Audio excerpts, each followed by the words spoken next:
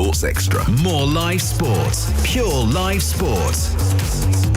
As Radio 5 Live brings you one event, Radio 5 Sports Extra brings you another. Live and uninterrupted. Listen using BBC Sounds, both app and online, smart speaker, digital radio and smart TV.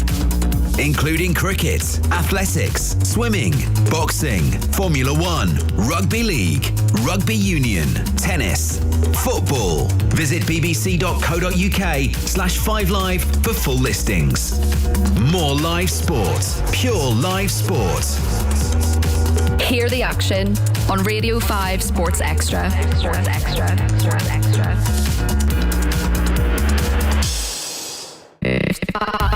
5 Radio 5 Sports Extra. You're listening to BBC Radio 5 Sports Extra. More live sport, pure live sport. As Radio 5 Live brings you one event, Radio 5 Sports Extra brings you another. Live and uninterrupted. Listen using BBC Sounds, both app and online, smart speaker, digital radio and smart TV. Including cricket, athletics, swimming, boxing, Formula 1, rugby league, rugby union, tennis, football. Visit bbc.co.uk/5live for full listings. More live sport, pure live sport. Hear the action on Radio 5 Sports Extra. Sports Extra. Sports Extra.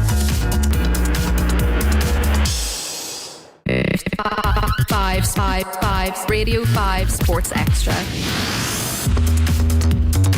You're listening to BBC Radio 5 Sports Extra. More live sport, pure live sport. As Radio 5 Live brings you one event, Radio 5 Sports Extra brings you another. Live and uninterrupted. Listen using BBC Sounds, both app and online, smart speaker, digital radio and smart TV. Including cricket, athletics, swimming, boxing, Formula 1, rugby league, rugby union, tennis, football. Visit bbc.co.uk/5live for full listings. More live sport, pure live sport. Hear the action on Radio 5 Sports Extra. Sports Extra. Sports Extra.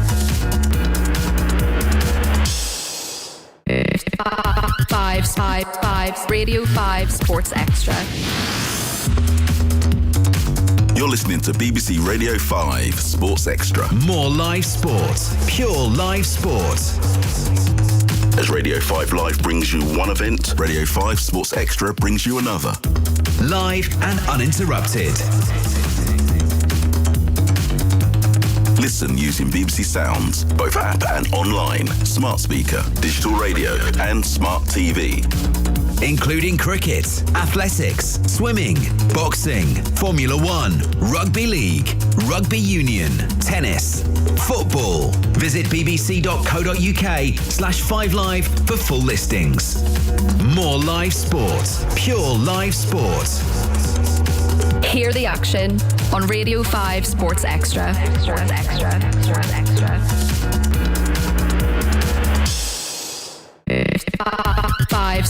5 Radio 5 Sports Extra. You're listening to BBC Radio 5 Sports Extra. More live sport, pure live sport. As Radio 5 Live brings you one event, Radio 5 Sports Extra brings you another. Live and uninterrupted. Listen using BBC Sounds, both app and online, smart speaker, digital radio and smart TV. Including cricket, athletics, swimming, boxing, Formula 1, rugby league, rugby union, tennis, football. Visit bbc.co.uk/5live for full listings. More live sport, pure live sport. Hear the action on Radio 5 Sports Extra. Sports Extra. Sports Extra.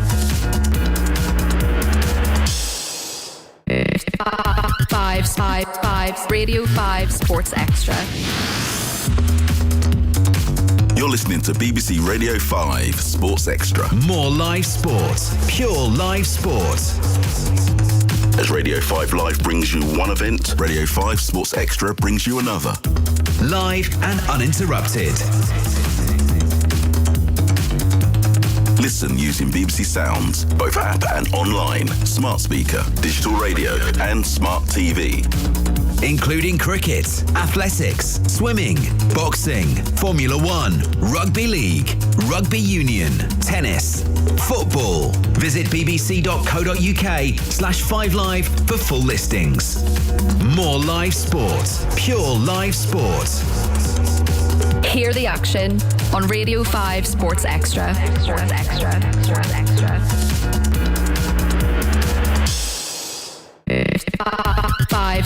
5 Radio 5 Sports Extra.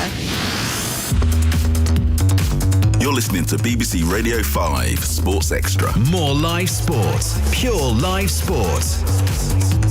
As Radio 5 Live brings you one event, Radio 5 Sports Extra brings you another. Live and uninterrupted.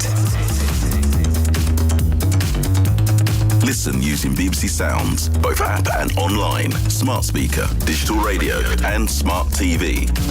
Including cricket, athletics, swimming, boxing, Formula 1, rugby league, rugby union, tennis, football. Visit bbc.co.uk/5live for full listings. More live sport, pure live sport. Hear the action on Radio 5 Sports Extra. Sports Extra. Sports Extra.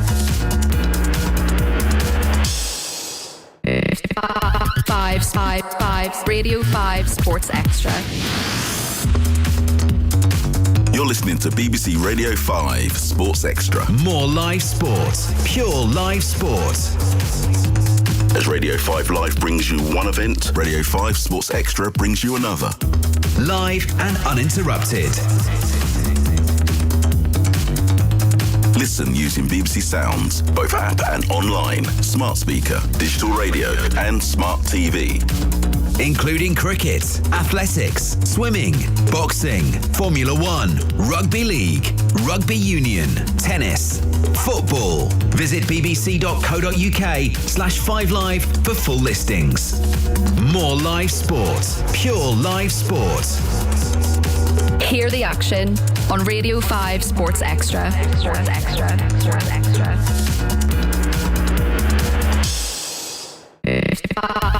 5 Radio 5 Sports Extra. You're listening to BBC Radio 5 Sports Extra. More live sport, pure live sport. As Radio 5 Live brings you one event, Radio 5 Sports Extra brings you another. Live and uninterrupted. Listen using BBC Sounds, both app and online, smart speaker, digital radio and smart TV.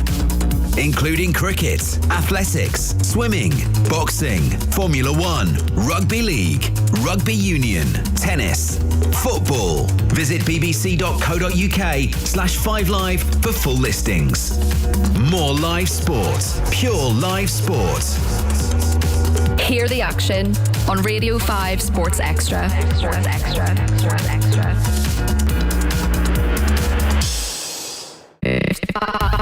5 Radio 5 Sports Extra. You're listening to BBC Radio 5 Sports Extra. More live sport, pure live sport. As Radio 5 Live brings you one event, Radio 5 Sports Extra brings you another. Live and uninterrupted. Listen using BBC Sounds, both app and online, smart speaker, digital radio and smart TV. Including cricket, athletics, swimming, boxing, Formula 1, rugby league, rugby union, tennis, football. Visit bbc.co.uk/5live for full listings. More live sport, pure live sport. Hear the action on Radio 5 Sports Extra. Sports Extra. Sports Extra.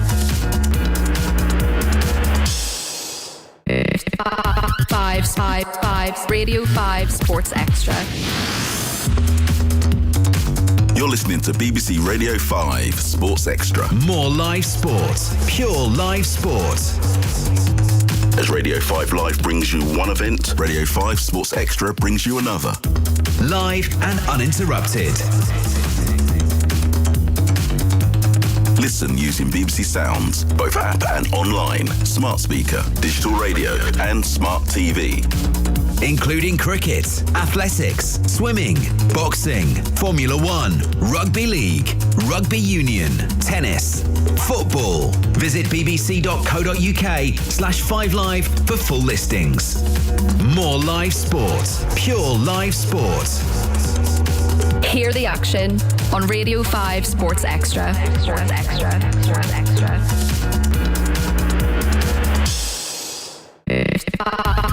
5 Radio 5 Sports Extra. You're listening to BBC Radio 5 Sports Extra. More live sport, pure live sport. As Radio 5 Live brings you one event, Radio 5 Sports Extra brings you another. Live and uninterrupted. Listen using BBC Sounds, both app and online, smart speaker, digital radio and smart TV. Including cricket, athletics, swimming, boxing, Formula 1, rugby league, rugby union, tennis, football. Visit bbc.co.uk/5live for full listings. More live sport, pure live sport. Hear the action on Radio 5 Sports Extra. Sports Extra. Sports Extra.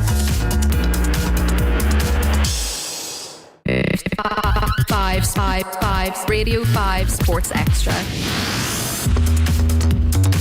You're listening to BBC Radio 5 Sports Extra. More live sport, pure live sport. As Radio 5 Live brings you one event, Radio 5 Sports Extra brings you another. Live and uninterrupted. Listen using BBC Sounds, both app and online, smart speaker, digital radio and smart TV. Including cricket, athletics, swimming, boxing, Formula 1, rugby league, rugby union, tennis, football. Visit bbc.co.uk/5live for full listings. More live sport, pure live sport. Hear the action on Radio 5 Sports Extra. Sports Extra. Sports Extra.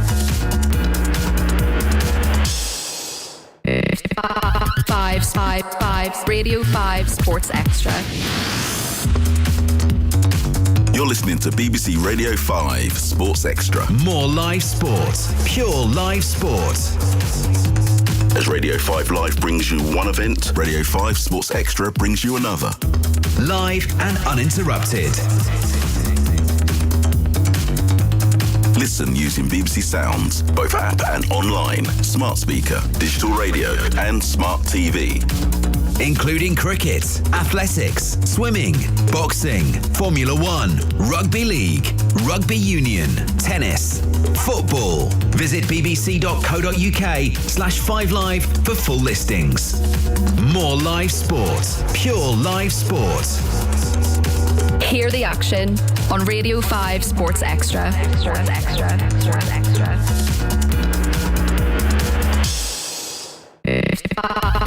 5 Radio 5 Sports Extra. You're listening to BBC Radio 5 Sports Extra. More live sport, pure live sport. As Radio 5 Live brings you one event, Radio 5 Sports Extra brings you another. Live and uninterrupted. Listen using BBC Sounds, both app and online, smart speaker, digital radio and smart TV. Including cricket, athletics, swimming, boxing, Formula 1, rugby league, rugby union, tennis, football. Visit bbc.co.uk/5live for full listings. More live sport, pure live sport.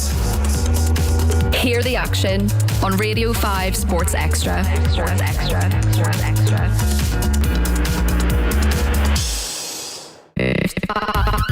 5 Radio 5 Sports Extra. You're listening to BBC Radio 5 Sports Extra. More live sport. Pure live sport. As Radio 5 Live brings you one event, Radio 5 Sports Extra brings you another. Live and uninterrupted.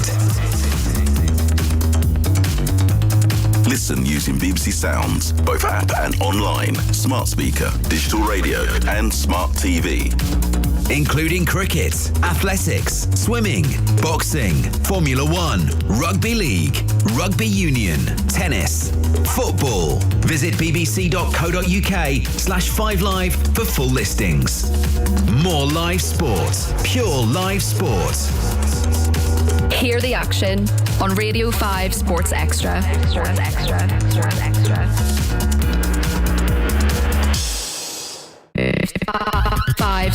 5 Radio 5 Sports Extra. You're listening to BBC Radio 5 Sports Extra. More live sport, pure live sport. As Radio 5 Live brings you one event, Radio 5 Sports Extra brings you another. Live and uninterrupted. Listen using BBC Sounds, both app and online, smart speaker, digital radio and smart TV. Including cricket, athletics, swimming, boxing, Formula 1, rugby league, rugby union, tennis, football. Visit bbc.co.uk/5live for full listings. More live sport, pure live sport. Hear the action on Radio 5 Sports Extra. Sports Extra. Sports Extra. This is 5 Live Sports Extra. Coming up next, Test Match Special. As 5 Live brings you one event, 5 Live Sports Extra brings you another. Live and uninterrupted, including football, with live coverage from the Premier League. Harry Kane inside the penalty area. Harry Kane finds the back of the net. Lukaku shoots. Lukaku scores. FA Cup and EFL Cup. Wigan with a cross from the left. Will Grigg! Goal! It's Will Grigg to put Wigan 1-0 up in the FA Cup. Plus, live action from the Women's Super League, Champions League and international fixtures. With the free kick, she goes low into the far corner. And the header is there. Brilliant run at the back post. And Nikita Paris gives England the perfect start to the second half. Visit bbc.co.uk/5live for full listings. More live sport, pure live sport. You're listening to 5 Live Sports Extra. This is 5 Live Sports Extra. Coming up next, Test Match Special. As 5 Live brings you one event, 5 Live Sports Extra brings you another. Live and uninterrupted, including cricket. Curran comes in over the wicket. He's bowled him and England win. Amazing from Tom Curran. He picks up 5 wickets, jumps in the air. Athletics, swimming, tennis. Hallett's back and into the net. And at last, Caroline Wozniacki is a Grand Slam champion. Rugby league, Formula 1, golf. Good speed. Oh, it does more than a 360. That is a wicked one. Rugby union. It's intercepted by Johnny May. And May's going to score, no question. Boxing, football. Steph Houghton with the free kick. She goes low into the far corner. Visit bbc.co.uk/5live for full listings. More live sport, pure live sport. You're listening to 5 Live Sports Extra. This is 5 Live Sports Extra. Coming up next, Test Match Special. As 5 Live brings you one event, 5 Live Sports Extra brings you another. Live and uninterrupted, including international cricket with Test Match Special. Listen to this noise. We're right up in the roof. Bowles, that's driven. That's a lovely shot from Stone. He's timed that really well. Anderson goes in and bowls. And that is Ace and caught behind. T20 and one-day internationals. Takes a couple of strides and then pumps his arms and legs, approaches us, bowls, he's bowled him! And Zampa has gone! Plus, the ICC Cricket World Cup and highlights and analysis from the biggest matches across the cricketing calendar. Shrubsole in now, bowls for bowler! 6 wickets for Andy Shrubsole, England's hero! England win the World Cup!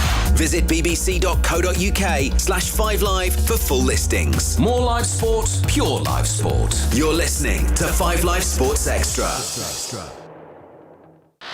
This is 5 Live Sports Extra. Coming up next, Test Match Special. As 5 Live brings you one event, 5 Live Sports Extra brings you another. Live and uninterrupted, including Formula One. He's about to do his first ever Formula One start. All the drivers are now lined up at the front of this Albert Park circuit. The Australian fans are all on their feet. With full coverage of practice rounds and qualifying. Max Verstappen then across the line to start his flying lap. The sparks fly from underneath the Red Bull in the pitch darkness of the Singapore night. Here comes Vettel, faster still. Plus, live action and analysis from across the F1 calendar. All 5 lights are on and the first Grand Prix of the season is go.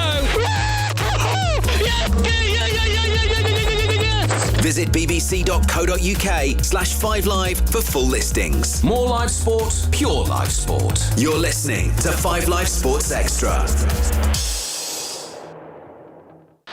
This is 5 Live Sports Extra. Coming up next, Test Match Special. As 5 Live brings you one event, 5 Live Sports Extra brings you another. Live and uninterrupted, including cricket. Shrubsole in now. Balls for Bolger! 6 wickets for Henry Shrubsole. England's hero.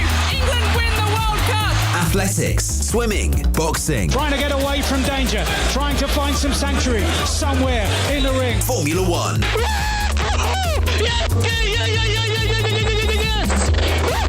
Golf, rugby league. Luke Gale tries this time. Luke Gale! Rugby union, tennis, football. Wigan with a cross from the left. Will Grigg! Goal! It's Will Grigg to put Wigan 1-0 up in the FA Cup. Visit bbc.co.uk/5live for full listings. More live sport, pure live sport. You're listening to 5 Live Sports Extra. This is 5 Live Sports Extra. Coming up next, Test Match Special. As 5 Live brings you one event, 5 Live Sports Extra brings you another. Live and uninterrupted, including tennis. Serves, big serve. This to take it all the way. And the screaming and the roaring and the come on, still going. With live coverage from every Grand Slam. Nadal celebrates another straight sets victory.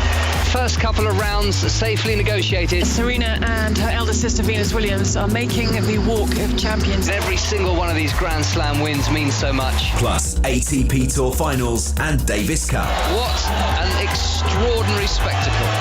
This does not feel like it can be happening. Well, what a time, the longest and the most intense rally of the match.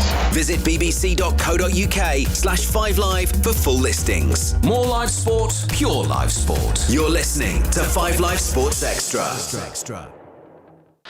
This is 5 Live Sports Extra. Coming up next, Test Match Special. As 5 Live brings you one event, 5 Live Sports Extra brings you another. Live and uninterrupted, including cricket. Curran comes in over the wicket. He's bowled him and England win! Amazing from Tom Curran. He picks up 5 wickets, jumps in the air. Athletics, swimming, tennis. Hallett's back and into the net! And at last, Caroline Wozniacki is a Grand Slam champion. Rugby league, Formula One, golf. Good speed. Oh, it does more than a 360. That is a wicked one. Rugby union. It's intercepted by Johnny May. And May's going to score, no question. Boxing, football. Steph Houghton with the free kick. She goes low into the far corner. Visit bbc.co.uk/5live for full listings. More live sport, pure live sport. You're listening to 5 Live Sports Extra. This is 5 Live Sports Extra. Coming up next, Test Match Special. As 5 Live brings you one event, 5 Live Sports Extra brings you another. Live and uninterrupted, including rugby league, with live commentary from the Super League. Maguire with a kick, and it's Cuthbertson who's on the chase. What about that? There's an element of anticipation, of excitement.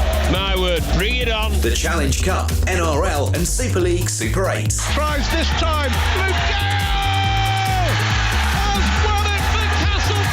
There's places that you go in this game, and this is unbelievable. Plus, international rugby league. They've got numbers outside. McGilvray with a chance, and McGilvray will score. Brilliant England move. When they start to put it together, when they start to get in the groove, they're going to score points. Visit bbc.co.uk/5live for full listings. More live sport, pure live sport. You're listening to 5 Live Sports Extra. This is 5 Live Sports Extra. Coming up next, Test Match Special. As 5 Live brings you one event, 5 Live Sports Extra brings you another. Live and uninterrupted, including Rugby Union, with live coverage from the English Premiership, the Challenge Cup and Pro 14s. What a long overhead pass.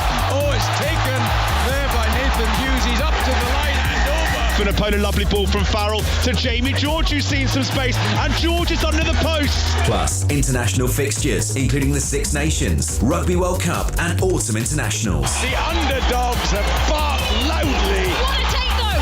It's taken by Gareth Davis. Gareth Davis is going to go and go and go. Interception from Gareth Davis. He's run 3/4 the length of the field. Visit bbc.co.uk/5live for full listings. More live sport, pure live sport. You're listening to 5 Live Sports Extra.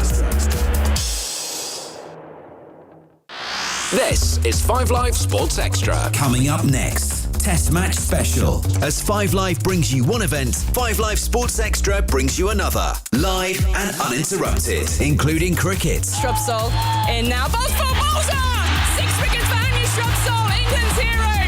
England win the World Cup. Athletics, swimming, boxing. Trying to get away from danger, trying to find some sanctuary somewhere in the ring. Formula One.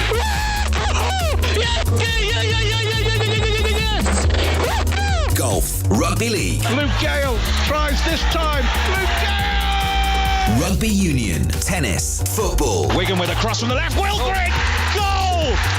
It's Will Grigg to put Wigan 1-0 up in the FA Cup. Visit bbc.co.uk/5live for full listings. More live sport, pure live sport. You're listening to 5 Live Sports Extra.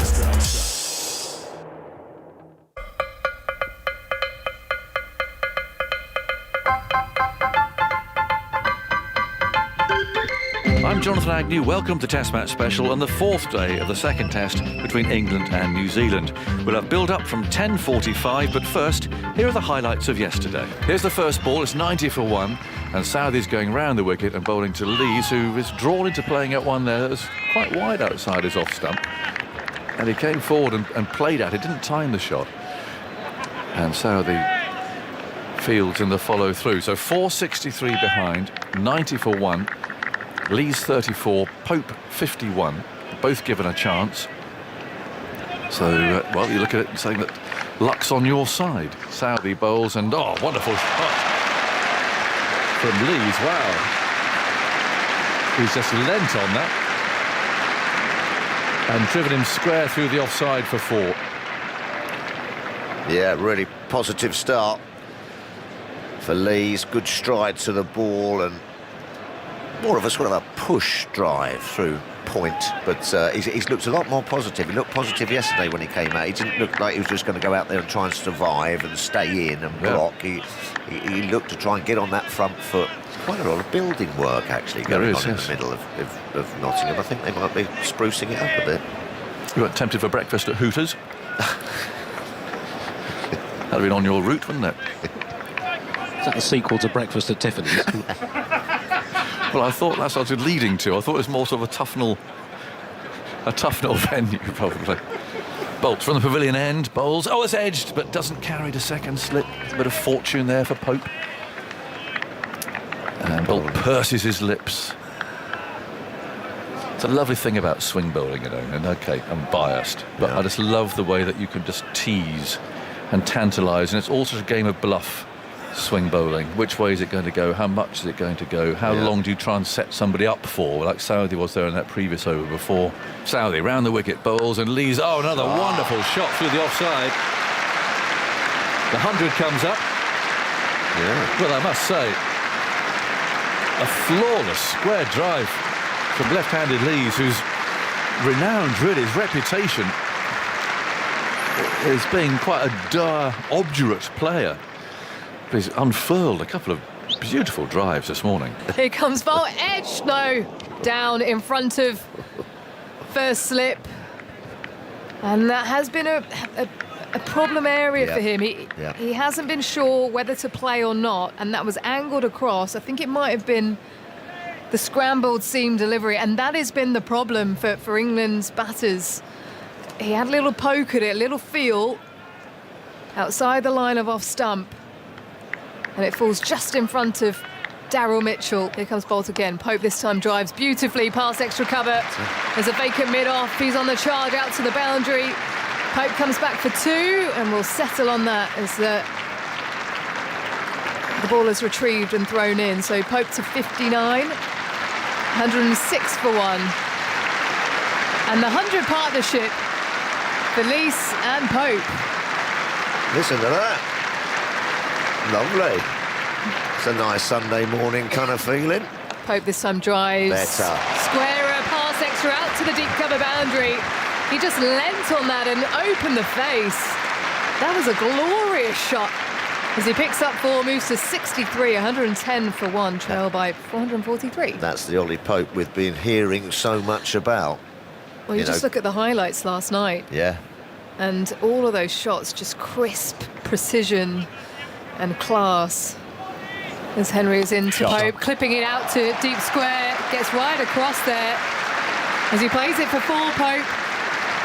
116 for 1 now, England. Pope to 69, trailing by 437. Lees 42. Lees to 45. He's not far away now from first big milestone in his Test career. First half century. 31 his highest score before this game. Southey bowls outside the off stump, side away for 4.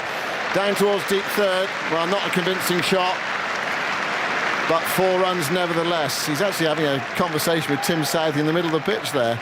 Southey waiting to have a word with him because Lees had come down to have a chat with Pope and they were almost chatting away. Jameson to Lees. Lees turns it off his hip for runs. There's his half century. It's going out towards the boundary. It might be 4. It is 4. Raw for Alex Lees' half century. Big moment for him. He's played in a short fashion in this first innings, and he's deserved his half century. He looks a Test player. Certainly does in this innings. Henry bowls to Lees, who glances this, going down fine very quickly. Fine leg can't get round. That's 4 more. Again, we see Henry standing in the middle of the pitch, frustrated. He thought he might have got through onto the pad there, but Lees got the bat down in time, and it flew away. Just having a look at the replay. Well, it was a genuine leg glance, or genuine enough leg glance. Around the wicket to the left-hander, it sits up to be cut. Enough into the ground to evade Gully. Down to the boundary for 4 more. Deep backward point, not able to cut that off. Wasn't too far away from his body, actually. It was quite a tight cut. Henry in now, width edged, quarter first slip. Mitchell takes what looks a comfortable catch, and Lees departs for 67. The over after the drinks break, and it's Matt Henry to find the edge from a drive from Lees, and this century stand for England's second wicket comes to an end.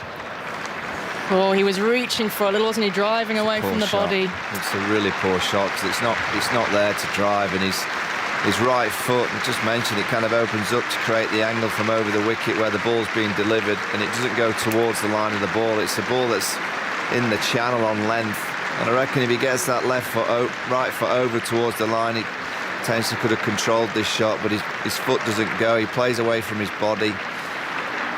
That is a huge opportunity missed by Alex Lee. He'll be happy to get his first Test match 50, and he played nicely, but I just know Test cricket, it's hard. Henry in, roots driving, full ball and off stump, and he'll get 4.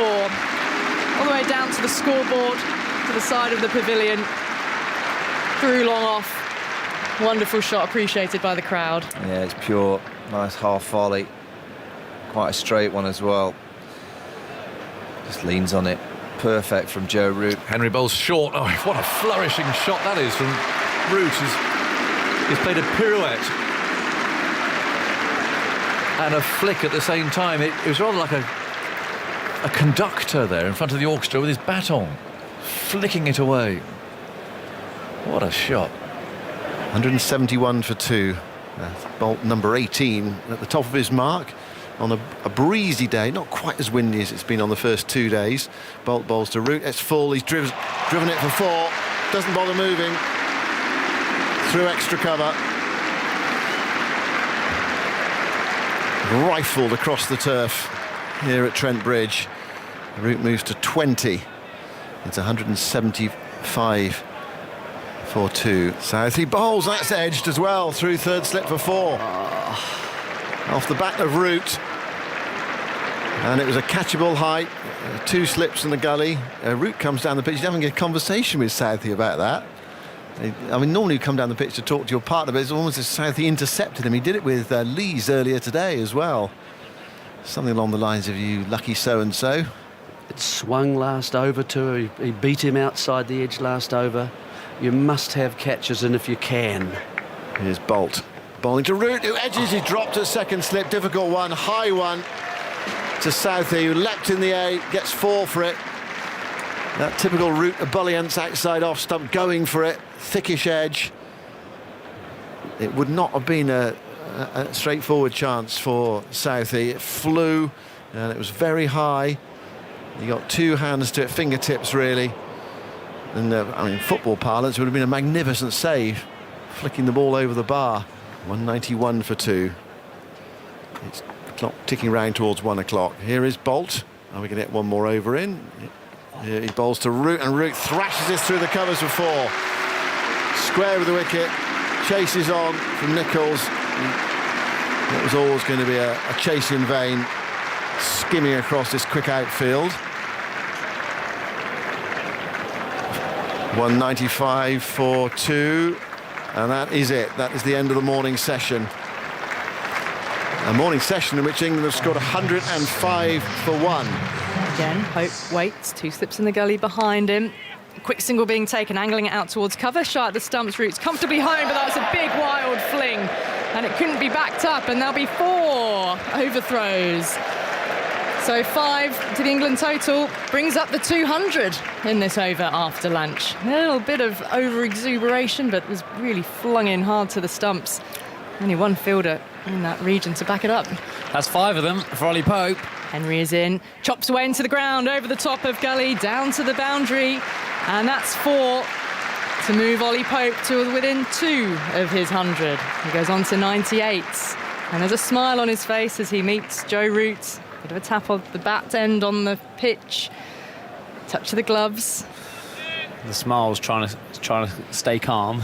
Stay calm, Rodney. Stay calm, Rodney. Is Root a good man to have out there with you? You'd imagine he would be. Yeah, I mean, at this point of time, why wouldn't he? He would keep you calm, wouldn't he? Absolutely. It would just word. be reinforcing. Just watch the next ball. In goes Henry. That could be not out towards the covers. And Ollie Pope turns for the second run, fielded in the deep. He makes the second. Ollie Pope, a significant career 100, elevated to the number 3 position, removes his helmet. A swipe of his bat, and Trent Bridge to their feet. A huge hug from Joe Root. A pat on the chest, and well played, Ollie Pope. Just his second Test 100. It's been a long time in the coming. Root on 41. Here's a drive through the covers for 4. Again, just classic Joe Root. There to be driven, looking in such command of his game. He's on to 45 off 54, really helping this scoreboard to move. England 332 behind. Yeah, I think you'll see that they'll struggle to keep that scoring rate down. With Joe Root at the other end, it's danger signs for New Zealand. It is. Henry in now, new over, clipped off the legs. This will be 4 more. Well, the post-lunch crowd, tell you what, if you were late back to your seat, you've missed a flurry of runs and a flurry of landmark moments. And here's another 50 for Joe Root. Magnificent second innings 100 at Lord's, backing it up with 50 off just 56 balls. And how he loves batting at Trent Bridge, and how the crowd here just adore watching him. Here's Henry to Pope, who back cuts. Nice looking shot out towards the boundary. There's a fielder out there, he won't get there. It's so quick, this outfield, as we've been saying all game. Rifled away by Pope. A lovely sound off the bat as well. Takes him to 106. And the score to 233 for 2. And yeah, this partnership building, it's actually heading towards 100 now. It's 147 when the last wicket fell. Henry bowls short uppercut by Pope. 4 more, or 6 possibly. 6. Great shot. Over the deep third boundary. Well, magnificent blow. And again, just illustrating, there is some pace in this pitch that you can use as well as a batter. Untenanted deep third boundary, there's a deep backward point, and it went into the crowd at deep third. So 6 to Ollie Pope. Yeah, the New Zealand, just before their move, Southey from second slip to leg slip, pushed another man out on the leg side boundary. They're going to go for the short theory, but I think you've got to go all in, haven't you? You've got to get that covered there, so don't give the batsman an option. Goes in now and bowls. Oh, and Root drags it into the onside. Top edge, keeper running for it. Can he get there? Not quite. And Root eventually comes back for 2 runs. Blundell was after it and threw it in. There's a deep backward square leg. He was charging in as well, Jameson.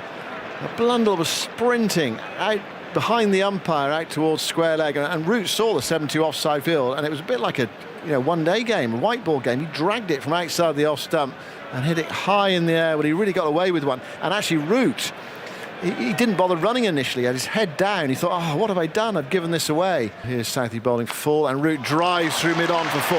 Down the ground. Again, just taking that from outside the off stump into the onside.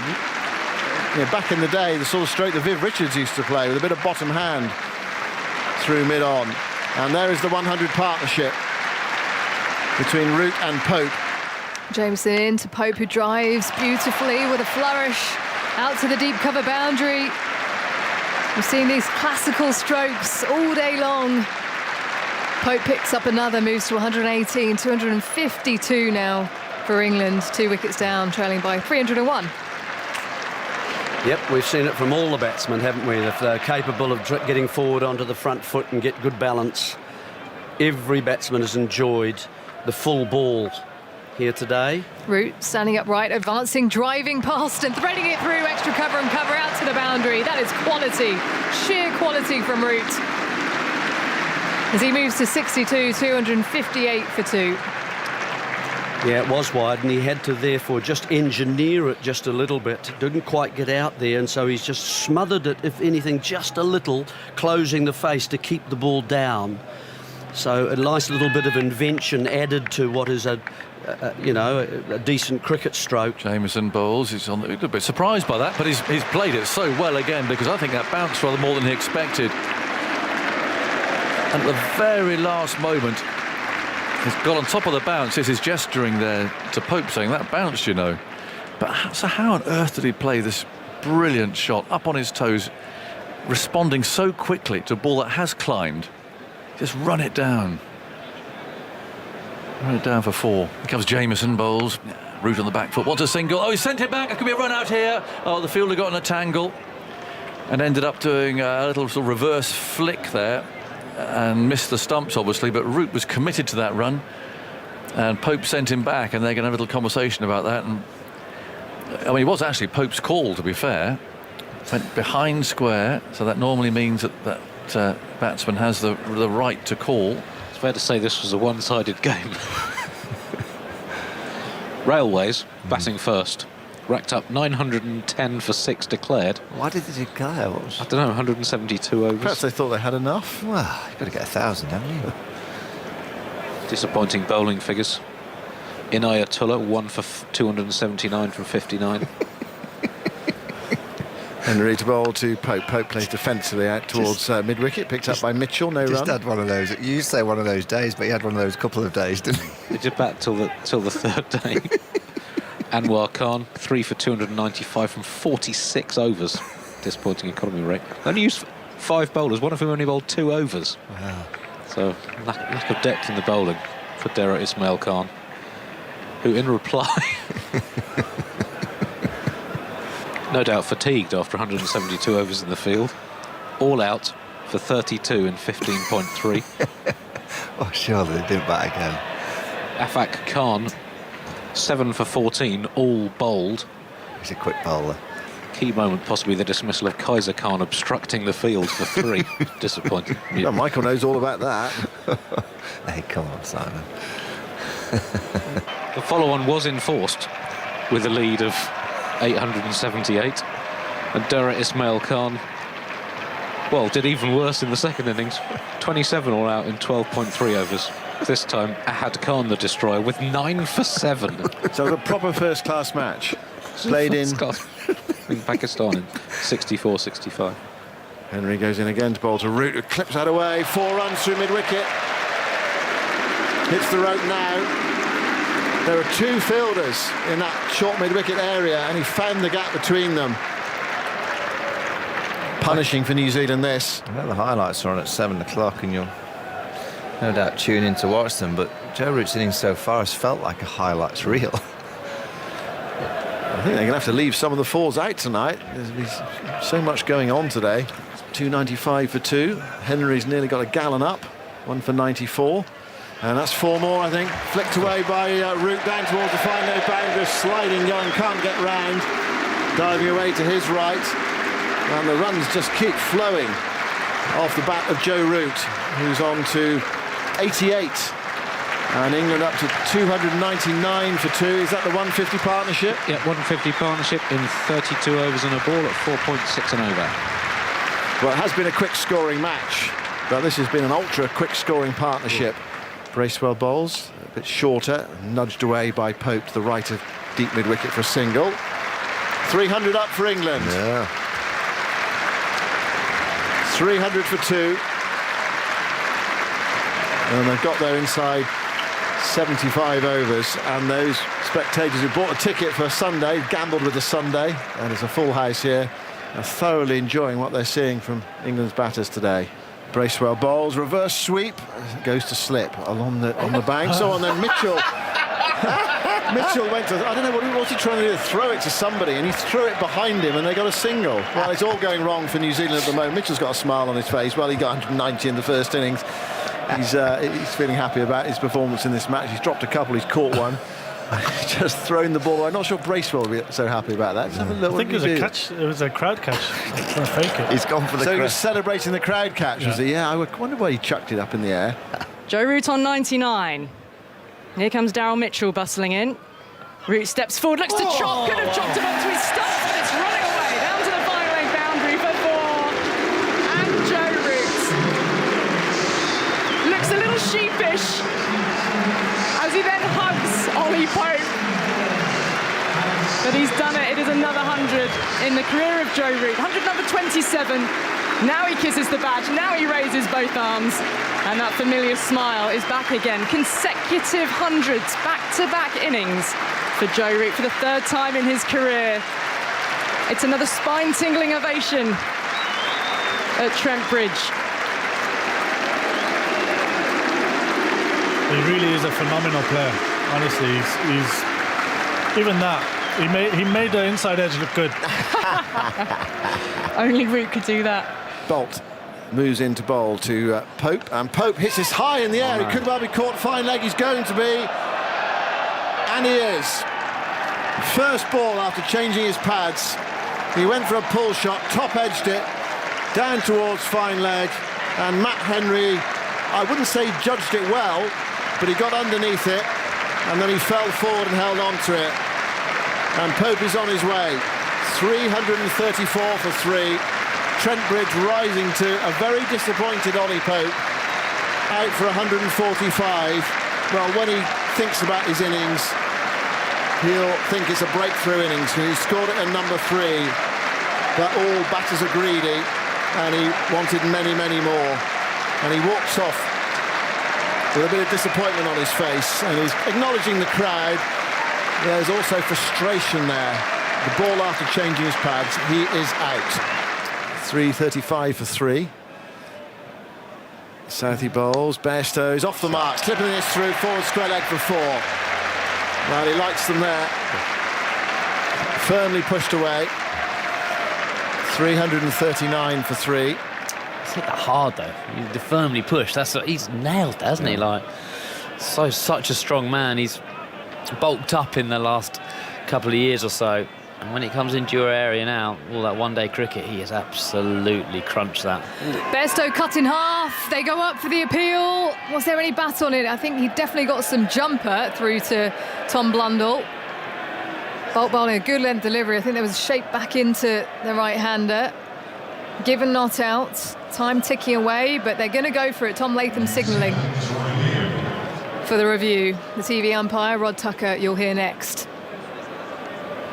It's kind of cut in, hasn't TV it? umpire to director, we have a player review for caught behind. The original decision is not out. I've checked the front foot, it's a fair delivery. Can we go to front on, please? It's the in-swinger from Bolt, nipped in as well, the seam, so it's going to be whether to inside edge. I think Looks like he's that's missed clearly it. missed the back there, but I'll just confirm that it's not near the glove there. So can we go to ultra edge, please? By an inch or Split so. screen will help me there. Yeah, I don't think it's hitting Coming the up glove. now, ultra edge. This will confirm flat it. line. Flat line. Oh, we've got. Oh. Yep, we've got a murmur. Just go back one Okay, frame. maybe Yep, there we've is got glove. A clear spike as it's going past the glove and on the glove there. So I'll be going back to Paul on field. Paul, we've got a spike as it's going past the glove. It's touched the glove, so you'll be overturning your decision. You're out. You're on. Well, decision overturned. Trent Bolt rising, swinging in delivery to Johnny Bairstow coming forwards to play the ball, and it's just caught a bit of glove on the way through. It's amazing, that front shot, wasn't it? Like Rod Tocky, heard him saying, oh, he's missed it by a good 2 or 3 inches, and kind of the depth perception totally and utterly did me. Well, no, I'd have given it not out and pressed sent it on the way and then looked a right idiot on the way, but they just caught his glove as the ball passed at a totally different spot. So a big wicket for New Zealand. Yeah, 2 quick wickets. Bairstow out for 8, 344 for 4. And this second new ball is working for New Zealand. Sally to Stokes advancing, and he's smacked that out to long off for a 1-bounce 4. Take that, says the England captain. Trailing by 200 now, England, 353 for 4. The Stokes-McCullum era is well underway. Stokes to 8. A bit more voice in the crowd and probably below us as well in the hospitality boxes, because I've just popped in to see... You were caught, weren't you? You were busted on TV. The newly wedded Catherine Brunt and Nat Siver, along with Amy Jones and former England cricketer Nick Shaw, who's from Nottingham herself but now lives in Australia. And it was a little bit rowdy in there, and Catherine, the entertainer that she is, realised that the cameras were on her and decided to twerk. But you didn't, did you? You just tucked your alcohol glass of wine quickly into the side. Stokes backing across and clipping the ball out to deep mid-wicket, gets across to his off stump, and that again is just rolled to the boundary in no time. It's like, as Alistair Cook mentioned, a vacuum out on that side of the ground, just pulling the ball towards it. Stokes to 15, 361 for 4, trailing by 192. Oh, Stokes has charged Jamieson, who's just come into the attack. He's launched him down the ground for 6. Afternoon, Kyle. Go and find that. What a response. In goes Bracewell again. Oh, that feels huge. Here it comes. I can almost catch that. A straight 6 landing just below our window. 400 up. And New Zealand in real trouble here. Unless they could stop this somehow, because they're a bowler down. They're in real trouble, but I'd also look at it the other way if I was New Zealand, going, if they get Ben Stokes now, yes. You know, they've got England 5 weeks down, they're 1 away from the tail. England's still 148 runs behind. Bracewell moves in, bowls to Stokes. He's gone for another one. Now there could be a man get under this. He's coming in from deep mid-wicket. He takes the catch and Stokes is out. And Bracewell has his first wicket in Test cricket. And Stokes is out for 46 from 33 balls. And there's a lot of smiles up there amongst the New Zealanders. It's just tossed up. Fair enough to Bracewell. He kept going, and Stokes going for a big blow through deep mid-wicket. Didn't quite get it right. Southey bowls. Short pulled away by Folkes in the air, out towards deep back of square leg. He's dropped it. He's dropped it, yeah.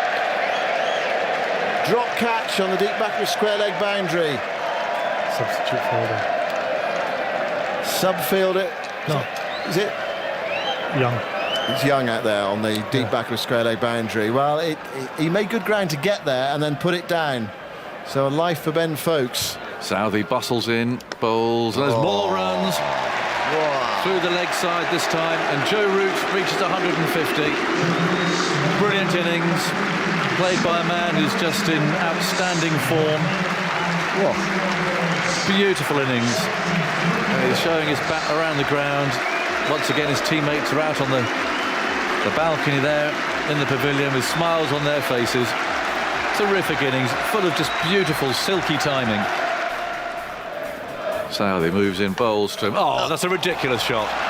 I'm sorry. I mean, if you're Tim Southey now, you say, I'll have my cap and my sweater and I'm heading off down to the long grass, because that was a ball of immaculate length. It was outside the off stump, and Root has just hammered that between the bowler and mid-on. He's worked it across. That is an absolutely incredible stroke. Right, last over the day, Bolt bowls to Root, and Root drives through extra cover. It was a wide full toss. He's hit it for 4. Not a great delivery from Trent Bolt. And more chasing for 2 New Zealand fielders, because he didn't hit it perfectly. It was sort of toe end of the bat, but fast outfield and a free swing of the bat. Gift for Joe Root late in the day. Takes him now to 162. Bolt round the wicket to bowl the last ball of the day, and he nearly gets a wicket. Change of angle. Folkes leans forward. It goes past the outside edge. It's through to Blundell, and that has been a superb day for England. They've only lost 4 wickets, and they've scored 383 runs. Hundreds for Pope and Root. 67 from Lees, 46 off 33 balls from Ben Stokes, but ultimately it's been Joe Root's day again. Another fabulous 100 for him, and he walks off undefeated and ready to come back for more tomorrow.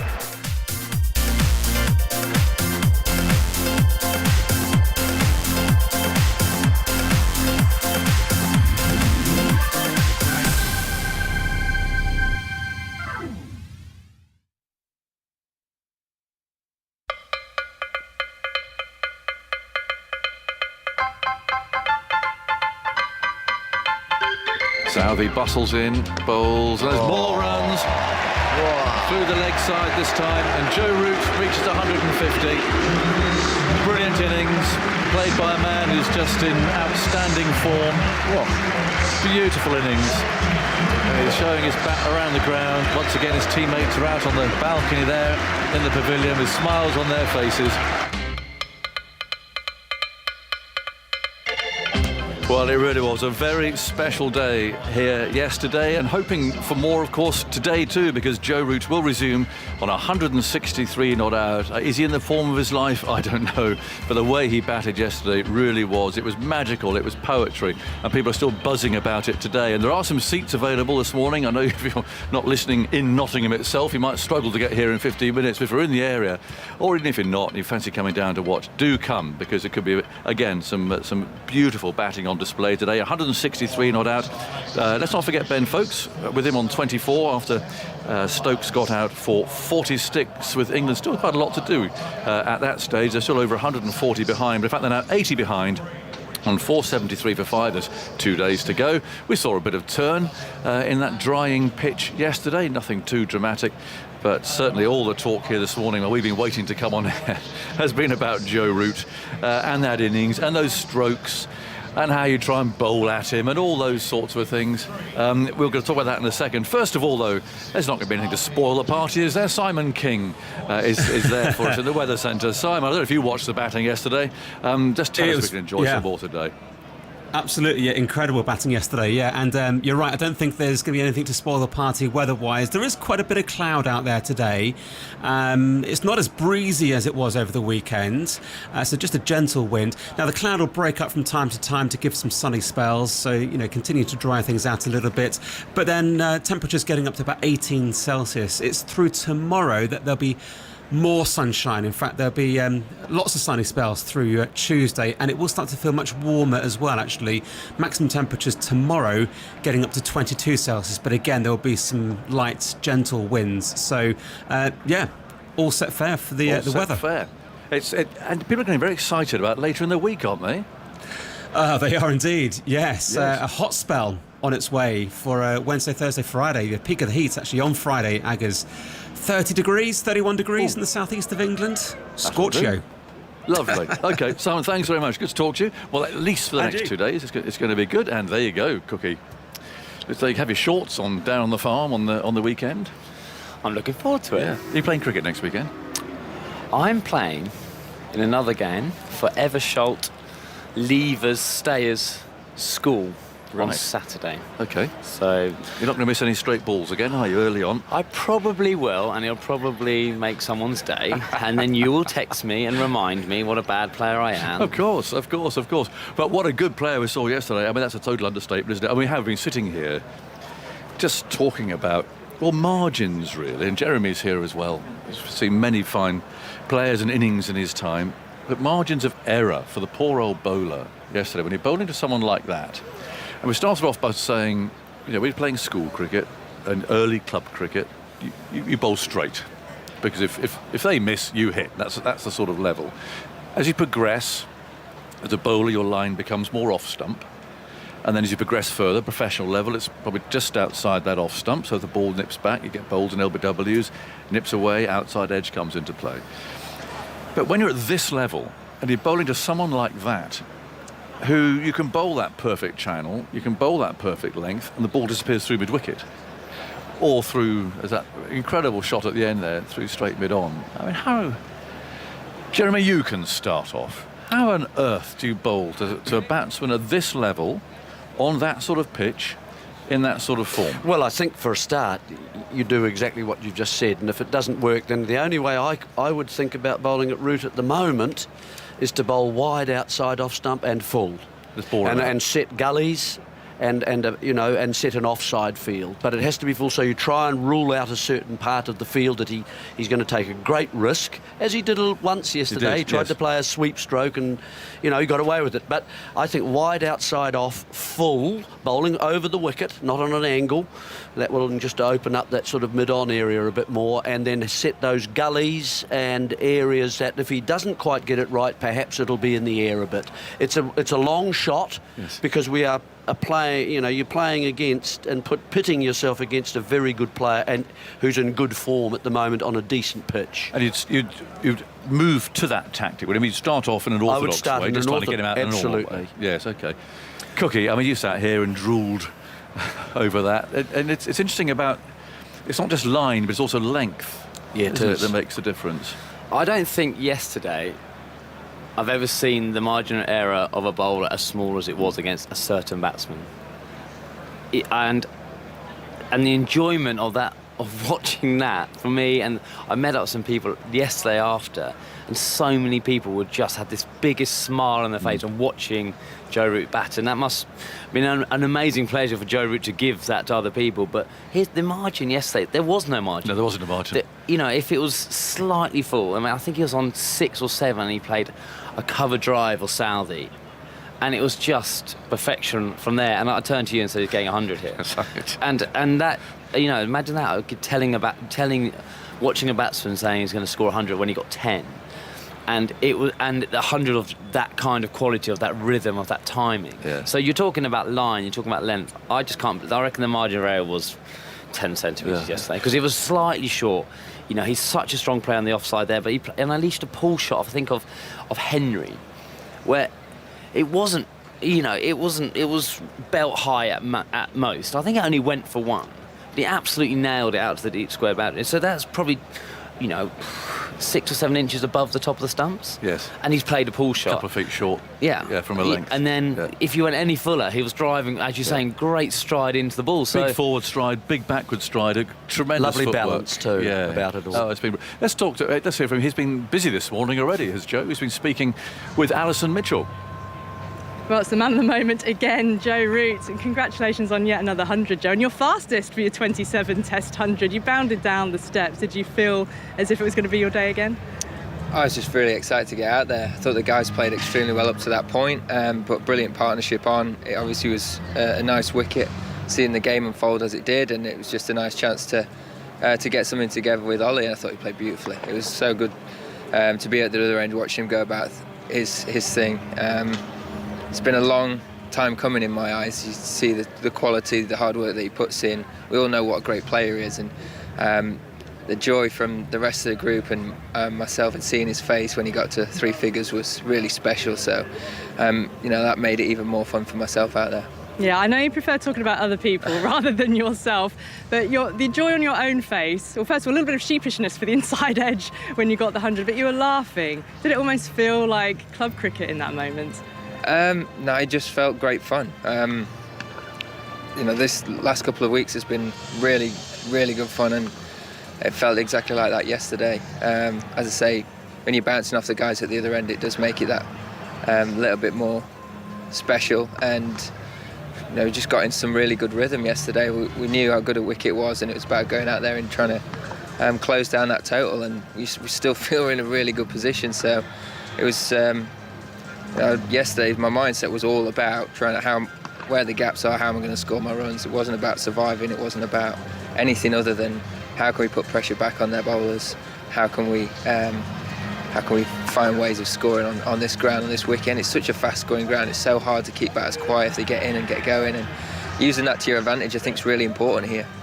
So with it being your fastest test ton, were you consciously looking to score fast, or was that just the way it naturally happened because of those conditions you're talking about? I think because you're aware of those conditions, I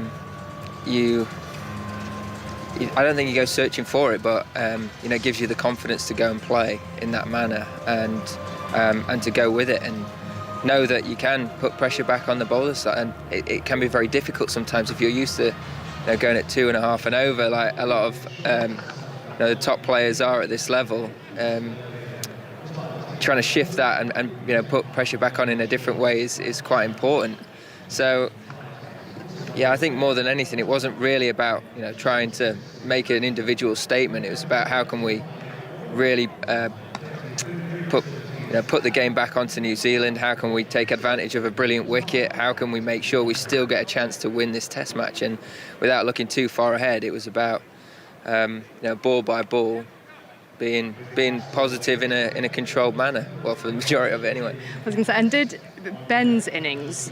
Did he discuss with you how he was going to play when he came out? Did it take you by surprise? Were you expecting that? It didn't take me by surprise. We had quite a fluent conversation, me and Ollie, talking quite frequently. Ben came out, we've obviously batted a lot together. The only thing he said to me was, you do you, I'll do me.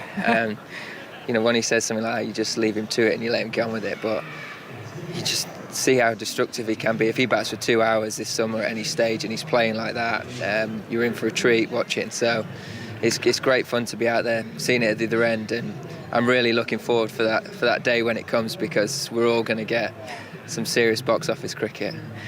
On Ollie Pope again, we saw the joy in the dressing room, and he's made a point of saying he's never felt more supported. How crucial is that for him in this new position as number 3? I think it's huge, and it's just great to see him playing with a smile on his face again, loving it, and I think it will have meant a huge amount to him, to do it so early on, batting at 3. It is a big change for him, but it's one that I think he's taken to really well.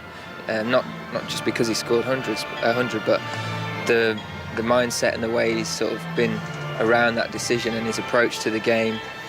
Even off the back of last week, I thought coming into this week, he looks really assured in himself and confident, and that's such a nice thing to see and a very promising sign for everyone.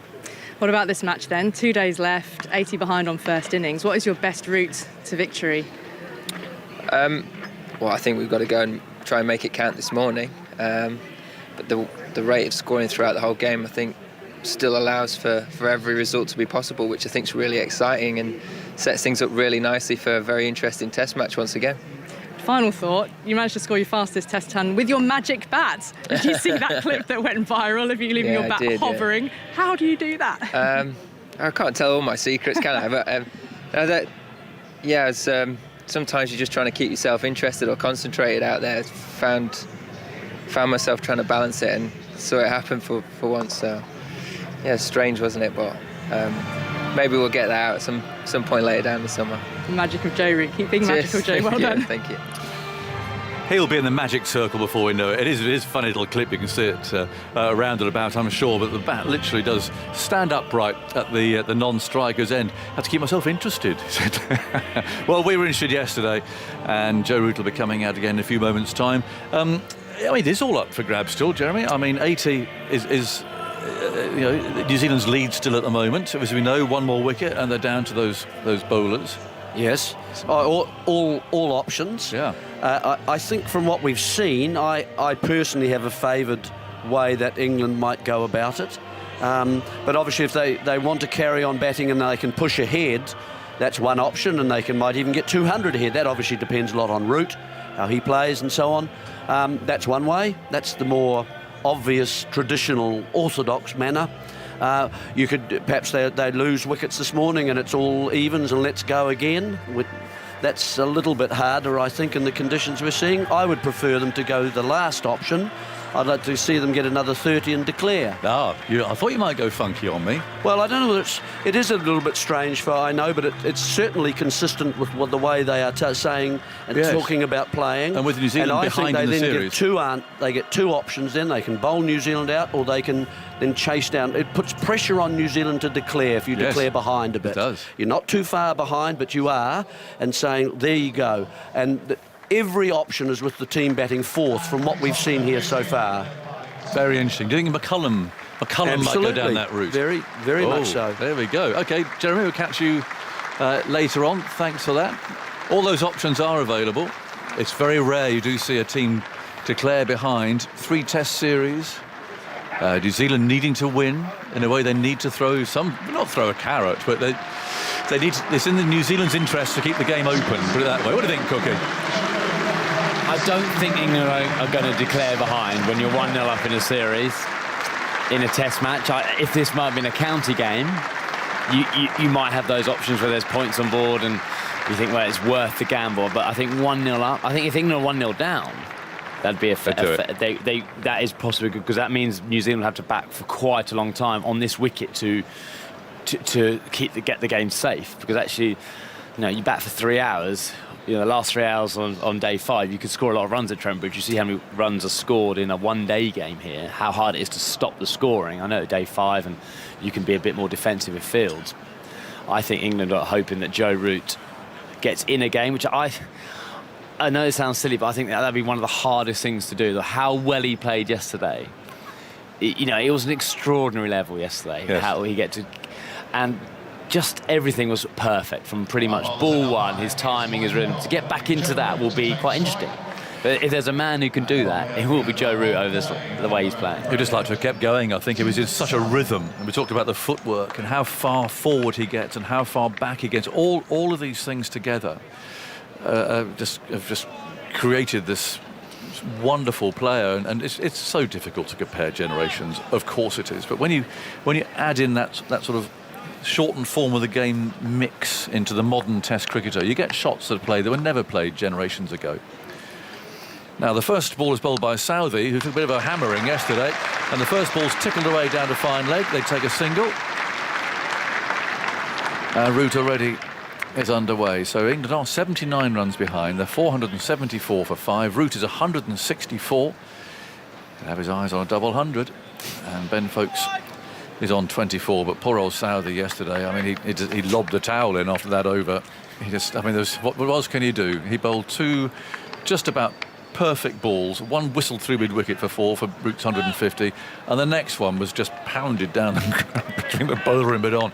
That was as dismissive a shot. Incredible stroke. Southey's on his way again, bowls it's full, and Foakes drives him for 4 through extra cover.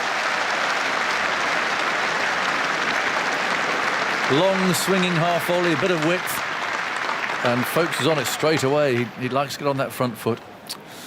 Lovely start from Ben Foakes. And the scoring continues. I think Southey probably thought, I can just get Joe Root off strike and have a go at Ben Foakes, and then he's answered. A lovely cover drive. You're right, it was a full and wide one, but still got to put him away, and the runs just keep on flowing. 2 slips and a gully waiting. Southey's on his way again. Bowls again, it's full, and again it's driven. Not quite the timing. It was a misfield. Misfield at mid-off. I was going to say it'll only be 1 this time.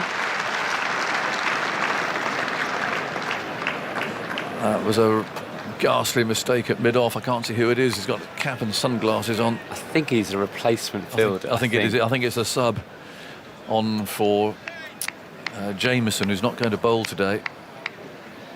That won't do Southey's humour any good at all. I mean, he had a sort of an Angus Fraser-type tantrum yesterday. He sort of finished off his day, combusted out there. Was last seen leaving the field. In goes Southey again. He's there and he bowls. That's a better ball. It swings a good length, and Folkes has dropped it this time back to the bowler. And he's very placid guy, isn't he? Yes, Tim he is. Southey played at Essex, one of the good guys of cricket, and often see him chatting to the batsman, and it will be entertaining. Whatever he's saying, it will be entertaining. It will be to the point of the game, but really good fun. But yesterday, the jumper grab. Southey again bowls. That finds an edge. Just runs away down to gully. And the kick of the turf was almost Stuart Broad-esque, wasn't it? Yeah. I mean, I felt sorry for him. He really bowled a lot of overs yesterday. He kept running in. He's got 0 for 128. And actually, he is the only one bowler who actually troubled a little at Joe Root. He was quite clever this seam, wasn't he? He was trying to get, towards the end, a bit of reverse. It wasn't reversing, but it was trying to bowl it to give the option to revert. Do you know what I mean? Trying anything to get... Leg stump now, flicked away through mid-wicket. Chase for the fielder from mid-on, who actually gives up for the fielder coming round from square leg, and Root gets his head down and runs for the third. Well, that's an interesting opening over. 12? 12 runs from it. Southey's last 2 overs yesterday went for 12 and 13, so 37 from his last 3. Oh dear. He is such a likeable man. You've got to feel sorry for him. And a brilliant bowler. Yes. So I was saying he was trying stuff, wasn't he, with the seam. He was trying to get any kind of movement. And he got a couple through Joe when he was trying to cut, wasn't he? A couple he cramped in for room. And you could see his mind working. I think, how can I get this out? And by trying that, though, what he did do was give Joe Root more scoring options as well. Not that he needs any more scoring options, so... No. Well, Trent Bolt's going to have a go from the far end. Actually, he bowled really well yesterday. He's easily the pick of New Zealand's bowlers. He's so skillful. He's going to bowl from the pavilion end, but, well, we wondered whether England would pick up the same rhythm. And, Root's only picked up a single out of that, and the rest was scored by Folkes, but...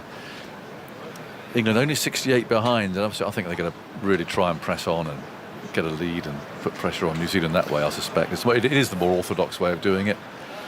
And there's no doubt Stuart Broad will come out and play some... Oh, yes. Oh, God, we've got Joe Root umpiring now as well. he's giving Folkes his guard.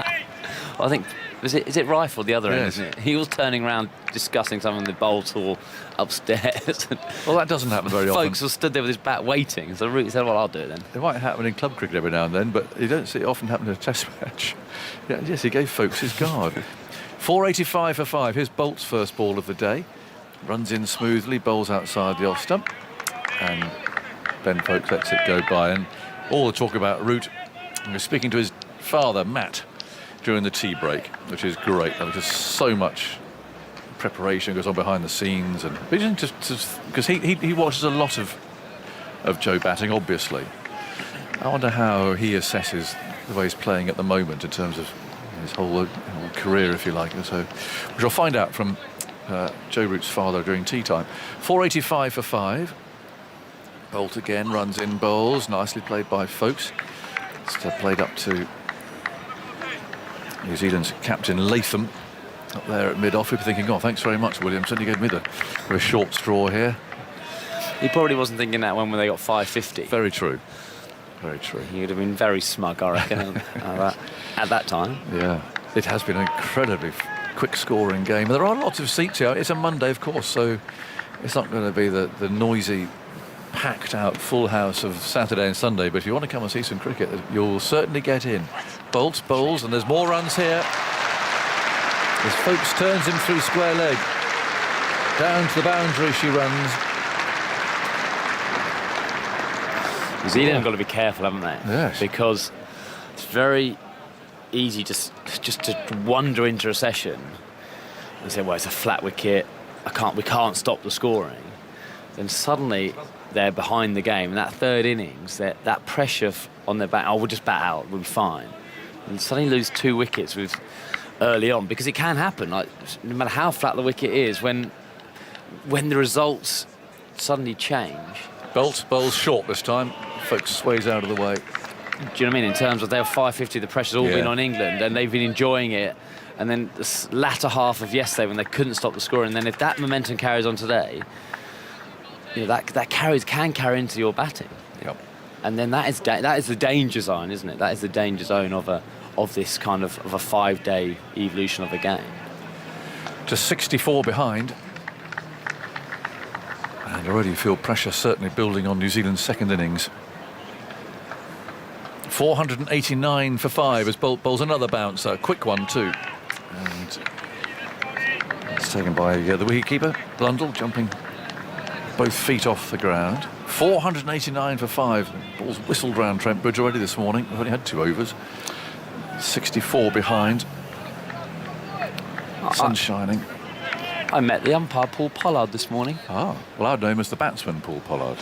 Yeah, I'm not that old. Ooh. Savage this time in the morning. Thank you, Andy, for nodding.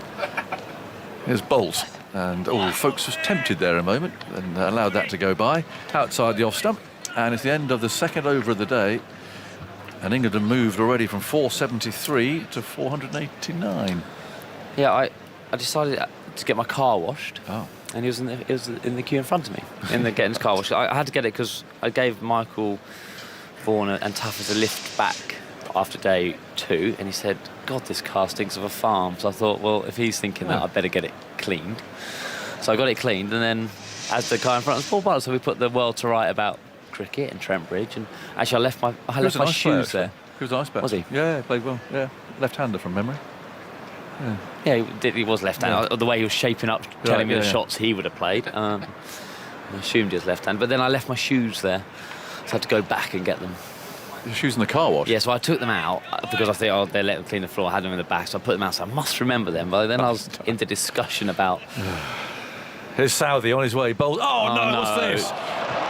What sort of shot is that? Joe Root, to what the second ball he's received today, has got into position and he's reverse scooped Southey, and they're just waiting to see if that's 4 or 6. The signal hasn't been made yet. It's gone way over the slips. What sort of shot is that? He's just going through the card. Incredible shot. That's the second ball he's faced. It's 6, isn't it? It is 6. It's gone over the boundary. What is that? There's stunned silence in the ground. There is stunned silence. Have we just seen that? That's 6. Up go the umpire's arms. Well, Mitchell's got his arms folded. I mean, people say, what was that? What's he going to bowl now? He goes Southey, bowls a Root, plays no shot. And allows that to go through. Wow. Second ball he's faced of the day. And he's just reverse ramped him over slip. I just want to... I'm going back to the bloke on your shoulder there. When Southey's running in, and the bloke's saying, I reckon you could reverse sweep it. And I mean... When do you say, yes, I'll do that? When do you say, after 10 minutes? Well, it's no good asking me. I couldn't play that shot in a million years. Don't look at Saltz is looking at his stats. Southey bowls, it's pitched up and flicked away into the onside, challenging mid-on, down he goes, Fields. Has anyone ever reverse swept a seamer second ball? Is that what is coming up? For 6. That's hard to look at, but it's Joe Root's first 6 since the first innings of the Chennai Test in February of 2021. I don't think that was through a reverse ramp either, was it? What a shot that was. Sorry. Poor old Southey. I mean, he would say he boiled over last night. What he's thinking now is he just loosening up. I'm more worried about what Jeffrey Boycott's thinking. Well, Southey bowls outside the off stump. Folks mistimes a drive this time. A thick inside edge as Southey gathers it and tosses the ball away for someone else to polish. 496 for 5. England just 57 runs behind. I'm playing like this, you've got a bat on, haven't you? Yeah. Go. Just build a lead. Well, it won't be long, will it? No. Do you know what I mean? The runs are coming at 4.5, 5 runs and over easily. By lunchtime, they're still waiting by lunch to have a 40-run lead. Southey again, bowls, a little width there. Folks ignores it. Collected by Blundell. I mean, that... Seen some very strange things in this game over the years, Andy. Cool. It's not going to stop when Broad comes in, is it? Or no, they're but going to carry on. What a shot that was. I mean, it's just... Can you play that shot? No. You can't play it. You actually... I mean, Alan physically, Scott, I cannot... highest scorer for England for all time, etc., etc., etc. You can't play that shot. No, I've played 2 or 3 scoops, I reckon. Now, this is outside the off stump, moves away. Folkes ignores it again, so Root will be on strike. I can play like you swap hands. I think I did it in a test match at Lords, right, against Sri Lanka, where you kind of I scooped it and I tried to scoop it over the slips. But I mean, I'm just got the bat there and just trying to tap it. Got the toe and it looped for 2. But he's actually managed to, get full front on, hasn't he? And use the pace and hit the ball like that. I mean, the Southey must have seen him get into position. I mean, he must be in about his delivery stride. I know he's very quick on his feet, but there must have been a point where Southey knew that he's getting into position. Something's happening. And it was just all too late, or perhaps he didn't believe it. Well, I think, but the odds there when you do it, I mean, if he could have bowled maybe slightly fuller and straighter, but it wasn't that bad a ball. It was just missing off stump, but... Could he have stopped in his delivery stride and not let the ball go? You're the bowler. I'm just thinking, I mean, it happened so fast. He jumped. I'm not sure how that's they on could. the stumps. It's on the stumps. Yeah. He would have, I reckon, clipped the outside of our stump if he'd have missed it. Root's on strike. Bolt's on the way. Is there any bowls a bouncer? Root just sways underneath it. He starts to play it wasn't a wholehearted pull shot there. He withdrew the bat. There's 2 men out. 496 for 5. I don't think he'll do that to Bolt. I mean, the thing about Southey's of a pace and of a type where that probably 5 balls out of 6 are going to be in that area, in that couple of square feet. Certainly early on, yes. The first few balls, he's going to try and challenge, as we were saying, challenge Joe Root on that off stump. Yeah. So a second ball he bowled, he'd probably thought, we'll keep doing that. Amazing. Bolt left arm over bowls and Root plays so late, steers the ball down the third man. The field is rushing round, dives, and he's taken the ball with him. The cheer breaks out. Oh, come on, if you're in the Nottingham area, come down. Come and watch this. 500's up. It's special. I mean, it really is very, very special. 175 not out to Joe Root. He managed to time that ball. I know it sounds a silly thing, but actually generate pace on it. Running the ball down the third man, there is a very wide third man. Probably you'd say it's between deep backward point and the third man, but he's managed to gather pace on that to get it to go for 4. Bolt again, the sun's out, bowls. Oh, this time he tries to repeat the shot, more or less, a bit closer to him. And he missed it, it's taken by the keeper. Bolt follows through there. It's just a very rare moral victory to get the ball past the bat. It did cut back a little bit, but it was a little bit close to Root for that shot. 500 for 5. He's 175. England now 53 behind. We're only in the third over of the day. How many runs have they scored so far? I can't talk and do maths at the same time. 27 from 21 balls.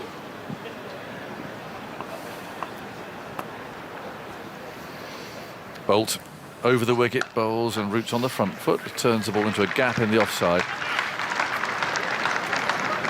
And takes a single. 501 for 5 is 176 not out. If you're Ben Folkes at the non-striker's end, I mean, what a privilege just to be standing there. It was a privilege just to watch it, let alone be out there with it, just at such close range, and you'd pick up the New Zealand body language and comments and so on as well, wouldn't you? There were a whole thing. What a theatre. In comes Bolt. Bowls to Folkes. He lets that one go through. Quite happy to Root have the majority of strike, I'm sure. 52 behind. 501 for 5 in the 4th morning of this second test match. Is a little bit of a break before the Headingley test starts a week on Thursday. So we can enjoy the nice weather. It's coming up. It'll be raining by the time we get there, though. I don't know. Let's hope not. Folkes over his bat is the last ball of this over. Bolt from round the wicket, bowls, and he turns that away off his hip. He's going to keep the strike. The fielder trots in from the deep square leg area. And umpire Rifle, he always looks rather weary, wanders off to his position at square leg. 502 for 5, 51 behind. Root 176. Folkes has 40. And drinks being brought out to Southey there. Takes a quick swig. A little bit of a conversation going on there, three-way conversation. Latham, the captain. The fielder there at mid-on has just wrapped his arm around Southey as if to say, look, keep going. Well, that's and good luck. That's Matt Henry, isn't it? I think he's probably thinking, if I show a bit of support now, I might not have to bowl for a couple more overs. It's going to be his turn in a minute. Yeah. Folkes on strike. And goes Southey, bowls short. He pulls out through mid-wicket. Ball heading towards that boundary. Long chase for the fielder, scampering round. He will get there.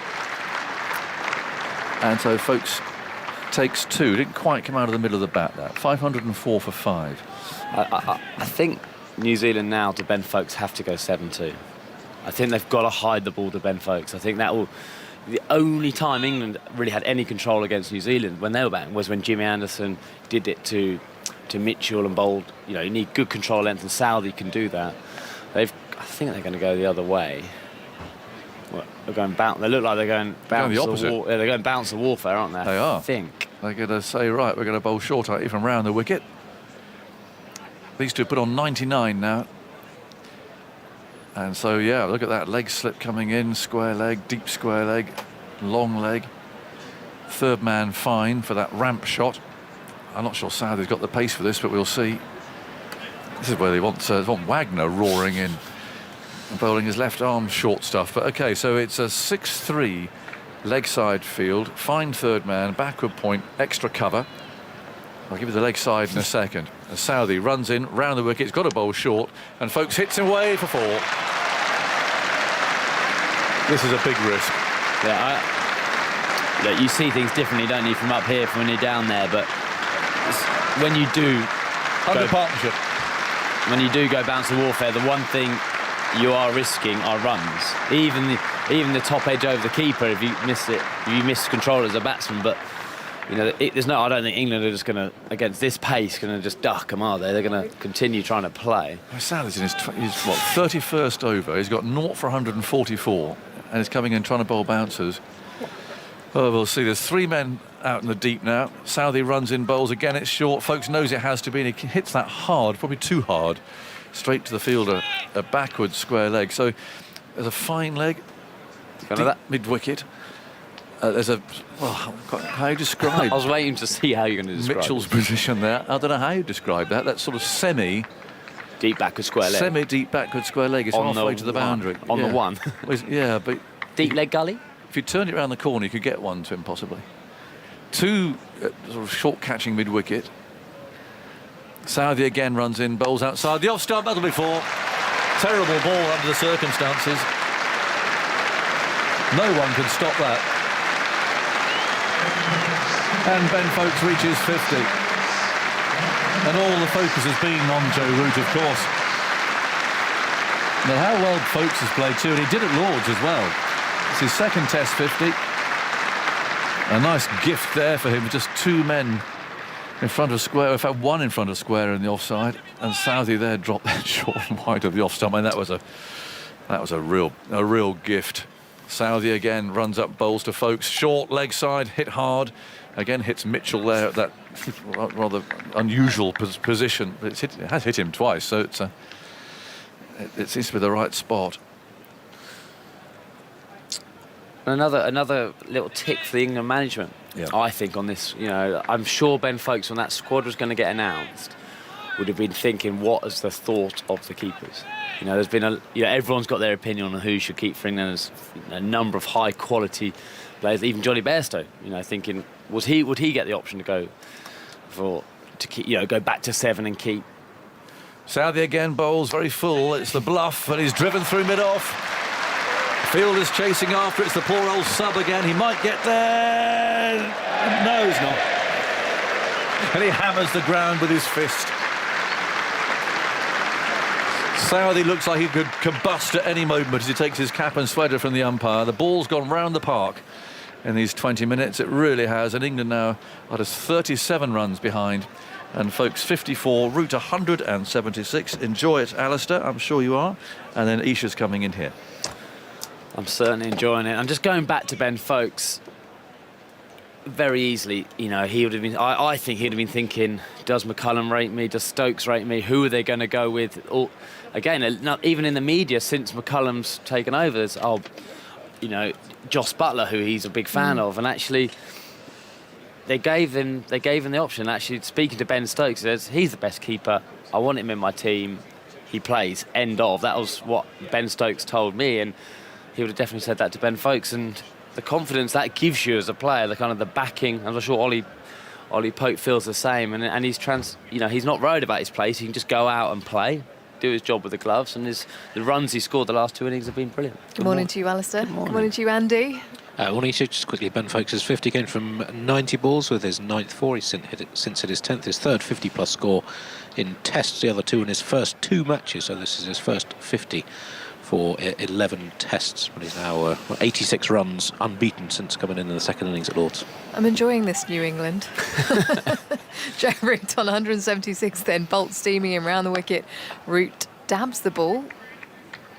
That classic drive, doesn't get the timing on it. Now just observing his bat as he plays it back to the bowler. He's on 176, Joe Root. 516 for 5, trailing by 37 England. Folkes 54. Joe Root, this test match is like a magician, waving about his wand, ordering the ball to go wherever he wants it to go, as Bolt bowls to Root, who's dabbing at the ball on the back foot this time, guiding it to gully. So a bit of respite for the New Zealand bowlers after what has been an entertaining start to the day. Exhilarating stuff here at Trent Bridge. Plenty of cloud cover. That breeze going nicely across the ground. There's a tiny little gap in the clouds, tiny bit of blue in the distance as Bolt circles. He's got a slip in a gully, a man out at deep point, 2 men back in the deep on the leg side as bowls fall. It's up in the air and taken. Joe Root looking to drive aerially, and it was Tim Southey to his left. As we hear the rapturous applause from the fans here at Trent Bridge for what has been a staggering innings. Joe Root's fastest century, but he smashes the bat into the air. He's frustrated with himself as he walks off here at Nottingham. 516 for 6. Had to end sometime, unfortunately. He absolutely nailed the cover drive. Really good catch low to Tim Southey's left, but what an innings. A genius at work at the top of his game, and such a silly game, isn't it? He's walking off disappointed. Only cricket can do that. You score 176 of the best runs you'll ever likely to see, and you go off disappointed. You think I've left a few out there, but what a brilliant innings. It was a pleasure to be able to sit and watch that. Yeah, he turned to raise his bat to the crowd, who had all got up on their feet to applaud him as he's now disappeared into the dressing room. But that's the first time we've seen him angry in this test match, or the last couple of tests, in fact. Not even when he dropped that catch when Darren Mitchell was on 3 did we see a stern face, but there he was seriously disappointed, livid with himself. And he broke into a slight smile as he turned around, and then back to serious as he walked up the steps, as Stuart Broad is now... So does that mean Joe Root's technically still in the red? Does he still owe England a few runs? I mean, will someone mention that to him when he's just taking his pads off now? What did he drop him on? Was it 3? Yeah, so he's minus 187. So that's now he's only minus 11 now. So he might still keep his place for the next test, I guess, with that. A negative effect on the game Joe Root's had. Is that what we're saying? Let's turn that into a tabloid headline. The left-handed Broad just marking his guard. He's got a big jumper on at his home ground. It just actually spotted on the replay, and I think that just shows Trent Bolt what a good bowler. He's been outstanding in this. You know, he's gone at 3 runs and over. He's got 4 for 99. the thinking of it. It was a slow ball. It was just an off spin. It was just, it's the left arm around the wicket, just held, and hence why Joe Root hit it in the air. So to be thinking like that when you are under so much pressure, almost 40, 50 runs in the first half an hour. This could be fun. Broad, crouching, nearly LBW, just gets his bat down in time from Bolt. Like he was playing French cricket. 2 slips and a gully in position for Broad. A man out, or 2 men out in the deep on the leg side, as we so often see when he comes to the crease from opposition teams. It's a fair few in, but plenty of gaps still. I think people are still filtering in this Monday morning here at Trent Bridge. It was full house over the weekend as Bolt pushes forwards, now bounding in. Broad crouches, now works the ball to mid-wicket, no run. He's batting in a long sleeve jumper. Is it cold? I mean, it's a little bit chilly. Oh, you got your coat on. I have. Yeah, it's definitely colder than it was the last few days, I think. We did a little piece on the bridge and it's definitely a strong breeze. Going there as Point shuffles out to deep point. But it's an interesting point you make about Folkes is Bolt, the left armer, past the stumps to Broad, who pushes at the ball to extra cover, no run. 516 for 6. Broad's got a smile on his face now, as Folkes will resume on 54. Joe Root's final figures, 176 from 211 balls, a strike rate of 83, which equates to 5 runs and over 1/6 and 26 fours. His 27th Test century, is 5th in his last 6 tests in England. As I mentioned yesterday, only 3 other players have had 5 centuries in a 6-test sequence in England: Graham Gooch, Dennis Compton and Don Bradman. So Joe Root's in fairly illustrious company there, I think. Decent. You could say. England's definitely very lucky to have someone like Joe Root, as Folkes slams the ball out to deep point off the front foot. Plenty of fielders out on the boundary as he comes through for 1, moves to 55, 517 for 6, trailing by 36. Now England. Salts, I have a question for you, which is, don't frown at me like that. There's been 16 early in the morning, Alistair. 16 wickets in the game. Not one bowled LBW. What's the most amount of wicket? We haven't had a bowled LBW, have we? What's the most amount of wickets there've been in a Test match before that's happened? So I mean, I think I'm trying to say it demonstrates that this is a really good cricket wicket to bat on. You know, there must be no sea movement to allow that to happen, because that's genuinely how bowled an LBW. I'm just about saying then you're going to watch Stuart Broad get LBW bowled probably, but that shows how good a batting wicket it's been. But I just wondered, I wonder what that. I'll see what I can do. It might take me a little while to dig that out. That's right, I'm about to leave for an hour. We'll have it ready when you're back on. We'll give you to the end of the day, Andy. Just quickly, their partnership, Root and Folkes, 111 from 24.4 overs. A fantastic partnership as it was at Lord's. Broad tucking the ball to wideish mid-on, comes through quickly for 1. He's off the mark, throw sent in, just gets in. Goes wide of the stumps. Goes to 1 Broad, 518 for 6, trailing by 35 England. But yeah, just going back to that Ben Folkes chat, that 32 not out was incredibly valuable at Lord's. Just someone to hang in there with Joe Root. Yeah, he played the conditions beautifully, and that was not easy at all. We're talking, a little bit about this wicket being a brilliant batting wicket. That was not an easy wicket to bat on, and he's forwards and letting the ball go in the channel. And it was really the situation. He played the situation so well. Tense, trying to win a game for England, and he didn't look like getting out at all, did he? Like I remember, I don't know, I was on air with you, and I said he's just played. Didn't look to score. It was just lovely batting, wasn't it? And actually, that would give him the world. Imagine walking off there in Lords and being out there with Joe Root's 10,000 runs, and just that confidence of feeling like you belong in, at Test cricket with the bat. Back and across again, just letting it go slightly fuller from Southey, and a bit of shape away as it reared up off the pitch through to Blundell. But yeah, just with all the kind of mindset chat you were talking about for someone like Ben Folkes, not necessarily knowing what his role might be with this new era, not having the best time in the West Indies with the gloves, and everyone speaks about him as the best. The talk of Jos Buttler, Johnny Bairstow potentially, and then you come in this innings behind Ben Stokes, who's just tried to but you also pulverise the ball to all parts of the ground, and he's walking in thinking, oh, how should I play this? As Southey is in, point comes up into the circle, is again in the channel, Folkes lets it go. I think very quickly that conversation about who's going to keep is kind of gone for this summer, isn't he? He's got the next 4 or 5 test matches. You know, the way he's played and kept this summer, I agree. I don't think he did keep that particularly well in the West Indies compared to the standards he sets himself. But actually since coming back here at Lords, I can't remember a mistake from him keeping it in, and that's what you want, isn't it? As a keeper takes his chances, tidies up everything. We haven't noticed him, so that's been important behind the stumps as he comes forwards now and defends to extra cover at the end of the over.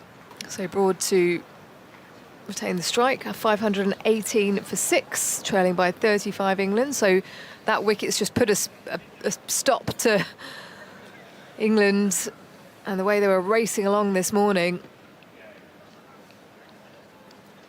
That run rate's certainly come down a lot. And usually from Broad, we do see him like to play his shots. So maybe he's just getting himself a couple of overs to get his eye in. Andy? It's only the 7th test in England in which both teams have made 500 in the first innings. Motorcyclist excited by that Yes. Broad is on the back foot, covering it and playing it to mid-on, no run. Well, there's only been 3 previous tests in which both sides have made 520 in first innings in England. We're 2 runs away from this becoming the 4th. That's amazing, isn't it? Really just incredible. Well, we've had a fair few records broken here at this ground, haven't we? The highest one-day total. Second highest. Twice, yeah. 2 slips in the gully for Broad. Beats the edge as it goes through from Bolt, bowling over the wicket as we welcome in Jeremy Coney. Hello to you, Jeremy. Hi, Isha. How are you? Yes, not too bad, thank you. Well, it's just Bolt, calmed down a touch, hasn't it? Well, yes. Bolt's kind of held his nerve, hasn't he, amongst the carnage that's been going on for the bowlers. What is he, 4 for, is it 100 now, just? Yeah, it's a pretty good effort, actually. It was a nice dismissal. I mean, really, too wide or coming around the wicket to Root. As Bolt is in, bowling over the wicket to Broad, who tucks it down to fine leg, and it goes fine enough to go for 4.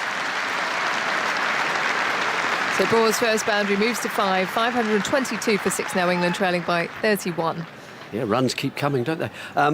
Yeah, round the wicket, one was a shorter delivery, one was full, so 2 dot balls to Root, which is quite unusual, and then a slower ball hung out a wee bit wider. It was full and it was clipped to Southey. Not a bad catch, actually, when you think Southey had gone for 33 runs. It would have been very easy for him, thinking Bolt about bowls that. to Broad, who pats the ball back down the pitch, no run. So, yeah, but what an innings. Just... Well, that was the only mistake he made, wasn't it? Apart from the shot to get to his 100, which was an inside edge past the stumps. Well, there was perhaps the half chance over Southey, cutting. There was the pull stroke that went way in the air and Blundell couldn't get there. So there were some little bits, but not many. Yeah. Not many.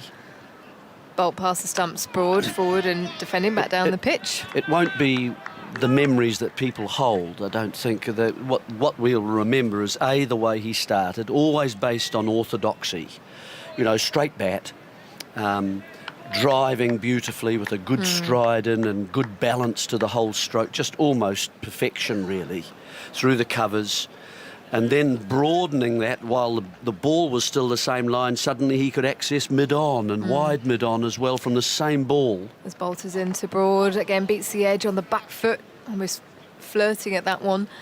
As he pulls it back in, Stuart Broad at the end of the over, 522 for 6, trailing by 31. Yeah, it was incredible artistry. Wasn't it? Just a superior innings, really, and distributing, pleasure, like largesse around the ground that he was getting for his shots as well.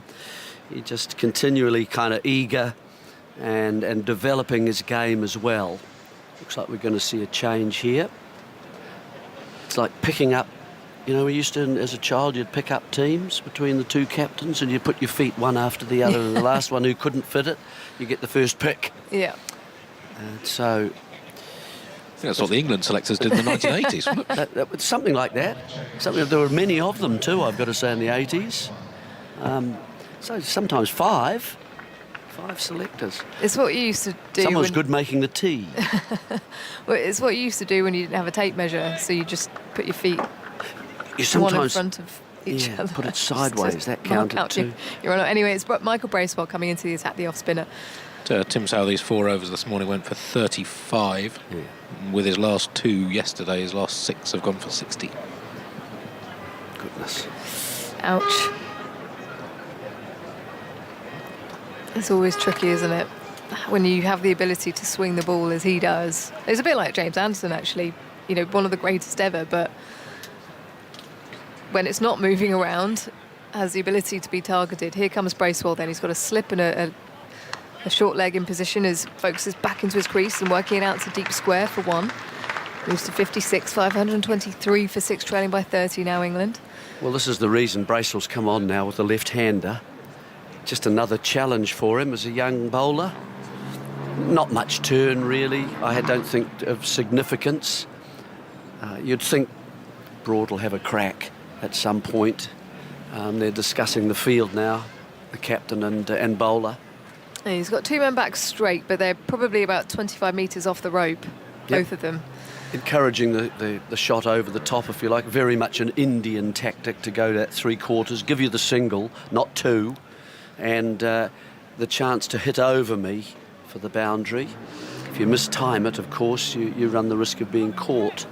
Covers up as an extra and a point, and slip in position, and deep mid-wicket and a deep backward square as Bracewell round the wicket as the sweep comes out. In fact, it's a ramp from Broad down to the fine leg boundary. He's played it beautifully. His second boundary moves to 9, 527 for 6.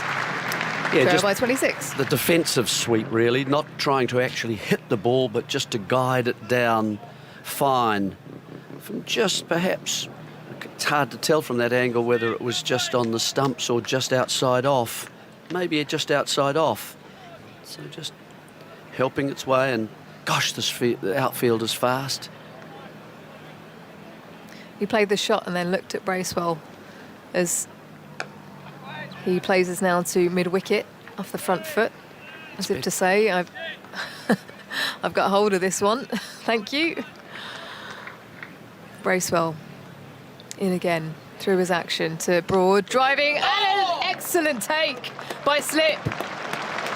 Diving to his right, Daryl Mitchell, like Superman in the air, taking it right-handed, and Broad goes for 9, 527 for 7, England. Yeah, Broad goes, so another wicket for New Zealand, and the first one for Bracewell this morning. Nicely flighted and up, and it's perhaps just turned a bit, and a very good catch, really, wasn't it? Well, it's nice to see New Zealand hold a catch, actually.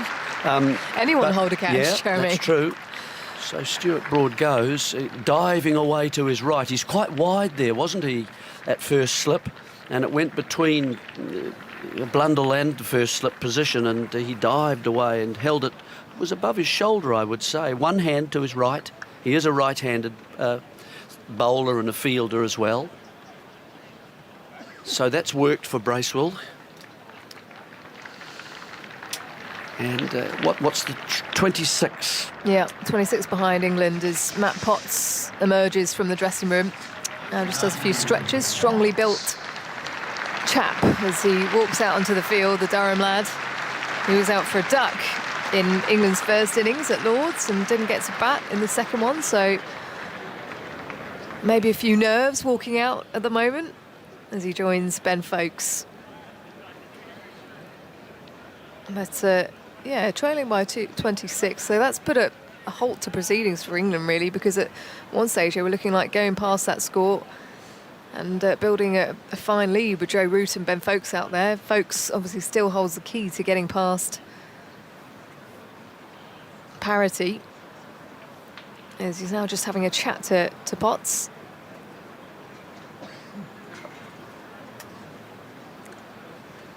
Yeah, quite a full delivery from Bracewell, inviting the drive. Stuart Broad almost having to dig it out.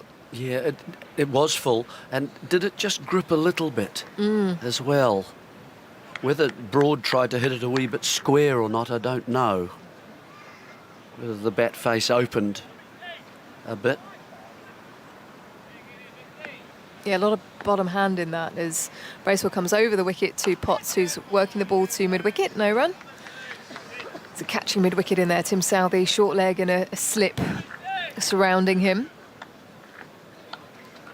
As Bracewell comes through to Potts on the back foot, dabbing at it, goes past slip. He starts moving forwards to try and take the single that is sent back by Foakes, eager to get off the mark. As England 527 for 7 at the end of the over, trailing by 26, Foakes 56. So Michael Bracewell, 2 for 50 now, for 53. A little bit flat early on and was just taken to the boundary by Broad early on, and then just got the ball a bit above the batsman's eyes a wee bit more. Always hard once the ball goes above your eyes, and if there is any curve or coming down with the ball, it's quite hard to sometimes to get the length exactly as a batsman. So Broad looking to play an expansive drive, and that was fair enough, but he got an edge and was well taken by Mitchell at first slip. Good morning, Jeremy. Hi, Simon. Good morning, everyone. This probably won't mean anything to you, Jeremy, but I'm surprised Broad walked for that. What are you telling me then? Well, here is Bolt bowling, and it's turned away into the onside by Foakes towards mid-wicket, and there's no run, because all our listeners will note the reference. Right. I'm surprised Broad walked for that, because he nicked it to slip. Ah, yes, I know what you're talking about. Was that against Australia? That was perhaps? against Australia on this ground. Yes. Yeah, but it actually came off the keeper's gloves and went to slip. So the Australians got very exercised about it. Extremely, because of course they all walk, don't they? They do. Yeah, they do. Yeah. 5:27 for 7. England 26 runs behind. Bolt bowls, and forward goes Foakes, playing it back to Bolt, who picks up, and there is no run. It was a strange one. Optical illusion, probably. It looked as though he nicked it to slip, but actually got an edge on it. Keeper's gloves to slip. And I'm just trying to remember, Australia used all their reviews, and Aleem Dar gave it not out, but they'd already used their reviews, so they couldn't review it. I mean, it's clearly out on the replay, thick edge to the keeper. But there we go. Them's the breaks. 5:27 for 7. Foakes on 56. And here goes Bolt to bowl. Tim Foakes drives and misses, looking that extra cover region. Sprawling take by Blundell away to his right-hand side. Well, Mitchell's improving his catching. He's picked up a couple since he dropped a couple. That was a good one.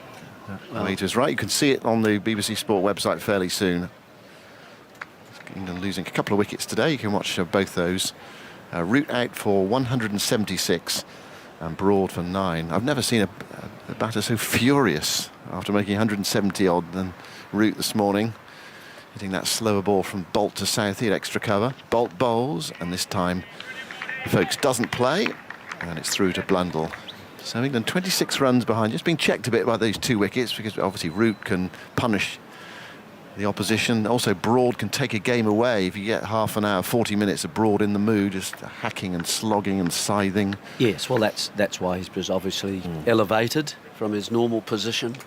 That's the way, I think, in a pitch like this as well. You want to move the game along, don't abuse time, because it's getting to that phase of the match. How can this game move on? Yeah. Bolt to Foakes. Foakes clips this straight to square leg, and there's no run. Picked up by Bracewell. Good. I'm sure there's something wrong with Blundell. He's standing too deep, and I don't know quite why, because that if he has got a sore hand, that means he's taking it low, and it's hitting the hand hard. You can see, in fact, the first slip is very well in front of him. he's having to dive for a ball that really was just let go, just two deliveries to folks ago. So he's not moving very well either. You shouldn't have to dive for that. It was just a shimmy across to his right. Bolt to Folkes. Folkes tries to drive a wide delivery, miscues it completely back to the bowler, and there's no run. I mean, Mitchell's sort of 1.5 slips, isn't he? He's a bit wide there, but normally, yeah, your first slip is behind the keeper, but actually he's in front of him. But it's good to see him going up, I think, because he's just been standing too deep so far in the game. You've got to be there for a chance, and Blundell, certainly while he is further back, he's taking the ball, down by the ankles, coming through when the ball is just a normal delivery and let go. 5:27 for 7 at the end of the 124th over. England 26 runs behind. Folkes 56 not out. Matthew Potts is still waiting for his first run in Test match cricket.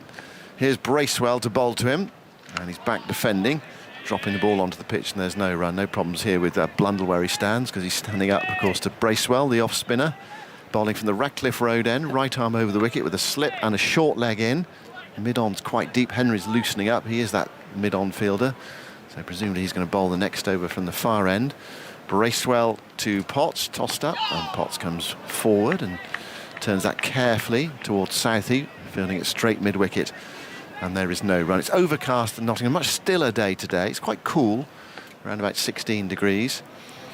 Bracewell to Potts. Potts is back, clipping it away towards mid-wicket. Oh, could be a run out at the non-striker's end. There will be. Folkes came down to try to get Potts off the mark. It went straight to mid-wicket. The throw came into the non-strikers, and Folkes could not get back. Bracewell whipping the bails off, and England have lost their 8th wicket. And it's Folkes run out for 56. 3 quick wickets for New Zealand. England 5:27 for 8. Well, that's a bit of a shame for Folkes. He's been playing extremely well. He knew it was always going to be a tight run. Potts made an initial movement that he wanted the run and then stopped.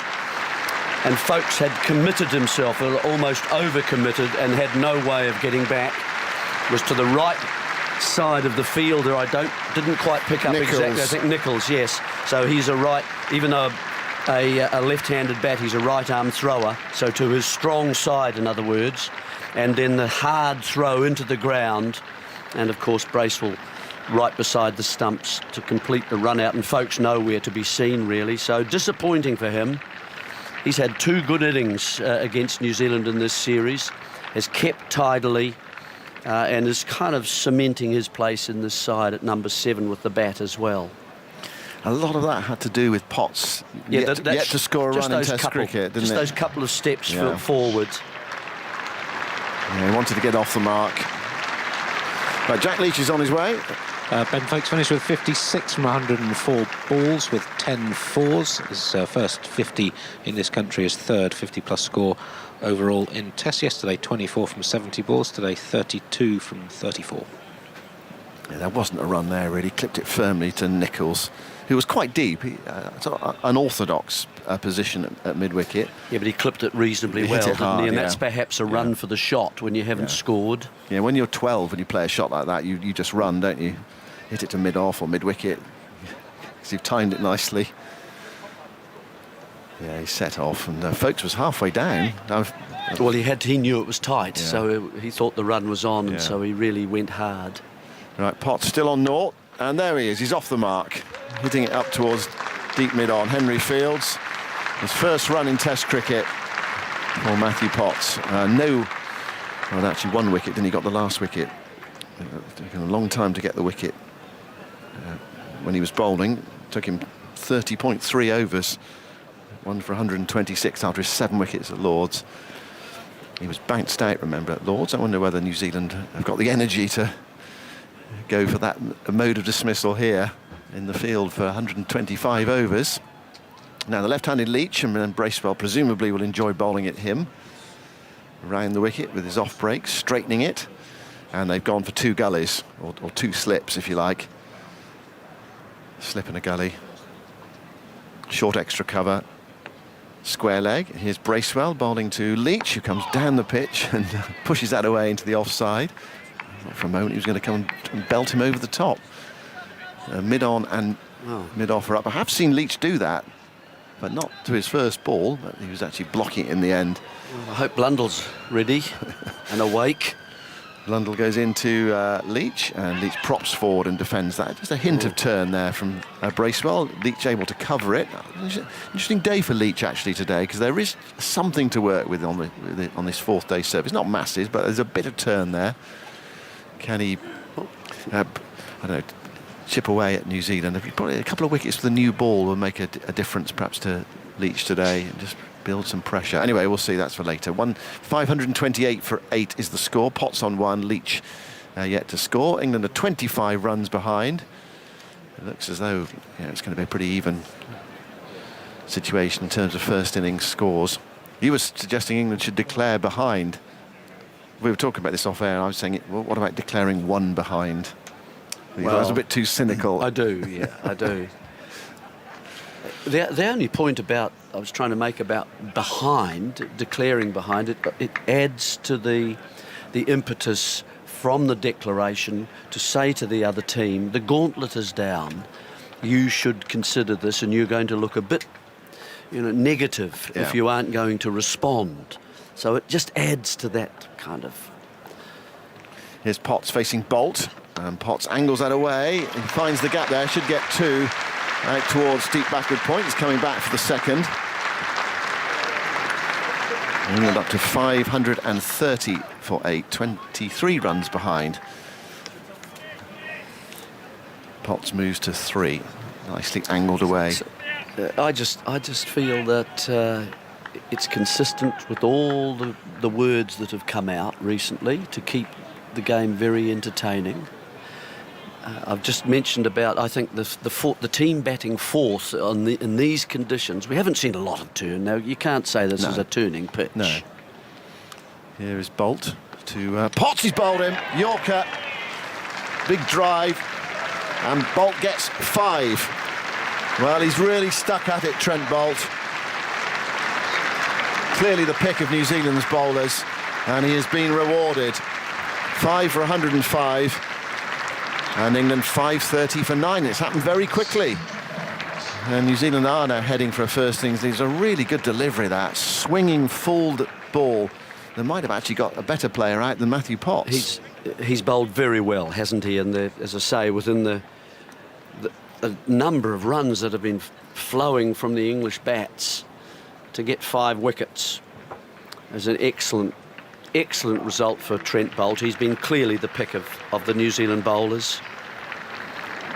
He's taken 5 for 105 so far. It's his 10th 5-wicket haul in Test cricket, and his 5th of those against England. In all against England now 63 wickets, average 23. Jimmy Anderson with us shortly. I can see him at the far end making his way down the steps. How you'll bowl in these conditions. I mean, it did swing, that delivery from Trent Bolt.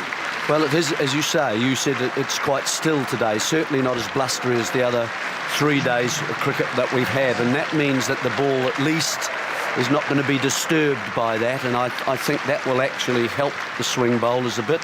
They've had 2 nights rest, plenty of time for them, so they should feel a little bit better about it. The New Zealand openers have been out in the field for a long time, so can they actually hang on to a catch? That's the first bowled, I think, in the match, and there's no LBWs so far, has there been? No, but the run-out was the first wicket that wasn't a catch. 16 catches, a run-out. That's extraordinary, with the ball moving around and the number of seam bowlers in this match. That was right through Potts, wasn't it? Just, as you say, that later movement from Bolt. A full ball. Almost yorked himself, didn't he, really? Looking to play it into the leg side. Missed it. Yeah, talking about the declaration of England's tactics this morning, I think clearly their plan was to get a lead of 100, something like that. If they could. Yeah, if they could. I think that's right. Root and Folkes together, and you think, well, could they continue? And Root really frustrated to get out in the way he did. Well, he was the key to the morning, wasn't he? Or the rest of the day, because he could have carried on and looked after the tail. Here's Anderson's first ball. Bolt goes into Bolton. Anderson plays an unconvincing push shot to a ball outside the off stump. A little fiddle there. And it went past the edge and Blundell through looks to Blundell. Very unhappy to me. I mean, there are so many other keepers around in the New Zealand setup. You don't want to give it away, though, as a keeper. No, you don't. I appreciate. They hate going off. They do. They are sort of a tough group usually. Yeah. Leg slip as well has come in. Yeah, 2 slips a gully, leg slip, 2 saving, 1 on the offside, 2 on the on. Bolt into bowl to Anderson, and Anderson gets a full ball which he pokes at and misses. Another good delivery from Bolt, actually, swinging away from the left-hander. This is one of those occasions, I think, I was talking about the depth from slips from the batsman. And this is where you would move up, I think, because Anderson's going to be a defensive player. It's going to be a defensive shot. You've got to be up there. You do not want it to bounce and that's that depth, I think, of the first slip. It's got to be watched. Back with Bolt, past the umpire now, into bowl to Anderson, and Anderson's off the mark. Full delivery, which returns down to Henry at fine leg. Anderson and Bolt, look at a conversation. There's a smile on Bolt's face, as there often is. I think there's a smile on Jimmy Anderson's face as well. 5:31 for 9, England 22 runs behind. He's like a power ball, Trent Bolt. You know those old rubber balls? He just sort of keeps coming back at you. He seems to have tremendous amounts of energy in the field yesterday. He kept running in. And he's had a whole IPL season, and straight into the Lord's Test, straight into this one. He's come up with a fifer. 5 for 106. 5:31 for 9. Another left-hander. Jack Leach faces Bolt, and Leach is beaten by beauty from Trent Bolt, sliding it past the outside edge, which, Anderson at the non-striker's end would be looking at that and thinking, well, I wonder whether I can get that going as well. And it's our turn to bowl, which might not be too far away now. 1 wicket to go. And but just before the end of the first hour, presumably the drinks will, well, there might be all that in this over, and then that'll be a nice, neat. And all in the hour? You're happy with that, aren't you? Yeah. You like things to be neat. Alison's you are a coming neat in. person. Well, it's the end of the first hour, so it's time for Alison. And a very neat and person. Michael as well. People behind me too. Very good. Michael's going to come in. That's excellent.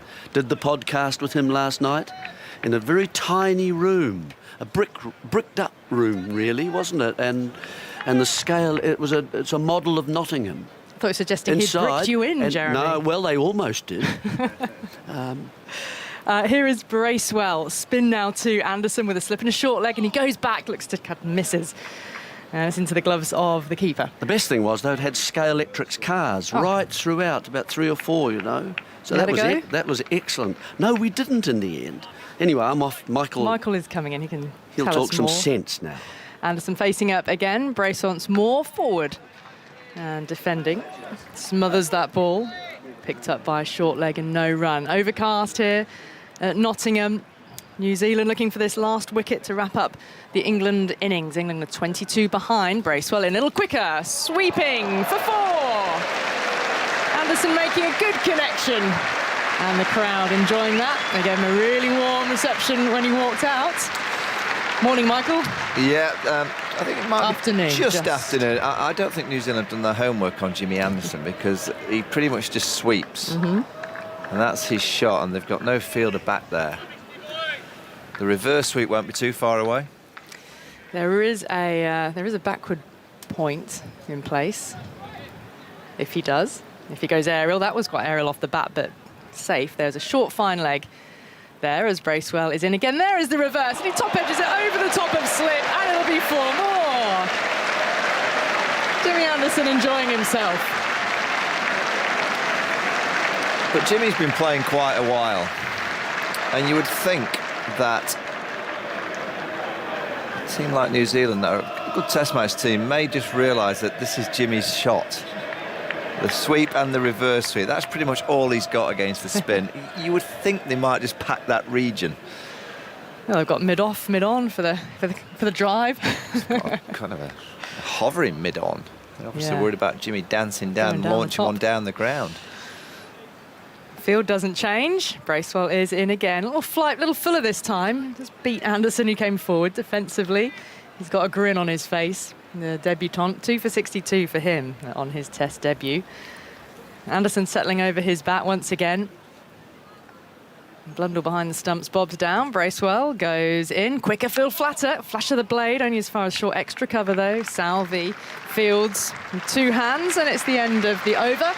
With England 5:39 for 9, 14 behind. And we'll continue our commentary on 5 Sports Extra via the BBC Sport website and BBC Sounds app. But our Radio 4 long-wave listeners are leaving us briefly for the shipping forecast. Well, it's going to be drinks being brought out onto the field here. So, Michael, how do you see this panning out then? Last wicket stand here, England, they're going to be fractionally behind or fractionally ahead at this stage. Time remaining. Position of the series is interesting, isn't it? Because if England win the match, they win the series, which then makes you look at it and say, well, New Zealand can't afford to lose. But if they don't win, they can't win the series themselves either. So it's an interesting where the carrot is going to fall. I'm intrigued to see how New Zealand play it, because you go back a year ago at Lord's where they did set England a target, and England decided not to go for that target. England were in a position where they didn't have their full strength team, and their confidence levels were just nowhere near to chase down that target. And Joe Root wasn't playing as well as he would have liked to have been. I think New Zealand might try something. I mean, England will have a feeling that they could bowl New Zealand now. There'll be potentially a bit of swing. There's a bit of spin there for... Different feel to the conditions, Yeah, I feel there's a bit of clouds around. It might swing a little bit. And we know that pressure. I'll be intrigued to see if New Zealand bat well, what they would think. I think of all the teams around the world, I think New Zealand may offer something to England tomorrow. Well, they've got a sort of adventurous style about them, haven't they? Up against the adventurous style of Stokes and McCullum. I tweeted before the start, I think we're in for an exciting 2 days. We've already seen some incredible strokes this morning. That reverse paddle switch, whatever you want to call it, off Joe Root's second ball of the morning for 6 over third was just remarkable. One of the great shots I've seen in Test cricket. England will certainly go for anything. Well, first and foremost, from this position, when they get the ball in hand, they'll try and bowl New Zealand out for 150. Yeah. That's what the pitch doesn't suggest that could be possible. You just never know. If you get on a roll, Broad gets one of those spells that we've seen in the past. A bit of swing for Jimmy Anderson, a bit of spin for Jack Leach. It could be possible. Pressure plays a funny part of Test match cricket, but if New Zealand bat well, and you would think 1 or 2 of the New Zealand players would fancy still getting a few runs on this kind of surface, and the scoring rate, as we've seen throughout the whole Test match, I think will continue to be quite high. If they bat the day out and they're 260 ahead by the close of play, it'll be very interesting to see what happens tomorrow. Who do you think has the mental advantage? Because New Zealand, buoyed by their 550 in the first innings, might have had their spirits somewhat dampened by England drawing parity with them. The opening batters and the top order, when they bat second time around, it's day 4 of the match. Bodies, minds a little bit more tired than they were when they were completely fresh, put into bat on day 1. Well, these things come into it a little bit. The pitch is still good, of course. Yeah, I mean, New Zealand are an experienced side. They've got plenty of players that have played lots of cricket, so they'll know they're in a contest. They'll be disappointed that they haven't got more of a lead. They'll be disappointed with the way that they're caught in this game. They're usually such a dependable catching team. I just look at Jamieson. Jamieson injured. That's going to be a play for New Zealand. I don't get a sense from watching New Zealand over the last few years that they will play it completely safe.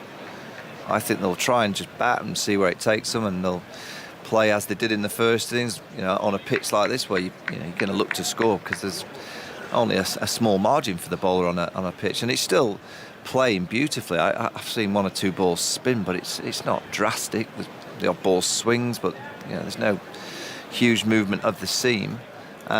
So they should be able to bat the day out and get to a lead of over 200, and then we'll have to wait and see. It'll be all a debate, I guess, later on in the day of what New Zealand possibly may do on the last day. Who knows where this partnership could go between Anderson and Leach. The last wicket stand for England. England 14 behind. Leach facing up now to Bolt, rushing in. Turns it to mid-wicket along the ground. 3 slips in the gully, waiting to pouch any edge. You're asking a lot of a debutant in Michael Bracewell to get a 5 or 6 from the last day. But, I'll have to wait and see if it gets to that. Bolt's been magnificent. He's the real standout for New Zealand. Tim Southey's been very disappointing. Just having a look at a graphic on the screen of Trent Boult's runs at number 11, because he reached a bit of a landmark, didn't he, with the bat in the first innings. That one's just kicked up a bit into the ground, angled into the ground, fending a little as Leach before being fielded at gully. But Boult finding the edge of the bat. Most runs at number 11 in tests. He's only 5 away, isn't he, Jimmy Anderson? Yeah. So Trent Boult levelled Muralitharan at 623. Levelled? I'm not sure that's the correct meaning of the word level. Yeah, he equalled Muralitharan with 623 in the first innings. Jimmy Anderson responding strongly. Now just 5 runs behind, 6 needed to take the all-time lead. This is a number 11 rivalry that could define this series. This is a contest. He's at the non-strikers end at the moment now as Boult is in. Leach looking to drive a full ball. Doesn't time it, only as far as mid-on. Yeah, I think if New Zealand had a fully fit attack and also a Tim Southee bowling a bit better than he is, I think they'd be a bit more gung-ho. I think they'd be a bit more aggressive. But you have to put that into the equation as a captain when you're looking at things. You know, you've got a debutant spinner. You've got Trent Boult, who's bowling great, and Southee struggled, and Matt Henry struggled. And you've got no Kyle Jamieson, so you have to put all... Is his hand for batting? Well, we'll have to wait and see, but he's still out there keeping, so you'd think... I saw him having a net this morning, he was hitting the ball OK. Leach, 6 balls yet to score. Boult racing in, slid into the ground, into the hands of gully once more by Leach. So let's break down. They've got Daryl Mitchell, but he's not bowled that much. He could bowl a bit, but he's more of a one-day bowler, which it might get into that kind of contest, so he might come into the game somewhat on the last day. But realistically, you put him to one side, you've got no Kyle Jamieson, so you're down to 4. Tim Southee's not bowling great, you've got Henry not bowling great, and then you've got Boult and a debutant spinner, so I don't think they'll dangle the carrot too much. This is the beauty of it. Wondering how it will unfold. Boult in, past the edge, only just though of Leach's bat, and came forward prodding a little. The floodlights have started to come on here, so that tells you just the level of slight gloom we've got over the ground. We've had really clear blue skies with fluffy clouds these first few days, albeit a strong wind to accompany it. It's less windy today. It's not blustery like it has been. It's much more gloomy. We just downstairs on the television analysed 3 deliveries from Tim Southee in the kind of space of a few inches. Boult's in up past the umpire, into Leach, gets a Yorker, and he's dug it out. Well played, Leach. Oohs and ahs. Now, actually questioning the New Zealanders whether he did get bat down on that, and wondering whether to ask for a review. Bet they review it, just in case it flicks his toe before. They've still got one left. They've gone for it, yeah. It's their last one, isn't it, I think? So Latham has asked for this to be looked at. It was speared in umpire to by director. Boult. We have a player review for LBW. The original decision is not out. I've checked the front foot. It's a fair delivery. Can we go to front on, please? Voice of Rod Tucker, the TV umpire. Thank you. Just rock and roll that for me. That looks very obvious. There's an inside edge on it. Yep. So I'm happy to go back to Paul straight away. That there's no pad involved. It's straight on the bat. So, Paul, stay with your original decision, not out. You're on screen now, signal it. Big inside edge. Is that the best nutmeg you've seen, though, Michael? His feet were only about an inch apart, and Leach managed to inside edge it between his boots. Yeah, it was a nice meg. Good delivery from Boult. It was. Yeah, so we've analysed 3 deliveries from Tim Southee, and it's kind of an area of a handkerchief size. And inside those 3 balls that Joe Root faced off Tim Southee, he's played the reverse sweep, switch it for 6, a cover drive that went through point, and then the last night shot where he worked it through the onside down the ground for past mid-on. Extraordinary. That's greatness. When you can play... Bracewell in. Anderson looking to sweep again. Doesn't get hold of it this time. And Ugly gets himself off balance as well. No run. When you can hit the same ball in a radius of around, I'm thinking 180 degrees, that is hard to bowl to. Yeah, how are you getting it through? It's just got so many options. A joy watching Root bat yesterday. Now, what is the field going to do here? With Anderson on strike looking to sweep, backwards square, deep backwards square is being brought up. The leg slip, he's tossed away the helmet and retreating to short fine leg. Yeah, it's a good position for the top edge sweep. Conventional slip is in place, catches it short extra mid-wicket, and Anderson looking to advance. Has he been stumped? I think he has. He's turning and he's walking.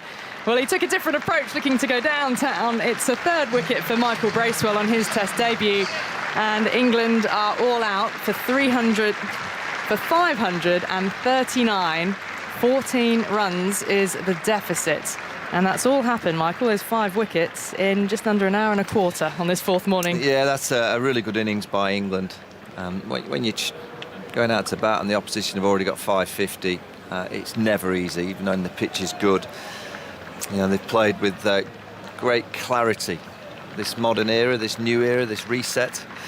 Ben Stokes and Brendan McCullum, it's been very clear to me inside 6 or 7 days of Test cricket this summer that we're going to see an England side that's going to play shots, they're going to be aggressive. You know, they're going to try and really put the bowlers under pressure by scoring runs, looking to be proactive. And at times it'll be risky, and at times I'm sure they'll get bowled out doing so. But it's very clear a message that's been sent to all these England players that when you go out there, you've got to try and impact the game by scoring runs. Brilliant from Trent Boult. He's been the pick for New Zealand. Now New Zealand have got that tricky third innings of a Test match. It's been a precarious one for many teams over the years, where if you get caught in between what you should do and what you shouldn't do, or don't have a real clear clarity of what you're trying to achieve, you can come unstuck and get bowled out quite cheaply. And the clouds are rolling in, the lights are on. Anderson and Broad and co. Could be a little bit more movement. Could be very interesting. They're going to have just over about 35 minutes until lunch for England to have a bowl. And I tell you what, the sign writer's going to be busy again with Trent Boult for his fifer. I think that the batting honours board is now going to be completely full, because 2 more have had to be added, haven't they, for Pope and Root. And full up. They need a new board. They need a new batting honours board. So the bowling honours board. How the bowling full is honours that? board is is plenty of room. The last fifer here was Jasprit Bumrah last year. Ollie Robinson got 5 as well. So there's space for a Jack Leach fifer. Absolutely. An email here from Teresa Littler to give you. I'll give you the full scorecard in a moment as well. We've enjoyed listening to your fabulous commentary for the last 26 years. Could you please wish my amazing husband a very happy 24th wedding anniversary today and a happy 60th birthday for tomorrow? We're celebrating with 2 days at the cricket in the William Clark stand. Amazing to see Joe get his brilliant 100 yesterday. Well, that's a double wishes, isn't it? Happy anniversary and birthday. Yeah, congratulations. Thank you for that. Keep listening. Well, let me fill you in what's happened today, because England resumed overnight on 473 for 5, so they were 80 behind, and Joe Root was unbeaten on 163. Thoughts of whether he could get to another double 100, which would have been an incredible landmark yet again for him, and Folkes was with him on 24. The second ball that Root faced of the day, he reversed scooped Tim Southey for 6. Added only 13 in total to his overnight score. He was out for 176. That was the first wicket of the day to fall. Then Ben Folkes. So Broad was the next. He came out. He was well caught by Daryl Mitchell. A leaping catch at slip, one-handed off Bracewell for 9. Ben Folkes was rather unfortunately run out by Potts, who was facing and looked to work to mid-wicket, and Folkes thought there was a single there. Potts sent him back, but Folkes out for 56. And then all happened rather quickly, with Potts being bowled by Boult for 3, and Leach and Anderson the last pair, Anderson being stumped by Bracewell for 9, and Jack Leach unbeaten on 0. The bowling figures, there's probably some stats around these which New Zealand wouldn't want to read. Tim Southey, 32 overs, 1 maiden, 0 for 154. Trent Boult, with his fifer, 33.3 overs, 8 maidens, 5 for 106. Matt Henry, 27 overs, 5 maidens, 1 for 128. Kyle Jamieson, who went off injured, pain in his lower back was being assessed by the physios yesterday. 16.3 overs, 3 maidens, 0 for 66. Michael Bracewell on debut, 17.2 overs, 2 maidens, 3 for 62. And then 2 overs from Daryl Mitchell with his medium pace, none for 8. So that in New Zealand, having a 14-run lead to take into their second innings, with England all out for 539. I've just had a message from a good friend, Laurie Colliver, who I work with in Australia. He's just sent a message saying great vagaries of 2 interesting tests. Lord's test was over at 12:07 on day 4.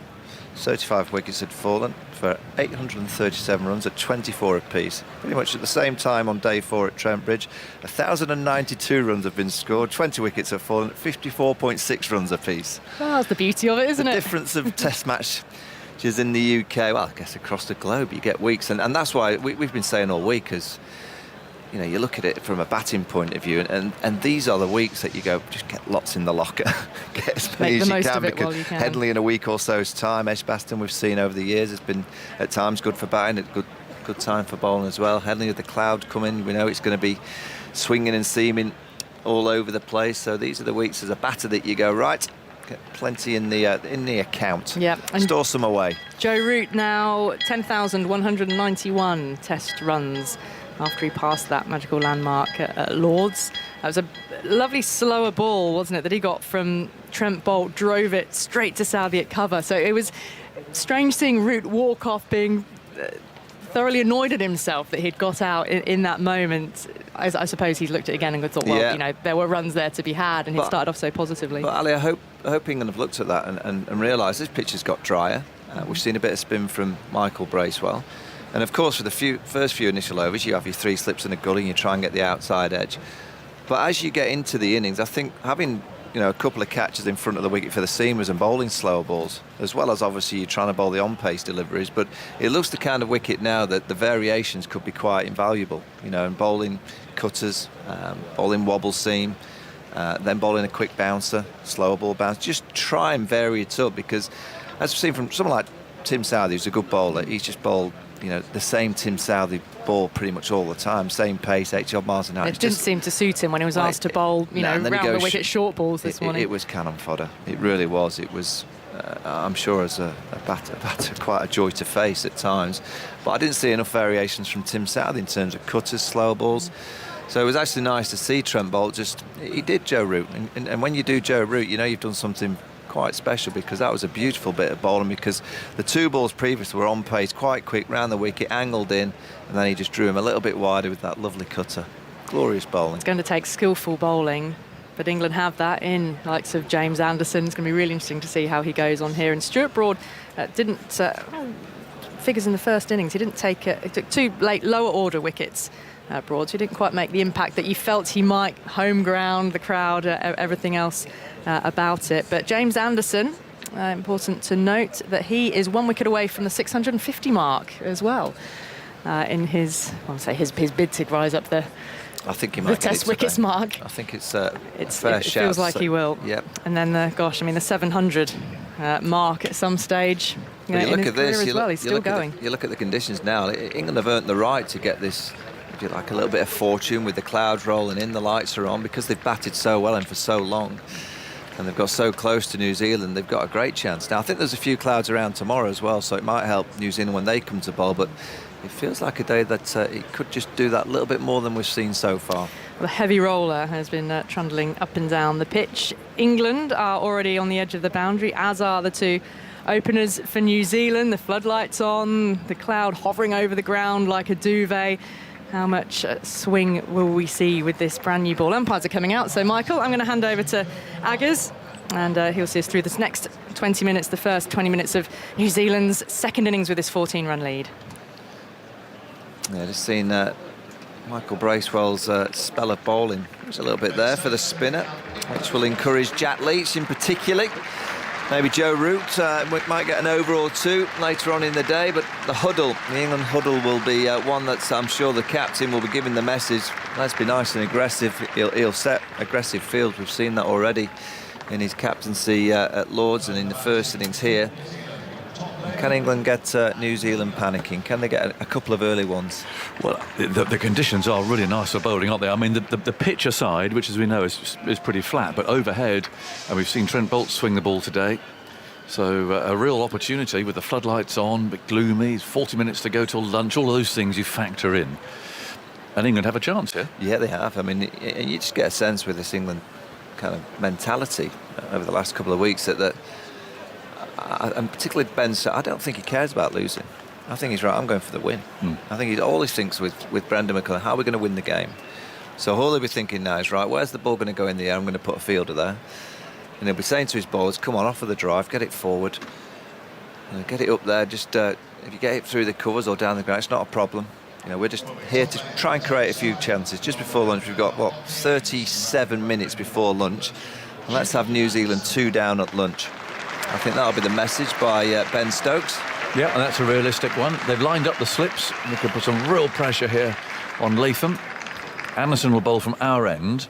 That's the end you'd expect him to bowl, probably, with a very gentle breeze as it is. Ben Stokes will be at mid-off, so quite a key position to encourage Anderson to pitch the ball up, because Bolt did pitch it up and he got that swing from a very full length. Broad with his lucky bandana on's at mid-on. 3 slips of gullies, a backward point. And then Broad will be at mid-on. There's a man just in front of square. The third innings, when you're pretty much near to parity, what you're doing. Absolutely. What you're doing as a batting unit. How's your mindset? What you're thinking? Well, they lead by 14, that's all. And here's the first ball. Anderson on his way, runs in, bowls Latham forward. Young sets off from the non-strikers. They're not quite as far as Ben Foakes did earlier on, but I felt sorry for Foakes. He was trying to get Potts off the mark there, responded to Potts' call. And he was doing the right thing as a teammate, but I'm afraid he got run out. He's playing nicely as well. 300 chase on the last day would be exciting, wouldn't it? Yeah, it would. Not impossible either. No, I think a good spinner would be interesting on here. Yeah. Anderson round the wicket, bowls, and Latham's forward again. There's no run for him there. This field is square in the offside. There's no sign of it cracking up. This pitch. There's no balls that have rolled on the floor, or the odd ball's bounced a little bit, but it's been with no real venom. I haven't seen one fly yet. Can England catch better? Well, there's 73 overs left in the day, so still a lot of cricket. They won't get that amount, will they? Well, probably not. They're not to. 68. But they should be. Anderson runs in, bowls, and Latham is forward again. Young sets off half a dozen paces from the non-striker's end and then quickly runs back again. So far, it's been every ball in the same place and the same shot and the same fielder. No runs on the board, but there is low cloud. Floodlights are on. Doesn't feel like June. You can just hear the cordon saying, come on, third innings. Yeah. Just getting into the psyche of the opening pair of New Zealand. Anderson round the wicket, bowls Fuller, and he's driven him for 4. Good shot that. Well timed, and Broad made an early bid to try and stop it, but then realised that he couldn't possibly. And instead runs down to our end and picks the ball up, has a look at it. Oh, we've seen some shots today. What a way to get off the mark. That's perfection. Yeah. Yes, it's full, and yes, it's a harsh volley, but just a push again. Oh, that's all he is. And he just kind of leans on that, races to the boundary. That'll get Brodie loose. 4 for no wickets, so New Zealand's lead is 18. Slips lined up, got Bairstow at third, Crawley second, Root at first. Anderson round the wicket, bowls. Oh, he's bowling! Playing no shot! Played no shot. I tell you what's hitting about Midland leg, looking at the way the stumps are leaning there.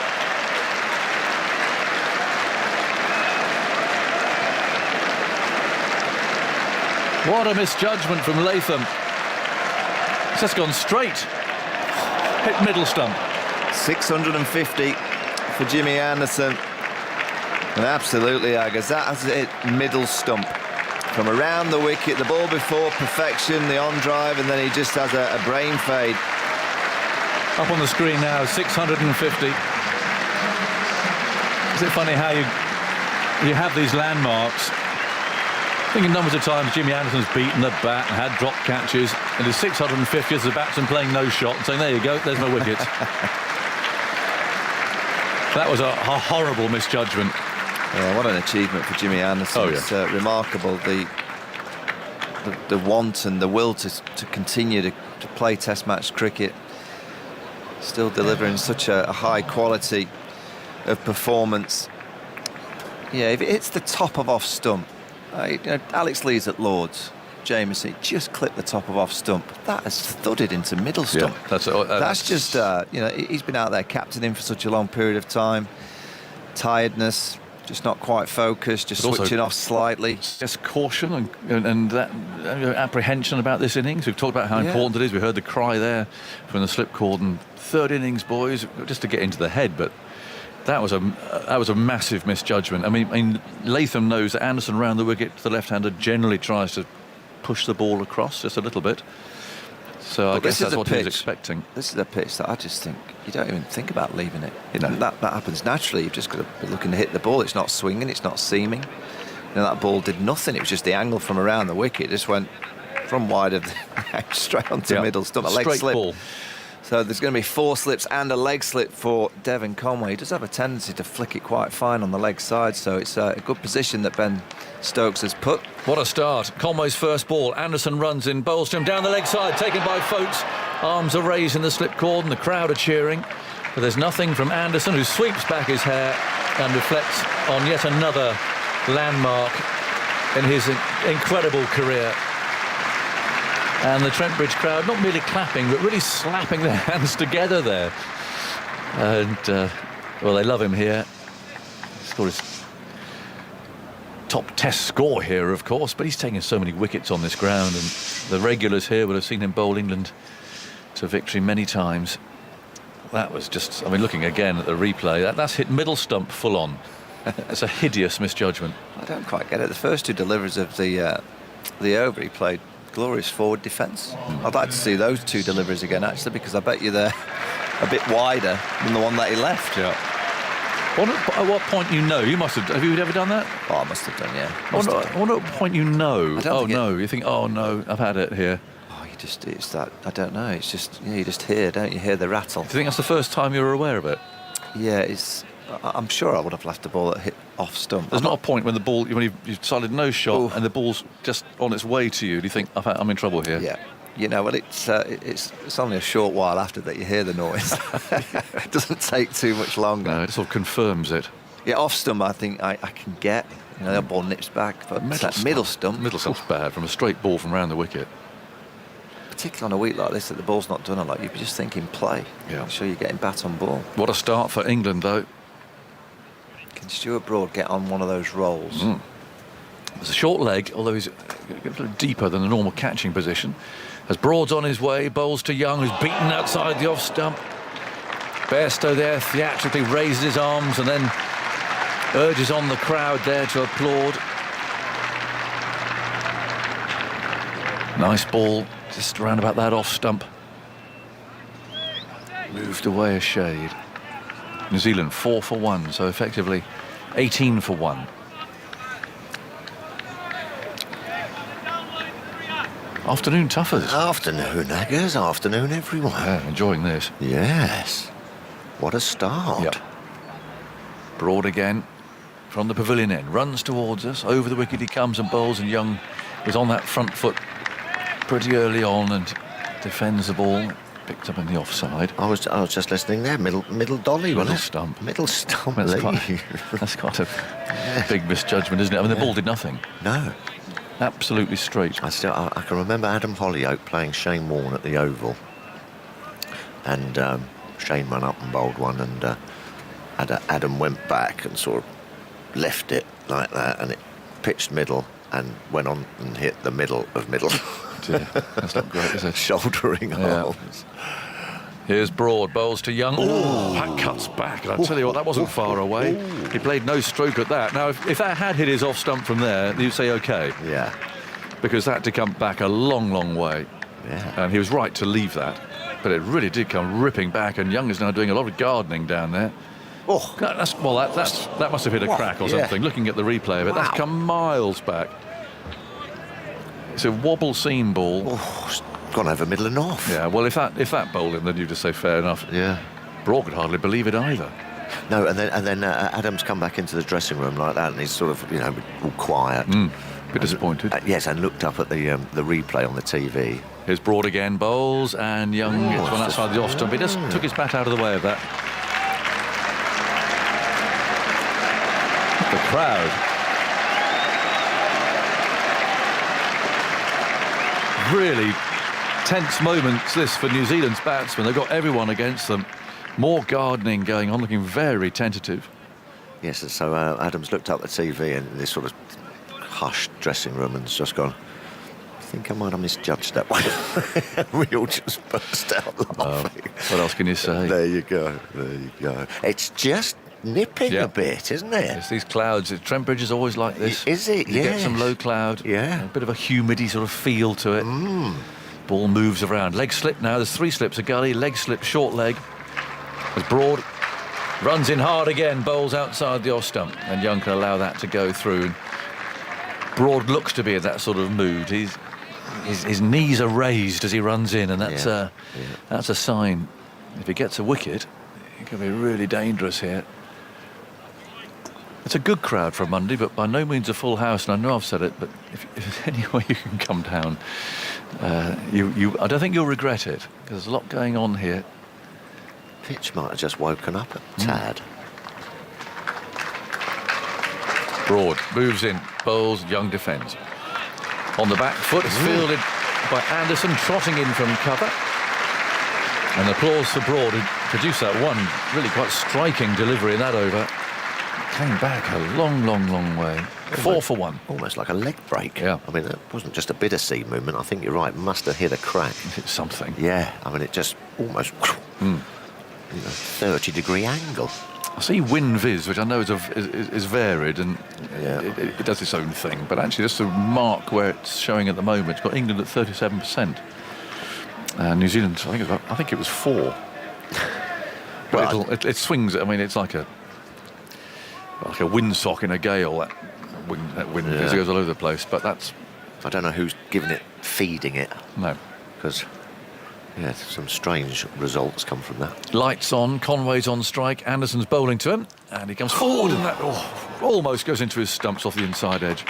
It rolled just past his wicket. Very, very fortunate indeed. But I mean, you know what it's like. You've had a long day in the field, and you've been out there for how many overs were New Zealand out there for, being sort of flogged around Trent Bridge and running for balls. You're tired, you're mentally tired as well, and then you've got to go out and bat. And if England can just get 2 or 3, anything could happen. Anderson runs in, bowls. Conway's almost bowled playing no shot. Wow. What is going on out there? It's jagging around like nobody's business. Folks took that way down the leg side, and that just shaved past the off stump. So he played no shot. So I think it swung after it bounced. I don't think it did much off the pitch. I might be wrong, but it looked to me as if it was a fairly straight ball. Cut back a little. Yeah. 4 for 1. Something's happening. Anderson bowls, and Conway snatches his bottom hand off the handle as that one lifted. Field is at square leg. 4 for 1. Latham out. Playing no shot. There are some little cracks, looking at quite a close-up. And sort of little tufty bits as well. There are. It doesn't look. It was absolutely pristine. Well, it's had a bit of traffic on it, hasn't it? There must be a bit of something going on. 4 for 1. Latham out. I mean, bowled by Anderson, who now bowls hit on the back. The field flag before wicket. The umpire says no. A little bit high, maybe, from here. They're not going to review it, but that's a nasty stinger there on the inside thigh for Conway. Giving it a rub. I think we'll see at the replay that would have gone over the top, I think. Back thigh. Yeah. Inside thigh. Ouch. That really stings. A new ball in there. What a great invention that was, the inside thigh guard. Always seem to miss, though. Anderson bowls, and that's a lovely shot from Conway. He's pitched up, and he's taking the opportunity to drive him down the ground. Potts in pursuit, and the ball just... He's done very well there. He's done a roly-poly save. Hope he's OK. And throws the ball back again, having stopped it by a foot going to the boundary. He hurt his... It's Lees, actually. It's not Potts. And they ran 4 anyway. Well, that's where diving like that on the boundary does seem a bit crazy. Clattered into the... They've still got 4 anyway. Advertising boards as well. Look, he sort of launches himself over the sponge and then... cracks. He does really hard on mid-shin. Ooh. Ouch. That will hurt. Anderson bowls, and Conway's into the pad. Now that looks straighter to me, a bit lower, but no, umpire Rifle not happy. It was a bit fuller, that one. And Rifle says no.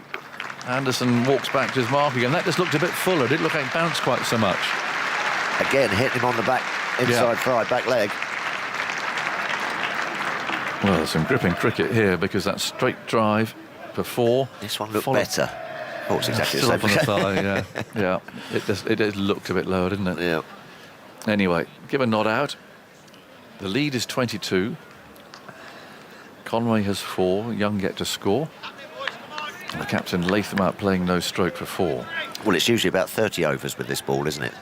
Before it gets a bit soft and things become easier. So England have come out. Nice little session though up to lunch, isn't it? As a bowler, you've got about 40 minutes. Especially when you're as experienced as these two. Yeah. If you're younger, you can get a bit overexcited. Yeah. Perhaps wasted a bit. Broad's on his way and bowls to Young. Covers up, defends, picked up that short leg, and there's no run. You can get carried away, can't you? But these two are so experienced. Yeah, been here 100 times. You can sort of rein all that emotion in, the adrenaline. Broad waits for the ball to be returned to him by his partner Anderson. Anything to report, John, last night? Anything? Get up to much? No. Just home? Just very quiet. Yeah, nice. As it was. 8 for 1. Here's Broad. Bowls outside the off stump with a grunt. Nothing from Young. The only I would report was that our smoke alarm went off at 4 in the morning. Oh, no. And it wouldn't have been a great sight. No. Because you've got to somehow get into it. And so I was trying to watch a YouTube video as to how to get into the smoke alarm. Nothing was on fire at 4 in the morning. And you got to wade through the adverts on the YouTube video. I was not happy, I'll be honest. There was some, Here comes Broad, bowls again. And Young, he just took the bat away from that, I think. Nibble. Just took it away. It moved away. Little nibbly sort of poke there from Young, who goes gardening. So you were sort of standing on a chair in your dressing gown with a broom. I didn't have a dressing gown on, Yvonne. What they expect, the manufacturers expect you to have, by the bed, presumably, as ours was upstairs, a sort of flathead screwdriver, which they expect you to poke into an orifice that you can't see because it's dark, which you then prise off in order to turn the alarm off. No, it was tough as you would. It was not a pretty sight. No, scrabbling around. 8 for 1. In goes Broad again, bowls, and Young forward, fielded at short leg, and all the time with a piercing scream of the alarm going off. Anyway, so no, since you asked, a little bit of a restless, a bit weary, restless night, a bit broken sleep. However, we've got lots to look forward to, not least the cricket. We've got a look back at 1986 here, New Zealand winning their game and coming up at lunchtime. Oh, what was Jeremy? Jeremy's going to be here. Was he skipper? Hadley, he was. Yeah. A very proud day for New Zealand cricket, quite rightly so. Now, at tea time, we've got Matt Root coming to talk about Joe. Oh. So it'll keep us going, for sure. Absolutely. 8 for 1. Broad, cloud overhead, little gap of blue sky up there. Comes in, bowls, and Young's edged it. Doesn't carry to Bairstow, who fields at third slip. There's low cloud everywhere, apart from a little hole. That's 1 o'clock. Sailor's trousers. What's that? Don't they say? What, the sky? They say... What, the little hole in there? Yes, they say there's enough blue sky to make a pair of sailor's trousers. I think that's right, isn't it? Never heard that before. But, well, you might well be right. I've never heard of it. No, I'm getting the thumbs up. I'm getting the thumbs up. Really? Yeah. Broad again comes in, bowls, and that's clipped away firmly down the ground, and it's just beaten a bit on fieldsman. It's Jack Leach racing after it. Don't dive, Jack. Don't dive. No, he doesn't. That's a good thing. I always get a bit scared about Jack on the boundary. 12 for 1. The lead is 26. There's 20 minutes to go until lunch, and that look back to 1986. Tough as some thoughts from you. And then Simon Mann's coming in here. I'm sure that's right. But hey ho, I'm sure we'll find out. But it is doing a bit. Jimmy Addison and Stuart Broad have come out and just put it in good areas, and they're getting swing and seam, and haven't really seen that for the last, crikey, we've been here 3 days already. Haven't seen it move around like this, so there could just be a bit of something in the surface, just moving a bit. You would give me a thumbs up about the sailor's trousers. Yeah, I've heard that expression. Thanks. It's well worn, well known. I thought so. They don't know much up in Leicestershire, do they? No. Well, Andy gave me a sort of a blank look as well. Or in South London. 12 for 1. We've had 6 wickets this morning so far. Here is Anderson bowling to Conway, and Conway turns that way into the onside towards mid-wicket, and there is no run. So England bowled 145 overs in their first innings without hitting the stumps. Jimmy Anderson managed to do it in the first over of this innings. Also took New Zealand till right towards the end of the innings before Bolt bowled out Potts. So there's 270 overs without the ball hitting the stumps, and we've had it twice this morning. Well, no one can catch. You might as well try and hit the stumps or run them out or stump them. We've had a few of those this morning. Here's Anderson bowling to Conway. Conway is nice and solidly forward there, playing it back down the pitch, and there's no run. Yeah, we had all sorts of dismissals this morning. Yeah. We had the first 17 wickets in the match fell to catches, and then we had a run out, and then we had a bowled, and then we had a stumped, and then we had a bowled. Shenanigans was going on. Absolutely. Yeah. All going on here at Trent Bridge. England 539 all out. They lost the last 5 wickets for 66 this morning. I made it. Root out for 176. Folks run out for 56. Anderson, lots of close catches, goes in and bowls to Conway, and Conway's forward, struck high up on the thigh, front thigh. Getting peppered, Conway, just in that back thigh. It's about the third. Might have been the back thigh. Yeah, the third one, and sort of hip area. Yeah. Ooh, 3 thudded in there. Get 2 before lunch. Oh, wow, lovely. And perhaps Jack Leach might get in the game this afternoon. It's dry out there. There's been some turn. There's a lot of left-handers in this. 4 in the top 7 are left-handers. One's gone already. Yep. Anderson bowls full to Conway on the pads, flicked away towards deep back with square leg. And they change ends for the first time. They do. 13 for 1. New Zealand 27 runs ahead. In fact, there's lost 5 wickets from when you mentioned the score for the morning as a whole, from when Root was out 5 for 23, and then Latham was out with the score at 4, so we had 6 wickets for 27. Up to that point, been 1,069 for 15. Oh. The game's changed. Yeah, I hope so. Back to Lords, isn't it, this morning? That's what was happening at Lords, that sort of clatter of wickets. It's only the 3rd test played in England out of 541 games in which both teams have made 525 or more in first innings. How many, sorry? 3rd. 3rd. In England. 13 for 1. The lead 27. Well, one of them was the Headingley Test match we talked about earlier in this game, where Pakistan and England both made 500. Here's Anderson bowling to Young. Young is forward, dabbing it into the offside once. A single. Broad is equal to that, rushing forward to pick up. And there is no run. And when was the other? What year was it? The other one? Well, so this is 525. I think that you. Oh, I see. Not more than 500. There's been a few more over 500. Oh, I but see, 525 specifically. Pakistan, England at the Oval in 74. 600 for 7. Pakistan. Zahir Abbas, 240. England made 545. The game was drawn.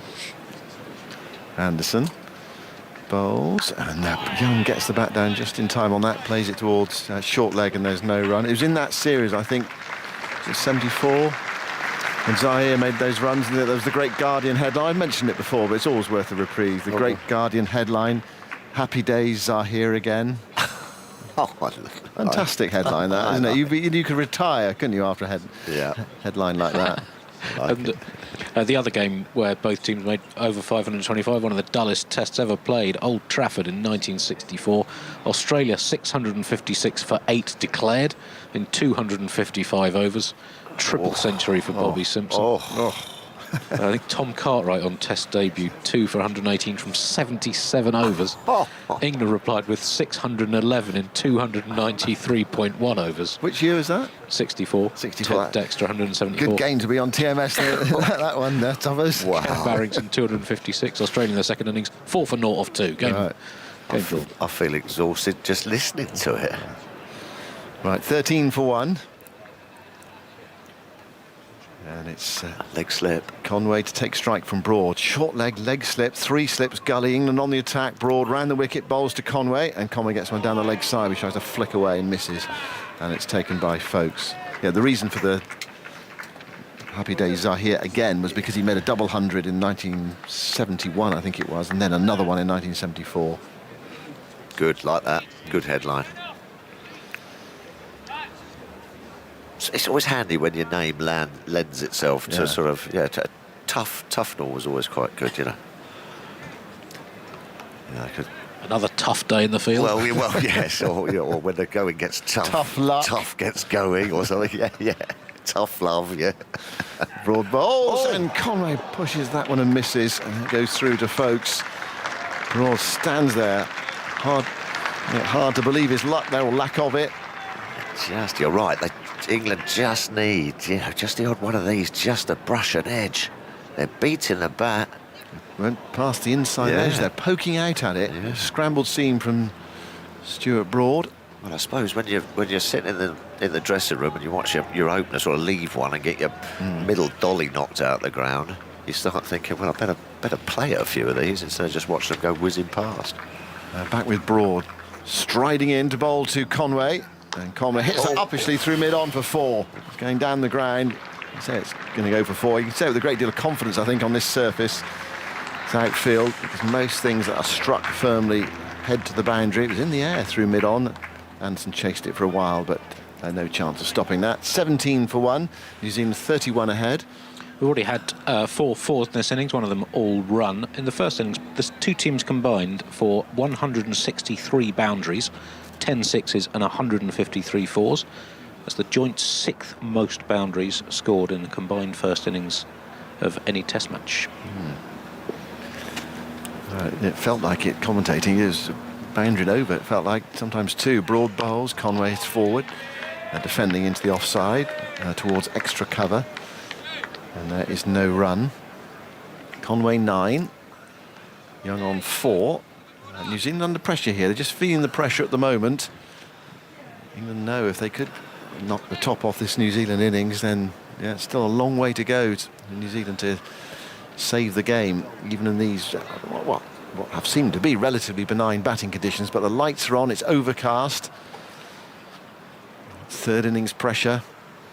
Broad to Conway, and Conway plays that forcefully away into the offside towards Leach at extra cover, and there's no run. That 163 boundary figure is also the joint most for a Test in England in the 2003 Oval Test, England-South Africa, a fantastic match. And South Africa made nearly 500, England I think made 600 and won by 9 wickets in the end. Early, and Michael Vaughan's tenure as England captain, also 163 boundaries in the 2 teams' first innings combined. Yeah, that was a game in which Marcus Trescothick made a double 100. I think it was Alex Stewart's last Test match as well. 17 for 1, last ball of the over coming up. Broad bowls to Conway. Conway gets a ball that leaves him, but he leaves it as well. And it goes through to Folkes. That's the end of Broad's over. Well, it's been good from Broad and Anderson. They've been probing away. And there's some genuine tension in the game after the frivolity of yesterday. Excitement and all the runs scored. It feels like we're back to almost that proper Test cricket at the moment. The bowlers asking some questions of this New Zealand top order. So a job to do for Conway and Young here. Well, New Zealand haven't got much of a tail either. I mean, I was just looking at our tail. It reminded me a bit of the 90s. I mean, with the likes of Jimmy and Broady, they're not great. But what have they got? Jameson injured. Southey gives it a whack. Henry and Bolt. Yeah. Anderson bowls. Young clips that into the onside towards mid-on. No run. Yeah, so if you can just get down to the likes of Mitchell and Blundell. Well, Mitchell, the problem with them is they tend to put huge partnerships together, but you feel they must fail sometime or other. Exactly. 236 in this match, 195 in the last game. But you have got a left-arm spinner to bowl on a pitch that odd one's turn might offer something this afternoon against the right-handers. Anderson bowls to Young. Young dead bats that into the offside and gets a run to the left of Broad.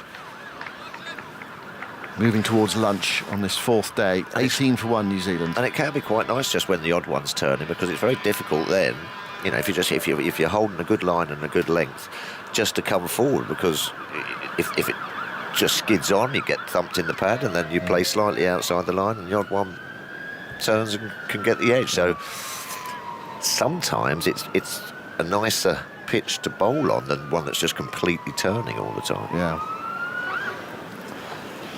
Anderson round the wicket to bowl to Conway.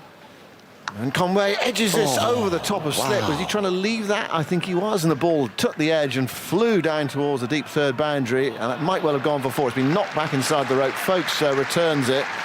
Conway's come back for 2. He inspects his bat. They might want to check that. It's possible it was stopped and knocked back inside the rope in time by Root. But, Root is hoping he's saved 2 runs here. Just seeing the replay. Dive full length. Well, that won't tell us, actually, because I can't see the ball, hand and boundary rope in the same shot. We're just checking it. Again, that's all right. It's hard to tell from the angles we've got at the moment, and therefore a delay. I think that's okay. It might be okay, yeah. The crowd have applauding the big screen. They've decided it's okay. Yeah. It's up to the third umpire, Rod Tucker, to say it's 2, not 4. Still got some energy in the legs. Yeah. Joe, that was a great sprint and full length dive to scoop it back. And a strange shot as well from Conway. Oh yeah, almost shoulder of the bat.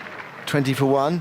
Anderson bowls to Conway, lets that hit him, and it comes off the thigh pad. It goes down towards the fine leg, but Conway knew he hadn't played a shot, so he didn't bother running.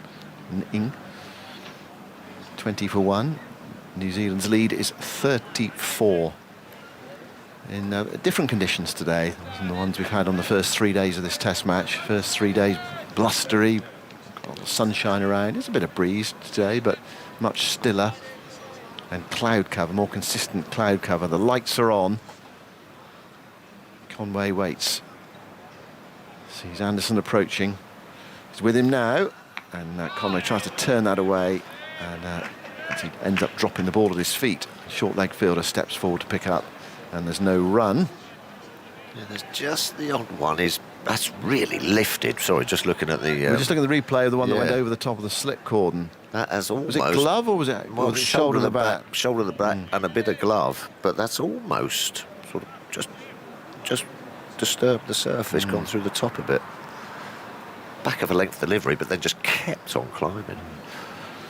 New Zealand 34 runs ahead. Anderson bowls to Conway, and Conway hits that firmly away off his hip, down towards deep back of square leg. Jack Leach is there. Sends in the return to Folkes. Leach, who bowls left arm and throws right arm. Can you throw with your right? Absolutely not. Absolute rubbish. I'm left-handed as well. It would be awful trying to throw with my right, but Leach just bullets it in over the stumps. Yeah, the Tamal Mills is the same. Yeah, that's right. Left-handed throws. Kevin James was one as well. You've got to keep your eye on them in the field, actually, because they can surprise you. My son as well, bowls right, really? throws left. Well, it's just something not right. How can it? Presumably you're one of those real left-sided people, well, are you? No, not really. No? You know, I had 2 great feet. You know, I was left half. My dad said, "Oh, fantastic left half." I can kick with both kick with your feet. right as well, can you? I can, yeah. Broad, new over, bowls to Conway. Conway lets it go. Conway's on 12, 21 for 1. Could have been the next Ryan Giggs, but with the right foot. But you play cricket instead. Well, there you go. Mark chose wrong there. Yeah. You batted right-handed. I mean, Batted batted is the right. But that's natural to bat right-handed if you're left-handed. If that doesn't make doesn't top-handed player. Top-handed player. Top-hand, but the throwing, I mean, that is really quite. You would have thought that. With your precision of your bowling and your strength and your coordination to bowl spin, you would have thought you'd throw left-handed. You would. Weird. Broad to Conway. Conway dead bats that. He seemed to keep a fraction low there, the way Conway played it. Into the offside, no run. There must be a name for that. I'm ambidextrous, I know, but I mean, there must be something a little bit more to it than that, because that is strange. I wonder if he can throw left-handed. Well, whether Jack Leach can. Yeah. if he can't throw left-handed, I reckon he's bowling with the wrong hand. That could be his problem, Toppers. He's really an off-break bowler. The Broad goes into bowl to Conway, and Conway leaves the ball outside the off stump, goes through low to Folkes. Back in the day, we were witches, weren't we? Or left-handed people. Well, Sinistra, yeah, I think. Sinister and dexterous, yeah. Dexter in Latin and sinister, is it? Or sinistra? Yeah. Or is it? I'm mixing up my languages now, I think, but yeah. Left-handers. 21 for 1. Broad at the far end. Pavilion behind him. 3 slips gully, short leg, leg slip. Moving towards lunch, Broad bowls to Conway, wide of off stump, just leaving him a fraction, but it started wide. So Conway didn't have to play at it. Conway so far in this series, not quite. 46, 13 and 3. I mean, last summer, of course, we saw him come out and unfurl that debut double 100 at Lords. That was opening the batting, wasn't it? Yeah. He was last man out, run out for 200 in that test match last year at Lords. Broad looking for a wicket, goes in, bowls to Conway, and Conway plays the ball outside the off stump. He might have left that, but he decided to play at it just with the angle. Again, no venom in the shot, it was purely defensive. And Leach picks up. Been a bit unlucky, England.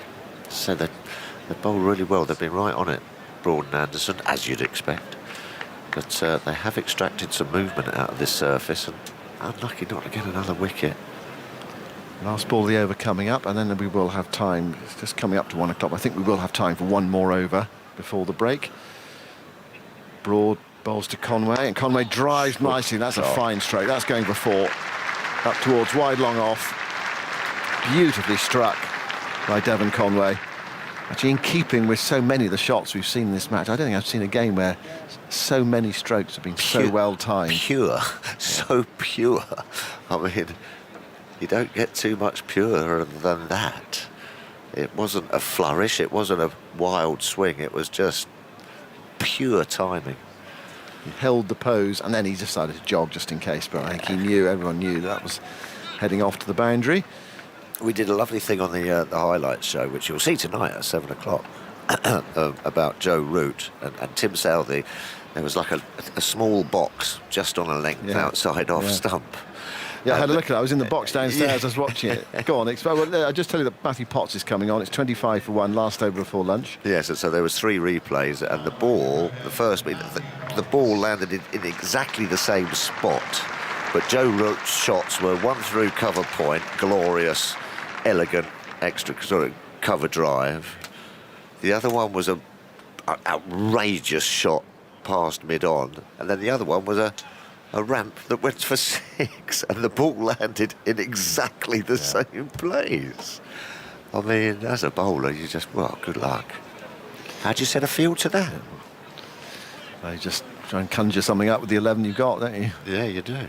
Here's Potts then, bowling to Young, and Young gets the bat down in time on that one. It was booming in on his off stump, played it down to the slip cordon, no run. And that's what I've noticed about this game more than any I've seen for a long time, is that the boys were just hitting it where the fielders weren't. You know what I mean? Sometimes, you usually take a few slips out, strengthen the ring and perhaps have one on the boundary, but wherever they went, it was just whizzing past them, wasn't it? Indeed. 25 for 1. New Zealand are 39 runs ahead. Leg slip for Potts as well, bowling to Young. And Young plays defensively on the banks towards short leg. A lot of interest and excitement from behind, but that looked like a perfectly safe and solid defensive shot from Will Young. So yeah, highlights tonight, 7 o'clock, BBC Two. We've had plenty already. You can see the action that's happened already this morning on the BBC Sport website. 6 wickets have gone today. Batting masterclasses. You've seen a couple of absolute masterclasses. Young on 5, waits for Potts. He goes bouncing in to bowl to him, and Young turns that away past short leg. He'll get 1 here, and he'll have to settle for 1. There's Jack Leach and lobbing the ball in right-handed to Ben Folkes. Yeah, if you're a young boy or girl and you want to know what batting's all about, have a look at them, because it was just poetic. And how to do it.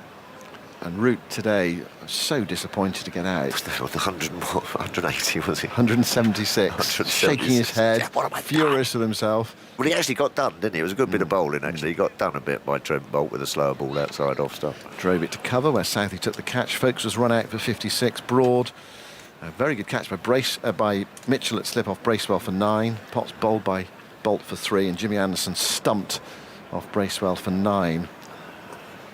Potts bowls. Conway defends, back down the pitch, picked up by Potts, and there's no run.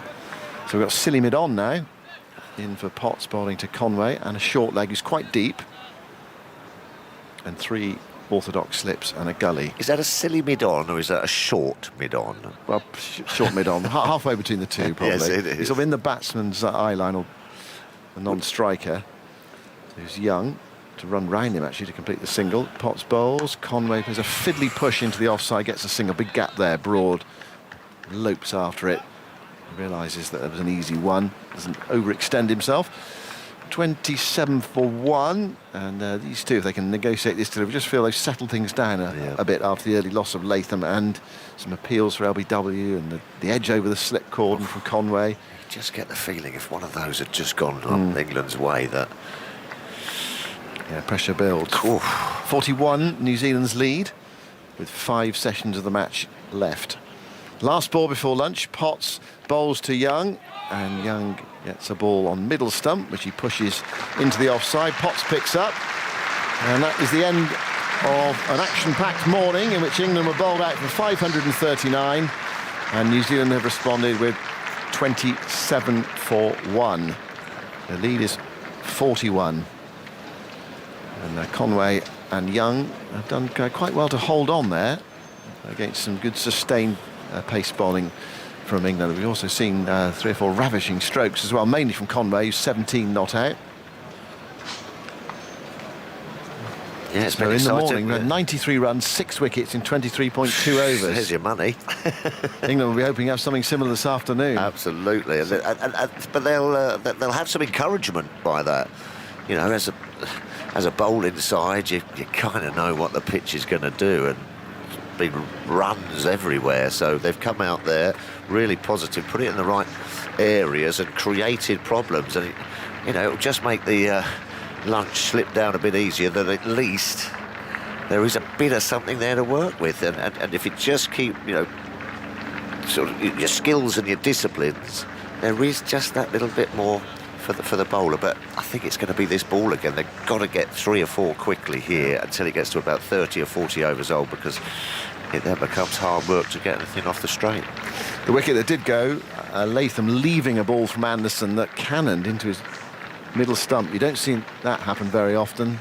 Normally if a batter leaves it, it nicks off the off bail, something like that, hits the top of off stump, but he left it and hit the middle stump. So Anderson with 650 test match wickets. Ooh, that's a lot. 4 overs, 1 for 13. Say that again. That's decent. Yeah. Broad 4 overs, 0 for 12, and Potts 1 over for 2. So lots of action in that morning session. The crowd have enjoyed it.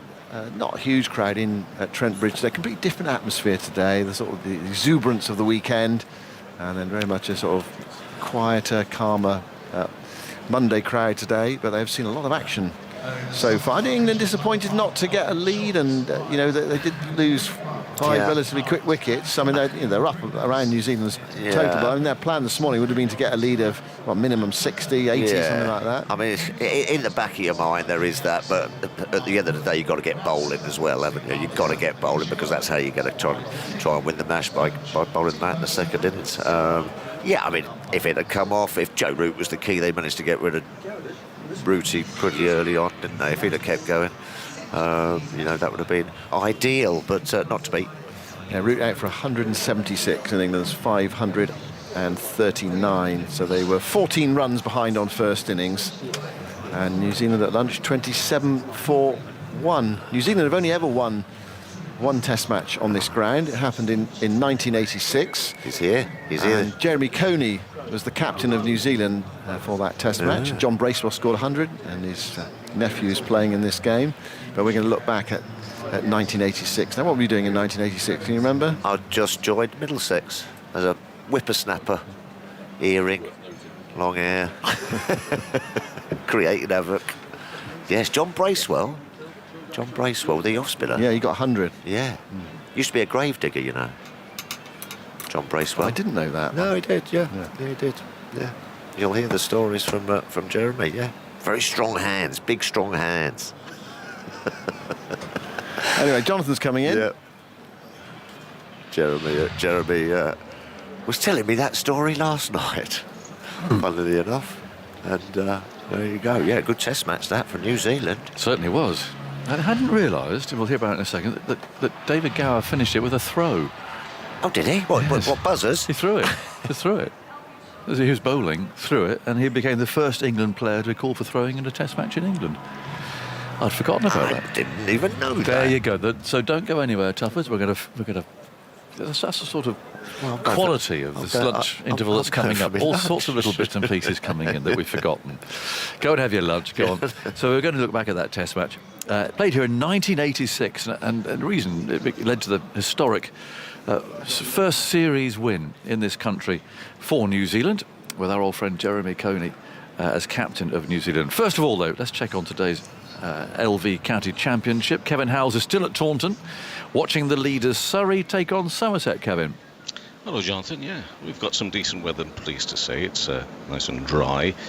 Fairly warm as well, because it's been a bit nippy, hasn't it, with the wind in the last week or so, but some decent weather for hopefully some decent cricket. And Surrey's planned, certainly on this second day, to bat out the second day, having bowled Somerset for 180 first innings yesterday. Well, Surrey, after the morning session, have got 151 for 2, with Rory Burns going nicely on his 97 not out. Got Jamie Smith there on 2 at the moment. It's not quite the card as it reads, though, because we need to point out some things that took place, if you like, before the start of play this morning. Hashim Amla of Surrey unable to take to the field. He was the not-out batsman, or one of them, overnight, but I'm afraid he was unwell, so unable to return to the middle this morning. Ben Geddes, therefore, went straight out into the middle this morning for Somerset, having yesterday lost Josh Davey because of concussion, so a sub introduced to the game, Casey Aldridge. I'm afraid they lost another player to concussion. This time it's Craig Overton. Now, he took a blow, both of the deliveries actually, which, if you like, got rid of Josh Davey, which he ducked into a delivery from Jamie Overton. Well, Jamie Overton also bowled the ball, which in the end saw Craig Overton initially have to leave the field for concussion, came back on, but then this morning, I'm afraid, was unable to take to the field again. So another replacement brought in. This time it's Marchant de Lange. So a couple of sub-fielders, or should I say replacements, because of concussion for Somerset, which doesn't help their cause, of course. However, Marchant de Lange, along with Tom Lammonby, have bowled nice and tightly in around the 45-minute period before lunch, and in the end Ben Geddes was removed. He was caught at first slip, just stuck in his crease, and he was moved off the bowling of de Lange on a catch by Lewis Gregory, the only wicket to have fallen after about an hour and 40 minutes of play this morning. So Surrey still trail. They're nicely positioned at lunch on day 2. We'll run down 7 other matches to bring you the scores. Yorkshire against Hampshire at Southampton. This is an important game. It's second versus third, with Yorkshire eventually all out for 428. Dom Bess was 51 not out. George Hill that 131. Brad Wheel taking 4 for 59. The game in Birmingham between Warwickshire and Lancashire. Warwickshire all out for 292. That included Sam Haines 130. Wickets shared around, including the very experienced first-class bowler from New Zealand, Will Williams. On his Lancashire debut, he picked up a couple of wickets there, but Lancashire 72 for 2, therefore trail by 220 runs. The bottom 2 teams meet at Canterbury, where Gloucestershire made 438. Glenn Phillips with a 125. You notice there's quite a strong New Zealand field to this scorecard. But anyway, Kent in reply of 41 for 1 there in the first innings. And again, can't believe this, I'm not making this up, obviously, because it's a scorecard, but it's from one match to another where New Zealand players are standing out. This time it's Rachin Ravindra with a double 100 for Durham on his debut. 217 in a Durham, a total of 481 for 7 against Worcestershire. Middlesex versus Derbyshire. Middlesex, the leaders of the second division, all out for 251. Derbyshire 134 for 2 in reply. Sussex, this game in Cardiff against Glamorgan. Sussex 376, Glamorgan 5 for 1 in reply, and then Leicestershire versus Nottinghamshire. They're at Leicester, where Leicestershire were all out for 440 centuries for Lewis Hill and Colin Ackerman, and for me, quite an exciting all-rounder by the name of Ben Mike, who got himself a 78 in that 440, but Nottinghamshire in reply are 21 for no wickets. So there we are, plenty of New Zealand mentions in the county scorecard this lunchtime on day 2. That must be the first case ever of one brother concussing another, isn't it? It's not so good, but very serious, of course. We wish him a speedy recovery. But Jamie was actually asked last night, what was it like bowling to your brother and actually causing such problems? He said, well, basically, he didn't play it properly, did he? So, brotherly love on the field, I guess. Yeah, OK. Lovely, Kevin, thank you. Every ball, of course, is available on the BBC Sport website and the app. Here at Trent Bridge, 27 for 1 is New Zealand's second innings total so far. They lead by 41. Latham was out for 4, playing no stroke, to Jimmy Anderson to give him his 650th Test wicket. And they'll be back here again in about 25 minutes, I would say, or thereabouts, to continue that game. So, as promised, we're going to look back at that famous game here at Trent Bridge. It was played in 1986. It was a victory which led to a historic first series win for New Zealand in England. We'll hear from the man of the match, Richard Hadley. We'll hear from Gladstone Small, who made his debut in that game, and of course Jeremy Coney, the proud New Zealand captain that day. But first, Andy Zaltzman, how about putting us into context? I mean, how big a deal was it for New Zealand cricket? Well, they generally really struggled in England up till that point. They'd lost 8 of the 9 series that they played in England. The exception was a 0-0 draw in 1949 when all the tests were only 3 days long, and they'd lost 17 of their previous 21 tests in England. They'd won 1 match, that was on the previous tour in 1983, and the balance of power between England and New Zealand had been shifting. New Zealand beat England in a test for the first time in the 1977-78 series. It was the 48th game between the two countries, and New Zealand's first win. That series was drawn 1-1, and New Zealand had been a fine side for some years. They'd won 8 of their 13 series in the 1980s. They'd beaten Australia home and away in the previous year. They'd beaten England in New Zealand in the 83-84 winter, and they had in their team Richard Hadley, who we'll hear from later. And in the 1980s, up to the point of the game here, he'd taken 215 wickets in 38 tests at an average of 18. So that balance of power had been shifting. England had a difficult year. They'd been hammered 5-0 in the West Indies, and they'd lost 2-0 to India in the first half of the summer. Right, thank you, Andy, very much. So, well, the man of the match was New Zealand's most famous player, Sir Richard Hadley, someone, of course, who was so popular here at Trent Bridge after spending a decade playing for Nottinghamshire. And he's been sharing his memories of this 1986 Test match by speaking to the club's website. Yeah, 86 was a good one. Of course, I've been playing at Notts for about 7 or 8 years for a starter.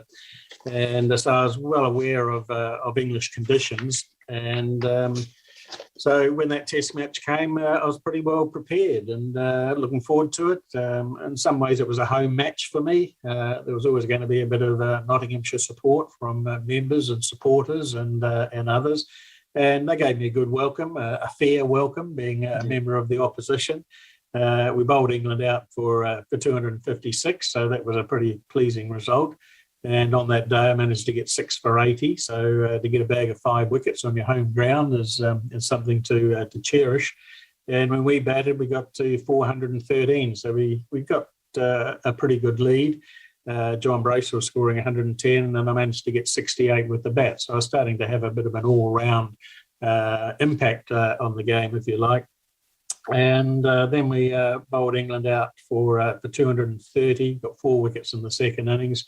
So that was 10 wickets for the match. And I didn't actually know it at the time.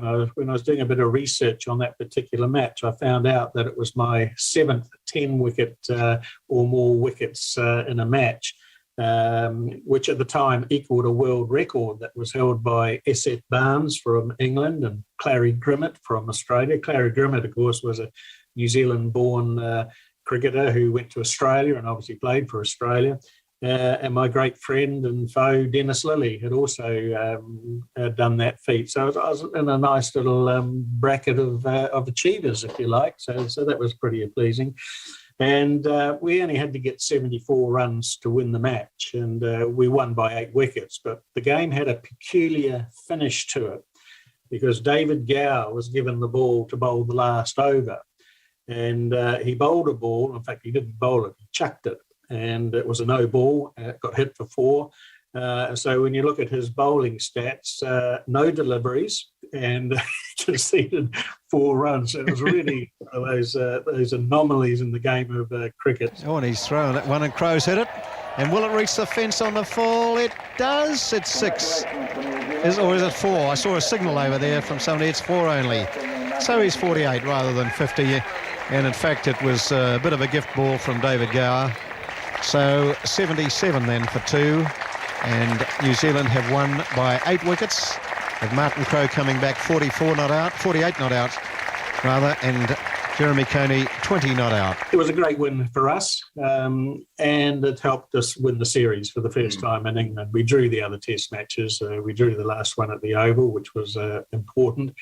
So to get that series win, it was significant in our history. And even in 1983, when we came over, we didn't play at Trent but we won our first ever test match on English soil at Headingley, went on to lose the series. But we were starting in our history throughout the 80s in particular, we were winning more offshore.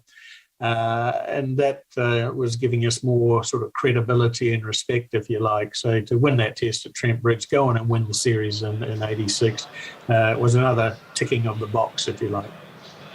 There's Sir Richard Hadlee talking to the Nottinghamshire website about that famous game here in 1986, August the 7th to the 12th. Just a run through the scores. England 256, New Zealand replied with 413, with that 100 from John Bracewell. Richard Hadlee scored 68, Evan Gray scored 50, the middle order, if you like.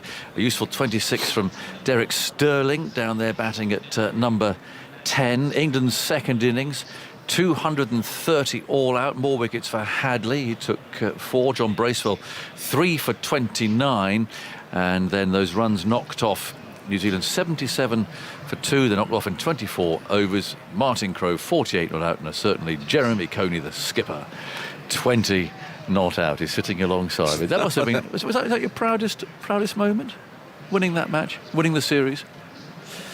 We had enjoyed. Yeah. No, I guess I wouldn't say it's more proud than beating Australia in Australia.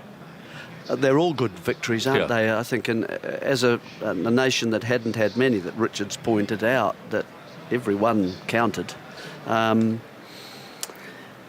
But coming to England, of course, England we always regarded. We tended to glance towards England, I think, as a nation in terms of cricket originally.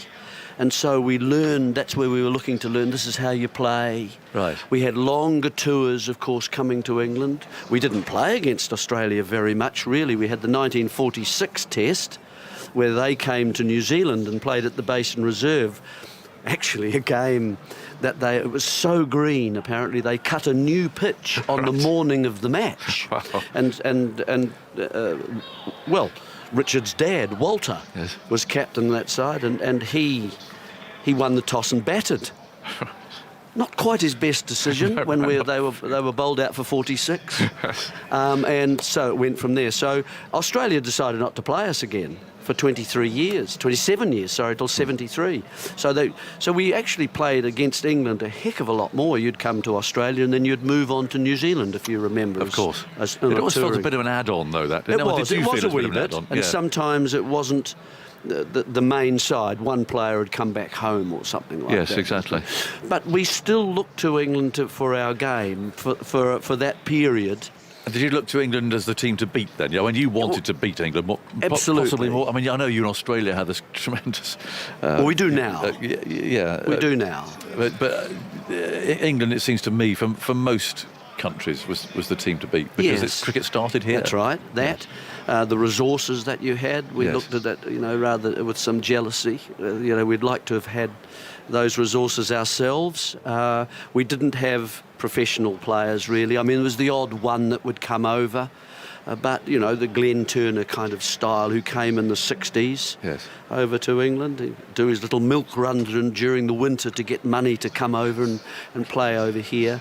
And then others began to follow, Jeff Howarth and John Parker and so on. So while there was a professional component, it wasn't very important. There weren't big numbers in the New Zealand setup. But we did look to England, you're right. And you drew. So the first game was drawn at Lords. Of course, I mean, you won. Of course, you won the we'd previous. Already won, and you see, we'd won in Australia. Yes. At that stage, 2-1 in Australia, and then 1-0 in New Zealand in the 6-test series. So that was important. Yes. And so we were quite a confident side. But although I must say, when I first looked at the announcement of the team, I wasn't involved in the side at all, in the selection of the side. No, we just were presented the team. Right.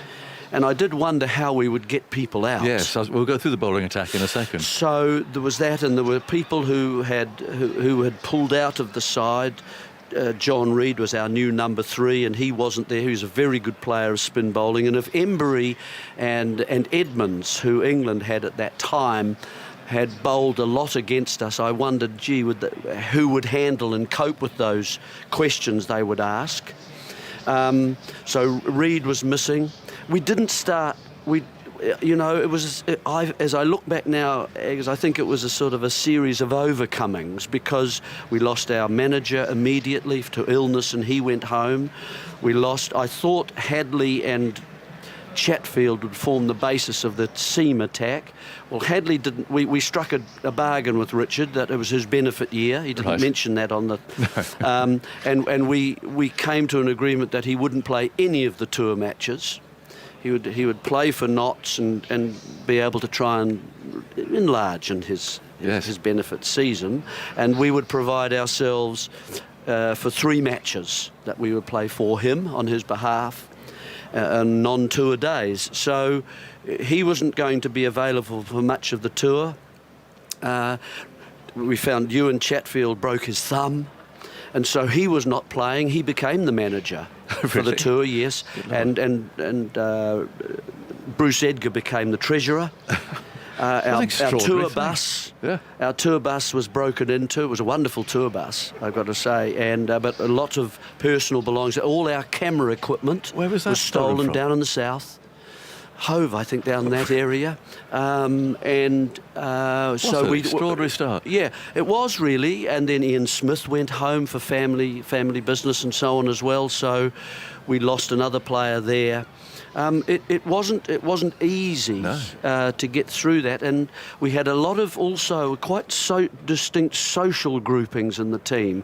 We had a lot of older, more mature players who had, been pressed into service for more than 20 tests and knew about the rigours of touring, and then we had no one in between, and the young group, which probably half the side had only less than 5 tests. And we had bowlers in particular, they had been cast aside. Some of the more experienced players weren't included in the tour, like Gillespie and there's another fellow I remember to a right arm. Wasn't selected, and so we had a 20-year-old Willie Watson, and we had a 19-year-old Brian Barrett as well. And we had Derek Sterling, who was a tall and strongly built. Blackhead fellow, yes, he did. Yes. But sort of didn't quite have the control, variable control. So they were going to get plenty of chances and opportunities, and the hope was that 2 of them would come through, or at least one. But that wasn't quite happening. No. But what it did mean is that our spin bowling department, which was John Bracewell, who was becoming more of an attacking bowler, becoming almost a more senior member of the side. Could he handle that responsibility? Yes. And then we had Evan Gray, because Stephen Bock didn't come on the tour either. So was he good enough at both? Would he become a little bit of an all-rounder? Like John Bracewell, both could bat a bit. So there was that element, and they did a lot of bowling because the seamers just weren't responding to the opportunities. Like a really hard work tour, and you've got Sir Richard then, who's absent for much of it because he's playing here in Nottinghamshire and his benefit and so on. Who obviously, I mean, you name your attack. I mean, this is he's standing head and shoulders in terms of quality. How difficult was that as the captain then? How do you handle when you've got this stellar quality bowler? Is there a temptation to over bowl him? Is there a temptation just to kind of do what he wants? If he wants that end, yes, of course you can have that. Do you want to do that? Do you want to bowl now? Well, or I don't know if Richard was like that, or whether he would just want to bowl all the time. How do you handle someone who really is, or around whom the rest of the bowling attack is Well, it had to be a bit formed? that way. I mean, that's, you don't like to think that it is that way. And in fact, you know, I remember at the end of the first Test match, Mike Gatting was the captain in that series for England, and he sat on a little table fielding questions from the press, rather predictable questions and so on. But then one came along and he said, "What's it like facing Hadley?" And he sort of sat there for a moment and he said, "Well, it's like facing the World 11 at one end and the Ilford Seconds at the other." Ilford, what's that? A little community into the east of London? I think it might be the south, Gat lives, I think. Yes, it's London club side. And he was getting his point across that Richard was obviously a difficult and a fine bowler, and that's fine. But it had the feeling about being a one-man team again. Yes. And we had heard that many times. But you weren't. Clearly. Well, no. And we suddenly, it became a kind of a catch cry and a motif for the tour. And it sort of was a binding component, you know, that... Come on, the Ilford Come on, Ilfords. Yeah, exactly. Come on, Ilford. You'd hear that in the field. Sure. You'd hear it at warm-ups, you know. And then John Bracewell went out and had a T-shirt made up with the Ilford Second 11 1986 tour of England. And we put mug shots of all of us onto the T-shirt, which were worn, you know, every time we warmed up and so on. We would wear these T-shirts. What did Richard think of that? Richard, well, he wasn't there for most of the time, but he didn't really mind. I mean, it was saying that he was a fine player, and he was primus inter pares, you know, first among equals. Yes. And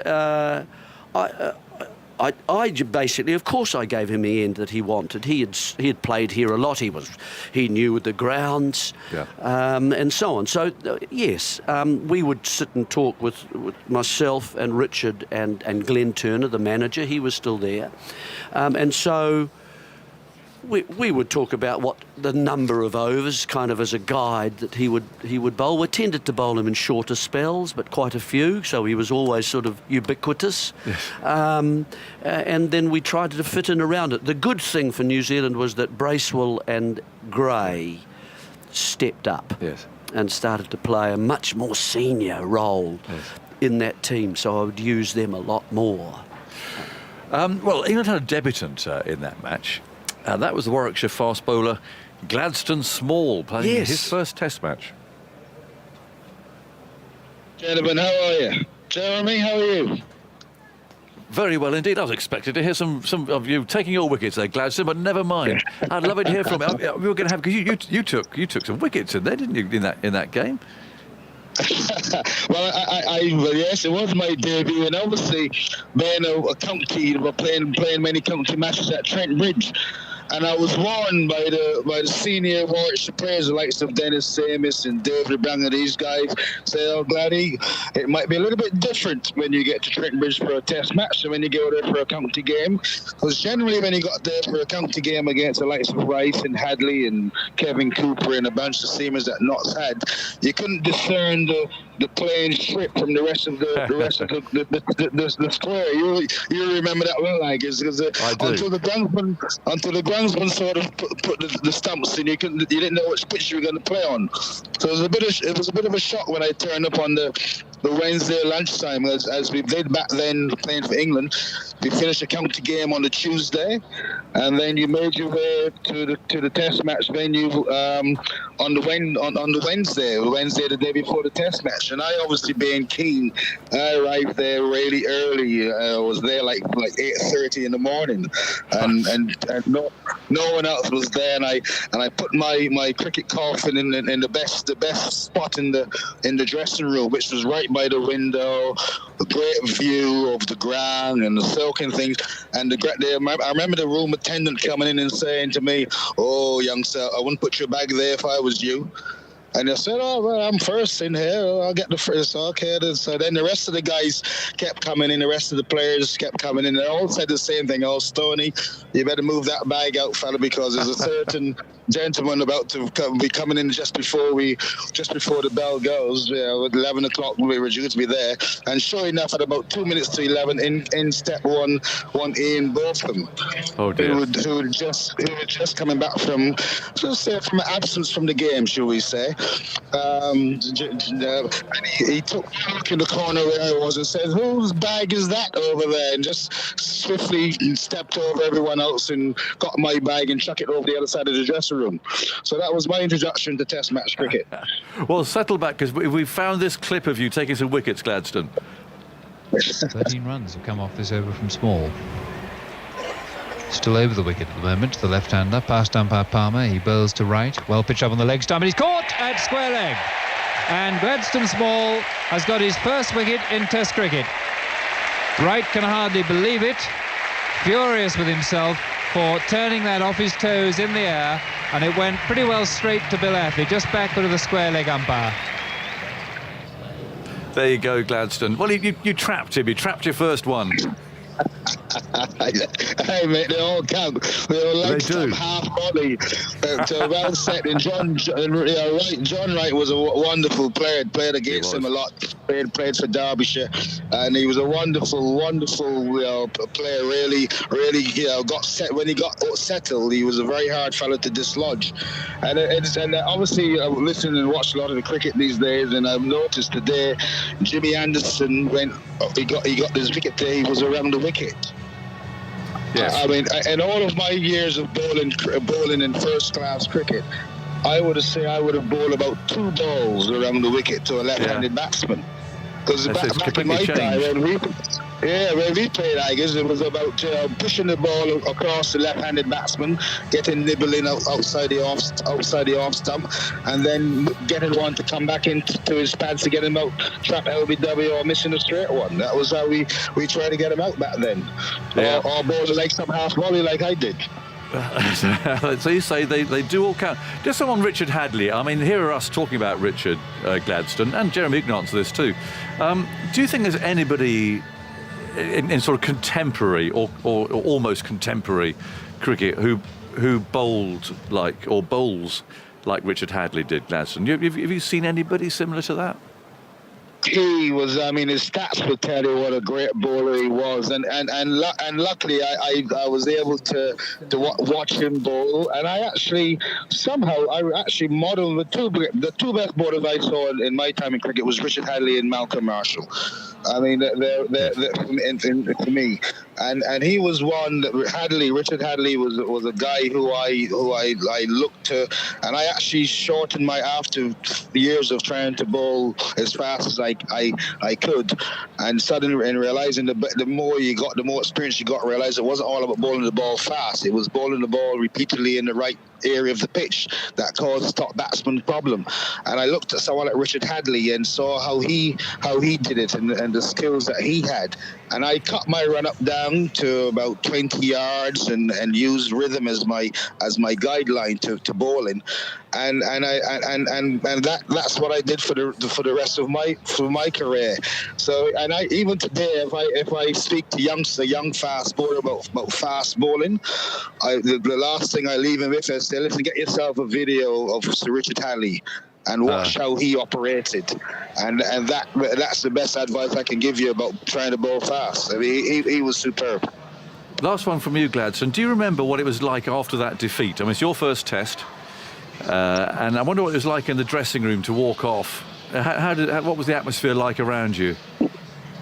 Yes, I mean, it was obviously not the way you want to finish your opening test match, and I mean, it was just simply a lot boys have a bottle of some sort of beer that was on at the time, and then you got off to your next county match, really, and then we'll see a next test match. It was there wasn't, because it was a hard fought test match. We bowled a lot of overs in the first innings. I think we bowled about 160 odd overs. I bowled almost 40 overs in that first test match. So it was a signpost to how tough test match cricket was. That's for sure. You had to earn your wickets on tough pitches.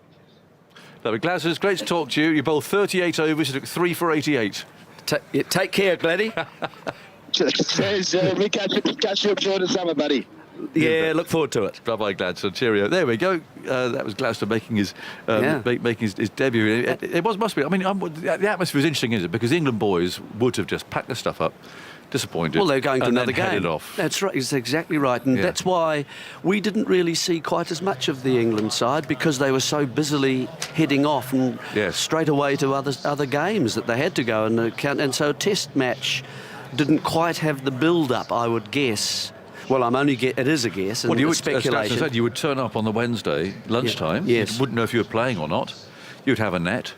The selectors would wander about. There'd be a fielding practice. There would be a dinner that evening, which the selectors would attend. They would then leave, and the captain would then address the team. And you probably, well, in my case, still didn't know if you were playing or not.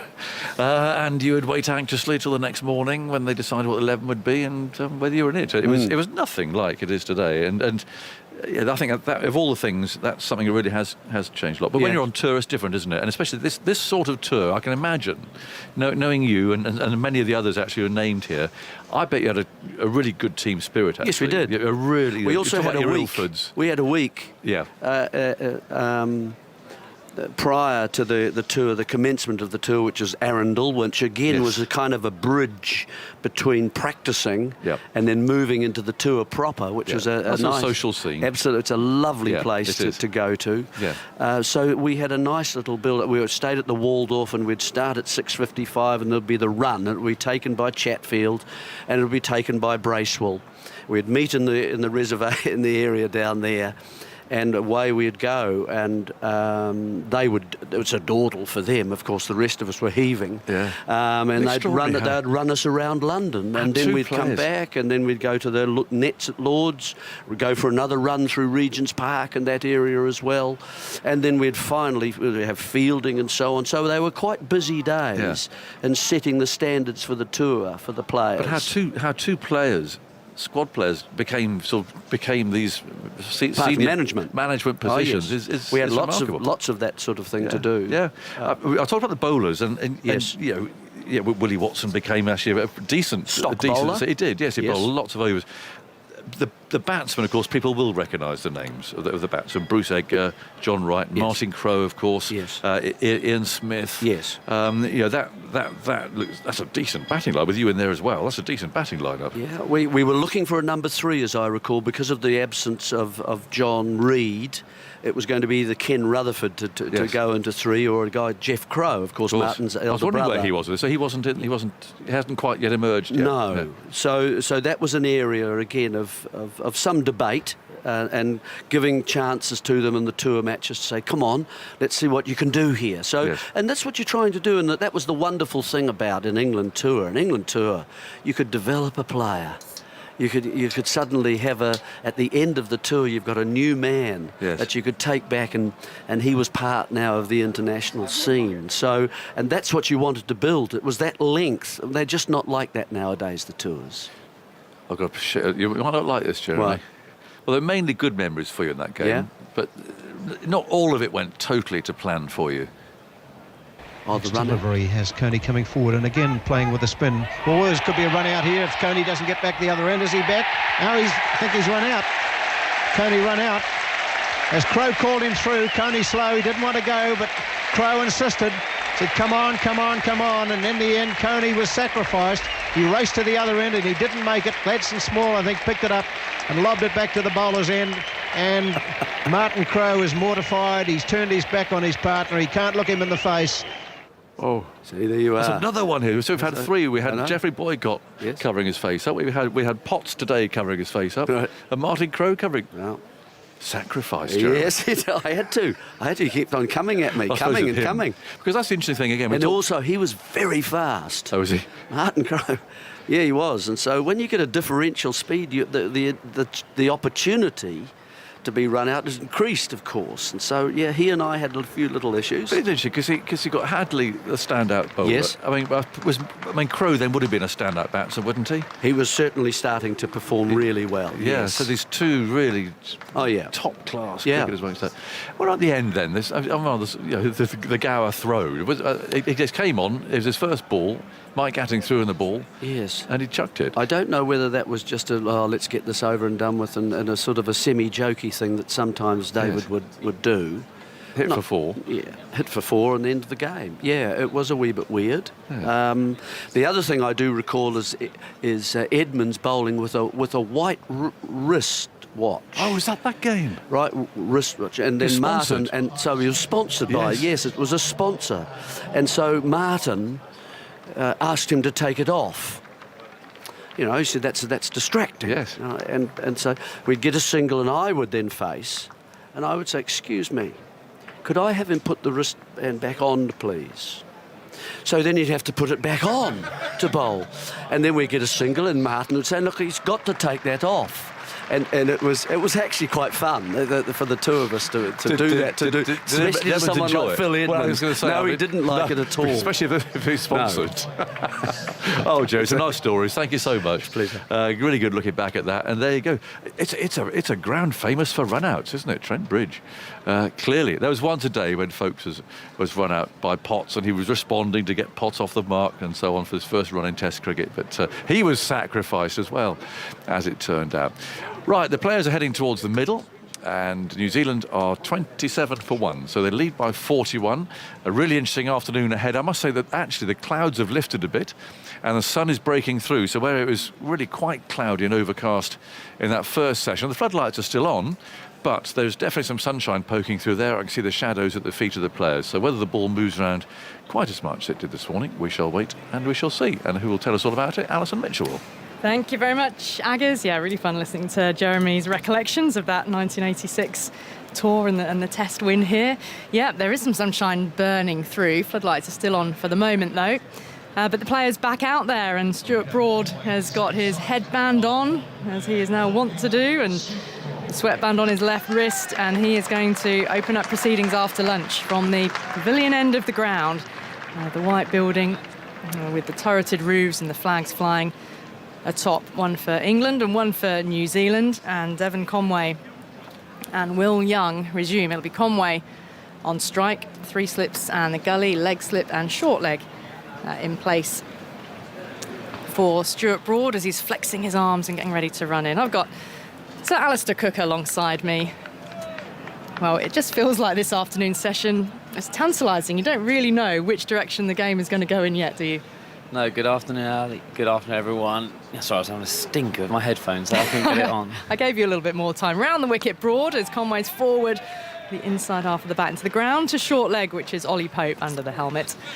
You're right. It's been such a brilliant Test match so far. Lots of runs, and then suddenly for the first time in the game, the ball started to dominate the bat. A bit more nip in the surface. I think it must have been something to do with the overhead conditions, making the ball nip. The pitch slightly dry, but it made it compelling viewing, didn't it? If England could have just sneaked one more before lunch, you felt they kind of needed to. The ball, as we've seen all series and all summer, really just gets softer and softer quite quickly.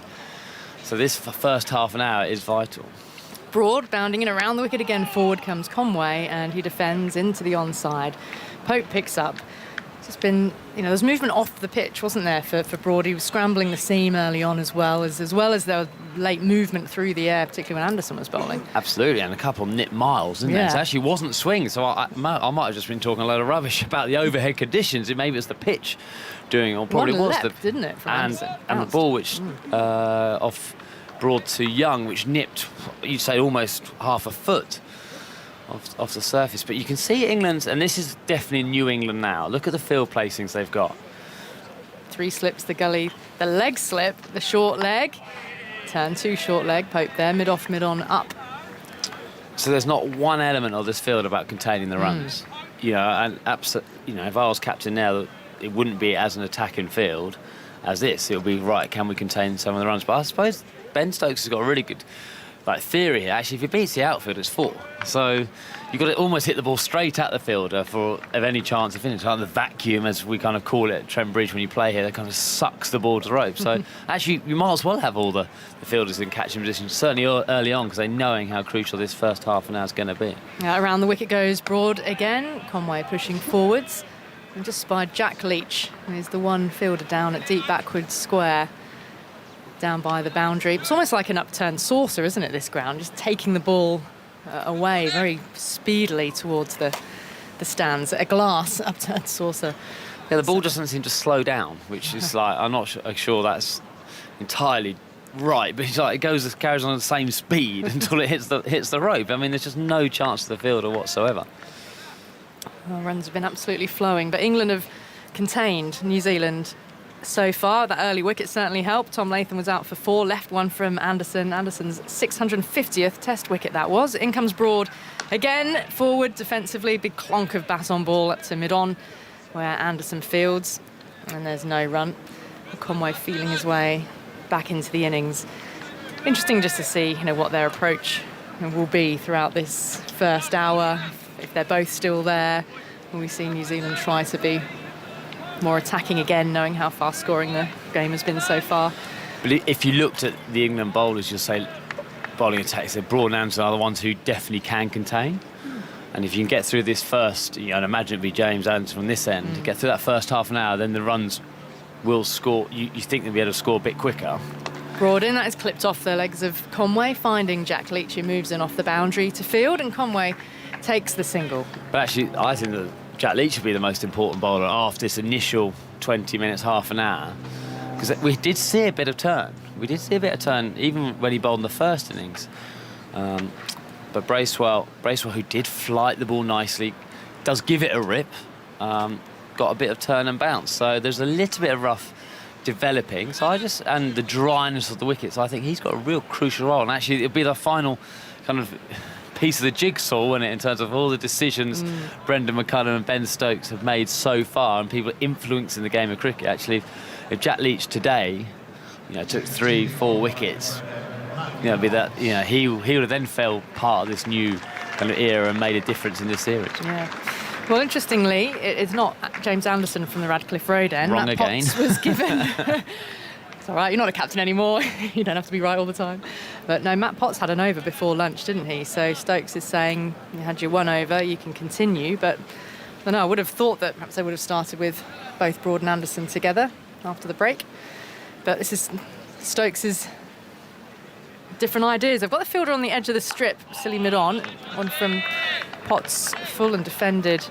Back up the pitch, he fields off his own bowling. This fielder was in place in Potts' over before lunch, and I think it was Will Young and I think it was Lees who was in that position there, who were exchanging a few words in the over before lunch, possibly having come up against each other in county cricket, maybe. But Potts is now bounding in, down the leg side, plenty of lift and carry there, through to the keeper. Conway leaves it alone. It's probably not good times how I missed that. I was down over before lunch? Yeah, I was downstairs.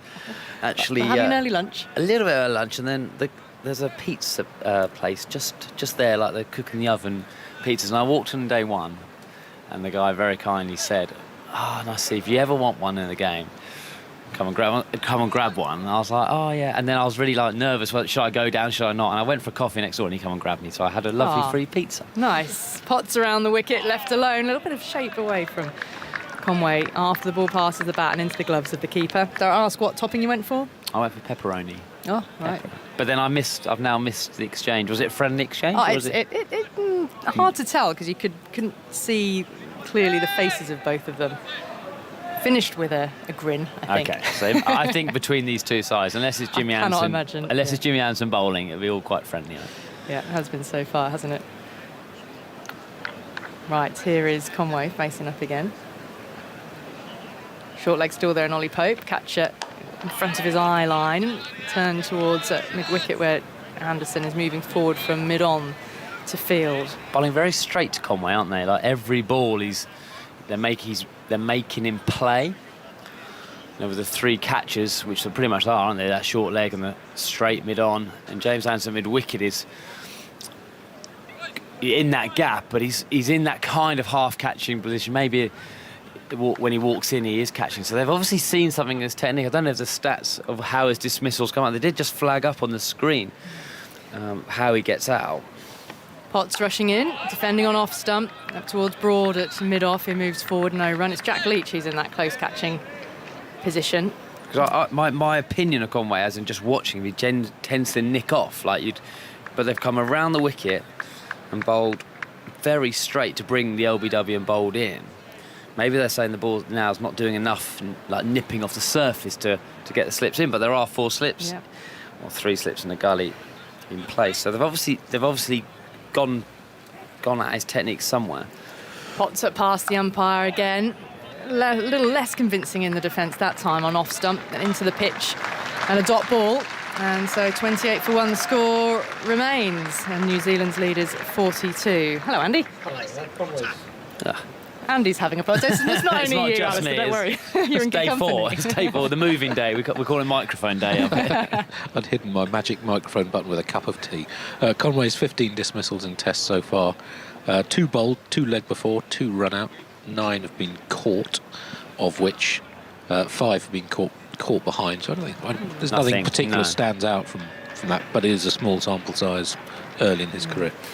I mean, the sample size of this match is predominantly caught, isn't it? In New Zealand's first innings, every single wicket was a catch, and throughout England, it was only when the folks' run-out came. That was the first non-caught wicket.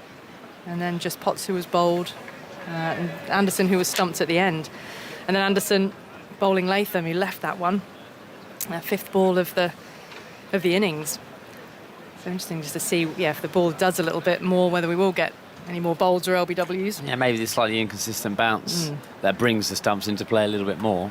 Broad over the wicket now to the right-handed Young, who's skipping up on his toes to leave that one. Ended up being a well-judged leave. Ball went through to the keeper, Ben Folkes. And he's kept well, hasn't he, Folkes? Just sort of being quite an understated way. You haven't noticed him, so to speak, but then he's done also well with the bat, both at Lords and here. Yeah, and that West Indies series, I don't think he kept as well as he could have done. It's like the standard kind of expected on it.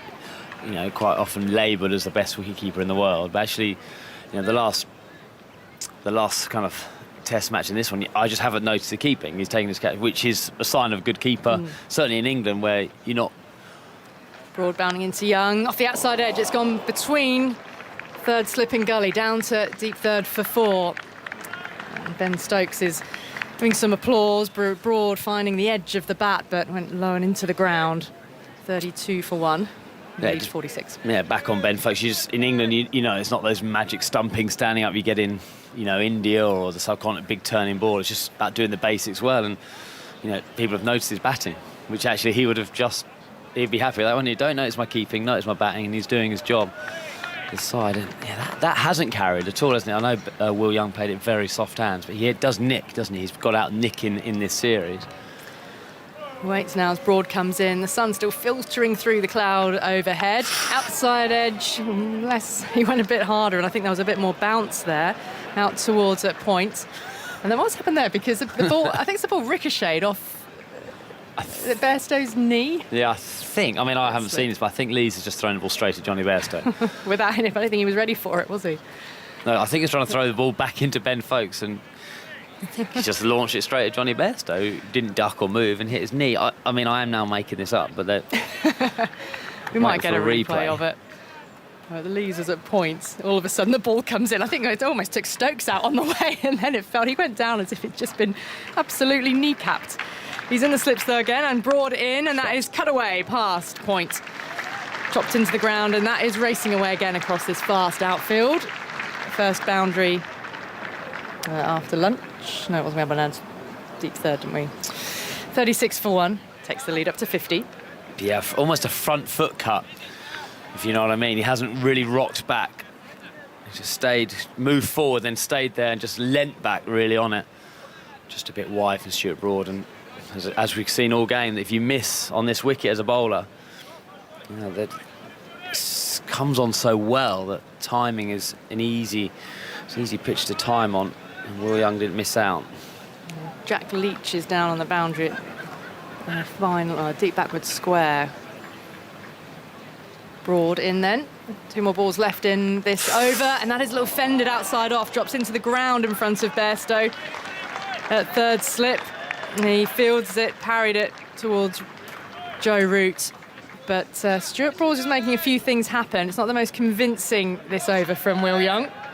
Absolutely right, making things happen. Even those overs cost 8 runs, you feel he's really testing Will Young's technique outside off stump. And I tell you what, that wasn't Stuart Broad asking the crowd to respond then. They started to respond. Actually, Bairstow then turned around to the Radcliffe Road stand and given them some hefty applause, if to say, yep, let's get behind him. And here they are. In again, full defended by Young, solidly that time. Picked up by Pope at short leg. That completes Stuart Broad's over. 36 for 1, Young on 14. When Blundell took the stumping of Jimmy Anderson, I thought I can't remember seeing many stumpings by New Zealand keepers, and I've just checked. The last in this country was in 1990. That's the only other stumping by a New Zealand keeper in England since 1958. And the last stumping by a New Zealand keeper in England, Edgbaston 1990, the bowler was John Bracewell, and the bowler today was Michael Bracewell, his nephew. Very nice. So you've got to go back to 1958 for a stumping by a New Zealand keeper that did not involve a member of the Bracewell family. I love your stats, Andy. I love your stats. Next thing will be naming the wicket keepers to have performed said rare stumpings. It's the new over, and it's Potts in, sliding it down the leg side. Conway made to follow it. There's no fine leg in place. If he had been able to glance it, it would have been a boundary. Protection on the deep backward square boundary. The last one was Adam Perore, played for New Zealand for many years, stumped Alan Lamb off John Bracewell for 4, 1990. Very good. Change in the field. Potts has removed the catcher on the edge of the strip, silly mid-on, putting a leg gully back in place. Or is he going to go a bit deeper? No, or just a change, a swap of fielders by the looks of it. So I think it's Leach going back onto the boundary behind square on the leg side, and up comes Lees to stand to the right of folks in leg gully. In goes Potts, running away from us. Yellow soles to his bowling boots. Oh, has that taken the edge? It hasn't, but it's a beautiful delivery. Hit the pitch, just moved away and taken by folks, and it's left Potts with his hand on his head. Can't believe how that didn't take the edge. Brilliant ball, angled in, just straightened. And you know, as a batsman there, when you've been beaten all ends up, when your back foot comes forward, you're just kind of searching for the ball, and you end up all turned round. Not much you could do about that as Conway there. That was such a good ball from Potts. As we're saying, this pitch is just starting to nip. Has been nipping this second innings. Potts at the crease now, defending, getting forward Conway. I feel like you can't take your eyes off the action at the moment. There's enough happening. Broad at one end, Potts at the other. Well, Conway before lunch was a bit like a pinball machine, wasn't he? Again, every inch of his thighs would get hammered by James Anderson, nipping it either way. Came into the series averaging 60 odd, didn't he? What with the unbeaten, the double 100 he got at Lord's in his maiden test there before. And the average is a bit fraction less than that now. Solid defence again that time. Well, he backed it up, didn't he? He backed up with an 80 the next game, wherever that was it? Where did we go from Lord's? How are you at Edgbaston. And he was caught flicking one down to long leg. Yeah, like out of nowhere, like the guy looked like, and he just totally settled. Kind of gave his wicket away there. I think he's still averaging over 50 even now. Brilliant player, isn't he? Conway waits and Potts comes in, pushes that one a little wider outside the off stump, takes a stride forward, lets it go through to Folkes. Out for 80 exactly at Edgbaston. Then made a really good half century in the World Test Championship final, 54 against India. Very low scoring game, quite crucial first innings runs. Then followed that up with 2 centuries against Bangladesh. Made 100 in the test that Bangladesh incredibly defeated New Zealand at Mount Maunganui, and then in a victory after that also made 92 against South Africa in Christchurch. So currently averaged 56 in his 9th test. Did you called that the greatest shock of modern cricket, didn't you? That Bangladesh beating New Zealand. As World Test champions, Potts in down the leg side, a flying take from Ben Foakes. That is excellent keeping. Talking about his wicket keeping and not noticing. We noticed him there. I mean, he absolutely went as if he was a goalkeeper in football, desperately trying to save one into the top right-hand corner. Grabbed it one-handed in those big black gloves of his. It's the end of the over. I'll let Andy answer that question. 36 for 1. The lead is 50 for New Zealand in their second innings, and then Simon Mann will be coming in. Yeah, I think that victory for Bangladesh in New Zealand in January of this year, in terms of single game results in Test cricket, was the biggest shock result there has ever been. Discuss. I can't discuss it because I haven't got the stats, so I can't remember enough cricket. But when you said it was the biggest shock ever, did make. I think I was on air with you, so it made me sit up. Well, I need to have a real think. England beating the West Indies in Jamaica in 1990. I think that's definitely a contender. England had, I think, won 3 tests in the previous 4 years. West Indies, impregnable at home, didn't lose a series for around about 15 years. They ended up coming back to win that series 2-1 after England very nearly won the second test. 36 for 1. And England in the hunt for wickets, and they've been lots of nearly things, I think. It's been gripping cricket so far since New Zealand started their second innings. Here's Broad bowling to Young. Young turns that off his hip down towards fine leg. And there is no fine leg, so they come back for 2. Leach runs round to his right-hand side. It's a huge cheer for a straightforward piece of fielding. That's the sort of mood the Fox Road crowd are in. And they've taken Jack Leach to their hearts this afternoon. I think was a fist pump there from Leach, or a point. He was pointing. It might be pointing all the. Is it the spider? Are they Spider-Men or are they Marios? Oh yeah, they're blue and red uniforms there. They've come with something. I think they're Marios, aren't they? I can't. My eyes aren't working today. No. 38 for 1. The lead is 52. Young to 16. Broad goes in and bowls to Young, and Young gets the ball outside the off stump, which does move, but after it has gone past the stumps, it goes swinging down the leg side, taken by Foakes. Jack Leach kind of filling the Jonathan Trott role, isn't he, of just boundary riding everywhere. Wherever there's a man need on the boundary, he's the one who's going. To be like Trotty, didn't he? He was our fine leg to fine leg, and he was quite happy in his own little world, just marking his guard almost, and just wandered around. They might need him to bowl in a bit. It will do. Sooner rather than later. Well, here's Broad. It's the 14th over, outside the off stump. There's no stroke from Young. Yeah, you'd say he'd go Stuart Broad's end, wouldn't you? Follow Stuart Broad, you'd think. But, you know, that ball doesn't seem to do anything. But Broad just, at this spell, has had the knack of the odd one just doing enough to keep you interested. Definitely. Yeah, you feel England have been close to that second wicket. 52 runs ahead. Still a lot of time left in the game for New Zealand to forge on as well and potentially set England something tomorrow if they want to. Broad bowls to Young. Wide of the crease, Young comes forward and drives. Doesn't really time that. Getting a thickish inside edge into the onside. He was reaching for it a bit. Broad going wide of the crease, angling it in. Do you think New Zealand will set something? Well, they set something. I think there will be a time tomorrow when England are batting, but it's a question of, you know, what the equation will be. You know, it might be 360 and 40 overs or something like, I don't know. You think a bit more than that, wouldn't you? You think they'd give them a bit more time. I know, there's a long way. There's a lot to happen before then. They're only 52 runs ahead, so 52 for 1 effectively. With basically 5 sessions left in the match. Broad bowls to Young outside the off stump. There's no stroke from Young. It's taken by Foakes. There will be a time when New Zealand will have a look.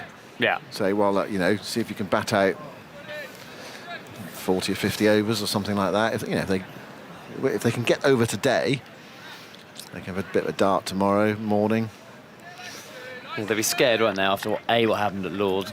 Not scared, but you know, the things there. Jameson, I don't think will bowl again. Not often you have a bad back and then 24 hours later you'll bowl. So there'll be a bowler down. Broad from the pavilion end bowls to Young, and Young is angling that away. Stopped in the slip cordon. Diving save there from the skipper away to his right hand side. And that's the end of Broad's overs. Well, 7 overs, 0 for 23. So what has he done? 3 overs since lunch, 4 overs before lunch. So Broad and Potts starting off, and we'll see Anderson again, presumably before too long. Anderson with the wicket of Latham, bowled early on, in fact, very early on in the first over, to give England a lift. And they've come close a few times, but nothing's quite gone for them. It's been slightly different today, hasn't it? I mean, the match so far, the ball's been flashing to the boundary quite regularly. It's been a bit different in the second innings. Well, this pitch could be just a brilliant Test match wicket. Yeah. You know, absolute rose for the first 3 days, and then it's done a lot more today. I mean, I'm sure the Hawkeye stats could back that up, but if it does continue to do that. Potts bowls, and Conway glances past Folkes for 4 down towards fine leg. No, he didn't again. Well, that was amazing, because it's gone really wide at fine leg, and that's Byes. I know he's bowling round the wicket, but it looked as though it flicked his pad on the way through. Big dive from Folkes. That's tough, isn't it, for a wicket keeper? It's gone a long way, in which case... Oh, the seam almost got... You know how sometimes it pitches and the seam gets in the perfect swinging position, and I think the angle is just grabbed there. But I thought from the angle we got, he might have almost hit it. Yeah. But they're close with that leg slip. That is almost a tactical plan too, Conway. Don't see many get caught there, but they're obviously trying it there. And Potts bowls a big in-swinger, and he let that one go. It was close to off stump. You can see why he left it, because it seemed to just start so wide, but it kept on going in, but didn't quite go in enough. Folkes actually took it quite a long way down leg side by the end of it, but I just wonder if this is actually... it was so close to off stump. Great leave. 2 types of leave, Simon, aren't there? Absolutely. But the ball is doing something. First 3 days, you felt the ball was doing something. That was heading to the boundary.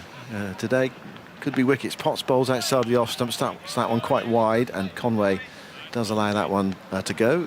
Taken by Folkes. 42 for 1. The lead is 56. 15 consecutive dot balls by Potts to Conway since lunch. Conway there on 18. Young on 16. As mentioned earlier, he's not been in great form so far this series, Devon Conway. Just feeling for it a bit. And England have bowled well. Here goes Potts. Moves away from us into bowl to Conway, and Conway gets a wide ball. She leans forward and lets go. Good skills from Potts, and that's the thing which stood out for me at Lord's. Actually, his control of his swing, and actually he can swing it or move it both ways, just enough to, as a batsman, to know he can do it. So you've got to be wary of it. And obviously, we've just seen that one just swing away easy lead, but the ball before was a big hooping in swinger. So he's got, I think, really been impressed with his skill levels and control of that. Taken the 1 wicket in this game. Goes in now and bowls to Conway, and that's another bit in swinger. Conway's forward, pushing it back down the onside of the pitch, and there's no run. So if you were England captain in this position, i.e. the one New Zealand are in, and you're seeing the ball do this, 4th day, we've seen what's happened so far in the game, what would you be thinking in terms of runs on the board and a possible declaration tomorrow? The danger is looking too far ahead. That would be my worry as a side. You start thinking, we'll get this and that, and actually you've got to earn the right to do that. So maybe that's my negative thought process. So just bat and see where you are. In this situation, they'll have to make their mind, are we batting to set this game up? Are we prepared to lose a game in terms of... Potts goes over the wicket now to bowl to Conway, and that's a swinger onto the pad. It's flicked away, and it hits the short leg fielder Pope, who half stops it. There wasn't a chance. It might have been in the air near him, but it's hit so firmly. I mean, Conway there was disappointed he missed out on 4, because that was an in-swinger, full delivery on his pads. Pope's all right. And they do take a bit of battering there at short leg. Yes, it was technically a chance. It might have hit him on the knee. I mean, some days they go off the knee and deflect to another fielder. I mean, he's absolutely belted it. Yeah. Actually, quite similar to that shot he got caught on at Edgbaston, with that big kind of follow-through whip, and he's hit that very... I mean, I actually just thought he hit him, but actually in the replay, he has actually tried to get his hands there. It's just, you're right, it's hit his knees. So going back to your question about New Zealand, I think their side, are we going to bat? Are we making a decision we are going to try and win this game? And obviously in Test match cricket, it's such a long game, so you say, right, we're going to bat normally till tea and then we're going to push on, or we're gonna bat today out. I think as long as you've got clear clarity as a batter unit, then that's fine. I think that's the leadership part of this. They might say, right, I think runs will come. Let's just bat normally, and then we'll reassess at tea or an hour after tea to see. But I think if I would be just telling everyone, because it's being a quick scoring ground, you will find runs. There'll be runs at some stage in the session where they'll stop. You can't stop the opposition scoring. So just bat properly, bat nicely, and we'll see. I think is what the. Right, it was sooner rather than later for Jack Leach.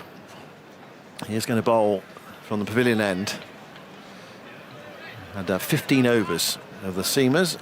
And it will be interesting to see whether Leach gets anything out of this pitch. I think it's not a big turn, but there's something there to work with if you're skillful enough.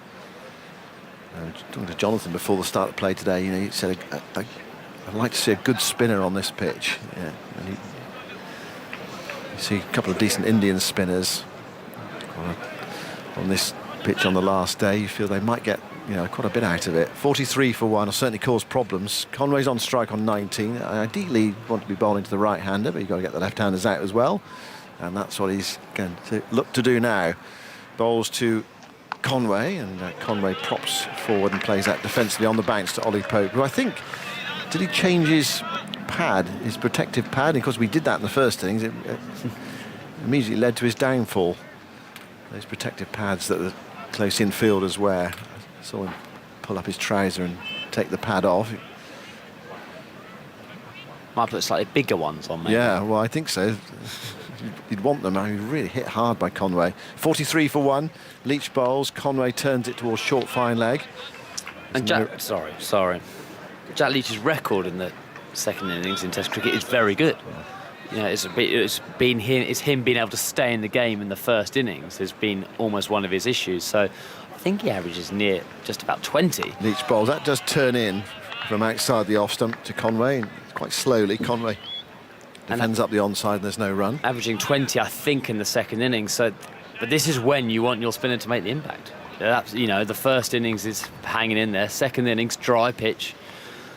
Seamer's done a lot of donkey work in the first innings. Leach bowls to Conway. Conway comes stabbing forward again, turns that with the spin on the bounce towards Pope at short leg. And there's no run. So for Leach at the moment, we've got a slip in and a short leg in, close catches, and then a ring field on the offside, 2 saving, 1 on the on. There's a long on in. And the umpire just holding play up for a moment. Not quite sure why that was, but anyway, he's allowing Leach to bowl now. Leach bowling over the wicket to the left-hander. Bowls to Conway, and Conway forward quietly. Pope comes from short leg to pick up. And there's no run. New Zealand 57 runs ahead. Leach is ready. Conway wasn't quite ready, is now. And Leach bowls to him, and Conway nudges that backward square on the onside to Lees, and that is the end of the over. And Leach has started with a maiden there, and one thing he wasn't able to do in the first innings was bowl many maidens. I think on the first day it was only 3. One of those was the last over of the day, and he went for 140 from 35 overs. Yeah, his first maiden in the first innings was the 12th. As Alistair was saying, he has a great record in the second innings for England. 81 Test wickets overall, averaged 32.8. In first innings, 31 wickets at 53. In second innings, 50 wickets, average 20. He's been particularly good in fourth innings, 31 wickets at 17, 19 at 24 in the third innings of Tests. Yeah, so there we go. I mean, those are encouraging stats. Yeah, a couple of those would have been in India when it were absolutely ragged. Yeah, he's as well. played quite a lot in Sri Lanka and India. I think sort of eight of his tests probably in Asia from memory. Yeah, on that tour that England were on, when was it? Feels like last year, but it might be the year before, when they won in Sri Lanka and then lost in India. Potts goes in now to bowl to Young. Young gets a straight ball, which he turns firmly away into the onside, stopped by Pope at short leg. And there's no run. He's feeling quite deep there, Ollie Pope. I don't know whether he's taken a step back. But actually, he was feeling quite deep for the Conway one. But it was hit far too firmly. I mean, sometimes they stick. There was that one where it was a championship match where someone caught it in their pocket. It just went straight into their pocket. Or the jumper. Well, I think I got definitely caught the jumper off Nathan Lyon, Adam Voges. There's Potts bowling and Young on the back foot there, playing that defensively. Potts steps forward to pick up. It's either Edgbaston or Trent Bridge, and I pulled a long hot from Lyon. He just caught him in his baggy green jumper. Not much you can do about that as a batsman, I don't think. No. Well, you could hit it on the ground, I suppose, but... It was a pie. He doesn't bowl many pies, Nathan Lyon. I'm going to say it's at Trent Bridge, but... No, my luck here. Why didn't you score any here? I've got no idea. Nips around a bit? Probably, yeah. 43 for 1. Only score them on flat wickets. Potts bowls just outside the off stump, nudged away by Young towards backward point. As you always happily remind me about the MCG.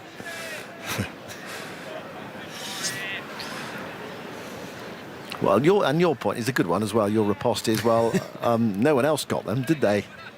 Someone has to go out and get them, which is a very fair point.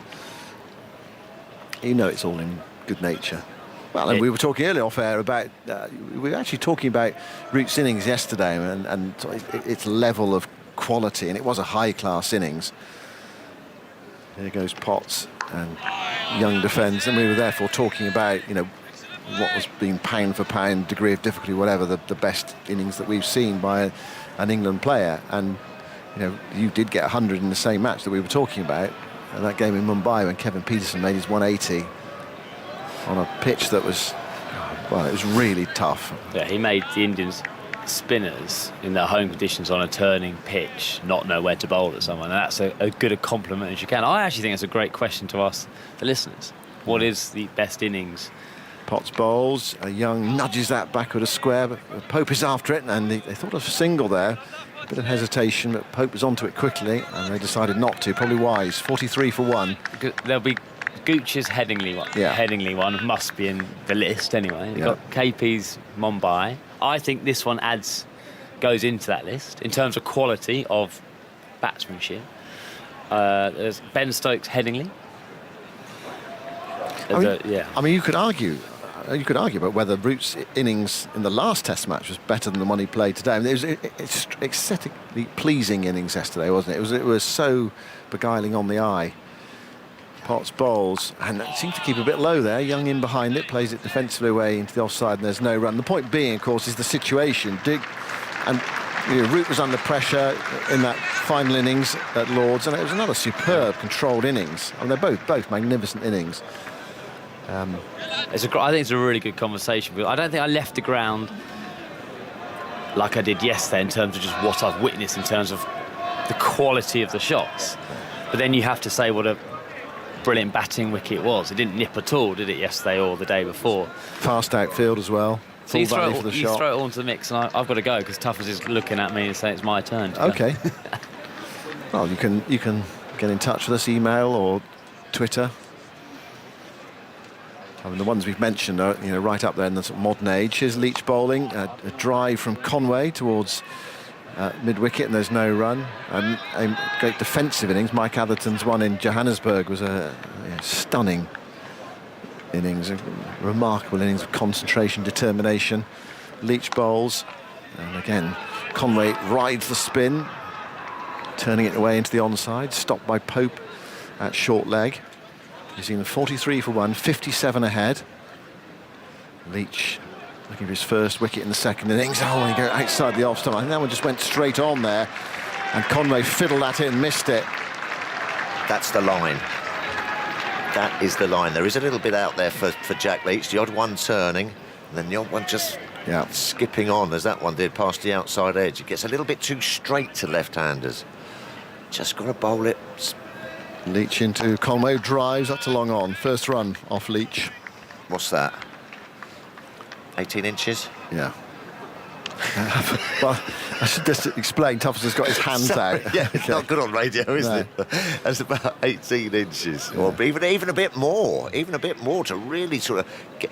You've got to get the left-hander's head going towards the offside. Otherwise they're just wait and then they can ride it and push it away. Their first initial movement must be to get that front foot going towards the offside with the head and hands. We've got a right-hander to bowl that now, Young, for the first time. take the ball away from the right-hander. 44 for 1. Leach bowled a bit short and cut away in the air. He's going to get runs here. Not a great delivery from Leach. It's going down towards the deep third boundary. And for once, a ball that heads towards the rope is going to be stopped. And they come back for 3 runs.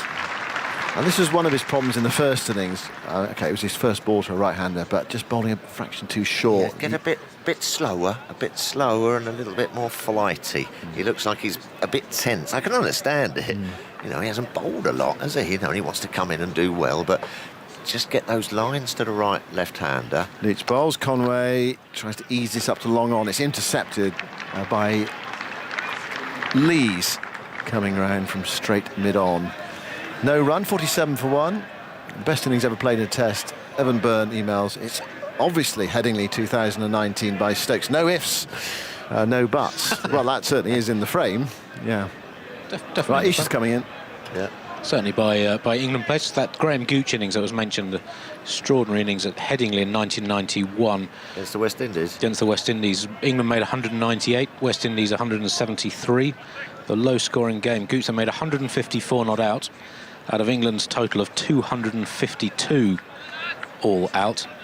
And then England bowled West Indies out for 162 to win. So in the context of that game,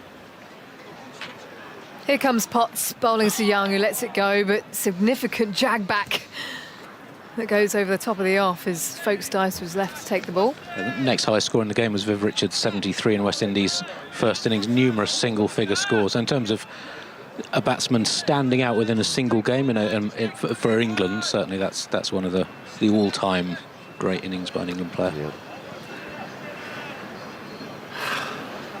There's been a few. Michael Atherton, 2005. Yes, we just noted. You mentioned that already. Sorry. Yeah. No. Potts past the stumps to Young, who's defending back to mid-on, no run. It's been strange, isn't it? I mean, the odd one spun. It just nothing seems to have got the edge, does it? There are some games where every time you play at something, you edge it. You know what I mean? It's just nothing. It's almost as if it's too slow for it to edge through to slips. They have to be playing a shot, so that's why they've left that massive gap on the offside. 4 slips in position. There's a point and a wideish mid-off. As Potts is steaming in now to Young, who lets it go in the channel. A bit of zip off the pitch. He does come down hard on the pitch, but he has a natural fuller length, Potts, that can just skid through. So that's kisses probably why. The pitch, sort of kisses the pitch, but with it's with heaviness, with hardness. Kisses the pitch with hardness. Yes, if you know, I know what you're trying to say, and it's quite tricky to say it. Family show, everyone. No. And he's sort of bustly, and it whooshes past you. But as you say, I bet he bowls a heavy ball. Potts bowls. Young clips out to deep backward square for 1. Moves to 20. 48 for 1 New Zealand, leading by 62. Kevin Gray emails suggesting Derek Randall in the centenary test. Yes. Especially the doffing of the cap to Dennis Lillee. Yes, went high-ho, didn't he, or something? He won 175 lamb chops off his local butcher. There you go. Might have been 174, Only you can remember I think. that. That was his score. That was the number of runs he got. Well, no. Unless he got one bonus one. Of course he did, because he got his 100. Lamb chops. I can still remember the picture. It's funny what you remember, isn't it? In the paper. That was 4th innings chasing a target over 400. There's now a humongous gap on the offside, but just mid-off, then space, then slips. That goes down the leg side. Another flying catch from Ben Folkes, in fact. He has leapt off the turf there as Potts angles from round the wicket onto the hip of Devon Conway. A significant swing in the air, angled seam. That is some leap from Folkes. Yeah, really Superman, wasn't it? Look at that, really had the leap. Got a good paw on it as well. Went with 2 hands, and then it was going even further away from him. Stokes positioned at leg gully is backing across his Conway, play it to the offside. Potts goes to fetch the ball, and it's almost hit him. And how has it ended up down in front of us? I don't know. Long off. it wasn't hit that hard, was it? As they come back for two, Conway to 22, 50 up for New Zealand, 1 wicket down, and a lead of 64. I need to have a look at that replay. I think as he's tumbled and sort of tried to get himself right and throw it, I think he's got himself disorientated, I think. Right. Oh, dear. We're not going to get the replay as No, Jack no, Leach no, continues from the pavilion end. Flags hanging limp above the pavilion at the far side of the ground. The red brick houses positioned behind that in the distance as Leach will continue. He did get a couple to turn in his first over. Phil, we were watching that over on the highlights. He's got a slip in play and a short leg for Young. Here he comes, bowling to Young on the back foot, dabbing at one to short third, is quite wide. James Wheatler suggests Robin Smith 148 against a West Indies side, including Ambrose, Walsh and Marshall. Where was that?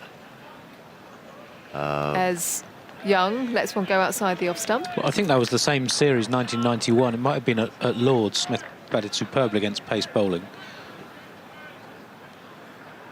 Leach spins himself a catch into his stride. Young on the back foot again, this time pushing out to that short third. Got to draw the right-hander forward. It's bowled, every ball he's bowled to the right-hander, just been slightly short of a length. Sorry, Andy. Deep cover out on the boundary on the offside as Leach is in again to Young, and he hits it out there off the back foot for a single. Much to Phil Tufnell's frustration. Well, as Young goes to 21, 51 for one, lead of 65. You're not getting your wickets with good guys playing off the back foot unless you've got a cracking arm ball that you're setting them up for, and it's just too easy to rock back. And he's bowled a little bit too straight to the left-hander. He's just getting into his spell, so... I'm surprised Ben Stokes hasn't bowled as Leach is in over the wicket to Conway, who clips out to deep backward square forcefully off the back foot as that throw is sent in from Bairstow, patrolling out there.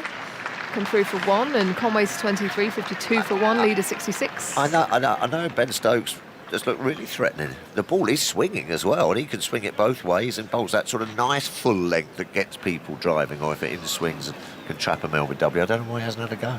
Into the 20th over, final ball that's tucked away out to square.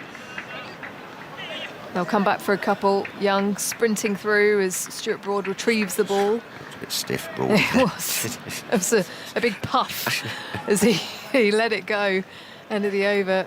Young to 23, 54 for one, lead of 68.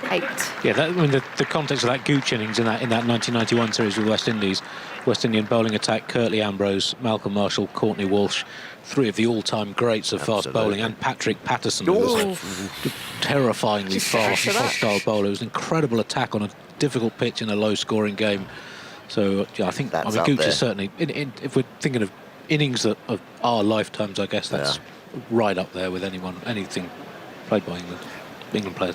Patrick Patterson faced him at the Oval. And did you get out early, so you didn't have to face him? I think I got two. Potts round the wicket to the left-handed Conway, who's fending at one in front of him, playing it down into short leg. What you used to see when you were batting, so you were batting like that, you used to see a great big chap, you know what I mean? And then his front foot used to come up before he slammed it down, and you used to see all of the sole of his boot and all of the sole of his spikes sort of glinting in the sunlight at you, and then it was slammed down and whoosh. Wow. Intimidating. Did you see the ball? Yes. Sometimes. Yeah, well, yes. Not particularly clearly. 3 slips in play for Conway, who's on the back foot, pushing at one out in front of him, no run. I think it was Court Haynes for 2 off of him. I think that was the leg over. I think that was the leg over, which we replayed recently, did we? Or was it last year? Last year. God, time flies. It was the anniversary last year. David Shervington on best test innings of all time. Jack Leach.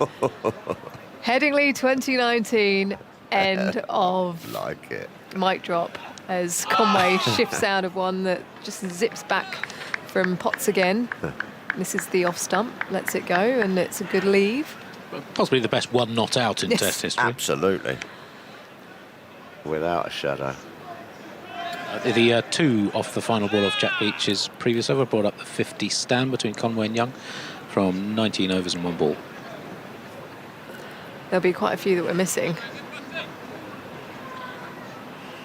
What's Joe Root's best knock as Potts round the wicket to Conway, who's forwards and letting it go? He got a great 180 at Lords. Who was that against? I can't remember. South Africa? I think 27. Who was that? Was that Stain? And no, Stain. I don't think Stain was Morkel and then I think the bowling attack is crucial to this. You're right. I think Root's 100 in the first test here is up there with his best, most impactful innings, the fourth innings late century. cut in Mitchell Stark, I can't remember. He had a great innings in the first innings of the 2015 Ashes in Cardiff. Cardiff, well. Yeah. What about Jimmy Anderson and Monty at the end there? As forwards, Conway playing to Jimmy Anderson at Gully, no run. That was a different Cardiff test. It was. Well, they batted quite long, not that long. It was 6 years. Jez suggests Graham Thorpe's innings in the dark in Karachi in 1999. Yeah, I remember that one, where actually you couldn't quite tell on the TV screen how dark it was. No, but none of the fielders could see the ball, though. Right. He'd hit one and everyone would just go, well, where is it? You'd see 11 fielders all start running. Potts round the wicket again. Conway beats the edge in the inside, through to the keeper, exactly how he was dismissed in the first innings. A good lead delivery, hands on heads for England, because he just poked at that one outside the line of off, and it came back in, just that fraction, not as prodigious as he has been getting it to come in, and nearly caught the inside edge. That's another cracker. Yep, Richard Ebden. I would suggest that Mark Butcher's 173 not out against Australia in 2001 at Headingley must be one of the best. Yeah. I remember watching that. That was against that attack? Warne, McGrath, Gillespie, Lee, probably. Ooh, that's a belter. That's a goodie. There'll be a Peterson innings in there somewhere. Well, we talked about Peterson's Mumbai innings. Yeah. Young forward pressing on the back foot again and just gliding the ball to in front of backward point. They'll come through for one easily, scamper through for that single as it gets through Jimmy Anderson at mid-wicket, diving to his left, but they won't take one on the misfield. 55 for one, lead of 69. Young's 24. Peterson at the Oval. Yeah. 2005. Just pull it. You just kept hooking and pulling. Brett Lee. 158 on that day that clinched the Ashes. Yeah. But at lunch England were 5 down and it seemed like everything might fall apart. Peterson had got away with a couple already. Yeah, dropped at first slip. Conway bat waving in the air, the left-hander on the front foot, then on the back foot, working it to mid-wicket. No run. I think that sort of 40 minutes after lunch, day 5 at the Oval in 2005 was about as good as cricket gets. Brett Lee, Warne bowling at Peterson. Yeah. Conway forward pressing, driving, nearly edging it through to Folkes. That's the line I've been talking about, Isha. Things just happen out there when the left-hander looks to hit through offside. He's been far too straight. Could even be a foot and a bit outside the off stump. Just get it out as there. It comes again to Conway on the front foot, and this time manipulating the ball to mid-wicket, no run. Yeah, that last ball looking to drive it hit the inner part of the bat into the ground and into Folkes. Yeah, it just creates, bats away from, pads, and you're starting to reach for it and things can happen. Tempted by that big gap on the offside is Conway on the back foot.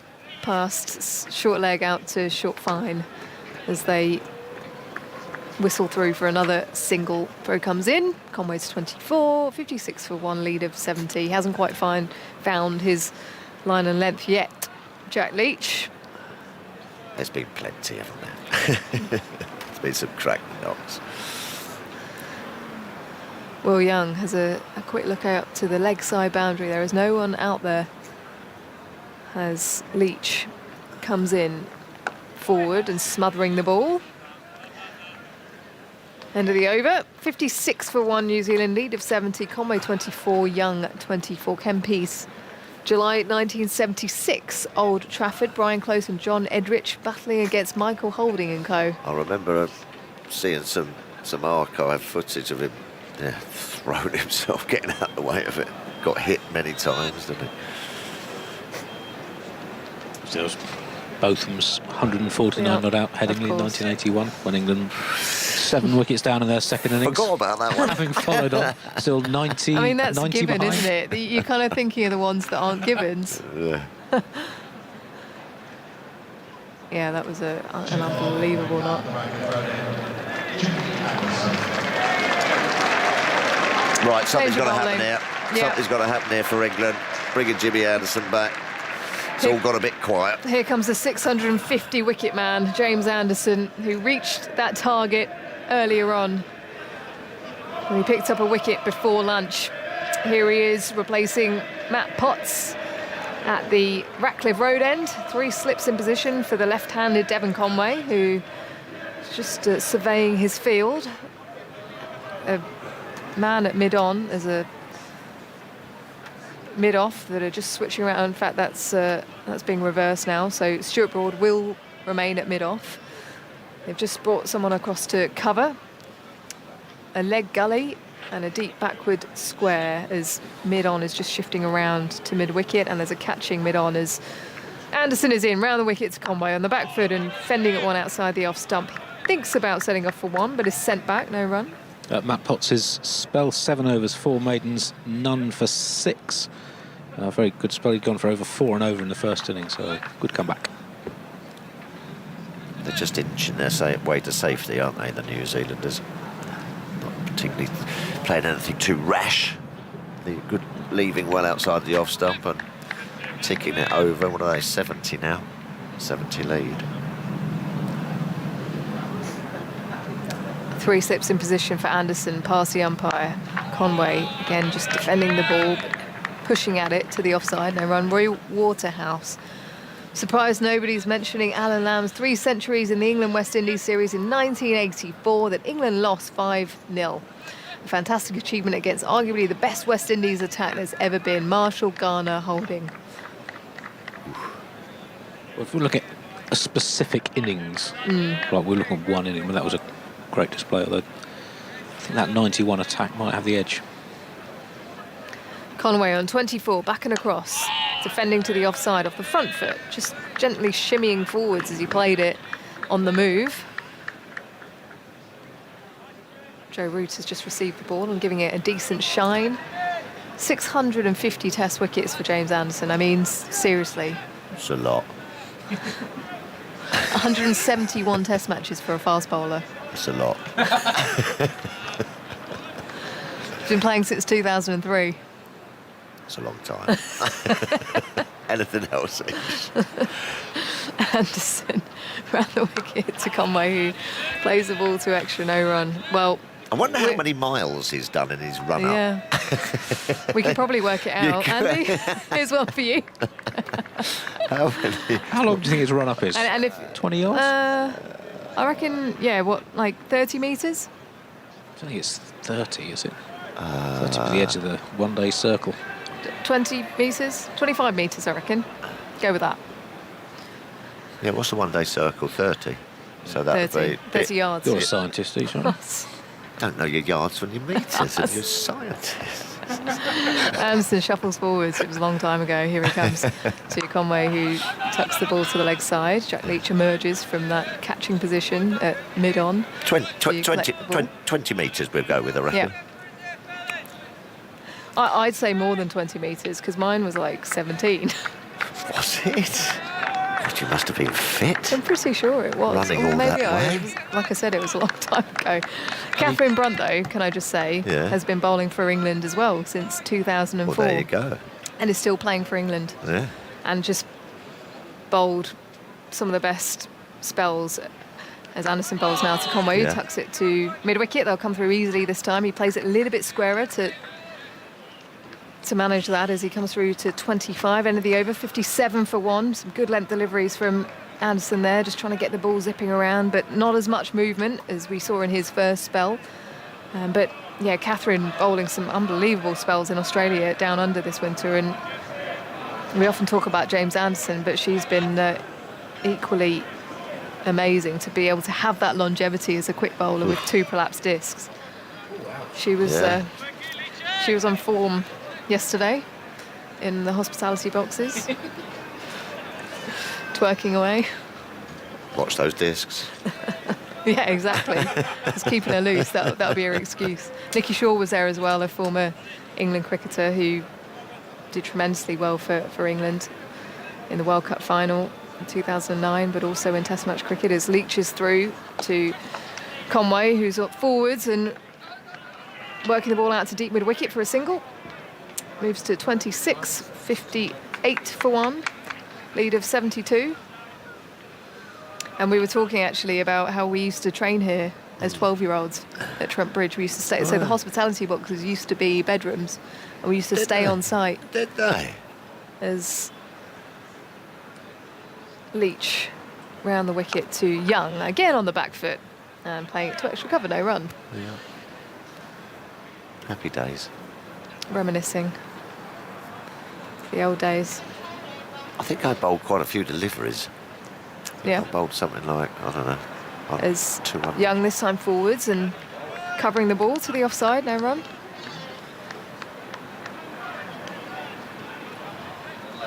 Well, you bowled 12,000 or something by the time you were 22. No, I think it was 24,000. Oh, was it 24,000? Yeah. Oh, God. Yeah. And Jack Leach has bowled 6 or Yeah. something, wasn't it? That's... As Leach bowls and nearly chops onto the stumps, Young. Getting deep into his crease, probably shouldn't have played back to that one. As he kind of just skids on. He plays it with a full face, but nearly just down into the stumps. T survives, so he does a bit of gardening now and turns to face Jack Leach. Cry from the crowd, go after it, as Young doesn't go after it. He just gently plays it to the offside on the front foot as short third, quite wide, comes around to collect it. They come through for one, Young to 25, 59 for one, New Zealand. If we reckon that Jimmy Anderson's run-up is 20 metres long and make it that he's just in his bowling run-up, run 460 miles for England. It's 3,000. Is that it? 3,006. I thought it would be more. Yeah, I thought it'd be more than that. 36,810 balls. I'll check my maths. Pretty sure that's right. I know. It's Michael Vaughan coming in saying that that's not a lot, 460 miles. As Leach is in a reverse sweep from Conway out to the deep square boundary, deep point boundary, in fact, for 4.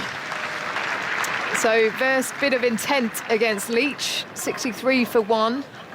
New Zealand, 24 overs have been bowled by them, lead of 77. Conway to 30 and Young on 25.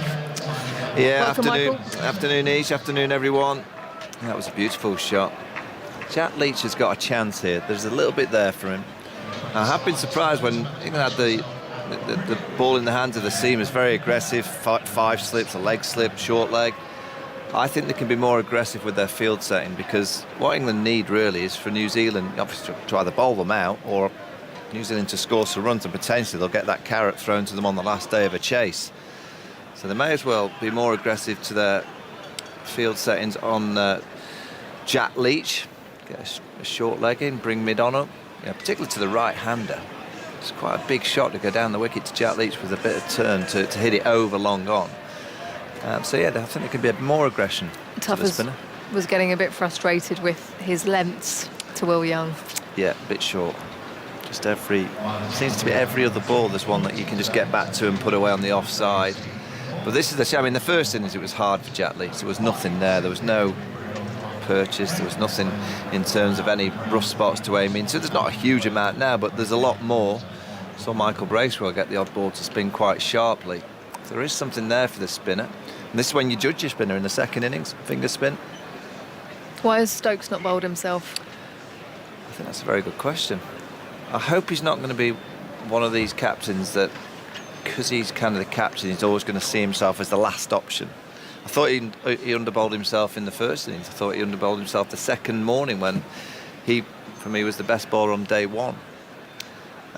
Shout out the window, he should just say, come on, captain, get yourself on. Can they see us up here? Well, they're actually taking a drink on at the moment, so they're involved in their own refreshments. Maybe he's got, we always talk of Ben and think, oh, has he got a niggle? But I don't think he's got any more of a niggle than he's had in the last year or so. He's just choosing not to bowl.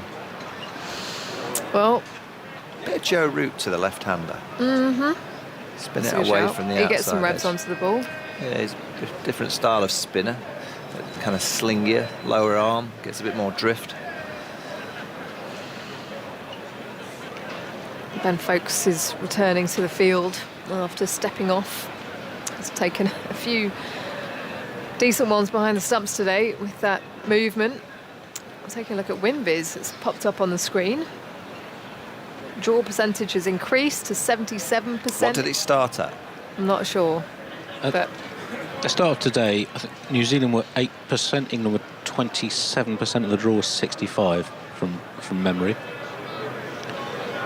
So I guess the two ways England could have pushed ahead was by getting lots of runs quickly, or as they did, getting out and then getting early wickets. But that's why I think England, it's worth them just keeping catches in and be ultra aggressive, because New Zealand score, as I said before, it's maybe their best chance of having the carrot dangled to them tomorrow afternoon, or for 80 overs tomorrow, England to chase 300. They did it at Lords a year ago when New Zealand, I know it wasn't Test Championship points up for grabs then, but I don't get the sense this New Zealand side will do that because of KL Jamieson's injury. I think they'll be a little bit more wary. Well, this partnership has developed. Conway 30, Young 25, lead of 77. Our players have returned to their positions, and James Anderson now in conversation with Ben Stokes. We'll continue from the Ratcliffe Road end, 114 from his 5 so far in this innings. England's leading Premier Quick, who's just reached 650 Test wickets. New Zealand 63 for 1. 3 slips in position, point extra, mid-off, mid-on, who's quite wide, mid-wicket, and a long leg as Anderson shuffles away. Here he comes, and nearly catches the edge. They've gone up, in fact. Will Young playing outside the line of off. Paul Rifle unmoved. It felt like quite a delayed reaction from James Anderson. He almost turned around after the slipcord and went. Joe Root seems adamant. Ben Stokes is moving forwards just to get a sense check of what they were thinking, but they decided against the review. Yeah, it was, delayed appeal. Bit of bounce. It can't have hit anything else. So the bat's away from the bodies. There's a little feather on that one. It's the first real tricky one for Ben Stokes. He's at mid-off, so he wouldn't have heard a great deal. Well, there was no reaction from Ben Foakes as he took it. Here comes Anderson again, past the umpire. Young leaves in the channel. We're going to need the snicker. I looked at the reaction of Will Young. He didn't follow the ball too closely after it passed the bat. Had a little look, so have to check on the snicker. We're looking at it now on Ultra Edge, and nothing. It's a big piece of willow. Look how thick that bat is. I thought Joe Root's bat was pretty thick. Yes. Anderson bounds in. Young leaves again in the channel. It's a nice length, lovely full length. He could have come forwards to that and driven, but decided against it. Looks a good player, Will Young. He played nicely in the first inning. Struggled at Lords. Jimmy snicked him off twice, but it's well organised. All the New Zealand batters are well organised. They seem to know exactly what they're about. Seem to have good methods. And generally good decision-making as Anderson pushes forwards again. Past the stumps, Young leaves, hits the back pad. It's gone through to Foakes, but again, Rifle has not raised his finger. Maybe height, DRS timer ticking down, and that's a signal from Ben Stokes at mid-off. Too high. He's a good umpire, Ben Stokes. He doesn't shift from mid-off. He didn't the ball or two before for the court behind, and on this occasion the ball just nipped back. Yeah, it's high and he's right again. He didn't shift from mid-off, he just went to Jimmy too high. with one hand in his left pocket as well, casual as you like. It did actually hit him on the front pad, but he was lunging forwards as Anderson comes through now to Young, who whips the ball through mid-wicket out to the deep mid-wicket boundary. There's a chase on for Matt Potts, who collects it now. They'll sprint back for 3. 66 for 1 then, New Zealand lead of 80. And Young moves to 28. So the left-hander on strike. Well, we're taking a look at that replay in Hawkeye. Do you reckon a yard over the top? Yeah, yard over the top. So There's a lot of interest there from the players, though, apart from Ben. Yeah, well, Ben's got another future career available to him. He wants to finish in a few years. He could go and be a very good umpire. Not too sure he will choose that option, but it's available to him. Yeah, of all the jobs you would think Ben Stokes would go into after his playing days, I'm not sure an umpire is it, but Conway on the front foot working to mid-wicket, no run. At the end of the over, it's 66 for 1, lead of 80, Conway 30, Young 28. Maybe have a little think about what he might go into, Ben Stokes. So there'll be a few options for him as Simon Mann comes in. Well, the options, I think I'll be quite a long list of options for Ben Stokes. I could see him, well, umpiring's one, coaching, mentoring, media, films. World's strongest man. There's quite a few options for him. World's strongest man. No, it's a strong kid, isn't it? 66 for 1. Here is Leach to bowl to Young. And Young is forward, playing it towards short leg. And there's no run. Doesn't quite find his length yet. No, but at least mid-on's come up. Yeah. So they are dangling the carrot there for William to go down the ground over the top. Young 28 not out. Leach bowls to him. That's tossed out. And it spins as well, but watched by Young carefully. Spins passes off stump. Taken by Folkes. New Zealand 80 runs ahead on this 4th afternoon. Leach bowls. Young knocks it away. It's well blocked by short leg fielder Pope. And Got there a is question no run. for you, Simon. Have you? Andy, you can join in with this. Back with Leach, who spins himself a catch in overcast conditions on this Monday afternoon at Nottingham. Here is Leach bowling, and Young's able to go back, play that firmly away towards cover, and there's no run. So when we come to Nottingham, I pull up in my car, and there's some lovely car park attendants, and they always call me Duck. Where does that come from? Leach into bowl to Young, who plays that carefully in defence into the offside. Folkes goes from behind the stumps to pick up. Well, he's obviously a Nottingham thing, isn't it? You get that as well, don't you, Simon? Yeah, you get it, yeah. Hey up, my duck. Yeah. What is it? Where's it come from? Why? Why do you get called a duck? Yeah, my duck. Yeah. Ducky, I don't know. West Country, right, me babber? Me babber. There's Leach. Forward goes Young. Stopping the ball, goes into the offside that Folkes picks up, and there's no run. Where does me Baba come from? Well, Baba is baby, I suppose, isn't right, it? so From baby, yeah. Okay. What is it? Oh, right, me Baba. Or eat me Baba. Yeah. Oh, no, you need to practice your West Country accent a bit more, Michael. Was it from your second innings of the 2005 Ashes Test, Michael? You got a duck. Oh, that was a whip. Shane Warne trying to whip him through mid-wicket. Bit of drift. Come on, Andy, you're usually full of good knowledge. Me duck. What do you say in Yorkshire? Hey up, lad. Yeah. Everyone's got their own thing, haven't they? Yeah. But duck, yeah, it's not obvious, is it? Anderson bowls, and Conway plays away from his body there, guiding that towards backward point, and there's no run. You can sort of understand Mbaba, lover or whatever, but not, I don't know, duck is a bit odd one, isn't it? Well, it's BBC News here. Do people really say, hey up, me duck? That is the big news, is it? Yeah. And then the first line of the story says Dolly Parton. So what's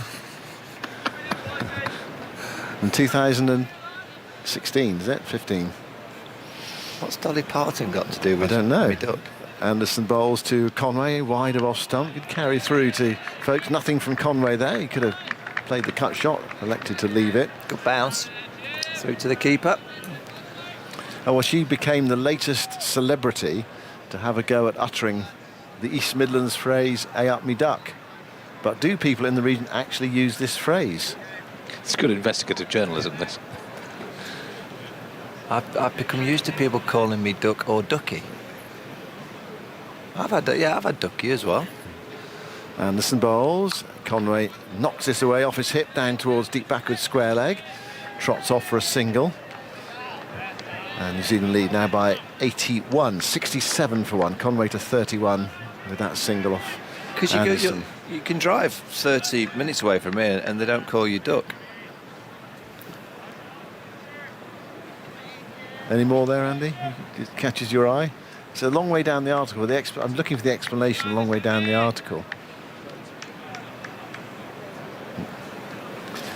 Anderson over the wicket to bowl to Young. 3 slips in, bowls to Young, full outside the off-stump, drives, nearly plays on. Thick inside edge onto his pad. That was the sort of ball that Pope and Root were drilling through the covers yesterday. Through extra cover for 4, but not that time from Young. And are you going to do the great reveal? Well, no, according to, in this article on the BBC website from a few years ago, Natalie Braber, linguist from Nottingham Trent University, it says the word duck probably originates from the Anglo-Saxon term duckus, used to show someone respect. So they've been saying it for a while. Right, it's going back a long while then. 1,000+ years. So it's nothing to do with Michael Vaughan's noughts at all then. Anderson bowls full and a tempter outside the off stump and a way swing as well. Young just allowed it to go calmly. Beautiful bowling. Yeah. Really good leave because I think it's there to drive. Yeah. It's almost like a half volley length, but there was movement. He's zipping them through here, Jimmy. 650 wickets at 26.49. 171 matches. Did you hear the stat about how many miles that Andy thinks he's run in his run-up? How many miles do you think he's in his run-up? So we're thinking in his runs 171 tests. Yeah. Here's Anderson bowling. Oh, a beauty, goes past the outside edge. That left, and that looked as though it was either going to be a defensive shot or it had to bowl him, but it missed the bat and missed the stumps. On its way past the outside edge through to folks. Lovely delivery from Anderson. England probing away. It's been hard work for New Zealand. We've had 27 overs, different tempo to the day today. New Zealand are 67 for 1. Well, I heard the England... oh, goodness me, what's his name? What's his job? Anyway, the person who does the fitness training, an interview with him the other day, saying that if you bowl 40 overs in a test match as a pace bowler, you run 50k. Right. Which is an incredible amount, isn't it? During the course do you know of a your test stat? match. Do you think you've got it right? I mean, you won't bowl 40 overs in every test match. No, but I think sometimes you might bowl a bit more. I mean, you got running in the field as well, all that. Here's Leach bowling, and forward goes Conway. Well, you've got just to elaborate on Andy's stat that he's produced. It's just his run-up, so he can't have the information about how many miles he's run around the outfield, but purely on his run-up. He thinks he's run 460 miles. Leach bowls, chopped away by Conway. Doesn't really time it, gets a single. Broad goes to his left at backward point to pick up, and there's no run. Broad looking a bit different now. He's got his short sleeve sweater on and his England cap on. Not including the follow through, though.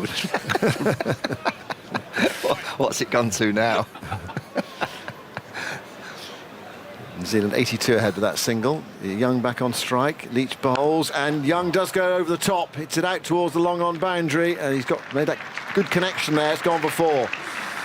First time we've seen either a New Zealand batter take on Leach down the ground, and Young nailed that. Really good shot. The check drive didn't have a full swing of the bat, just a shimmy, and then just that top hand taking over. Really good use of the feet. Nicely timed. Leach again to bowl to Young. Young is forward. Plays it to short leg and there's no run. 72 for 1. Young joins Conway on 32. And New Zealand here 86 ahead. They've had a good day. Overall, they've had a good day, New Zealand. Here's Leach. Bowls to Young again, who goes again over the top. This time out towards deep mid-wicket, and he's hit that for 4 as well. Aerial, but perfectly safe, taking Leach on. And New Zealand just starting to progress the game here. Yeah, it's really good batting. This is a real problem for Jack Leach. because these are conditions where you are looking for your spinner to just produce a bit of magic.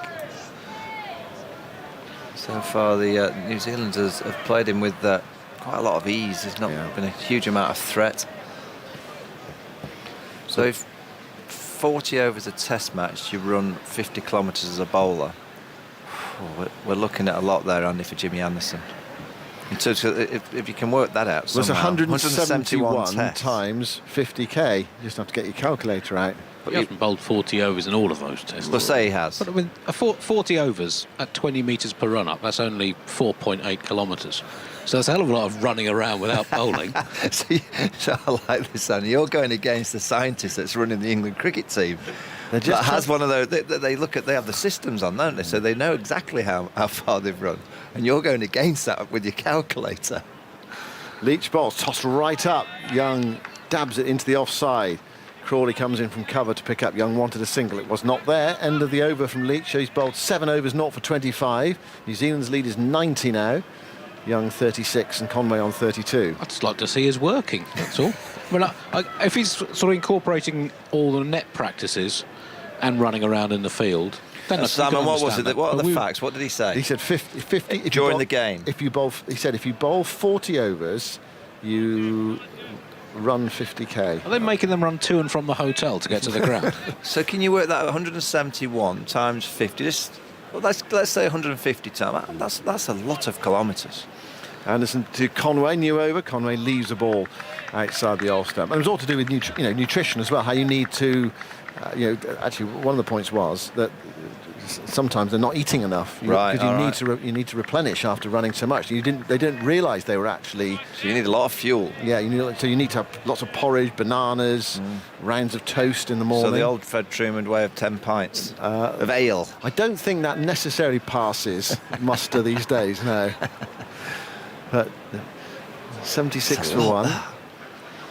Here is Anderson bowling, and Conway up on his toes there. One banked a bit more than expected. He guided away towards backward point. I was doing a thing with Bumble a couple of weeks ago, and he was saying, I was astonished by this, but it just shows how times have changed. He said in his first Test match at Lords against India, I think 1974.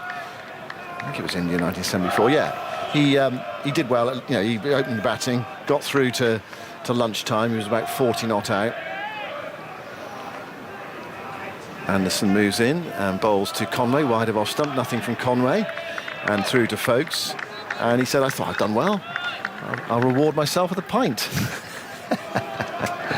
And so he had a pint at lunchtime in the Test match. And surprise, guess what happened? Oh, tell me he went on to play a few shots in the afternoon. No, he got out straight away. Well, he should have had a few more. It's his problem, he didn't have enough. He said there was always beer available up in the restaurant at lunchtime or tea time, whatever. Anderson bowls, shout for LBW. Didn't look quite right from round the wicket to Conway. Nothing from the umpire. Have we had an LBW in this match? We have not, have we? So 21 wickets, no LBWs, and that's probably a testament to the bounce in this Nottingham pitch. So Jimmy Anderson, 50 kilometres a game, say over the course of 150, not the 171. So we say 150, what's that, 7,500? 6,000 kilometres. Is it? I don't think that's right, Andy. What's your calculator not working? 40 kilometres, 50 kilometres. 50 kilometres. Oh, sorry, I think I did 40. Sorry. Yeah. So 7,500 kilometres. 7,500. Anderson outside the off stump. Conway leans forward and allows that to go through. Anderson bowling at 83 miles an hour.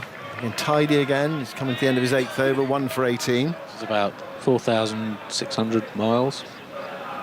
In his Test career. Yeah, that's going on this 50 kilometres. That's near. So we were in the Indian restaurant the other night, which was 4,550 miles to Delhi. So Jimmy Anderson has run to Delhi. See, I reckon that's roughly right.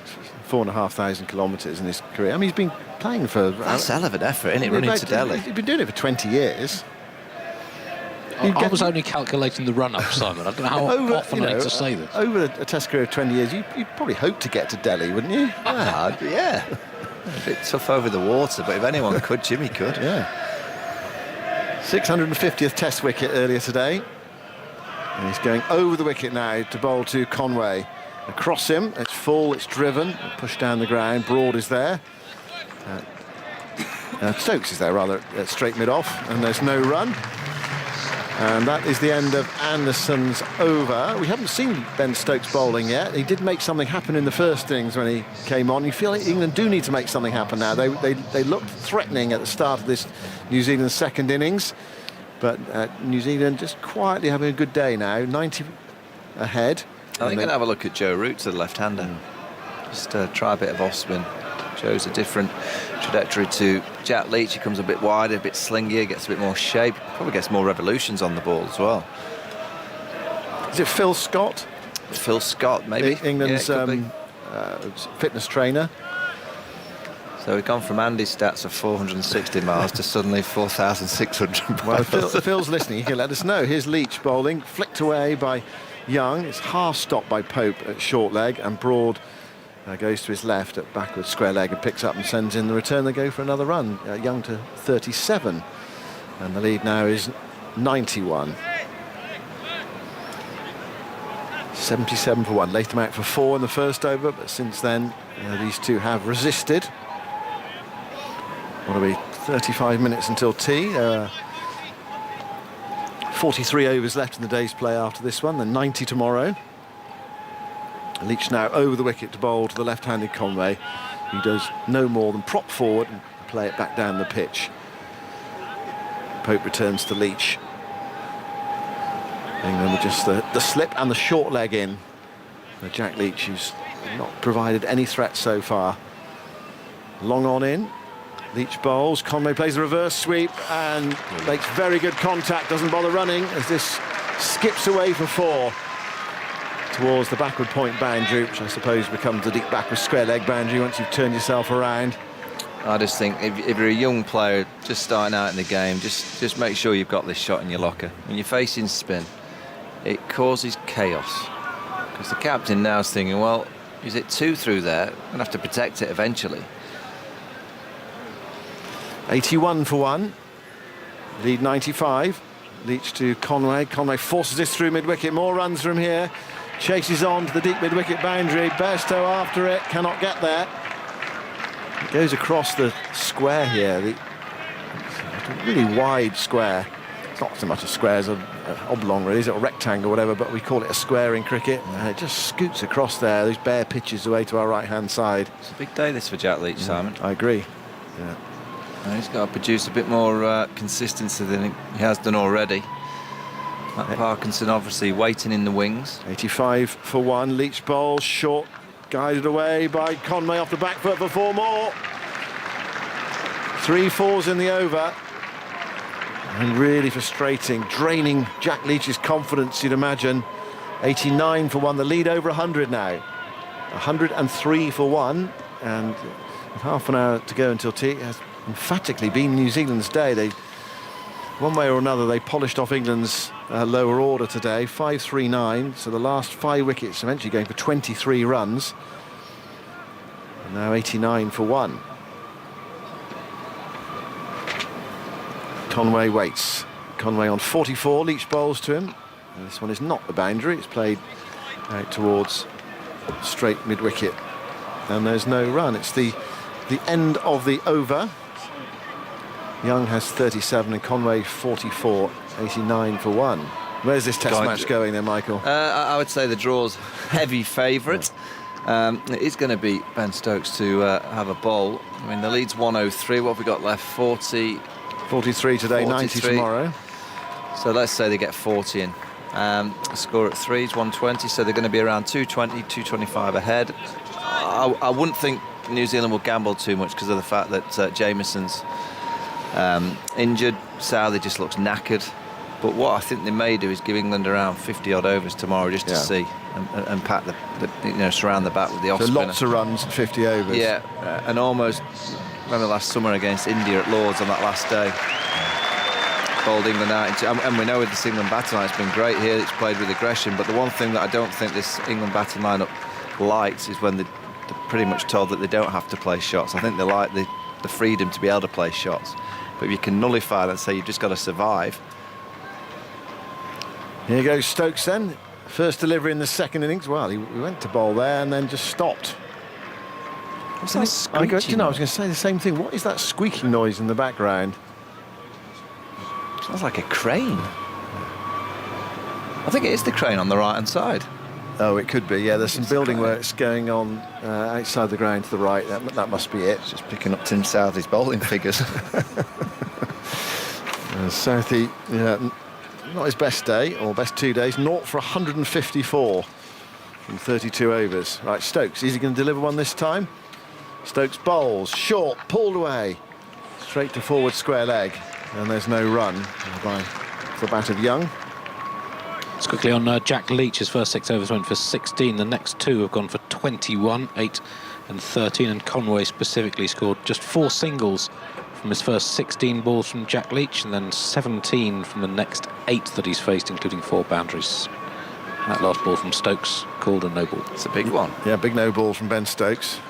So he still hasn't bowled a legitimate ball in this second innings. He'll attempt to do so now. 90 for 1. Bowls to Young, who's in behind the ball just outside the off stump, guiding it away. Square of the wicket on the offside. And there is no run.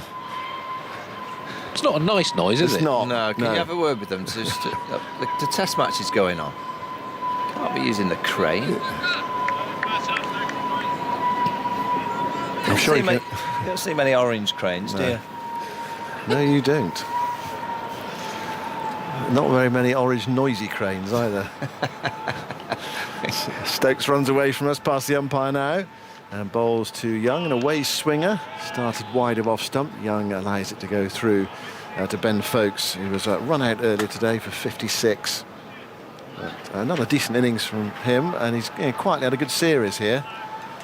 Don't remember him. Has he dropped a catch so far? He's caught a couple of good ones at Lord's, he did, low down.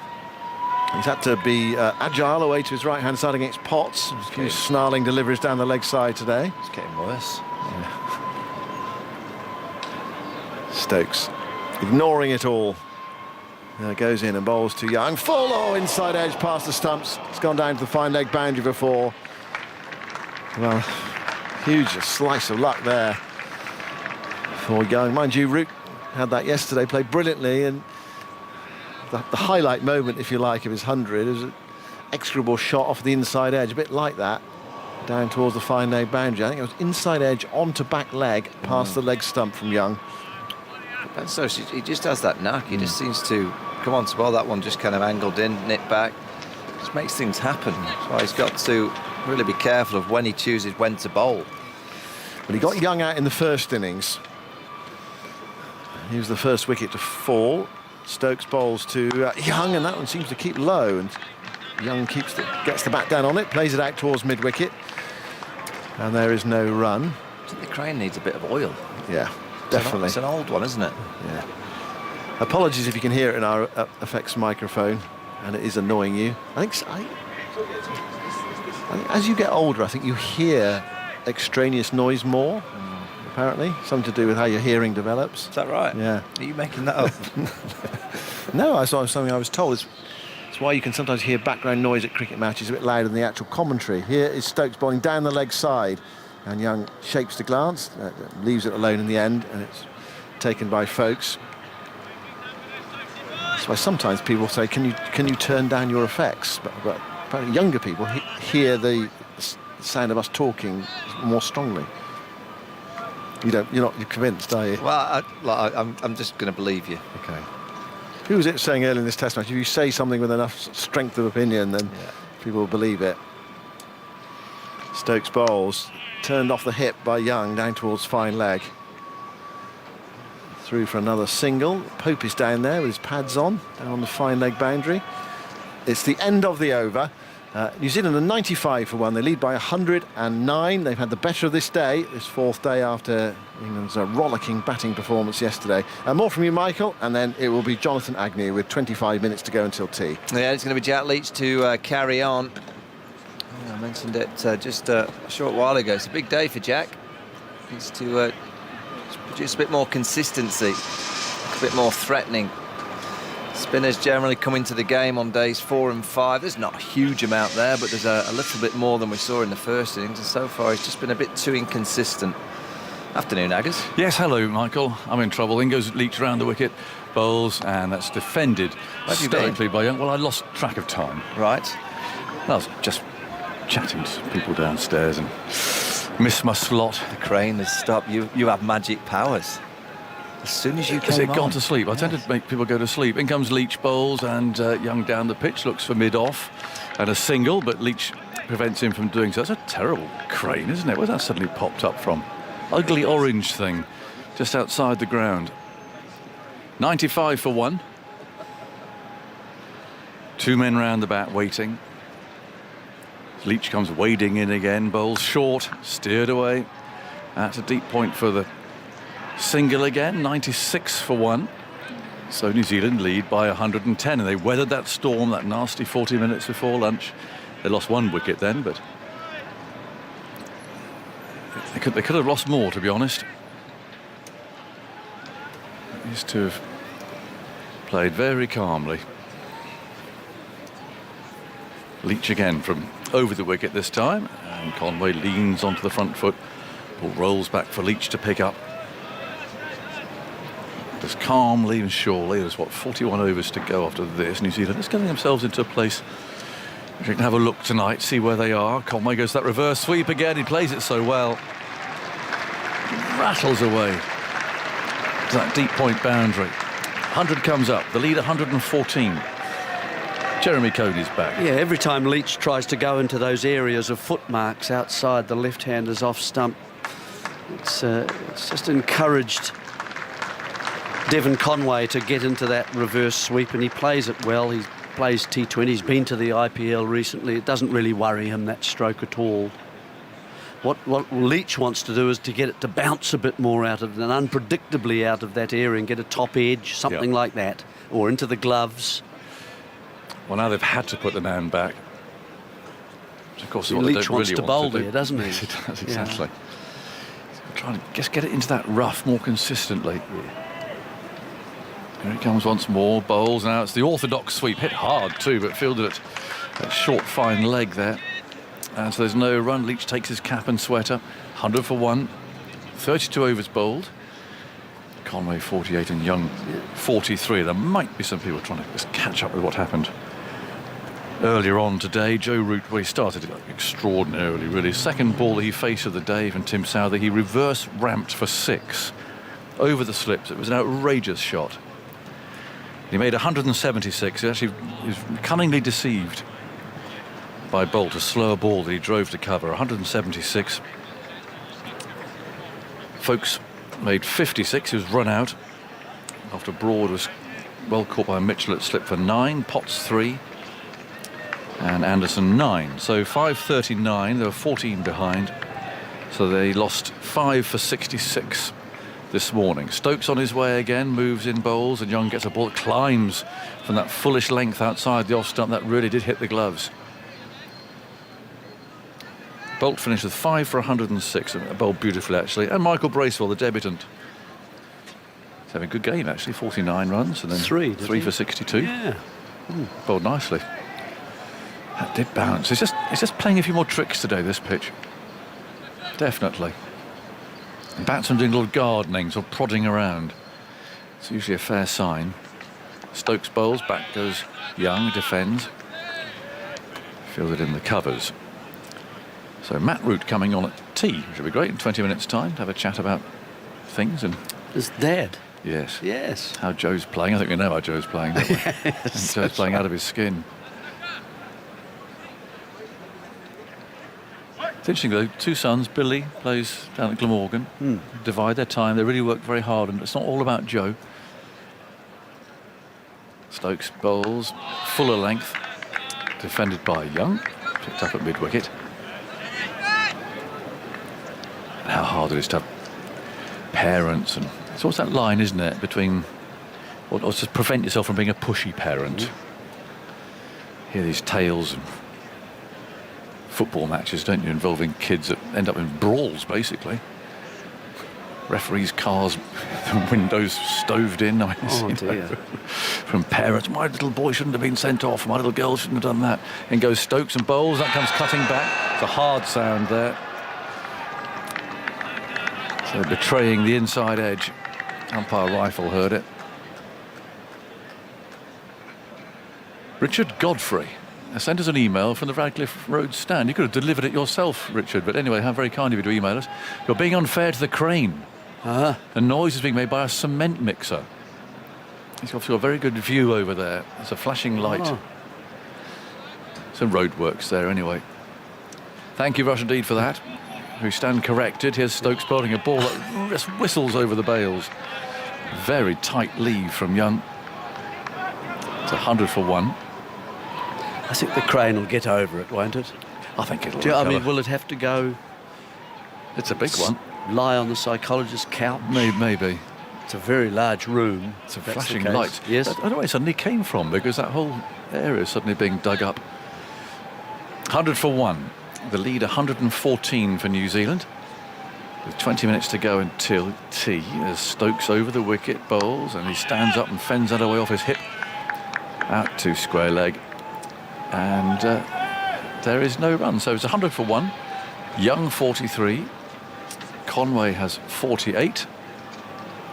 And it looks as if that's Stuart Broad coming back on again. Who's off at the moment? We'll see. Matt Potts was off. I'm not sure about the Leach bowling at the moment. How many overs? 8, 9 overs, Andy? Leach, 9 overs for 40. For 43. See, so that's nearly 5s. And not quite the threat that you want. Would they try Root for a couple? Definitely. Yeah, well, let's see it. Let's move on. I mean, England have to bowl New Zealand out here, don't they? Yeah. The choice of ends is interesting too, I think. They've gone with the drift from the breeze for Leach. And he comes again, left arm over the wicket, and Conway can lean forward. But rolls up the pitch.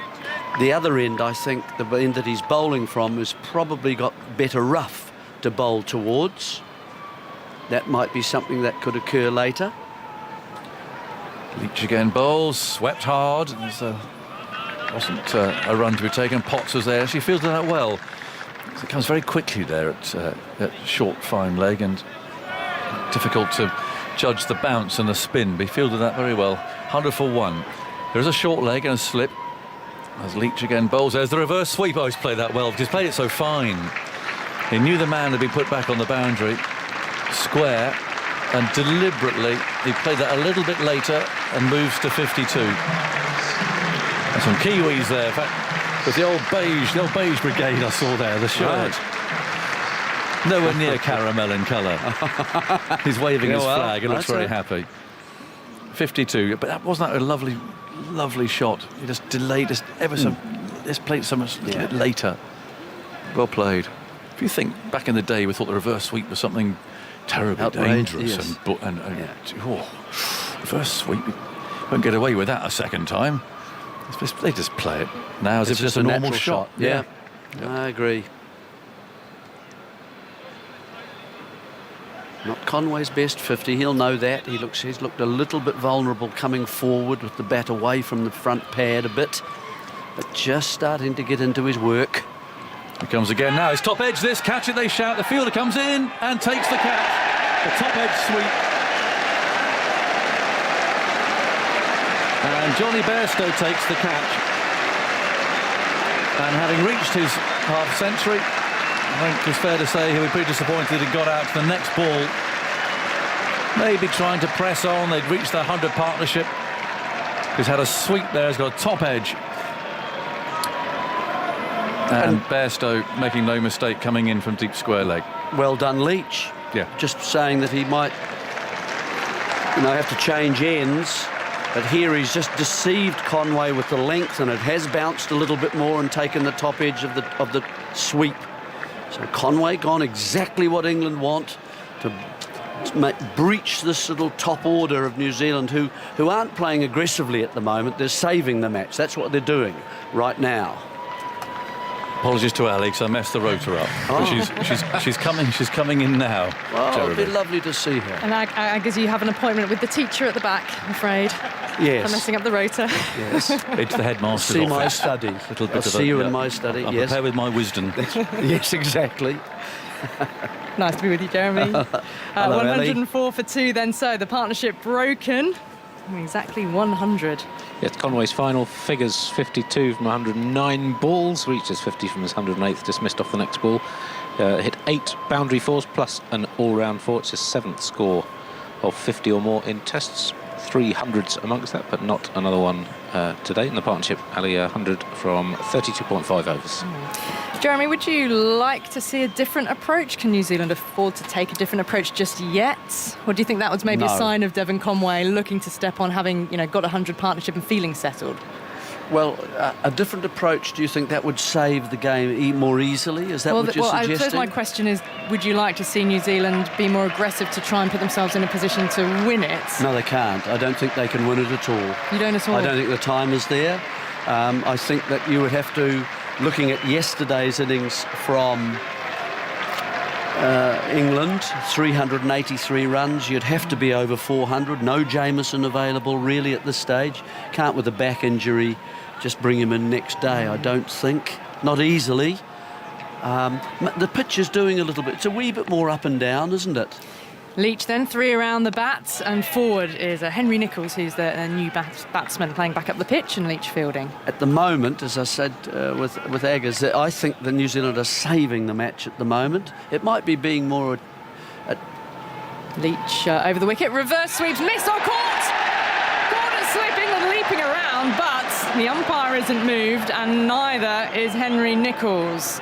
Now they believe that came off top edge or glove. Difficult to see with the batsman and his back facing us, but yes, there is the review. I want to check this on the TV replay.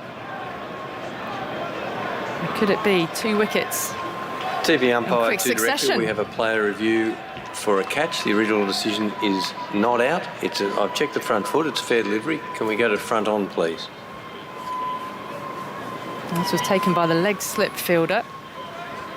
Front on coming up. Okay, it's definitely hit the pad. We go back. I'll go to ultra edge, please.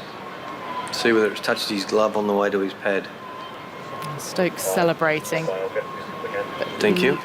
It came off anything, brushing the I elbow. think the split screen will give us a good indication. I think it's come off the elbow onto the pad. But that was my impression just from the replay we've had there. England are in a huddle, England, glancing of course, up at the big screen. Yeah, they want the glove, don't they? Stokes, I think, having seen one replay, Okay. is Yeah, side on will be good. Yep. less convinced than he was when he originally celebrated. Okay. Big stride forward for Nicholls with the reverse attempt. He's definitely got above his gloves there. Here we go, ultra edge coming up now.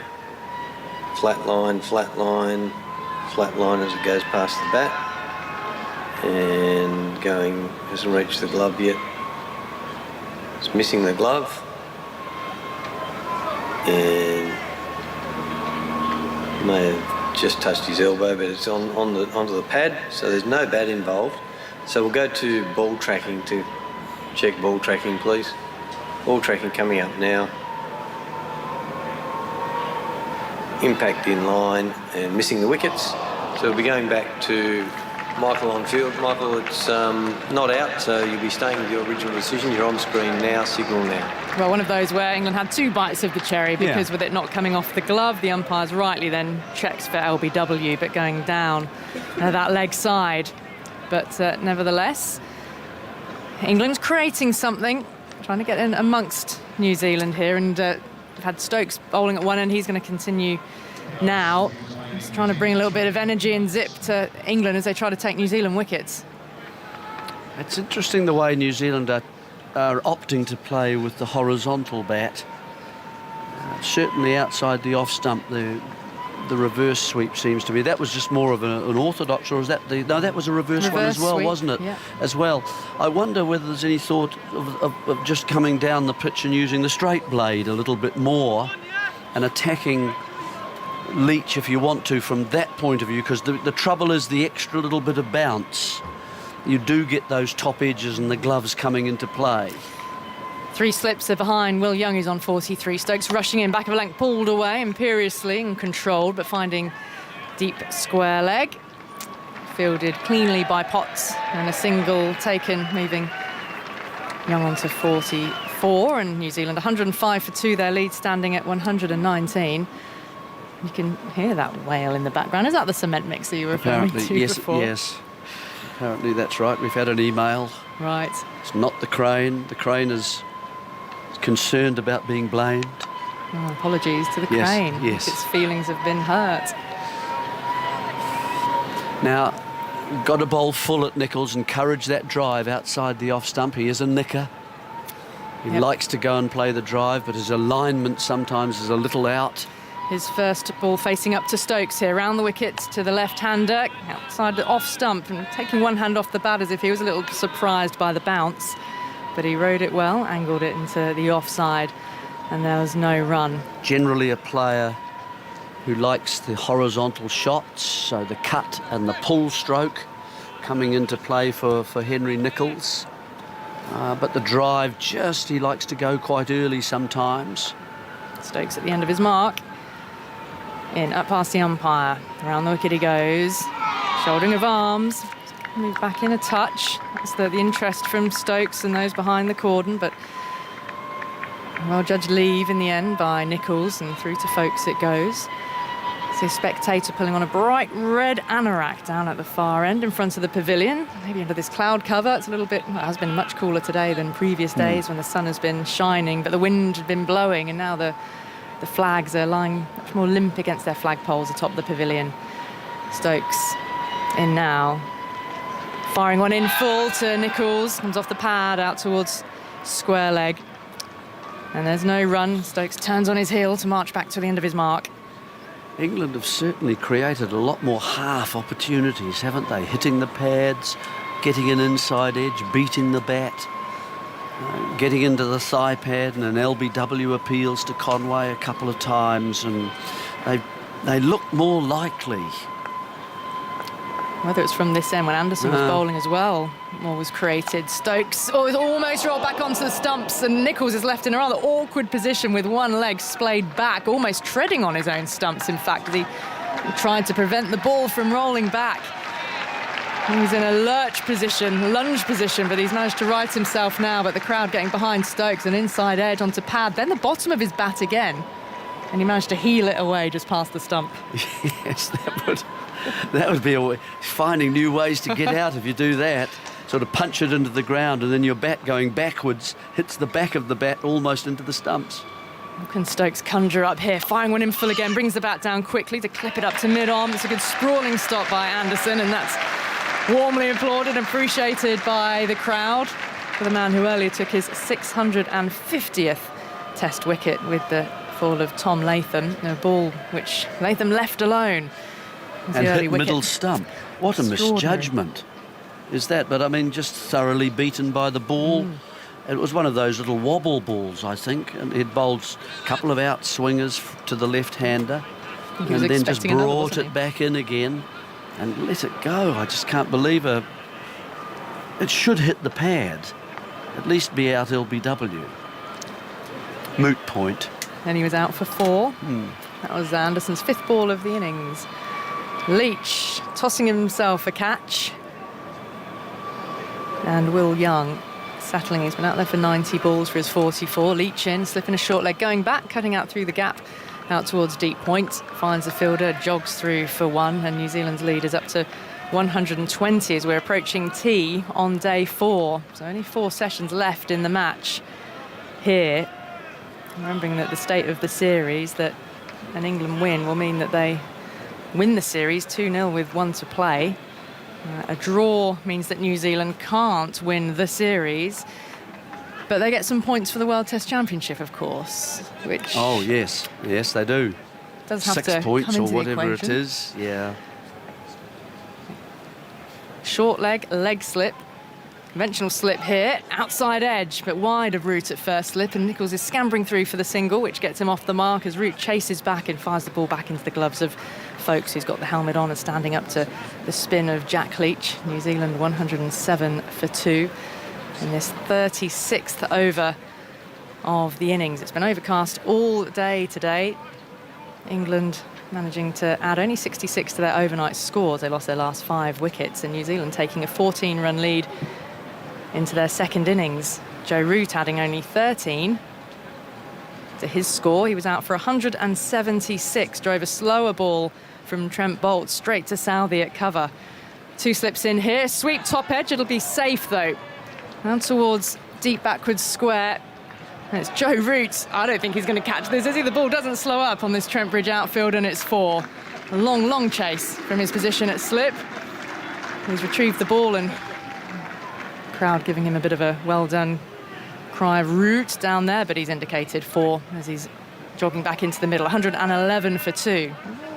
Still that sweep stroke. It's always if you've got to get over the ball, and if you're deceived at all by the length, if it's a little bit shorter and therefore giving the ball time to bounce a wee bit more and take the top edge of the bat, but there's no one there at 45. And I wonder whether that would be a good position. So you can see Root pointing to 45 for the missed sweep, but no one's put there. In fact, they're inviting the sweep shot. Yeah, and Young has just taken another glance over his shoulder to check that hasn't been plugged, and he's gone there again, but this time struck on the pad. Now Leach is appealing. We did miss that one. Stokes is walking forward from his position at second slip. But not sure, will there be a review? He's got 2 left. No. Well done, Stokes, leaving that both the 45 open and the boundary, and therefore encouraging the vacant area to be played at. He's tried to almost hit that ball back on top of its head. Gloved it sort of into the ground. Yeah. From about an inch off the ground. Trapped it. Now there is, here's your man on the 45, Anderson. As Leach is in again, outside the off stump, and he's just watched that into the gloves of Folkes. So knowing that there is a man there, will he be going to take it on again? Still in attacking position because the boundary is still vacant. Leach up to the stumps, around the wicket with his left arm spin, looking to defend.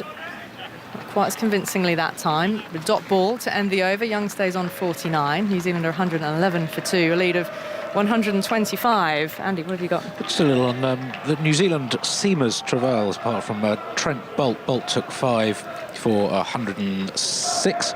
The other 3 leading seamers between them, Jamieson none for 66, Henry 1 for 128, Southee none for 154. That's 1 for 348 between them, highlighting the excellence of Boult, the difficulty of this pitch, and at the outstanding batting in particular of Joe Root. Southee in his previous 34 tests, 165 wickets at 23.6, been one of the leading seamers in the test game. That's going back to November 2016. New over from Stokes here. He goes, Nicholls. Defending outside off stump, having to ride some bounce again. The ball drops into the ground, bounces up high, is safe. And in terms of seamers, conceding 150 without taking a wicket in the test innings, only the 6th time it's happened. Most recently, Ishant Sharma against New Zealand in Wellington in the second innings. That's the game when McCullum got a triple century. 300, yep. Stokes bounding in around the wicket, back of a length, pulled, batted into the ground and past the square leg umpire. A little bit bottom edgy that time, but they'll get 2 for it. Fielded inside the rope, at deep square leg. And come back safely, 113 for 2, the lead 127. He was some way short of the most runs conceded by a wicketless seamer in a test innings. Khan Mohammed of Pakistan, 0 for 259 from 54 overs against the West Indies, the game in which Garfield Sobers made 365 not out to set a then record for highest test score. Stokes in defence, forward comes Nicholls, up to mid on no run. Was the captain his brother? That's an awful lot of bowling for no wickets. In the first over of the innings, Mahmood Hussain, who played a lot of test cricket for Pakistan in their early years, injured after 5 balls. Bowling the first over. Fazal Mahmood, one of the great Pakistan bowlers. Well known. Bowled 85 overs, 2 for 247. In all, West Indies 790 for 3. They win the match? Must do, surely. West Indies win. Stokes outside the off stump, through to Folkes. They won by an innings and 174. And Sobers and Conrad Hunt added 400 and... a lot. 446 for the second wicket. Too many. Conrad Hunt run out for 260. Oh my goodness. That was a no ball, by the way, from Stokes. Is that the second he's bowled? Is it one of his He's bowled the opening most over? no balls of any England bowler, I think, in the first couple of tests. 3 slips away. Nichols there. Stokes outside the off stump, defends it out to cover, and there's no run. It's the ideal ground for talking about Gary Sobers, doesn't there? Have you... Sobers and Sir Richard Hadley. And Sir Richard Hadley famously recently voted, I think, Nottinghamshire's either most popular or most famous cricketer during lockdown. I can't remember which, but they both are honoured within this Radcliffe Road stand. Have you noticed the honouring of the two of them? One has a hall. I think Richard has a waiting area. He has a underneath waiting area. underneath the stairs coming up. As Stokes is around the wicket, full in on the pads, but some bat there into the onside, and there's no run. Now you think of greats of the game, don't you? And Garfield actually has a bar, doesn't he? Well, he also has a waiting room. Oh, does I he? can't remember. One of them has the gents, and one of them has the ladies at the bottom of the Radcliffe Road stand. Goodness. So if you're, if there's a queue, the ladies one? I think it might be Sir Richard actually. Oh dear. I can't remember which way round it is. But you think of the greats of the game, don't you? And having a stand named after you, or maybe a pavilion. As Stokes is in now outside the off stump. He's letting it go, Nichols, through to Folkes. Maybe an end if you're James Anderson. It's the end of the over, by the way. And it is also tea. With the lead 128, New Zealand are 114 for 2. Will Young goes into the break unbeaten on 49. Nichols on 3. So relatively new batter out there for when England resume after the break. A partnership of exactly 100 for the second wicket. Between Will Young and Devon Conway. Jack Leach, the sole wicket taker since James Anderson bowled Tom Latham, leaving one in the first over of the innings. That was Latham out for just 4. New Zealand starting their second innings with that slender lead of 14. So, come out. One more session today, 3 more sessions in the match tomorrow. New Zealand's lead at the moment, 128. Jeremy, we'll be chatting to you again in a wee while. Just before Aggers chats to Matt Root, who's Joe's father, of course, here during the tea break. Kevin Howes has the latest from the LV County Championship, and that's starting with the leaders Surrey, who are playing Somerset, and Rory Burns with a century today, Kevin. Yeah, 113, thank you, Ali. 113 he made today. A couple of wickets to fall in this afternoon session. We're not yet at tea. Got a couple of overs to go before we take the tea break here on day 2. This random round of championship matches in the middle of the T20. But Surrey are 243 for 4.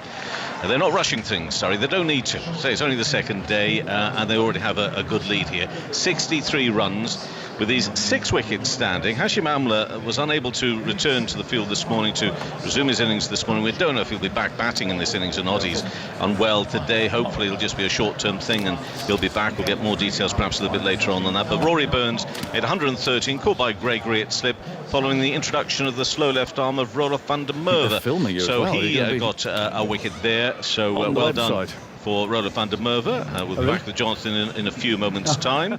But to tell you that Somerset made 180, Surrey 243 for 4. That is a lead of 63 runs. I'll run down the other matches. 7 other games ongoing at Southampton. Hampshire are 94 for 3 now. They lost 2 early wickets. They were 12 for 2, so a bit of a recovery, but they still trail by 334 runs. Jordan Thompson taking an early couple of wickets there. If you move to Birmingham, Warwickshire 292 all out. Sam Hain with a big score there, but Lancashire now in reply 190 for the loss of 4 wickets. They trailed by 102 runs. Stephen Croft is currently 65 not out, is Croft for Lancashire in reply there to Warwickshire. If we move on to Canterbury, Kent have made a strong start in their reply to Gloucestershire's 438.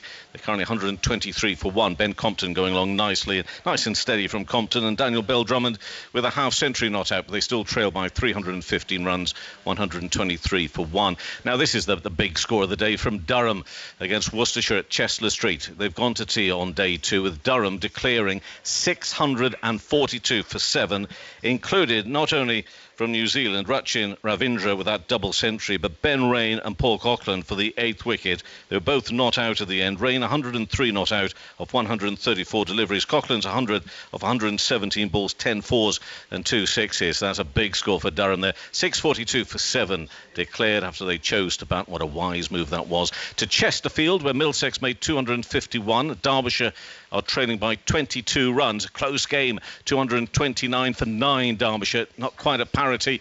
Can that last wicket get them up to 251? We wait and see. No, it can't. They're all out. 229. So a first innings lead for Middlesex of 22 runs. At Cardiff, Sussex made 376. Glamorgan 157 for 1. They trail by 219 runs. And at Leicester, the East Midlands derby encounter between Leicestershire and Nottinghamshire. Leicestershire made 440. Nottinghamshire now in reply at 178 for 2. Ben Duckett and Joe Clark, the not-out pair. Hasib Hamid earlier out for 59. Duckett 72 not out of 75 balls. Joe Clark on 26 from 24. So Nottinghamshire still trail first innings by 262 runs. Back to you in Nottingham.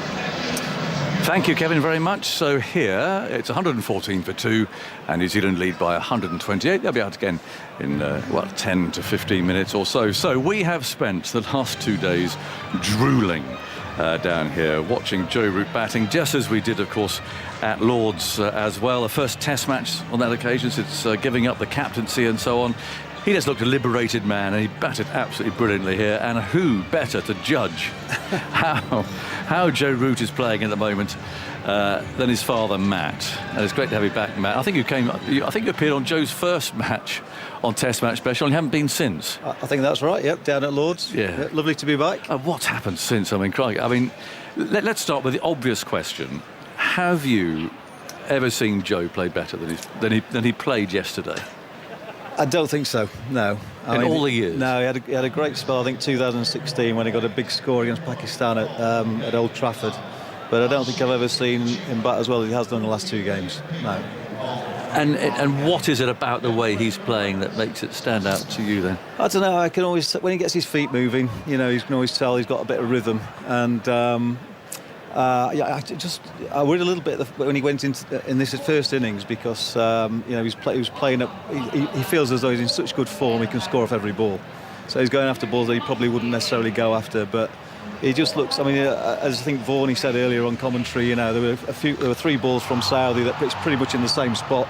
He's hit one through mid-on for 4, one through cover point for 4, and one over the keeper's head for 6. So, you know, it's really difficult to bowl at guys when they're in that sort of form. Yeah. And just to establish, I mean, you play yourself, didn't you? So, you know, you're coming from a reasonable club cricket. I played a lot of Yorkshire League cricket. I've had a year here at Notts on the academy. Yeah, so you can assess somebody. I mean, I was trying to work out where you bowl to him at the moment. Yeah, it's so tough, isn't it? I mean, he's ruthless. He's got this cherubic smile, your son, and yet he's a silent assassin. I mean, he dismembered poor old Southey yesterday. Well, he does have a bit of a ruthless streak. You know, he might look cherubic, but. Yeah, I mean, for a while now. I mean, I can remember we were out at we were involved in setting up a cricket facility in Desert Springs in Spain. We've got a place out there, and we went out there, and he spent a week before the Sri Lanka tour that was cancelled due to COVID. And I haven't thrown balls at him for probably 10 or 15 years, and I was stood about 15 yards away with one of these dog ball thrower things. And spent an hour just throwing balls, and I just could not believe how close to the middle of the bat every shot was. I sort of got a bit of a sense for what these guys have been feeling bowling at him today. Yeah, it wasn't just the way you were throwing the ball then. Probably, yeah. I never mastered that. Did we throw it quite accurately? It took me a while to get used to it, and I think I threw my back out at the end. But and since then, I think he's batted reasonably well throughout the COVID period. Sri Lanka, India, at the beginning of last summer, batted well, and then he's got 4 centuries this year as well. So he's in top form.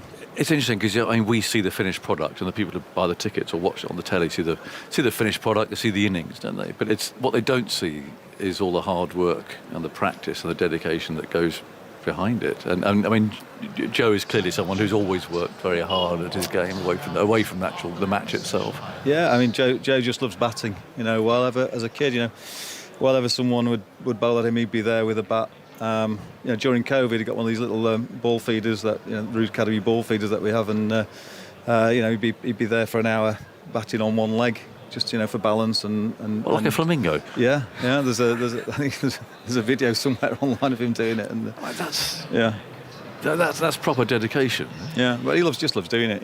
Just loves batting. Yeah. How do you juggle it with Billy then? He's a professional cricketer and done very well. He's playing first-class cricket. He plays at Glamorgan. How have you juggled the two of them, given that Billy would probably love to be Joe? Well, Billy's his own man. I mean, they're both very, very different. And, there are shots that Billy plays that Joe doesn't play. And very different characters as well. Billy's left-handed, obviously. Yes. He's playing today down in Cardiff against Sussex, so I've got to keep half an eye on what's going on down there when he comes in. But no, it's great to follow them both. It's been an absolute privilege to be able to watch my two boys grow up playing cricket, a game that I've always loved. Yeah.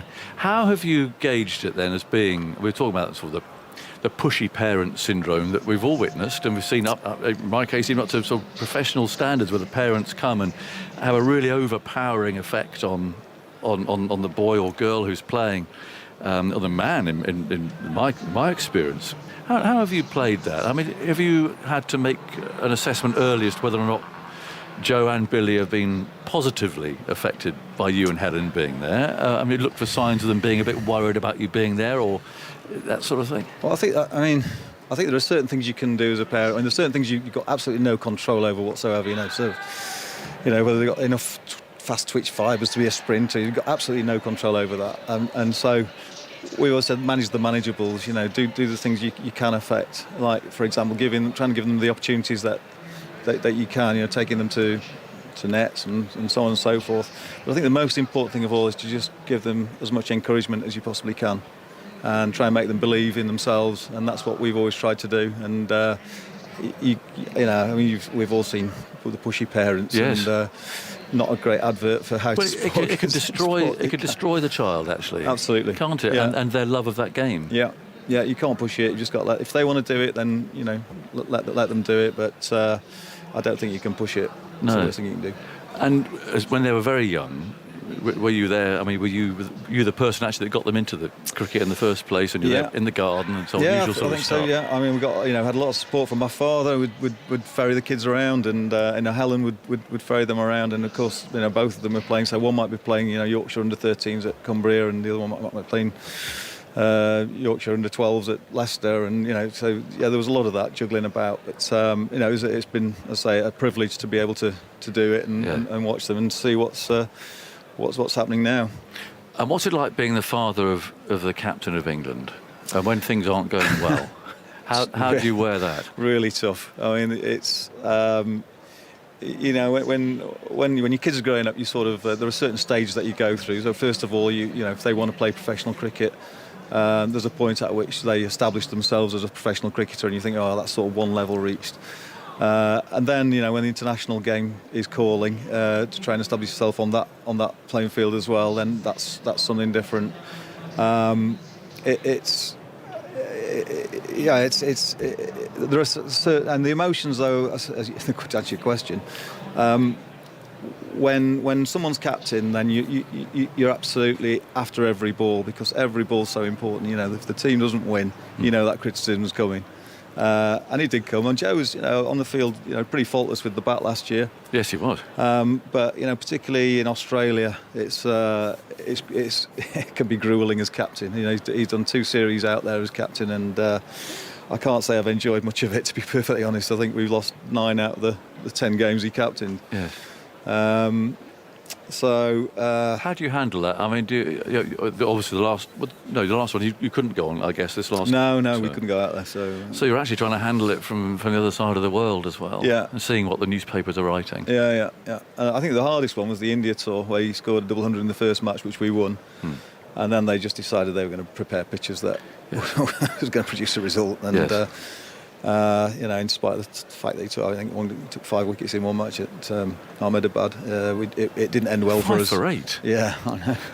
He doesn't stop going on about it. Yeah, that was But it's never nice to see England lose. When your son's captain, it's sort of it has a bit more of an impact, I suppose. And how did it impact him, do you think? I think it took its toll. You know, he had a chat with Helen and me before he made the decision. He said, I'm going to stand down and make sure it's the right decision. He said, it's definitely the right decision, and I think it was. You know, I think he's, as you've seen the last 2 games, he's played with a big smile on his face again, yes. and which is lovely to see. I think part of the problem he had was he didn't want to burden anybody else with it, and but Ben's taking it on now, and he's stepped into it really well, and let's fingers crossed we can get over the line in this series. Yeah, it's funny because we up here we talk about the captaincy, and it is. I mean, clearly it is a burden as well as being a tremendous privilege and an honour to be England captain. But Joe strikes me as being someone who probably could never just leave it alone for a little while. You know, you've got that mantle on your shoulders, and you put it on when you're first captain, and then finally you take it off. But not much respite in between, I wouldn't have thought. No, and also added with the complexities of COVID and the bubbles, and he'd go for meetings that lasted an hour and not talk about cricket. And I think he found that particularly difficult to deal with as well. Yeah, you were there at Lord's. Obviously, I mean, what did you feel? What was your emotion there when he scored that 100? Well, I mean, first of all, what a great Test match! It went backwards and forwards 3 or 4 times. But yeah, it all happened at the same time, didn't it? Yes. It was 10,000 runs, the win, 100. And I was stood with Guy Lavender, the CEO of the MCC, when the announcement came on that everyone's going to get a refund, which absolutely, he said, I'm stealing from the rich and giving to the rich. It was an absolute win-win for everyone there. Well, Guy, I said to Guy, I was expecting his face to drop, and he went, yes. I said, what did you mean? He said, well, we're insured. Everyone goes home happy. They've had a good hour and a bit of cricket, and they can buy some memorabilia on the way home. So, well, I hope it did. But did you, when you saw him get that 100 and his face? It must be very emotional for you, I think, and Carrie's face to his wife. Obviously, with the television camera homed in on her. Yeah. So, I mean, that's it's one thing for us to, with a fleeting relationship with these sort of people, but when it's your family. Yeah, it was very special. I think particularly because, and I said to him the night before, I can't remember you scoring the winning runs in a Test match. And he said, well, I've done it twice. And I said, I can't remember that. And so for him to score the winning runs in a Test match as well, at the same time, that was just really, really special. Yeah. And watching him play here, yesterday in particular, are there any particular shots that when you stand there or sit there and go, poof? Yeah, I sent him a text last night. I said, you've played 4 shots today that I thought were, incredible. And one was that pull shot early on.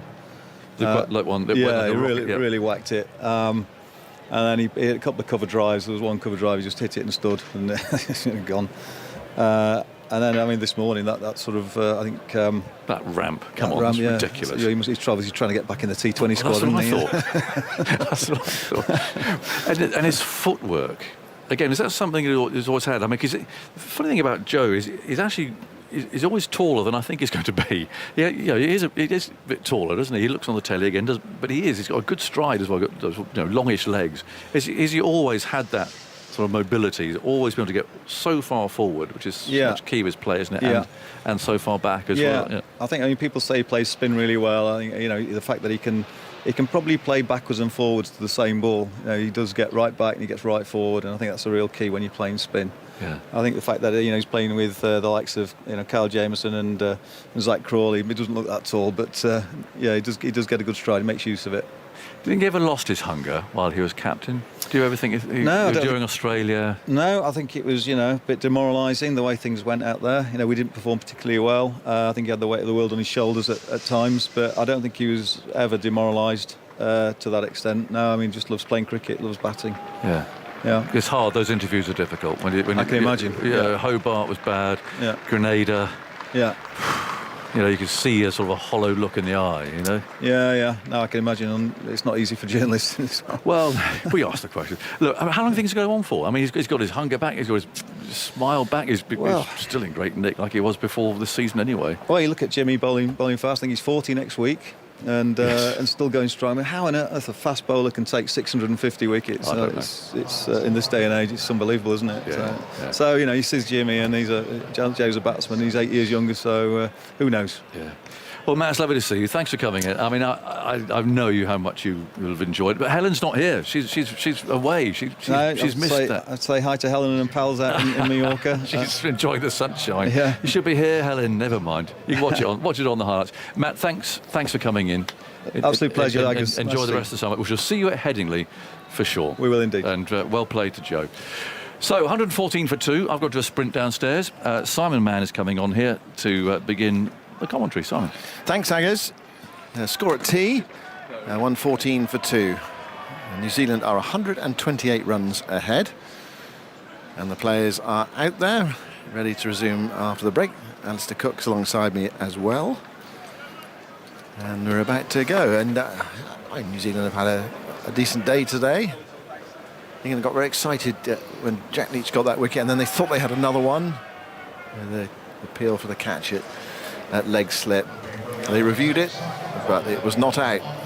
So it needs, from England's perspective here, it needs a burst, and we haven't really seen much of that in this game, a burst of wickets. Otherwise, New Zealand, they can be about 200 plus on at the close of play, and then build again tomorrow, and then we would assume leave England, 50 overs, 55 overs on the final day to see what sort of fist they could make of defending, looking at 300 plus, possibly even more. Anyway, let's see if a different narrative can be written in this post-tea session. It's going to be Potts to bowl once the clock has ticked round the requisite time, and everyone's ready to go. It sort of just feels frustrating and pointless. So I suppose it depends whether the TV are back from their break or whatever. I'm sure they will be. Anyway, here we go. We're allowed to play now. And here is Potts. And the grey skies, they turn the lights off. Moves in and bowls to Young outside the off stump. And Young leans forward and allows it to go through to Foakes. So at the moment, it feels as though, I think everybody has been feeling for a while in this test match that a draw seems by far and away the most likely result. I think not much that's happened today would persuade us otherwise at the moment. No, good afternoon, Simon. Joe Root was almost the key, wasn't he? Because if he got going again and batted for the whole morning session with Ben Foakes. Potts bowls, Young quietly forward, plays it back to the bowler, and there's no run. And England got a 100-run lead, then that did change the game. The results for England, could take four and a half sessions to bowl New Zealand out, but that chase will be one session at the end of tomorrow, for whatever, like 100, 150 or so. But it feels as if it's almost in New Zealand's hands, isn't it?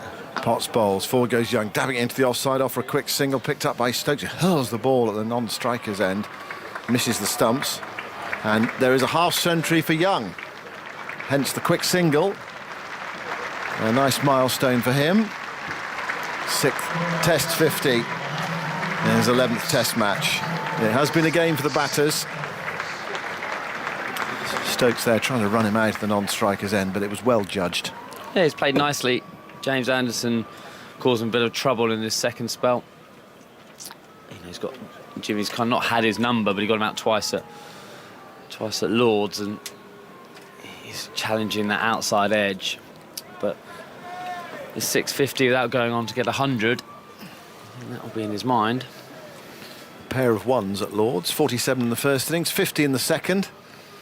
And here is Potts going round the wicket to bowl to Nicholls. Nicholls leaves, the ball outside the off stump. Young, of course, has been in England for a while because he's been playing at Northamptonshire and scoring good runs for them as well. Actually, lots of the Kiwis been over here scoring runs in the latest round of matches. Glenn Phillips got 100 for Gloucestershire yesterday. Jadeja. Ravindra. Playing for Durham. Playing for Durham's got 100 as well. Big 100, double 100, yeah. So... yeah, you do feel as New Zealand got to make a decision here, haven't they? Here's Potts bowling, clipped away straight to mid-wicket. No run.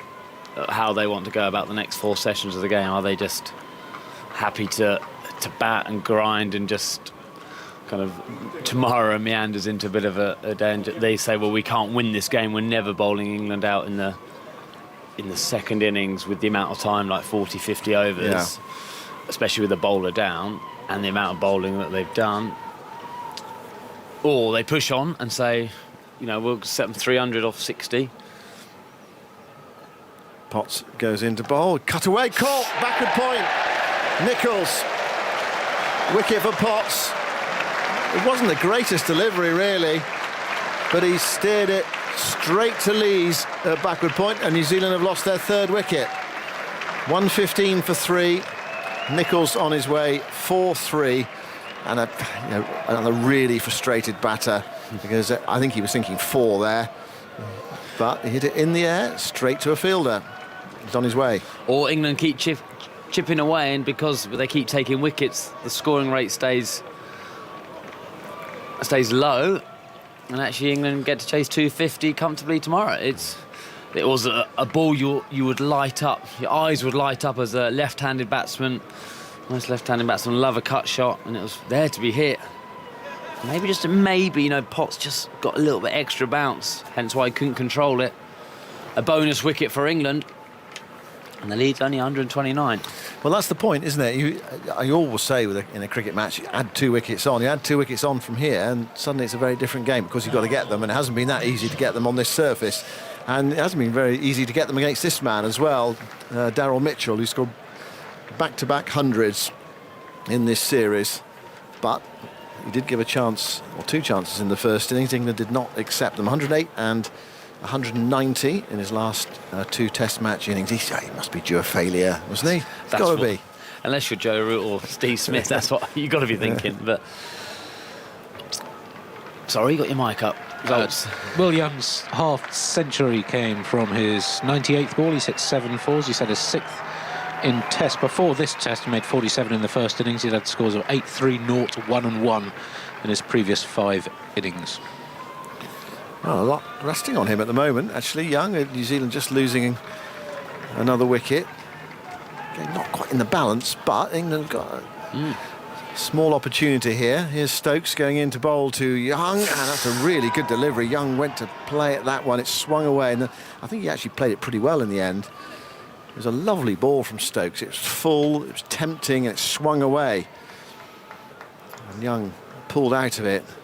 The lights are firing up again. I wonder whether they have some bad light later on. It shouldn't do, really, when you think of how long the days are at this time of the year. Stokes moves in past the umpire to bowl to Young, full, and Young plays that back down the pitch, and Stokes feels off his own bowling. It almost feels it never gets dark, and then it gets light about 4 in the morning. It makes you realise how grim the middle of winter is, actually, when the opposite happens. When we're around about late December, how little light there is in a day. The extremes of being in England or being in the UK. Here is Stokes going into bowl. Another good delivery in that channel. And Young, again, not tempted by that one, allows that one to go through to Folkes. New Zealand 115 for 3. They've lost Latham for 4, Conway for 52, and Nicholls for 3. 1 for Anderson, 1 for Leach, and 1 for Potts. You're right. You grab one of these 2 now. Blundell next. And then you've got Bracewell and Davey. Then again, a bit like England, got quite a long tail. So that's what England have to kind of keep chipping away. Stokes bowls. Young defends into the onside. Stokes across to pick up.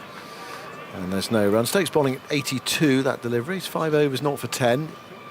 And he has been threatening. He's looked a bit of venom about him. Yeah, but you almost feel he's bowling within himself, trying to get it nice and full. We've seen a few times in the last 18 months or so, he's been the one banging the pitch hard, running in. But in this spell, he's bowled very full, trying to get the ball to swing, which he has got the ball to swing. In now to bowl another full delivery, and Young is forward, playing it back down the pitch, and Stokes fields off his own bowling. He hurls the ball back to Folkes for Root to do the polishing. You can see Root there, he's pulled his shirt down, presumably to try to prevent any moisture getting on the ball. Are we looking at orthodox swing or reverse swing? What are we in terms of overs here? I'd say pretty orthodox swing. I think it's quite a smooth surface, those shirts. That's why I think they're doing it. Stokes bowls to Young, just pulls his length back a bit there, and Young can nudge it into the onside, into the mid-wicket gap, and Broad picks up, and Young keeps the bowling. The end of Stokes' over. No wicket for 11 from 5. 115 for 3. 116 for 3. The lead 130.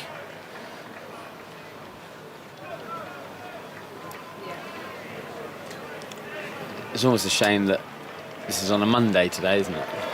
Do you know what I mean? With the Test match starting on a Friday, if this was a Sunday, it'd be a great atmosphere, wouldn't it? Almost roaring the wickets on.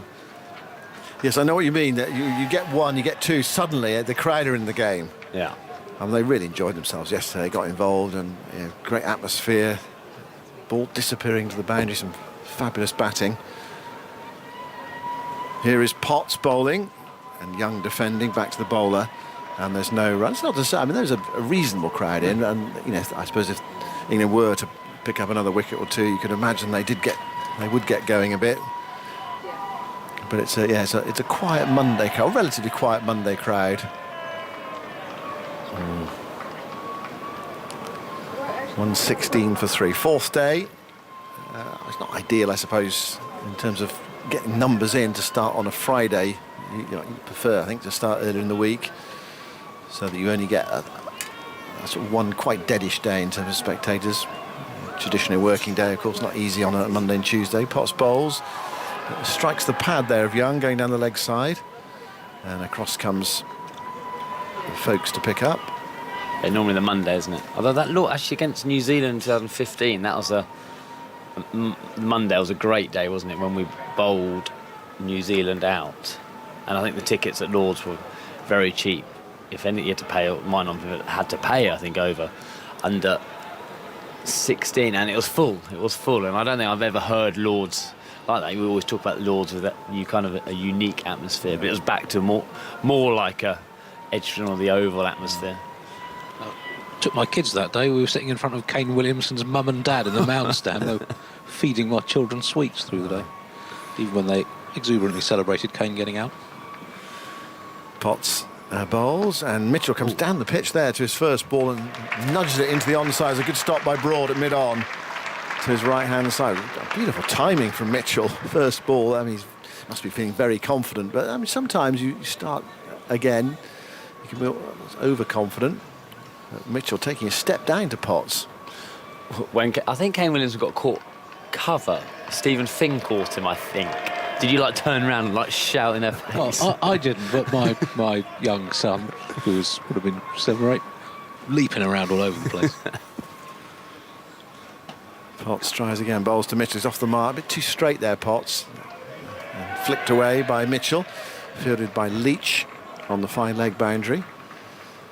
Another run to the total, 118 for 3. Did he get any more sweets after that, or did they refuse to give him? They're very good about it. I think they took it as a compliment. Realised what a key wicket it was.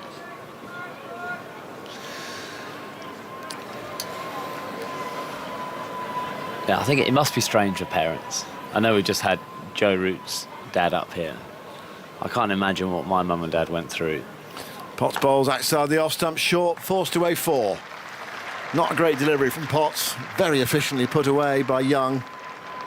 Width and dropped in short, guided by Young towards the deep backward point boundary. A regulation 4, really. Well, I'm sure if it'd been struck by an England player yesterday, there'd been a huge roar, but just a smattering of applause. 122 for 3. Still got to hit him. Very similar ball to Nicholls, and you've got to be good enough to put him away. Yeah, my mum and dad came to a lot of the first 3 days of pretty much every home Test match, and checked into hotels and kind of really enjoyed it. Dad wants Potts to Young, and he beats him as an appeal, half an appeal. Actually, they realised there that there was no outside edge. So Young survives, 122 for 3 at the end of the over. The lead is 136. And they came away in away tours. Actually, my dad went to Sri Lanka in my last one-day tour. Did we play 7 matches in that one-day tour in 2014, just before the World Cup?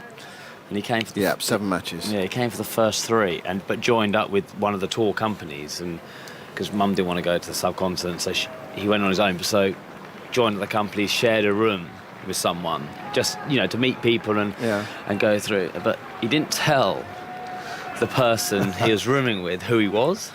I think I know where this story might be going. And on that tour, we didn't have the best of tour, and I wasn't in the best of form. And I think the guy he was rooming with was quite a strong supporter of me not being the one-day captain.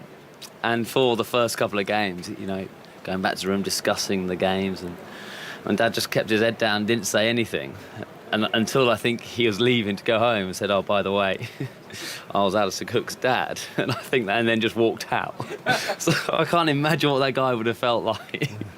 That's a dish best served cold, that is, isn't it? I'm sure. Leave it that long. Stokes bowls, Mitchell's forward on the walk, playing it back to the bowler, and there's no run. I'm sure some of the conversations in the bar every night and about the one-day team and about... I'm sure there's a bit of poetic license there, but it did make me chuckle when I heard it. Yeah. Keeping a low profile. You lost 5-2 on that tour. Yeah, we won a couple. Yeah, you won a couple, yeah. And the England selectors actually thought the same thing as that person who was sharing with your father in the end, didn't they? They did. They didn't at the end of the tour, but 2 days later yes, they did. Yes, they did, yeah. I remember that. Stokes bowl's full, driven nicely by Mitchell. Not stopped at mid-off, it's going away for 4. The dive came in, it's rolling down towards the long-off boundary. 4 more runs to the total. 126 for 3. The lead is 140. Lisa Purshouse is here, the chief executive here at Nottinghamshire, and she's popped up to the TMS box with an announcement, which is, Lisa, good afternoon. Hello. So yes, we are going to make it free entry for everyone tomorrow on day 5. Well, that's fantastic news for those who are available to come along tomorrow. Stokes bowls on the pads there of Mitchell. That was a bit of a gift, but only a single. No, they're coming back for the second, down towards deep back of square leg. Throws on its way, folks. Knocks the ball into the stumps, but Mitchell's quick. And it takes him to 7, and New Zealand to 128 for 3. The lead is 142. What about tickets sold in advance? Yeah, we'd sold a few of those, but everyone who's bought them, no need to do anything. Their tickets are valid tomorrow, and they'll get a full refund, which we'll do automatically. They don't need to do anything. OK. How many are you hoping will come tomorrow? I think I'd love to see us half full, at least. Tuesday's always difficult as a 5th day, for obvious reasons, school, work, etc. But I think we owe it to the game. All three results are possible. So I think it's the right thing to do, rather than sat here with 1,500 people or whatever it might have been. Stokes goes into bowl to Mitchell. Mitchell's forward, turning towards mid-wicket, and there's no run. So was this always the plan, or when did this plan develop? What did you want to ask? I was going to say, I'll give every kid permission to miss school, so they can blame me. They can blame me to miss school tomorrow to come and watch it. Do you have that power as well, Lisa? I'll write the letter you've got to hand in to school after. Yeah. Sign everyone. I'm with you. That's probably why I never became a mum. I'd been a bit too naughty. 128 for 3. Stokes turns down beneath us. Moves into bowl to Daryl Mitchell. 3 slips in. Stokes bowls very full. Mitchell comes forward and pushes it up towards mid-off, and there's no run. So when did you come up with this plan? Well, we thought about it overnight, and we knew that the game was highly likely to go into a day 5. You can't make that decision until you get a clearer steer on 4. And we just thought that it was the right thing to do. I mean, we love Test cricket here, so we're just hoping we can get our usual supporters and perhaps some new people that have never been to give it a go. So free entry tomorrow. It could be one of the great day 5s. Well, yeah, it could be. England, who knows? They might be on the chase. Stokes bowls full. Forward goes Mitchell, turning that towards mid-wicket, and there's no run. It is the end of Stokes' over. Mitchell 7, Young 56. New Zealand 128 for 3. They lead by 142. Have you been happy with ticket sales? How many do you think you've got in today, for example? I think we're about half full today, so that's OK. We've done the first 3 days were sold out. Which is, exactly what you want, isn't it? First 3 days sold out. As you say, Friday start's always difficult, for us to get those 4 or 5 ticket sales away. The atmosphere yesterday was just fantastic. I know it was just a brilliant day of Test cricket, but the atmosphere around the ground was fantastic.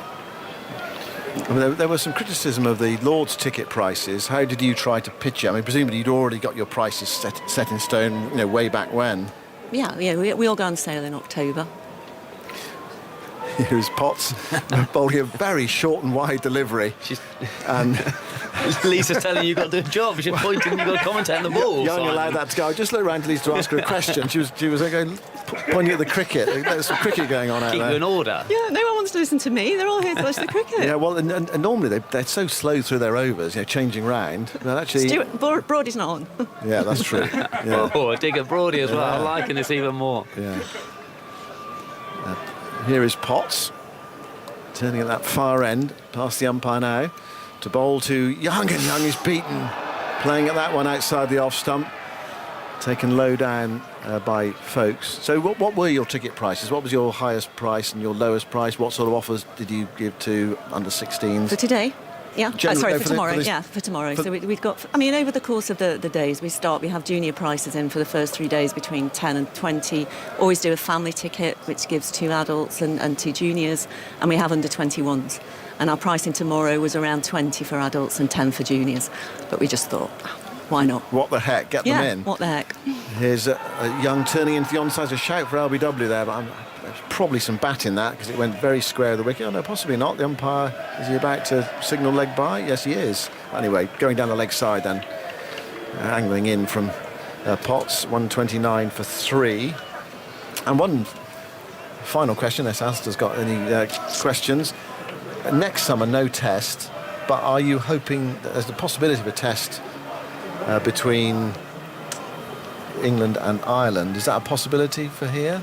It could be. We'll wait and see what happens and if they sort out the situation down at Lords with the WTC, well, Test Championships and all of that. I think there's ourselves and Hampshire not hosting of the 2 Test venues. Potts bowls and the Mitchell defends back up the onside of the pitch. How frustrating is it not to have an Ashes Test match? Oh yeah, always miss the Ashes, but there's only 5 to go round, and we had our share in 13 and 15, as you recall.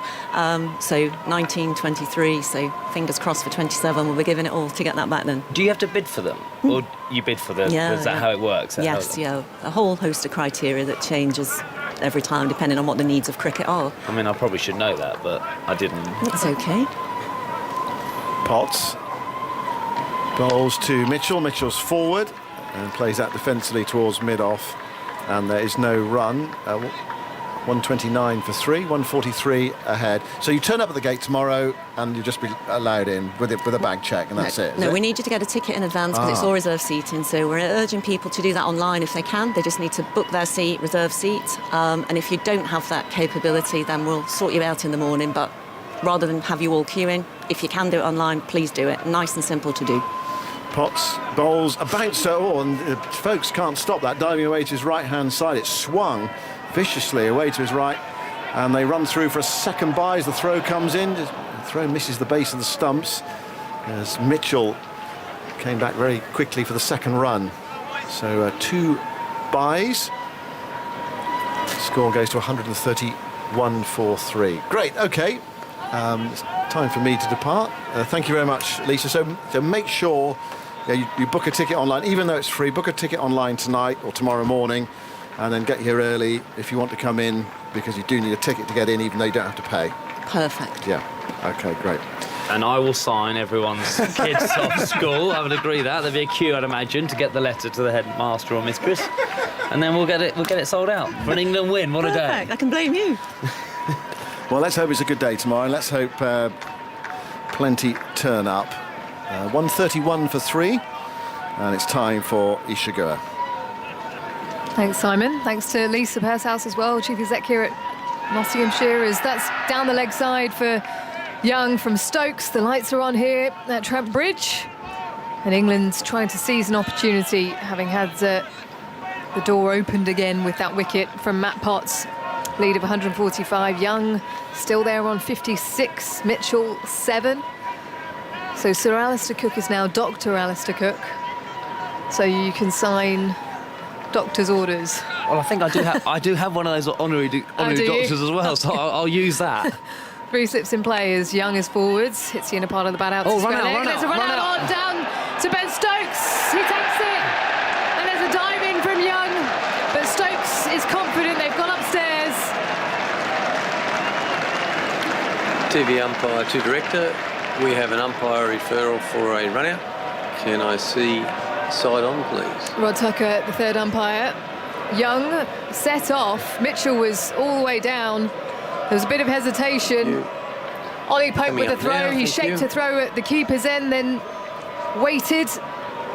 Got it down to Ben Stokes, who tumbled and managed to reach for the stumps. He's out. For me. Just go back to his wheel. And just make sure the ball's in his hand. By maybe 6 or 7 inches. Or maybe a bit more than that, actually. Made my decision. We'll go to the big screen without. Thank you. He tumbles forwards, Stokes, as he collects the ball, then reaches back with that right hand. It just manages to hit the stumps. The bells go. And Young has to leave the field, disappointingly. Well, the fielding so far in this game has, in the first innings of both sides, hasn't been great, but here was a brilliant play from England.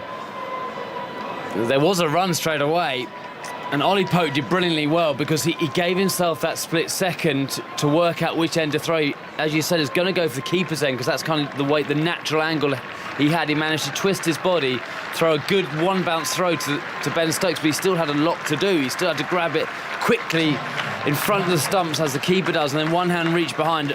Ben Stokes, brilliant bit of skill, and I was just about to say before that wicket, England just need to keep chipping away tonight. Keep seem to just get a wicket every time. It's a partnership in this innings. They just managed to get a wicket at the right time, and run-outs such a valuable part of doing that. A little collapse, and Ollie Pope, great throw. So England right in this game. Out for a well-made 56, Will Young. Cameras followed him right up until he crossed the rope and headed up the stairs. But out now at the crease, Tom Blundell, who's at the non-striker's end. Darren Mitchell on strike. These two who have picked up plenty of runs together in this series with a job to do. 131 for New Zealand and a lead of 145. Another wicket here and England will feel they're in the game. 3 slips in play. Mitchell standing tall, bobbing down and just misses the top of off as he leaves it through to the keeper. That natural angle from Stokes, just angling in just outside the line of off. Zipped back off the pitch, and I just wonder if there's a different feel to this pitch with those lights coming on, and if it's just kissing off the surface a bit more.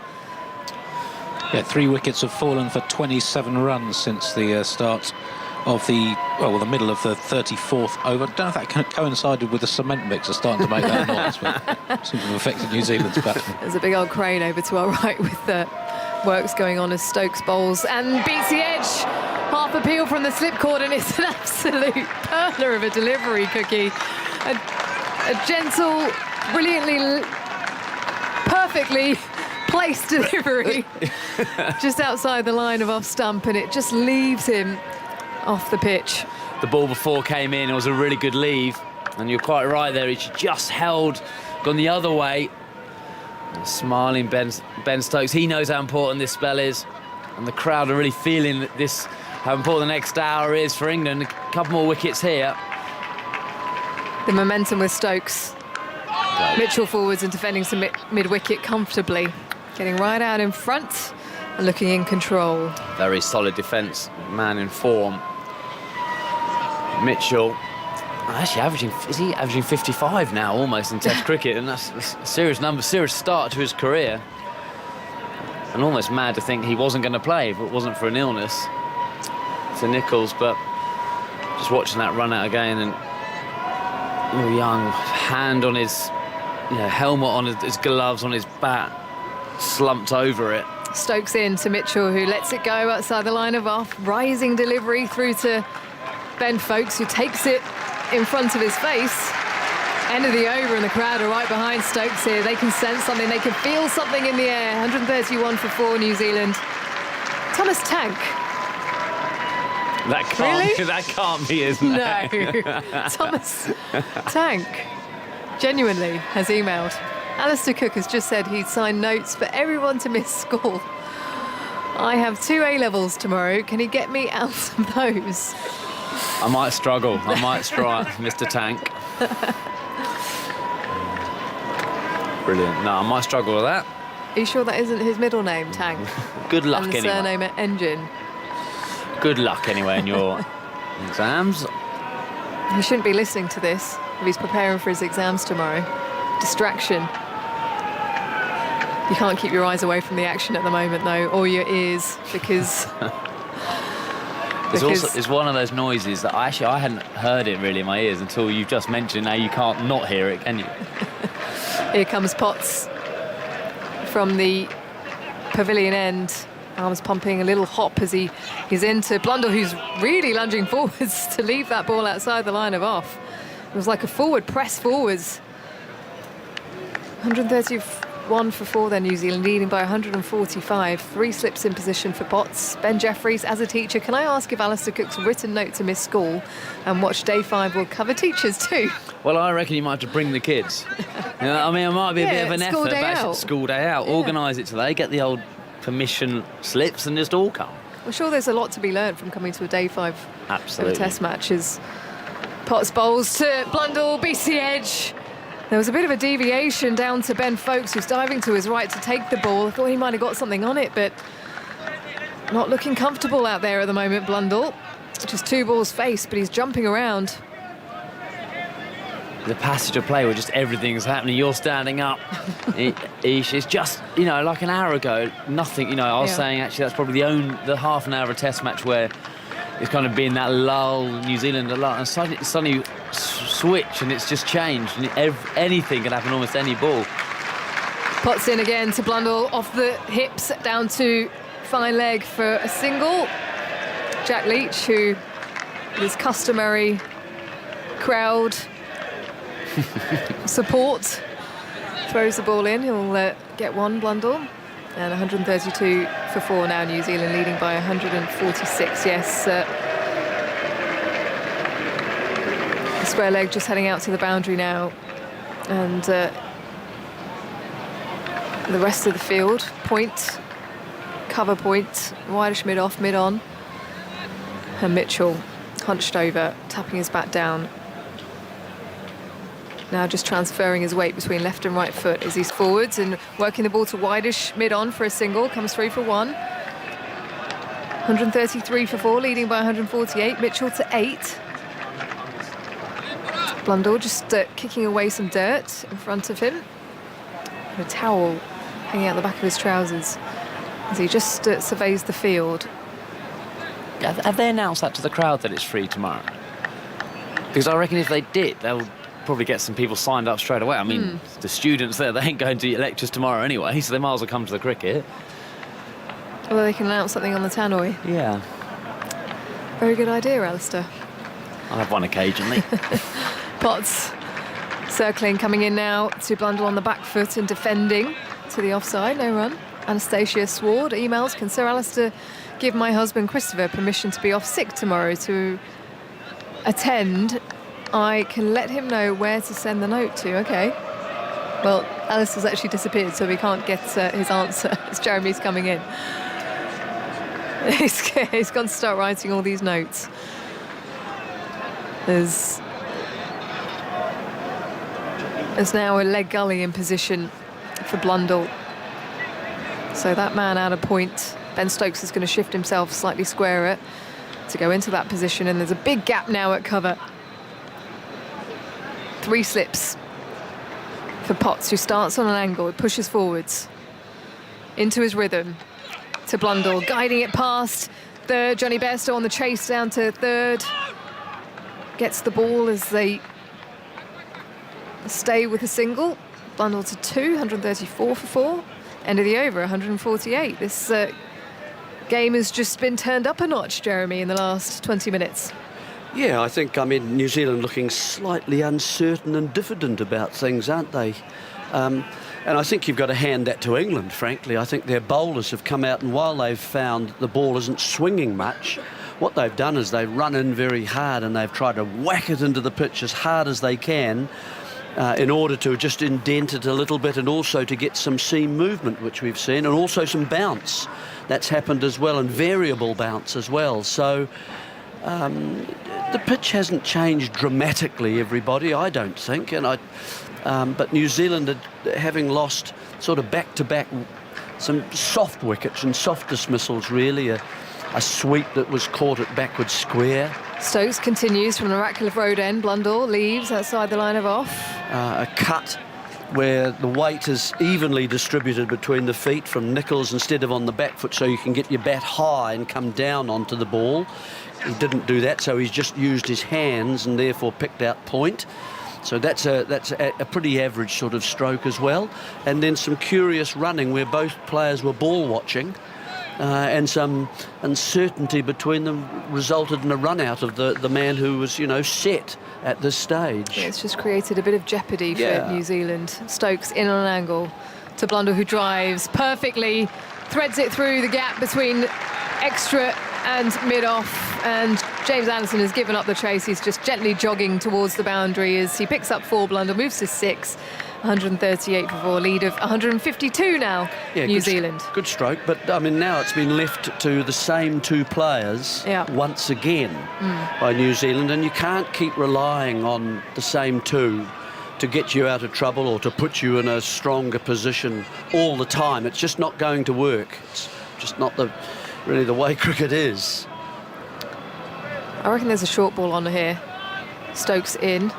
As it goes down the leg side, Ben Foakes flying to his left-hand side now. He has been outstanding behind the stumps today, as if he's diving on a crash. What are they called? Matt. Matt. One of those big ones. He has no fear diving across the ground today. 138 for 4, and just targeting that hip again from Stokes.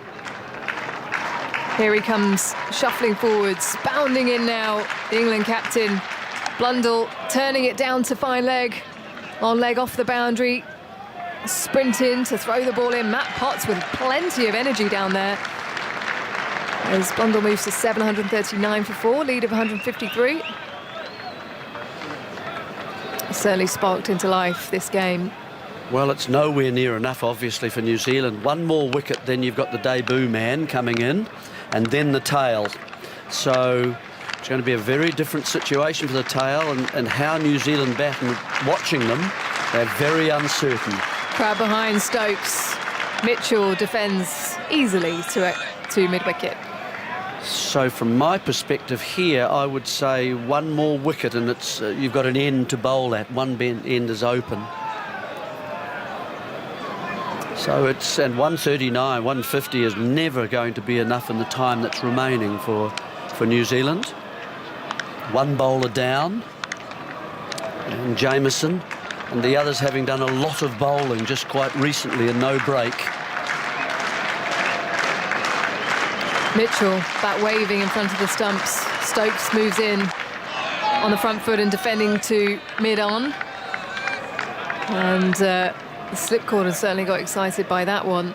It's a lovely probing line and length from Stokes.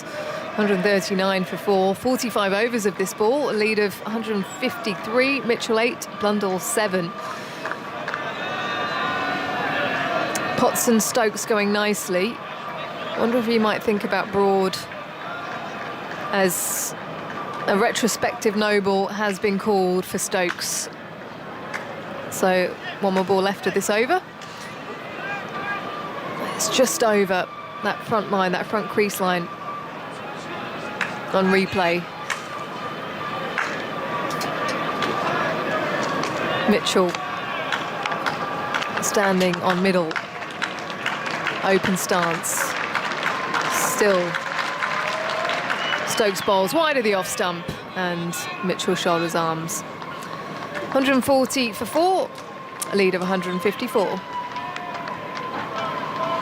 Smattering of spectators over to our left in the stands. Plenty of gaps and spaces. Lisa Pursehouse has just joined us, Jeremy, to announce that tomorrow is free entry here at Trent Bridge. Could be set up for a fantastic day 5. Yeah, very good. Potts then with another. Just observing that front line. More people they can get into Test cricket, the better. And if that means they lower prices, I think that's a good idea. You can't. Some of the prices have been quite high, at Lord's in particular. They might regard that as an event, but I mean, you want to get that absolutely full all the time. Potts past the stumps to Blundell, who lets it go outside the line of off in the channel. Just so you can get Dad bringing some children along, Mum bringing some children along. I mean, it's pretty expensive once you start bringing the family, and you've got to buy, you know, a drink, something to eat for lunch, get there, of course, travel, all that sort of thing. Interestingly, just looking at WinViz, that draw percentage has come back down to 62%, where it was at the start of the day, Andy, I believe, and England up to 27% after those wickets. Potts into Blundell, bowls full, nearly hits the stumps. Has he got an inside edge? It goes between bat and pad. He was trying to squeeze out a Yorker length delivery. It's missed, I think, everything. As the TRS time is ticking down, not given out. I think it bounced after it went past him, actually. It went past him almost on the full. That's how full it was. I don't think it hit the stump. Oh, he's hit the ground, hasn't he? He's hit the ground. That's the noise. It's actually passed on the outside edge. Yeah. And the noise on ultra edge, or the murmuration, is bat hitting the ground. As Potts comes again, running towards us. Blundell this time drives back down the pitch. Hugo Makin emails, can we give a free ticket to that cement mixer operator to stop that terrible noise? Good suggestion, Shiva. That's a great suggestion. Yeah. Look, he could bring his family as well. It'll be free. Has it died down now? It sounds like it has. Yes. Yes. They've given him a ticket. It's great. They have. It's Potts into Blundell, driving to James Anderson at mid-off, who kind of falls forwards as he stops the ball. A couple more balls left of this over then, as we can see a plane flying over in the distance, over to our right. The lights are on. Blanket of cloud above us. Gentle breeze. There's a man going out to deep backward square. Jack Leach just doing a few rotations down at long leg. 3 slips in position. A point, a cover point, mid-off and mid-on. As Blundell hunched over his bat. Spins it now as that point now moves across into a square leg. He's sort of halfway between the stumps and the boundary. As Potts comes in, bowls a good length delivery, turns it to mid-wicket. Broad running around to his right to collect the ball as he comes through for 1. Blundell moves to 8, 141 for 4, and a lead of 155. We had a game, a T20 match last year. Andy, I don't know if you were at that one, at Chelmsford. And the commentary box is... what end of the ground is it at? I can't remember the name of it, but it's up on this massive platform, and just behind there was someone's back garden as Potts comes in on an angle to Mitchell, who clips out to deep square for a single. As the ball is retrieved and thrown in, moves to 9, 142 for 4 at the end of the over, a lead of 156. And every time we got onto commentary, there was this... oh, here comes the announcement for free entry tomorrow.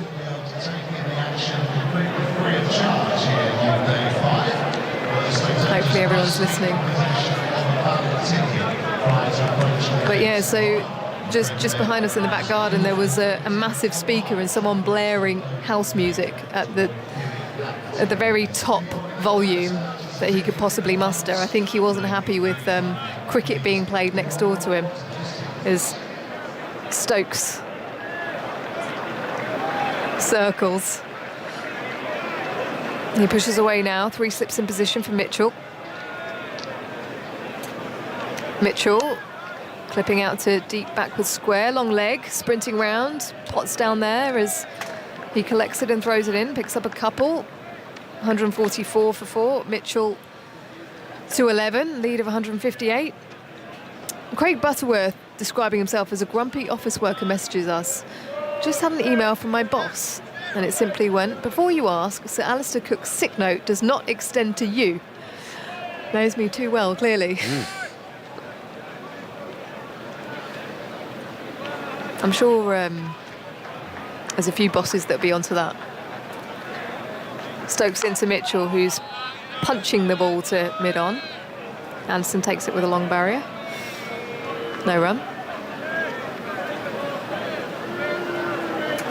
So yeah, this DJ was blasting out high decibel house music in the back garden next to Chelmsford, trying to beat the sounds of the stadium music. As Stokes comes in again. Mitchell bobs up and down, forward and defending to extra cover, no run. Jim Fordham, Peterborough. I've got meetings I need to be out for work tomorrow morning. Would Sir Alistair be okay to stand in for me if I come over to Trent Bridge and bat in place of me for Orton Park Golden Oldies against Long Sutton second 11 on Saturday coming? P.S. I am left-handed and he could pretend to be me. Maybe you can send a picture of yourself, Jim, and see how lookalike you are. There's Stokes. Flashes of yellow from the bottom of his soles as he comes through. It's a dud delivery. Doesn't bowl the delivery, but he was unhappy with where he landed. There's a big old dent in the front of that popping crease as he lands. Just a bit unsettled as he placed that left foot down.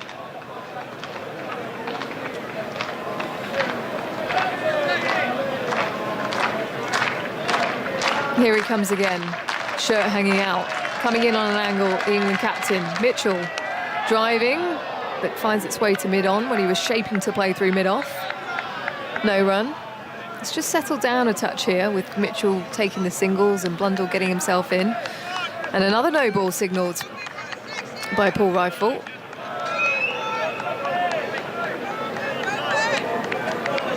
How many is that now for Stokes, Andy? It's 4 in this innings.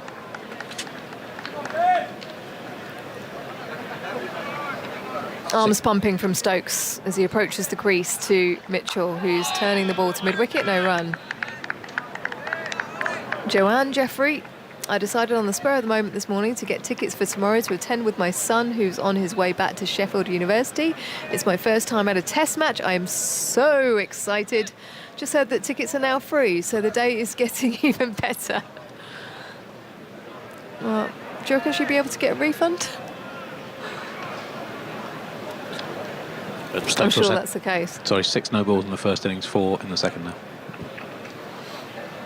3 slips for Mitchell still as he drives. It's a kadunk up and over Stokes, diving to his left is Stuart Broad at mid-on and stops it from going any further as James Anderson completes the bit of fielding.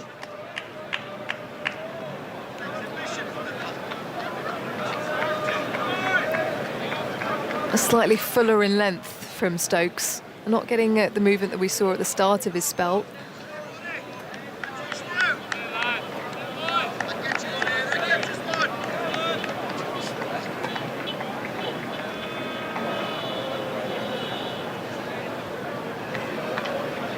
Stokes past the marks, bowling marks, as that's down the leg side to Mitchell, who lets it go. And a couple of grimaces from Ben Stokes at the end of the over. 145 for 4 as he really put in with that delivery. A lead of 159, Mitchell 11, Blundell on 8. I think you're right. I think it's Broad time. And I wouldn't be surprised if he might replace Stokes, who's been bounding in, hasn't he? He's been really trying to get some bounce and some no movement for him, really. That's what I was saying before. There hasn't been the swing. If any bowler on the England side is going to move, it'll be Stokes and also Anderson, and both of them have decided on hitting the track hard instead as a method. And looks as if we're going to have Jack Leach as well, so it could well be a double change. Jack Leach coming on from the pavilion end in place of Matt Potts. Stokes bowling a 9-over spell there. Is that correct, Andy? Yeah, 9 overs, 4 over 40, 5 after tea. In this match, he's now had an 8-over spell. That was within one session, an 11-over spell. Also in the first innings over 2 sessions, and now a 9-over spell. He hadn't bowled an 8-over spell in 2 years since the Old Trafford Test against West Indies in July 2020. It's his 17th game since then. Jack Leach is into Blundell, who works the ball to short leg. There's a slip in play, a backward point, deep cover, extra mid-off, mid-on setback, mid-wicket. And a short fine quite wide as Leach round the wicket to Blundell on the back foot and playing out to mid-on easily for a single, moves to 9, 146 for 4, lead of 160. Now, this is where Phil Tufnell was getting a little frustrated in Jack Leach's first spell, that he was bowling a little bit too short. He was. That's why players were able to get back, because the ball's just sitting up a little bit too. He's got to get it up and try and encourage, I think, the sweep stroke to bring Broad, who's in that 45 position there, saving 1. Sometimes you can get a little top edge that'll go in that area of the park, leaving the sweep itself open. Mitchell plays out to long on. That man being pushed back for Darrell as he comes through for 1. 147 for 4, Mitchell to 12, lead of 161. Blundell back on strike as Leach comes in again, forwards, defending to the leg side as the crowd is just being whipped into a frenzy over to our left. It's the Mario brothers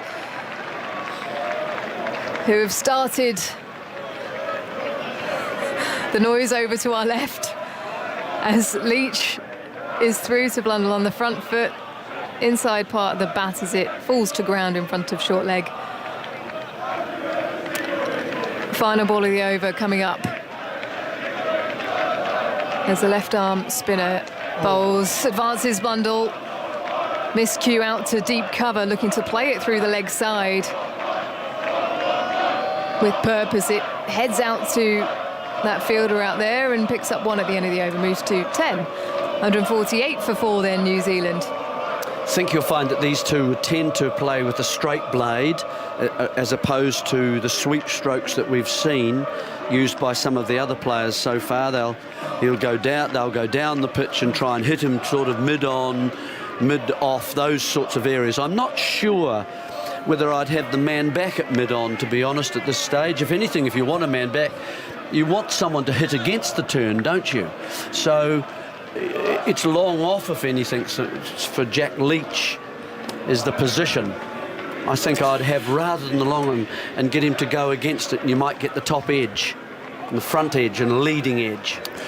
Well, the game in the balance at the moment, the lead 162. Stokes has bowled really well. He's nudged away there by Blundell off his hip for a single into the leg side. This is the partnership that England need to break. Obviously, they've been a real thorn in their sides in the previous 2 tests. Bracewell played well in the first innings. And of course, there's Jameson to come after that, although he's got a rather jiggered back. Yeah, they've told us that he will bat. That's all right, yeah. Presumably he can run all right. I guess that's the kind of the only issue, isn't it? Yeah. Stokes wheels round, spins himself a catch. There's still 3 slips there. Mitchell's on 12. Stokes kicks up his heels, is there, and he bowls outside the off stump. Terrific run out from Pope. The more you analyse there, he went to throw at the wicketkeeper's end, no one changed his mind, didn't he? Shouting bowler's end, and to throw it so accurately on the bounce. And then Stokes improvisation too, did really well. First of all, not to to keep away from the stumps, to not disturb them, and then he found himself in a difficult situation, didn't he? Had to flick or sort of just turn himself around a little to get access to those bails. No, it was good. Yeah, it was tidy. Yeah, 149 for 4. Stokes again moves in, bowls, and Mitchell gets an inviting ball outside the off stump, but he declines that invitation and smiles back at Stokes instead. 149 for 4. Yes, the fielding coach will be pleased with that. They do so many routines these days. Balls fly everywhere, That's right. These days before the toss. They do. You need a tin hat on, Yep, suit of you're right. armour. Yeah. And the New Zealanders' mistake, of course, was that both players ball watching. Yes. 149 for 4, the lead 163. In goes Stokes, bowls, Mitchell's on the back foot, playing that back to the bowler. Stokes into the spell now. It feels like quite a long one. Where are we? 6th over? 7th. Sixth since tee, 10th overall. He's just puffing a bit. Broad's having a word with him. He's been on and off the field because he seemed to fall on his shoulder. I think it was one of Mitchell's. I thought he was about to come on, balls. actually, because he hasn't bowled since the opening spell, has he? No. He's been off for a little while.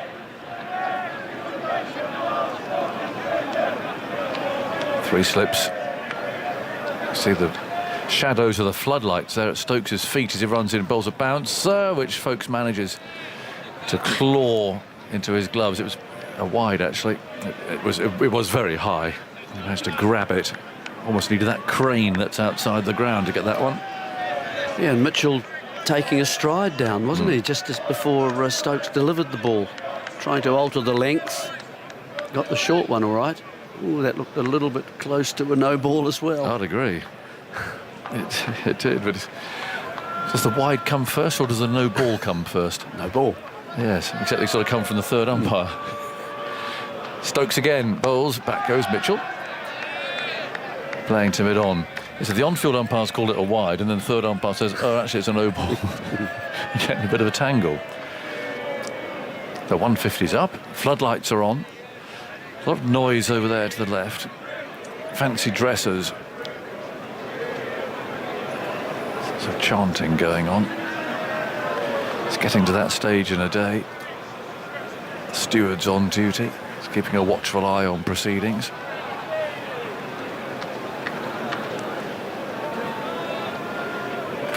Stokes again, wearing 55. He's there now. He bowls very full. Mitchell drives. It's the bottom of the bat. Anderson fields it mid-off. That's the end of Stokes' over. So the lead's 164. They're waiting for the no ball call here. Stokes was waiting. He was going to take his sunglasses from the umpire. Waiting. There it is. It's a no ball. So it isn't the end of the over. And Stokes has to bowl another one.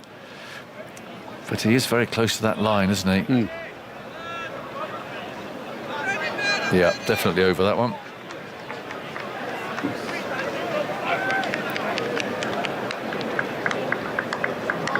He's got to bowl it again. 151 for 4.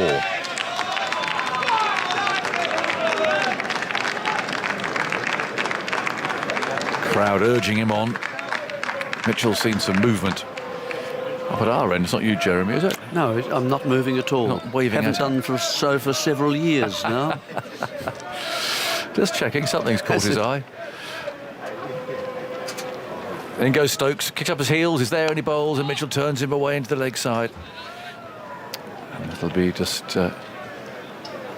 one run. So 151 for 4. The lead 165. Here's some news. The Trent Bridge website has crashed, with people trying to get their free tickets for tomorrow. It is free, but you need to have an allocated ticket to avoid people waiting to get in tomorrow. I don't quite understand that. So in other words, you've got to keep trying to get a ticket. In other words, have you? You can't just turn up.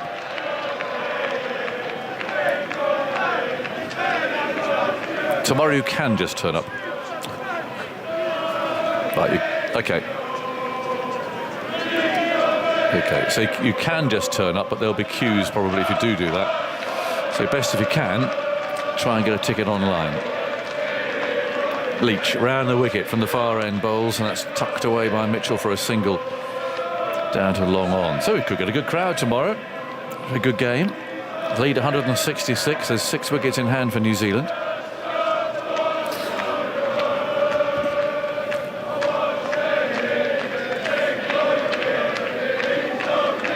Leach again, fires that into around about Midland leg, and Blundell defends it. Well, by taking these 3 wickets, quite close together, of course, that, you know, New Zealand are still, you would think, 100-odd, 140-odd away from safety. Yep, you'd think so. Leach again, brings Blundell forward. So that earns, I think, at least tonight and also the whole and the entire first session, I think, for England to dismiss New Zealand. Leach again brings Blundell on the front foot. Folkes tosses the ball back again. Because you can go hard, can't you, if you've only got 2 sessions to go. The light's a bit of a worry here. The floodlights on, it's only 5 o'clock. Some 23 overs to go after this one's finished. Back goes Blundell, hits a short ball hard. Out into the offside, chase for the fielder there, he won't get it. Victory kicking himself for that delivery, really dragged it down short and wide. And, well, Blundell and Mitchell are both in much too good form to miss out on that offering. Blundell to 15, and no sign really of any problem with this injured right hand that he has through keeping wicket. Leach bowls to him. He turns that away into the leg side, focuses there, and there's no run. So the lead's 170. You're right, it feels like 130 runs maybe. Could you get? You could get, if things went well for you and New Zealand are tired, they're without a bowler. They've got the young spinner. Bolter's bowled well. Southey not, he bowled a lot of overs. Yeah. And would you get 302 sessions? You could, if things went really well. Did really well. They really went for it. Yes. And you could always put up an end if you wanted to at some stage if things weren't going well. Yes, you wouldn't want to jeopardise your 1-0 lead with one to play. No. Stuart Broad's coming on then. His hair flopping over his white bandana. Pulling up his trousers. He's getting a slap on the back from Stokes as they set his field. The umpires are up to something. Johnny Bairstow's going for a word. Not waiting for the light meter, are they? I see Chris Broad sitting in the stands, actually, along with Stuart's sister, Gemma. Chris, heavily bearded these days, tough, is it? Evening all. Evening. Evening, John. Evening, Andy. Evening, listeners. Some drinks being taken, but not necessarily with the umpires. It's not another ball change, is it? Oh, they've got to sort this out, haven't they? It's about 10 times an innings. Yes, it is ridiculous. How old's this one? Is that the first time this one's been changed in this innings? Yes. I think about the longest the ball's lasted in this test. 50 overs, that's amazing. Yeah, well They've had to show it to the crowd. Yeah, well done. To get a standing ovation as the ball goes off. So it is a different ball. Joe Root immediately grabs it. He's the chief polisher these days. There's a discrepancy in the two halves of the scoreboard. So there's the scoreboard at Trent Bridge on the big screen. There's a top half, and the bottom half. The top half says 156 for 4. Bottom half 157 for 4. That is it. Oh, it's way Does off. it all come from the same place? Well, Sky have got it 156. I've got it 157. Oh, have you? Yep. I think they missed a single. That single from the extra ball of Stokes is over. Oh, could be crucial. I'm going with you, Andy. Hey, you've got one job. Eh? Always trust pen and paper over a But computer. it's funny how the same scoreboard can have two different scores, isn't it? You wonder where that's coming from. Because you would have thought one was like the slave of the other, Yes. sort of like, You would. like clocks, You would. But they're obviously not. Master cylinder. Well, I'm going with you, Andy. You're saying 157. Mitchell 14. He's on strike. Whereas you see Sky have Blundell on strike. Oh, it's all going wrong. Well, we're going with Andy Zoltzman. We're sticking with Andy. Yeah, definitely, because it is. I can see by my own eyes it is Mitchell on strike. Oh, yeah. Broad's on his way to bowl to him. There he goes, bowls, and Mitchell is forward. Let's get onto that front foot. He's a tallish man. That's played down to mid-off. And I think Broad will think that that's wrong as well. He can't be bowling at 78 miles an hour. It might have been. Mitchell's on that front foot. What they have got, though, I'm pleased to report, is they've now got my point fieldsman Tuffers. What, instead of it on the fence? Instead of him up, they didn't have anybody there for a while. You've got to have a point. I Well, know. there you go. When you were bowling, in your pomp, would you have gone through? You wanted them to go through extra, didn't you? Yes, you did. Yeah, it went through point, didn't it? Yeah. Yeah. But for a test and a half, they haven't had No. it. Broad runs in, bowls, and that's squeezed away off a thick edge. That fielder is in pursuit to third man. Be a couple of runs. Broad's got his hands on his hips.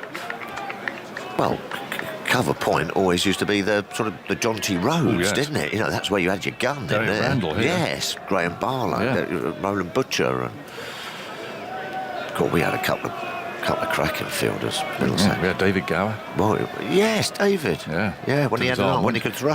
His arm went. Or at least he said his arm had gone, and he retired to the slips.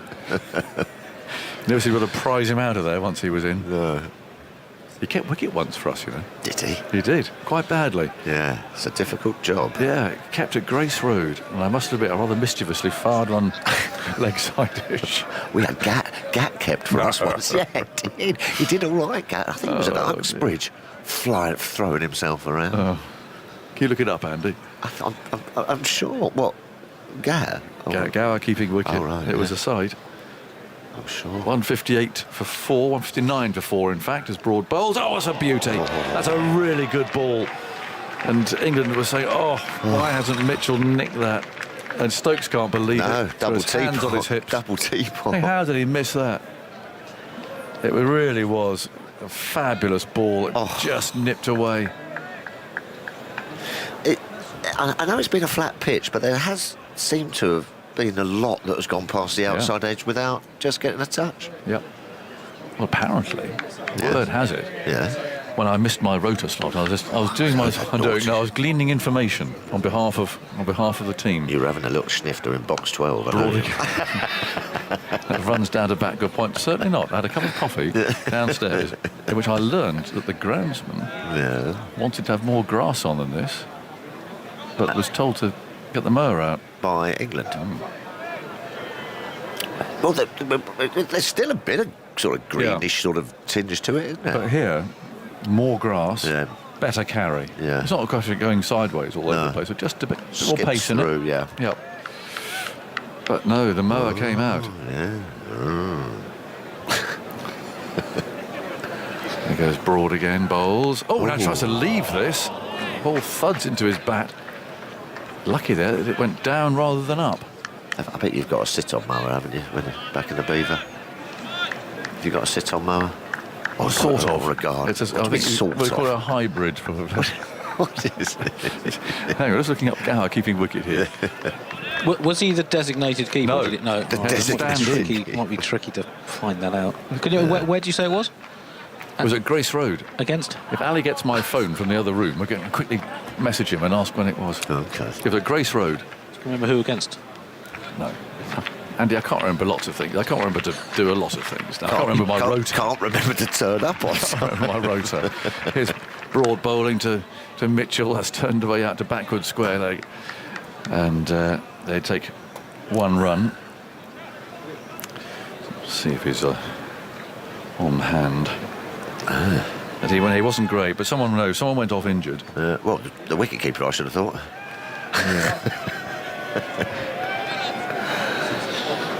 We are on radio, John. Well, you can talk. Okay, well, here we go. Lovely. Give us an emergency stat. Emergency stat. I tell you, Blundell and Mitchell have now added, between them in this series, 474 runs in 4 partnerships. That puts them in the top 5 most runs by a pair. Jack Leach comes in to bowl to Mitchell. And he is. To go outside the off stop. I've sent my message. Well done. We'll see if it gets there. Don't do that again, John. I had a little bit of a turn there. That's okay. Top 5 most runs by a pair of batsmen batting the 5th wicket and lower in a series. Leach round the wicket, bowls, fires that in, is a bit short. Mitchell can stand up. He's been off it.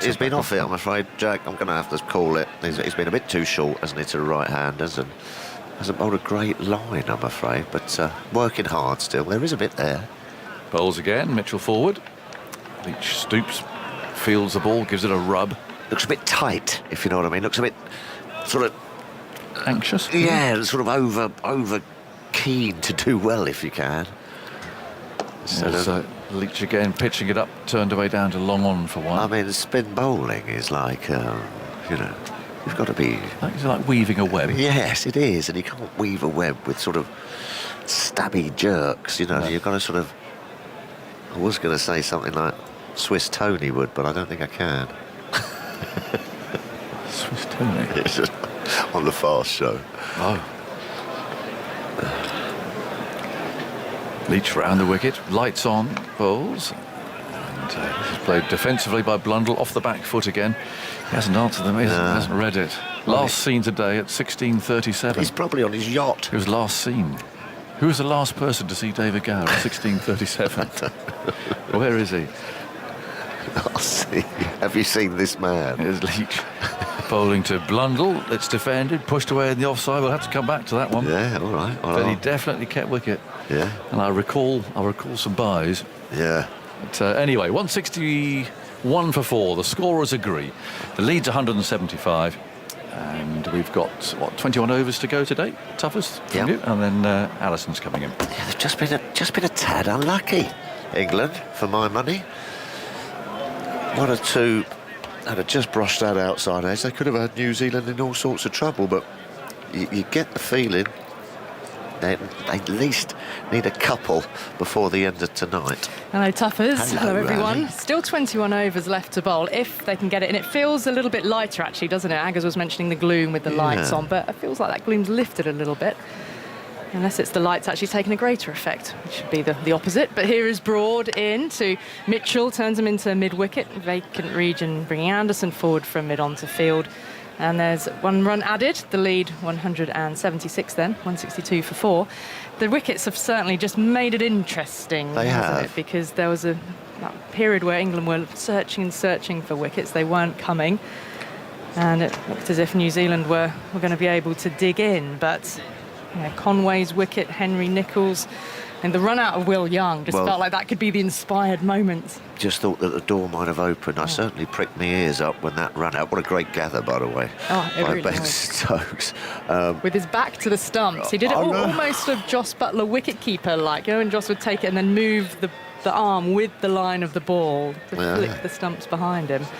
Broad racing in, over the wicket again, has Blundell on his toes, forces it up to mid-on, no run. And these two have just,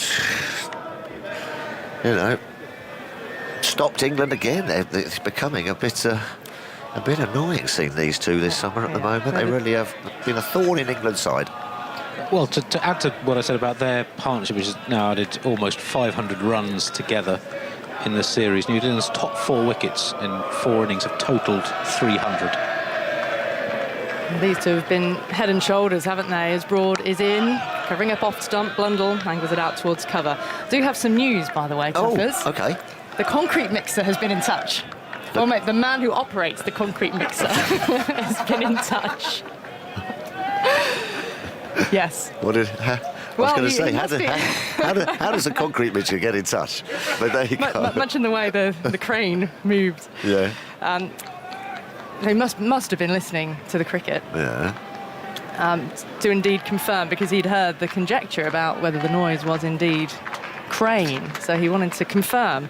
As Broad is in, outside off stump, little Fuller draws Blundell forward, defensively angling out to gully. No run. Yeah.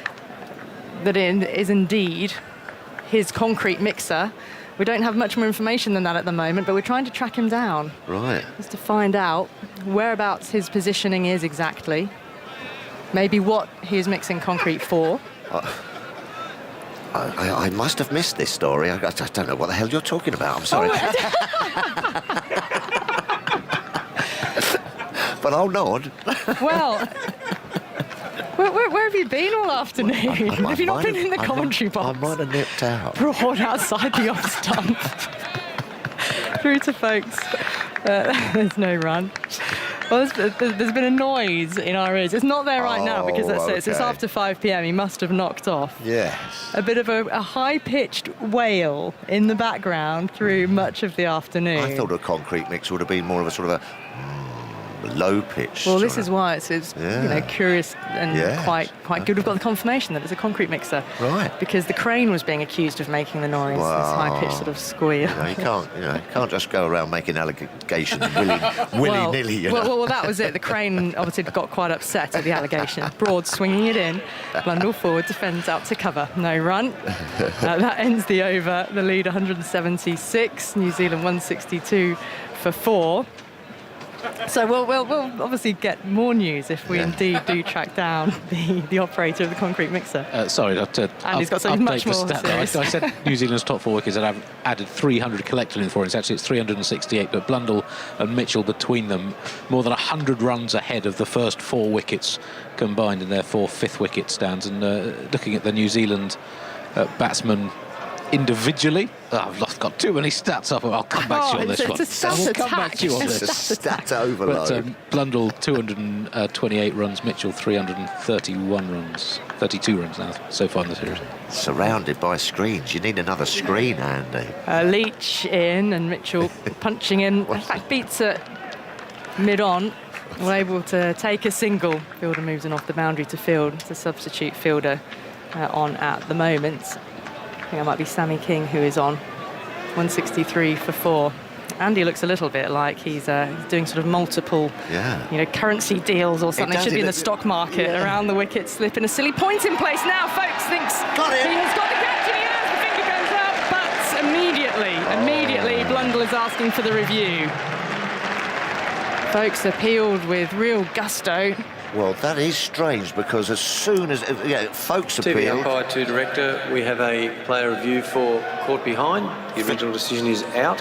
Very quick. The front foot, it's fair delivery. Can we go to front on, please? Very quick reaction from Gough. Yeah, Michael Gough is the umpire at thank you, front on coming up Leach's now. end. Straightens, doesn't it? Okay, it's gone very close to the bat. Close. Go to ultra edge, whenever it's ready. Let's have a look. Ball coming up now, flat line. Nothing. Nothing. False alarm. And nothing. So I've got nothing on ultra edge. Just keep going past there. Please, Will. Yeah, so there's a noise there as it's well past the bat. And there's nothing around the ball. I don't know what that could be, but anyway, it's not near the bat, so that's all right. Who's that? So we'll go back to on field. Michael, there's no spike as it's anywhere near the bat, so you'll be overturning your decision to not out. You're on screen now, signal now. Well, it's pretty rare for Michael Gough to get one wrong. Exactly. The speed of which he give it, I thought it was just, well, that's got to be. Yeah. Well, if it was a deflection, perhaps he saw, that was what came off the thigh. Yeah, little brush that. You were a little excited by a little murmur, maybe, but yeah, the spike came after the ball had passed the bat. So Leach continuing with Pope crouching there right in front of the bat, even Fields. Spun though. Yeah, there was a bit of turn, wasn't there? Gave it some good flight. Yeah, that's what he hasn't done. He hasn't got a lot of drift, Jack, today, or sort of, guile. Around the wicket again, a little quicker that time. Blundell forward, defensively smothering any turn. And that one that did sort of, potentially get the outside edge was just slightly more tossed up, had that little bit of dip and drop and sort of pitched and went. It's been a little bit flat for me. Leach again into Blundell, using his feet, getting to the pitch of the ball, whipping it along the ground, past mid-wicket. He's sprinting back to the boundary. That's the substitute fielder, but the ball gets there first. So 4 more to this partnership, which moves on to 36 with the 5th wicket, and Blundell on to 19. Yeah, good use of the feet. That's his shot, isn't it? He has that closed bat face, Blundell, and every opportunity.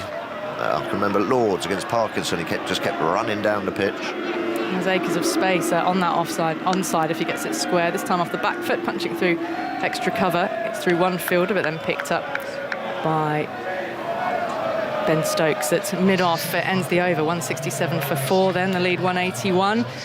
Drinks being brought out onto the field now here. And we've got 19 overs left in the day, approaching 20 past 5 in the evening. Free entry tomorrow, remember, on day 5. That's going to be a jamboree day. And we've heard that the website crashed early with people getting online because you still need a ticket, albeit a complimentary ticket, to access at the gate. You could turn up tomorrow morning, but you would have to queue at the ticket office in order to get a ticket to then approach a gate to get into the ground. So that's why everyone's jumping online. Hopefully you will be able to get your tickets online and avoid having to queue. But although what a sight that would be in the morning. It'd be a bit like Old Trafford, Ashes 05. Yeah. Not quite sure the occasion is as big as it was then, but perhaps not. But England looking to win a series against the World Test champions. Well, you could see a fabulous day's cricket. It really could be. Come out tomorrow and finish, knock off the the New Zealand batting lineup and watch England try to chase something down. 30-something. Yeah. There's a few more wickets needed before then, but Andy? I have found the stat that I've lost. Good. It's on screen 18. Yes. New Zealand. Buy, sell. If I could do that, Tuffers, I wouldn't be here. New Zealand's top 4 between them in the series, 314 runs at an average of 19.6. Mitchell and Blundell between them, 566 runs, 8 innings. The 2 not outs, which are this inning, so averaging 94 that pair. So New Zealand's top for averaging 19. Joe Root for England so far, 302 runs, out twice. So he's got almost as many as New Zealand's top 4 in their 16 innings so far in the series. That's a little bit like comparing Root to England's top 4 over the last sort of few years, though, isn't it? The last 18 months or so. Well, I think the third highest scorer was extras. Solid performer. Solid performer. Yeah. Didn't get the eye-catching 50s and 100s extras over the course of 22-1, but just accumulating through the year, ended up third behind Root and Rory Burns. And performed very well away from home.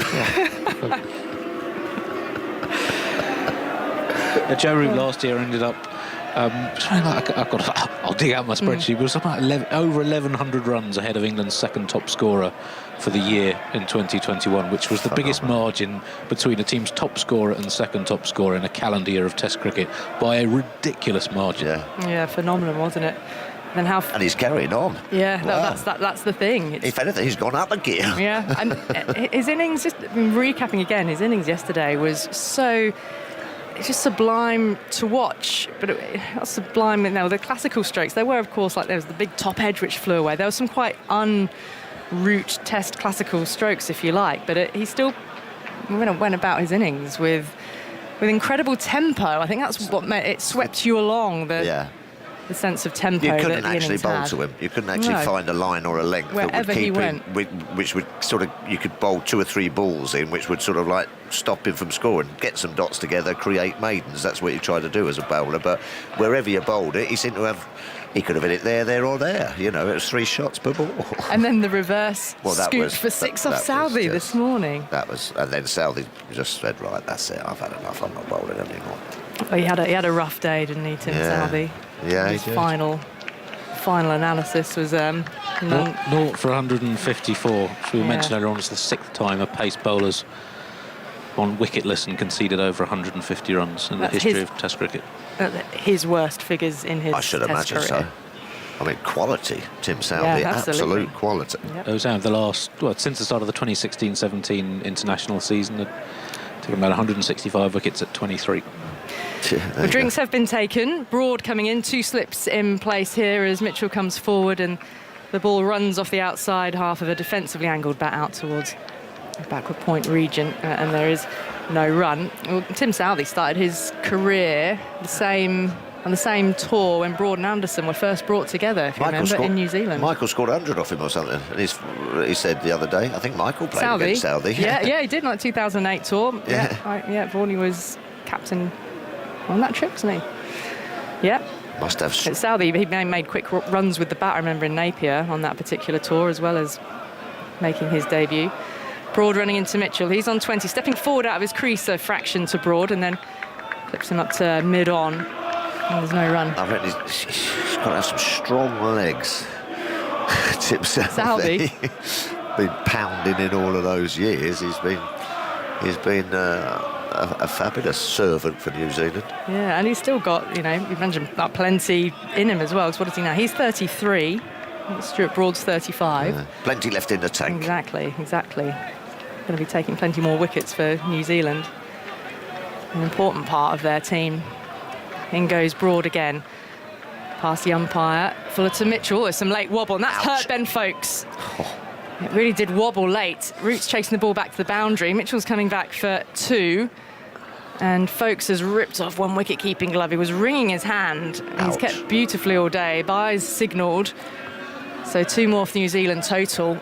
But, you can visibly see that ball move as it passed the batsman and then approached the gloves of Foakes. Yeah, Blundell got one very, very similar, didn't he? Yesterday, it just wobbled, or just got him on the top of the thumb. Yeah, that'll sting. He was talking about wicket-keepers' hands the other day. Yes. Gnarly nature of Well, them. no, that's right. You know when you're having a chat in the pub to the wicketkeeper, because he's usually holding his pint sort of between two hands because they're all sort of pointing in strange places. Between the palms. Yeah, between the palms. Broad in defence from Mitchell. Very high front elbow. Yeah, they've got to be tough boys, keepers, you know, because your hands, your knees, your back, up, down. You get a lot of sort of really sort of niggling injuries, and especially then you got your fingers, you know. My dad was a club wicketkeeper, and he probably advised not to do it these days, but he kept wicket with his wedding ring on beneath the gloves. Wow. And he took a blow one day. I'm pretty sure it was when he was keeping. Knocked into the onside by Mitchell, and a single taken. Off. Well, it swelled up. It swelled up to the extent that he had to have the ring cut off. It was not a No. Then you got a mangled wedding ring as well as a result. But better that than a missing finger. Yeah. Did he take the catch though? Right, we text him, Dad. So long as he caught it, that's the main thing. That's for Old Wellingburians Cricket Club in the North Ants League, who sadly don't exist anymore. Very sad. Because they're not actually, you know, hugely padded wicket-keeping gloves. Obviously, there is protection. Broad in down the leg side, and Folkes tumbling to his left, takes a low take. You know, and you have your inners, you know, but I can always remember Jack Russ saying he didn't like too much protection, because you wanted to feel and caress the ball, you know. I hope you didn't go too near Jack Russell's gloves, did you? Because they would not have smelt that Good great. God, no. Wow. But, you know, and so you're all day, and some of these fast bowlers, you know, thumping into the gloves. You know, you take the gloves off, it's almost sort of putting in water, sort of like a cartoon, you know. Soften the skin. Steam coming off them. That was the end of the over from Broad. 170 for 4. New Zealand's lead 184. 18 overs left in the day, and Jack Leach will continue bowling to Daryl Mitchell, 21 off 52. Blundell, 19 off 38. Joe Root standing as the solitary slip, asking short third to go back a pace or two. So there's point, cover, mid-off, mid-on, long on, sorry, it's pushed back, mid-wicket. As Mitchell goes back, watches this one into the gloves of Folkes. Where are you seeing a wicket coming from, Tuffers? Well, I wouldn't mind seeing someone actually in his face. Perhaps. Yeah, well, they did have two around the bat before, didn't they? A little quicker that time from Leach, no run. If England are pushing here, aren't they? They're pushing and straining to get wickets, and there's a slip. You know, I don't know, perhaps not many have gone there, but I would like to see some form of catcher in his eye line. Leach waits, shaven-headed in. Mitchell playing it very carefully. They're just not looking to take any risks. Get through to the close. Their mantra, slowly building a partnership patiently here. In goes Leach again, forward defensively, out towards Crawley there at extra cover. They've got Crawley and Johnny Bairstow sort of missed out, didn't they? Two of the top six to make single-figure scores when you've watched everybody else pile them on. Leach a little bit quicker, looking to chop away, doesn't time it. Up towards Crawley again, who moves in on that offside, and there's no run.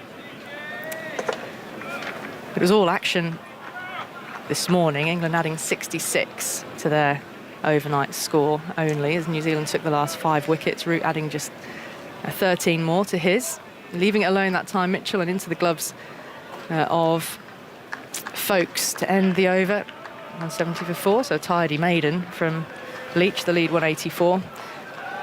Ollie Pope's score overnight 145. It's nice to speak to Joe Root this morning actually about it. And he again very, very relaxed this morning, and you know, he was not out overnight. You don't always get to speak to batsmen while they're still, you know, going to go out and resume an innings. And at that time you were thinking, well, you know, 200 on the cards for Root, the way he'd been batting. It was a genuine possibility.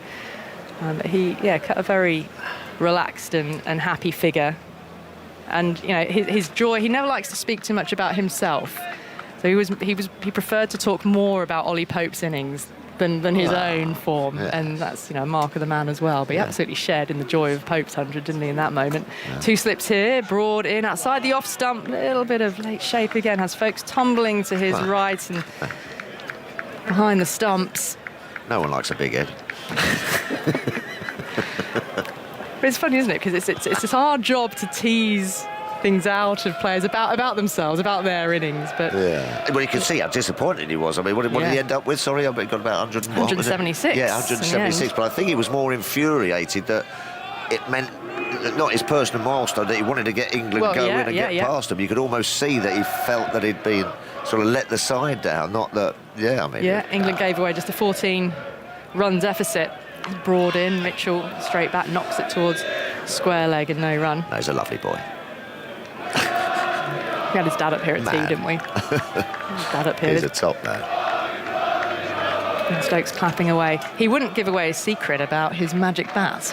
You know, the video clip that went viral, his bat just balancing, standing on its own. I think I know what it was. It's sawn off the bottom. Well, no, he's got a very flat toe.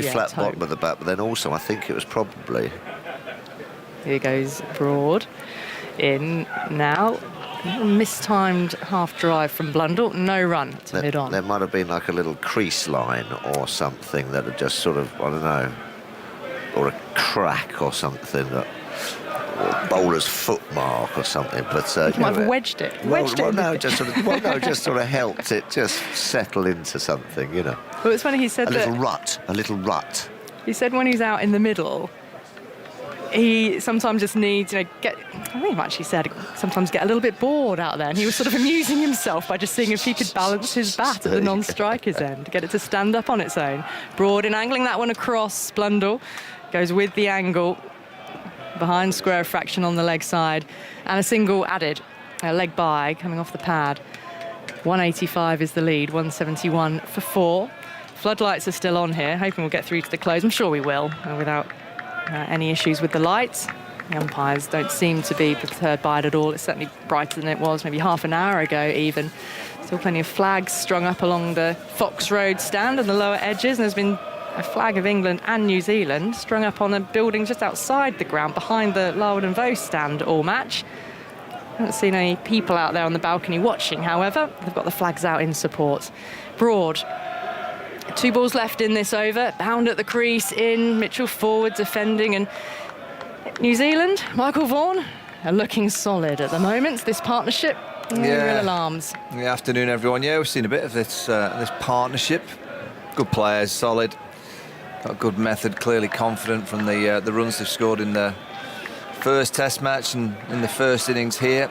And the ball's just not zipping anymore. It zipped for quite a few overs when the innings first started.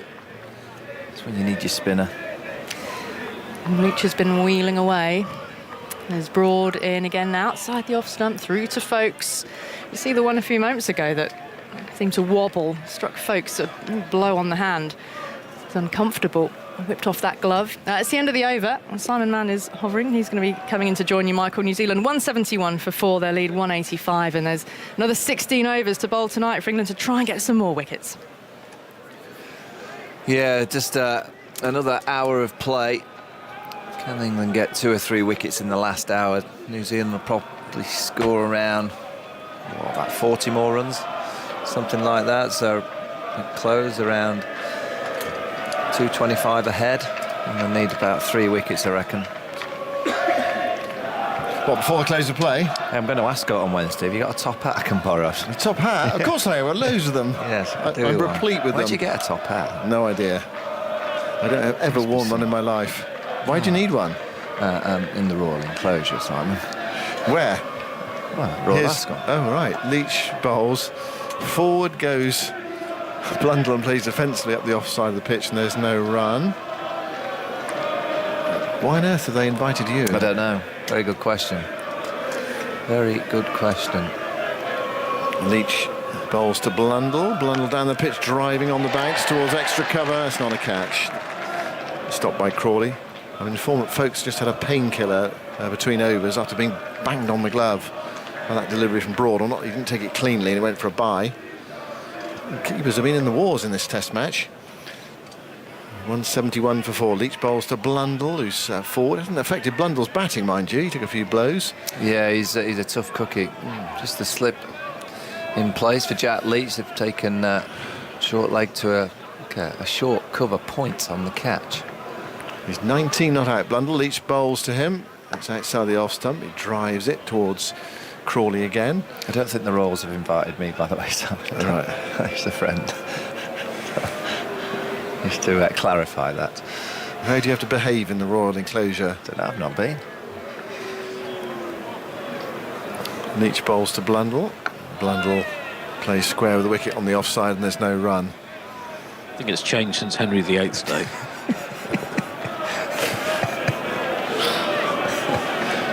.185 the lead. Leach 1 for 67, bowls to Blundell. Blundell runs it down to the right of Root at slip. Not much doing there for Leach in that over. 171 for 4 at the end of it. I just wonder if it's worth Joe Root having a bowl. Just well, the crowd thinks so. By the sounds of they're it. giving him a bit of a chance. Just a bit something different. Jack Leach was bowled. What's he bowled now? 17 overs. 17 overs. Just give him a breather. We were talking earlier, Michael, about the noise in the background. Carl Upsall, a friend, has done her PhD on and is conducting further postdoctoral research into the effects of background noise on her or our ability to hear. It is definitely worse as we get older. Bars and restaurants also become more challenging. Okay, so generally when you make a statement, do you go searching social media for someone that backs you up? No, someone just sent me that information. Well, that might not be true. Can't believe everything on social media. No, I suppose that's true. But I think you're right. I'm going to believe you, and I'm going to go with that. That's under the Vaughan Bar, is it? In terms of, I think things you agree with. Yeah, I think that's right. Okay. I don't go in many. Do you go in many bars these days, Simon? Sometimes, yeah. Oh, you were in one the other night. I saw you having a. We were watching the cricket, weren't we? You were celebrating your team, Gloucester, getting over the line against Sussex. How on earth did that happen? 8 for 23 they lost, Sussex. Broad bowl, short, and Mitchell pulls out of a pull shot. There's poor old Finney. He was in there at the end trying to win the game, just hoofed one up in the air. Well, I was backing him. I thought he'd see his team home. I could just sense he was out there with young Lennon, wasn't he? Is he about 16 still? I don't know, he's a bit old. He's 17 maybe. He's a youngster. I think he's, older than 16. He was 16 last year, wasn't he? Might be 17 though. Punter 17. Good leg spinner. Certainly a contrast between them. Finney towering over him. 171 for 4. The lead is 185. Broad ball short down the leg side. He goes after it. Sometimes you can nick those through to the keeper. He didn't. Mitchell on the pull there. Mitchell and Blundell trying to put together a partnership here. It's worth 40. It seems that we've just been watching them back for the last 2 weeks, these two together. Anyway, you couldn't get this team over the line. You don't see many capitulations like that, do you, in it's a beauty. T20. 8 for 23. I think Alsop made 81 and they were only chasing 140 on. They still lost.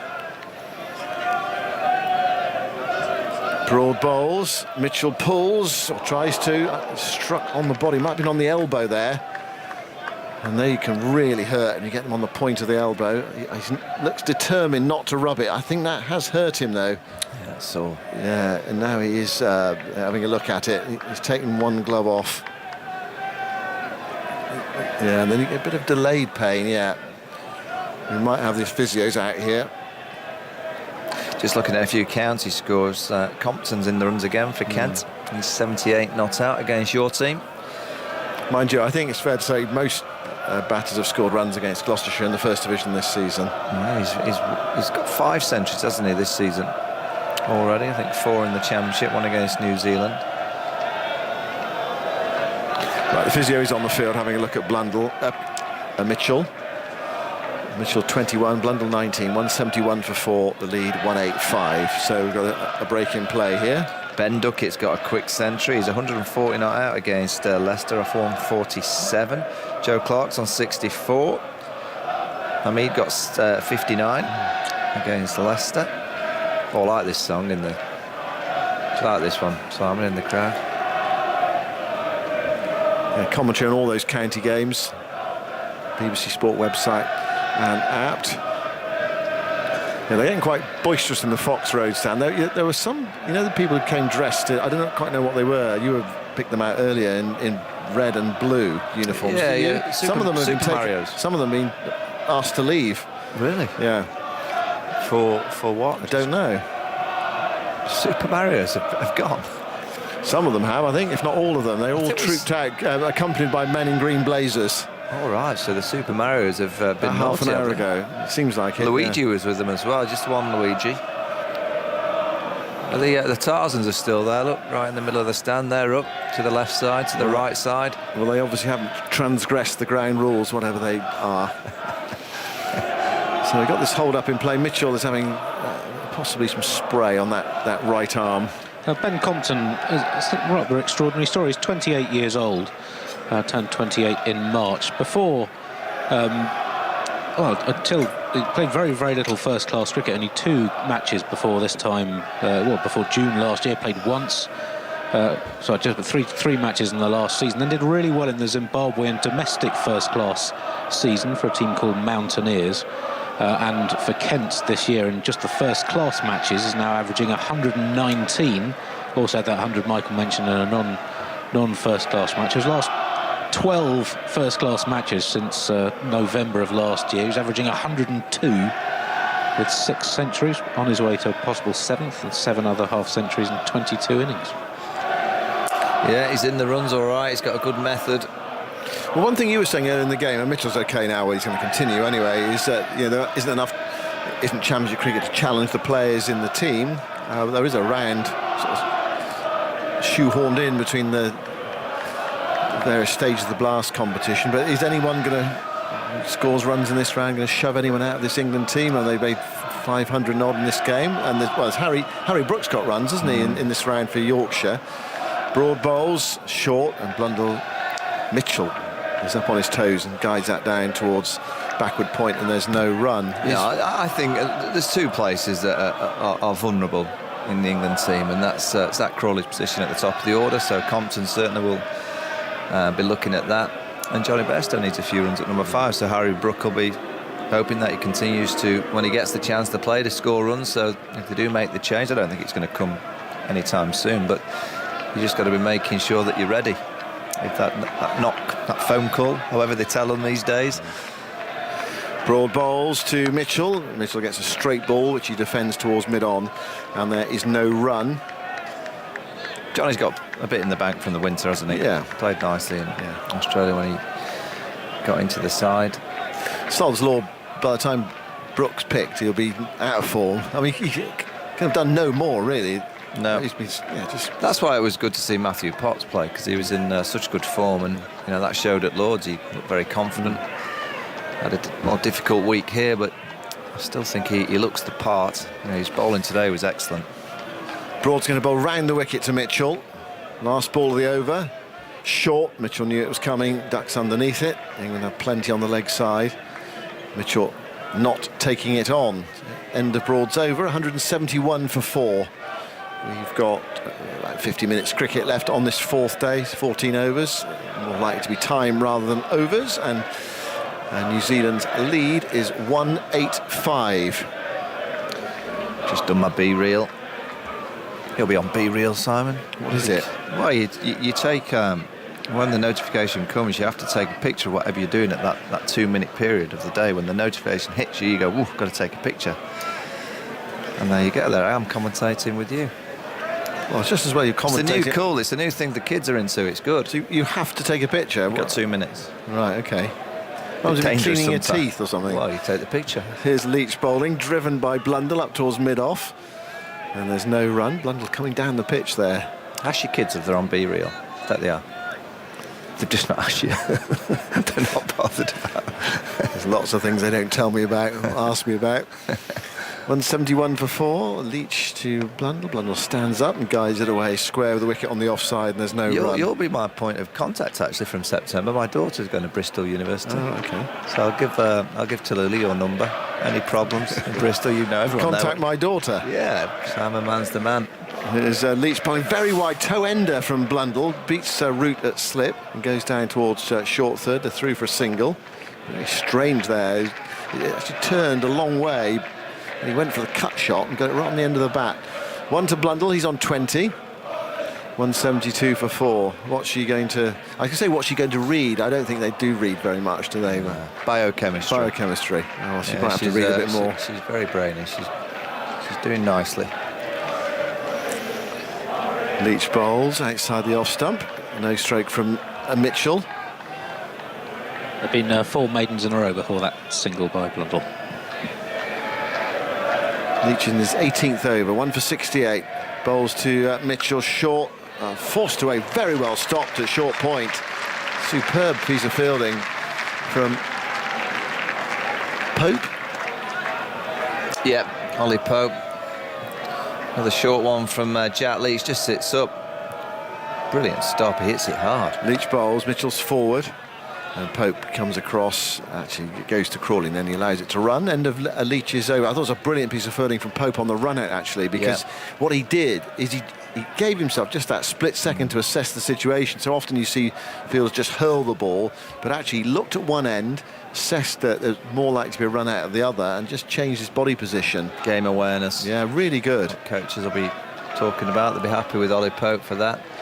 So often actually you see a fielder who picks the ball up and they get rid of it so quickly. You think, actually, if you do just hold on to it for a second, the other thing you can do as well is you can get a much stronger base in your powerful base to throw the ball. Sometimes you've been slightly off balance. You give yourself half a second, you can really get some power into the throw as well, rather than sort of lob throw slightly off balance. You have to say New Zealand are not showing much signs either that they're trying to get as many as they can today. 186 ahead, Broad bowls outside the off stump, played away by Blundell nicely, backward a square, runs from here, probably 2, Leach is after, it might be 4 actually. It's very quick down there, Leach dives, knocks it back, but then doesn't get up quickly, which suggests that he thinks that's 4. Well, you think about Jack Leach at Lords and he's chasing that ball, and you saw him chase that ball at Lords on the first morning. And he obviously dived, landed poorly on his head, ended up missing the test match, so you can kind of understand when Jack Leach is running after. It must be going through his mind. Do I, don't I? I love his running style, don't you? Well, he gives it everything, and he nearly got there, but that's, I think, the quickest part of the ground. They were just races. It's a bit like trying to chase one down the hill at Lords, down to the tavern stand. Anyway, 4 more to New Zealand, 176 for 4, the lead 190. Broad bowls, short, pulled away, caught by Stokes at backward square leg. He was positioned there, or positioned himself there for something like that, and he immediately points to the dressing room, as if to say someone up there got it right. And Blundell has guided a pull shot straight to Stokes, and Broad's got a wicket from a short ball. It's 176 for 5, and it's another wicket that's rather been frittered away by New Zealand. England will say, well, we had a plan and it's worked. Well, it is a plan, and it's a really good plan. I don't know who the person is in the dressing room that Ben Stokes laughing at, but someone's come up with that plan. The Broad family are in the stands celebrating Stewart's wicket. 190 they lead, New Zealand, scoring at just over 3s. Well, we got about 10 overs left in the day's play. That's what the time would allow. 220 going into tomorrow. Another couple of wickets for England tonight. That'd be what the England team are after. 250 chase tomorrow, Simon. That's a good game of cricket, isn't it? Yeah, and that's why you talk about New Zealand's will to push the score on or otherwise. I mean, actually, they're in a situation where they need to be a little bit careful as well.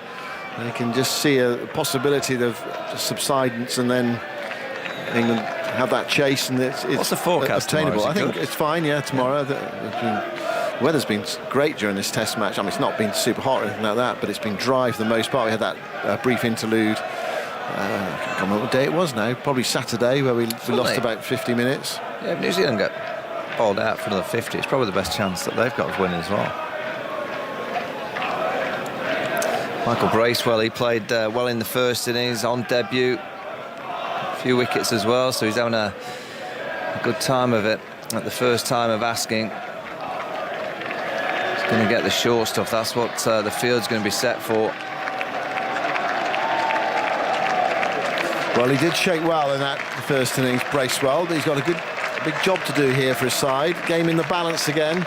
176 for 5, New Zealand. All the wickets that they've lost, really, they have rather tossed them away. Latham leaving a ball. Anderson bowled in middle stump. Amazing one, really. Conway went for the hard sweep shot against Leach. Hit it out to Bairstow. Deep back with square leg. Henry Nicholls got a short ball from Potts, which he cut straight to backward point. Will Young was run out, and Blundell's guided a pull to backward square leg. So Bracewell, first ball in this second innings, Broad bowls to him, and Bracewell tucks that off his hip, and he's off the mark straight away, I think that's come off the bat. It's gone down fine. I had a lovely lady come up to me, Simon, and she's called Deborah, and she says, "Me duck." It's a sign of endearment. Right. So it's just, but she doesn't know where it comes from. No, she said, and I won't give away her age, but she said since she's been alive, it's always been around. Yeah. So it's quite a few years. Yeah. It's very much a Nottingham or East Midlands thing, isn't it? Stoke apparently as well. And Stoke, is it? Stefan Okay. said that, yeah. Hey up me duck. 177 for 5. Mitchell on 21. Broad moving into bowl to him. Short ball, he goes to the pull shot. And Folkes holds the ball up. Broad turns to look at the umpire. I think you have to do more than that, don't you? You have to appeal. Yeah, just missing that. He could so easily have feathered that through to Folkes. Yeah, steep bounce. It's very much the Stuart Broad way. When he gets one, you feel he's going to get another soon after. Yeah, steep bounce. I like this tactic at this time of day. You've got Stokes in there at backwards square leg. There's a fine leg. There's a deep square. There's a mid-wicket quite deep. There's a square leg and a mid-on. So it's a 6-3 onside field. And there's no mid-off. Ben Stokes is just asking Stuart Broad, does he want him to go all the way back, or does he want him to stay in that position? He's saying he goes more up and over. So he's going to stay in the position where he caught Blundell. He's gone back just a couple of paces, hasn't he, there? But he'll probably walk in. Here is Broad bowling to Mitchell. Done a short ball, well, not that short, more on his hip, sort of stomach level. Turns it away down towards fine leg for a single. And the field changes over for the left-handed Bracewell. 178 for 5 is a leg by, actually, that one. So Mitchell stays on 21.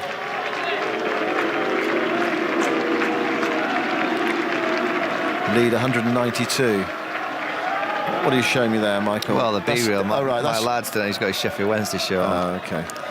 Is he not embarrassed to be walking around in one of those? Well, he's down in the West Country, isn't he? Yeah, yeah. We'll be back. I'll give him short shrift down there.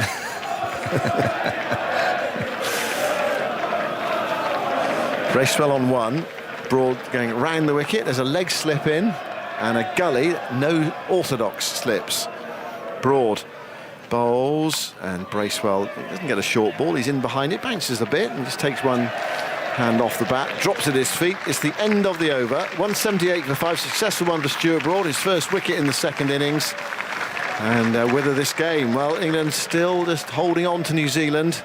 And we could be in for an intriguing day tomorrow. Free entry, but you need to buy your ticket in advance of play. More from you, Michael, and then it will be Jonathan. Yeah, Jamieson next as well. I don't know how much his back problem's going to affect his batting. And then the likes of Southey, he can strike a ball. Henry's not too bad. Bolt's probably the most extravagant number 11. Up there with the likes of Murley, I reckon, in terms of the shots that they play. Maybe Courtney Walsh, he used to play a few extravagant ones, didn't Certainly did.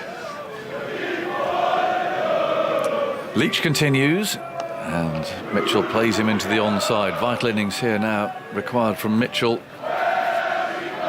Doesn't owe his team anything. He's been outstanding in the first 2 tests, but New Zealand are wobbling. They lead by 192. And Leach bowls to him. He plays that firmly for a single to long on. Look at the shots. Latham playing no stroke.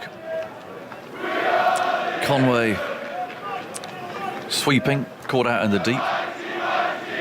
Nicholls slapping a catch to backward point. Young run out. And Blundell going for the old bouncer ploy. Wonder when the last time Stuart Broad Stuart Broad bounced somebody out? Can't remember, but I know that the win viz has changed. New Zealand 11%, England 21%. The draw is still the clear favourite. Does it feel that to me? Does it feel that to you? I feel like someone's going to win this game. 193. I mean, when it gets to 270, 280, you start to think that's... It's a lot of runs on the last day, isn't it? It is, yeah. 3 men round the bat. Leach is on his way, bowls. And Bracewell on the front foot rolls the ball back to the bowler again. So the lead 193. Jameson to come in next. And then down to the tail. Leach bowls. Oh my word, he's down the pitch. He's hammered that past the umpire for 4. What a shot that was. And Michael Goff does well here to get out of the way.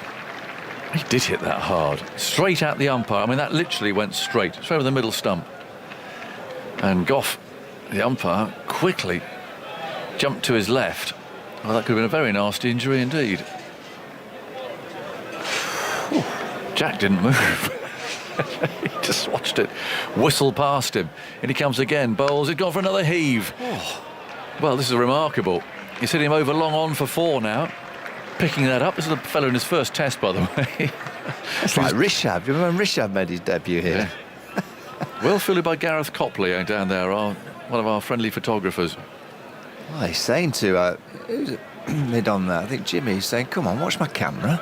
I want to break one of the lenses." Yeah. Well, there's 2 thumping shots there. Go again. Go a bit higher, Jack. Well, they're keeping them up. Mid off and mid on are both up. Leach again. Bowls to Bracewell, who flicks that again. A wristy stroke out to mid wicket. And that's the end of the over. So if you want the commentary, stay where you are here, unless you're on long wave, because you're off for your shipping forecast.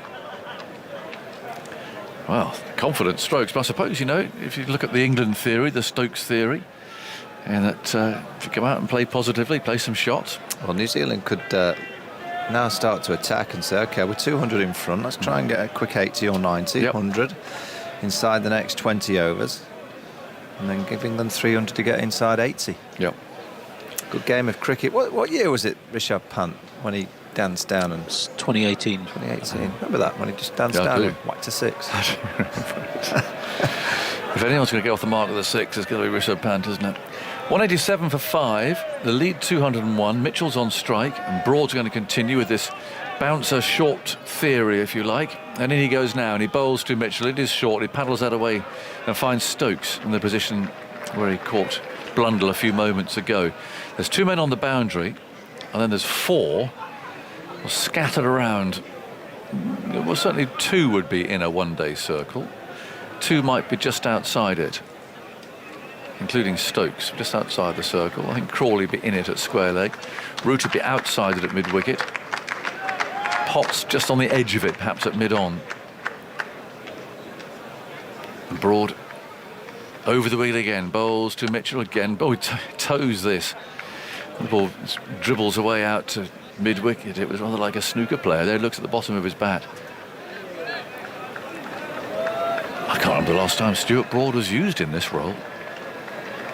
Just puffing out his chest. He was the enforcer, wasn't he, many years ago?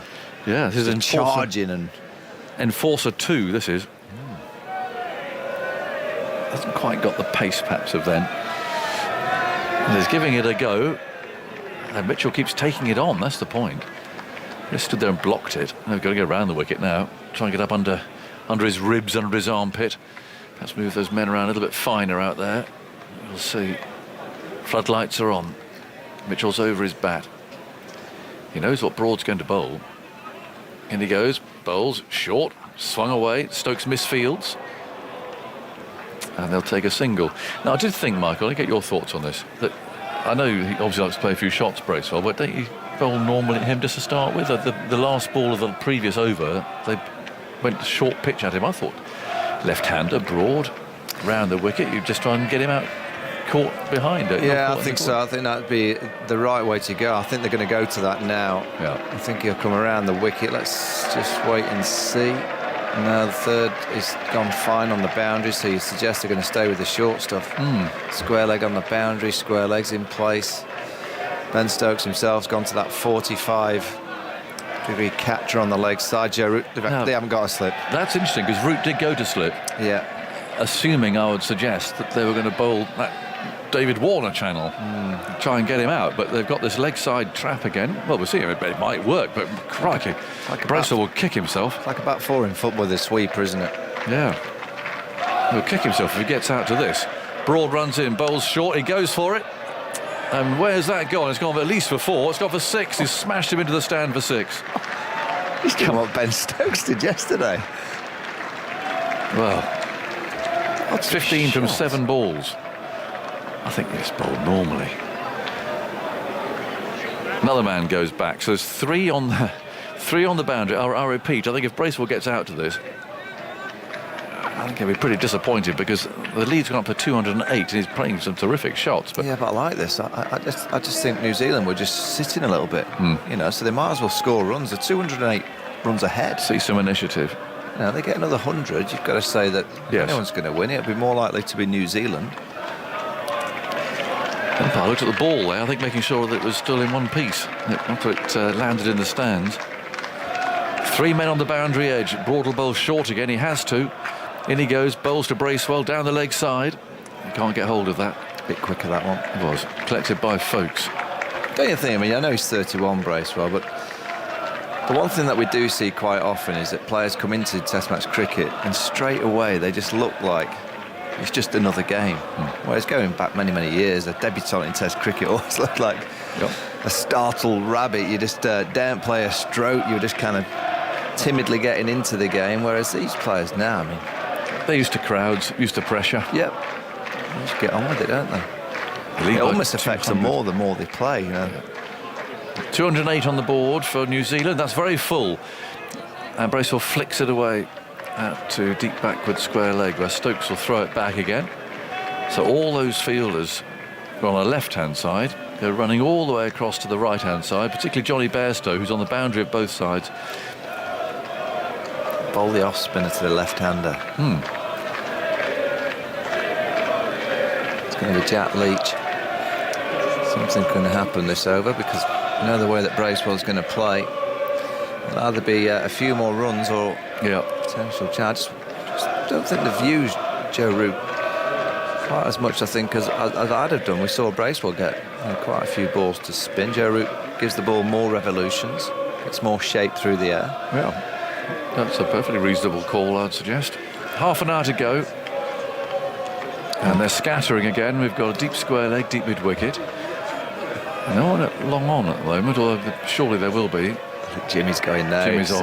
There he goes. Looks a bit stiff, Jimmy, doesn't he? Well, I thought he looked stiff when he came back for that spell. He's 40 next week. He does look stiff. A bit of cramping going on there. He's walking very gingerly.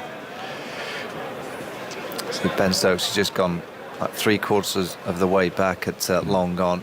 Looks like short leg Ollie Pope's going to be taken out. Goes to backward point. No, we'll go to extra cover. Brody says, I'll take the backward point. So inside 9 balls, Bracewell has spread the field. Certainly has. There were 2 short legs in the previous over. They're both gone. Roots at slip. 3 on the leg side boundary as Leach bowls. And Bracewell, we might consider he's done what he wants to do and he's got rid of those men around the bat. And he leant on that first ball, just defended it. 195 for 5.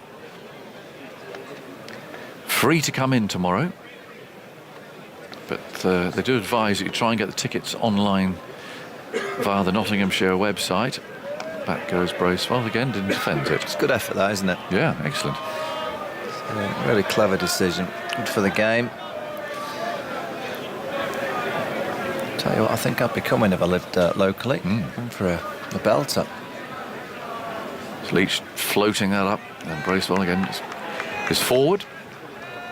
Rolls away. Folkes picks it up this time. 195 for 5. No sign of the belligerence of the previous over. Maybe that it was just wanting to get the men away from round the bat.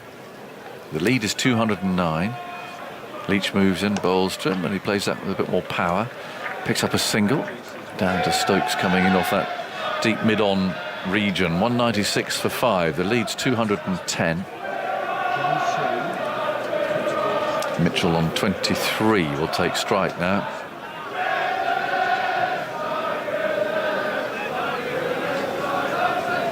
And the field for him actually is coming up again. There's long on's coming up to mid-on.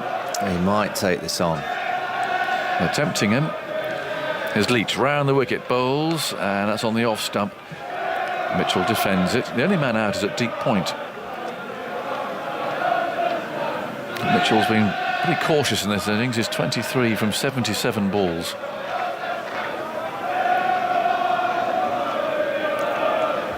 Leach bowls to him once again. Absolutely solid defence, and Leach fields. So 196 for 5. The lead is 210. We'll see Michael for our review of the day at the for the podcast.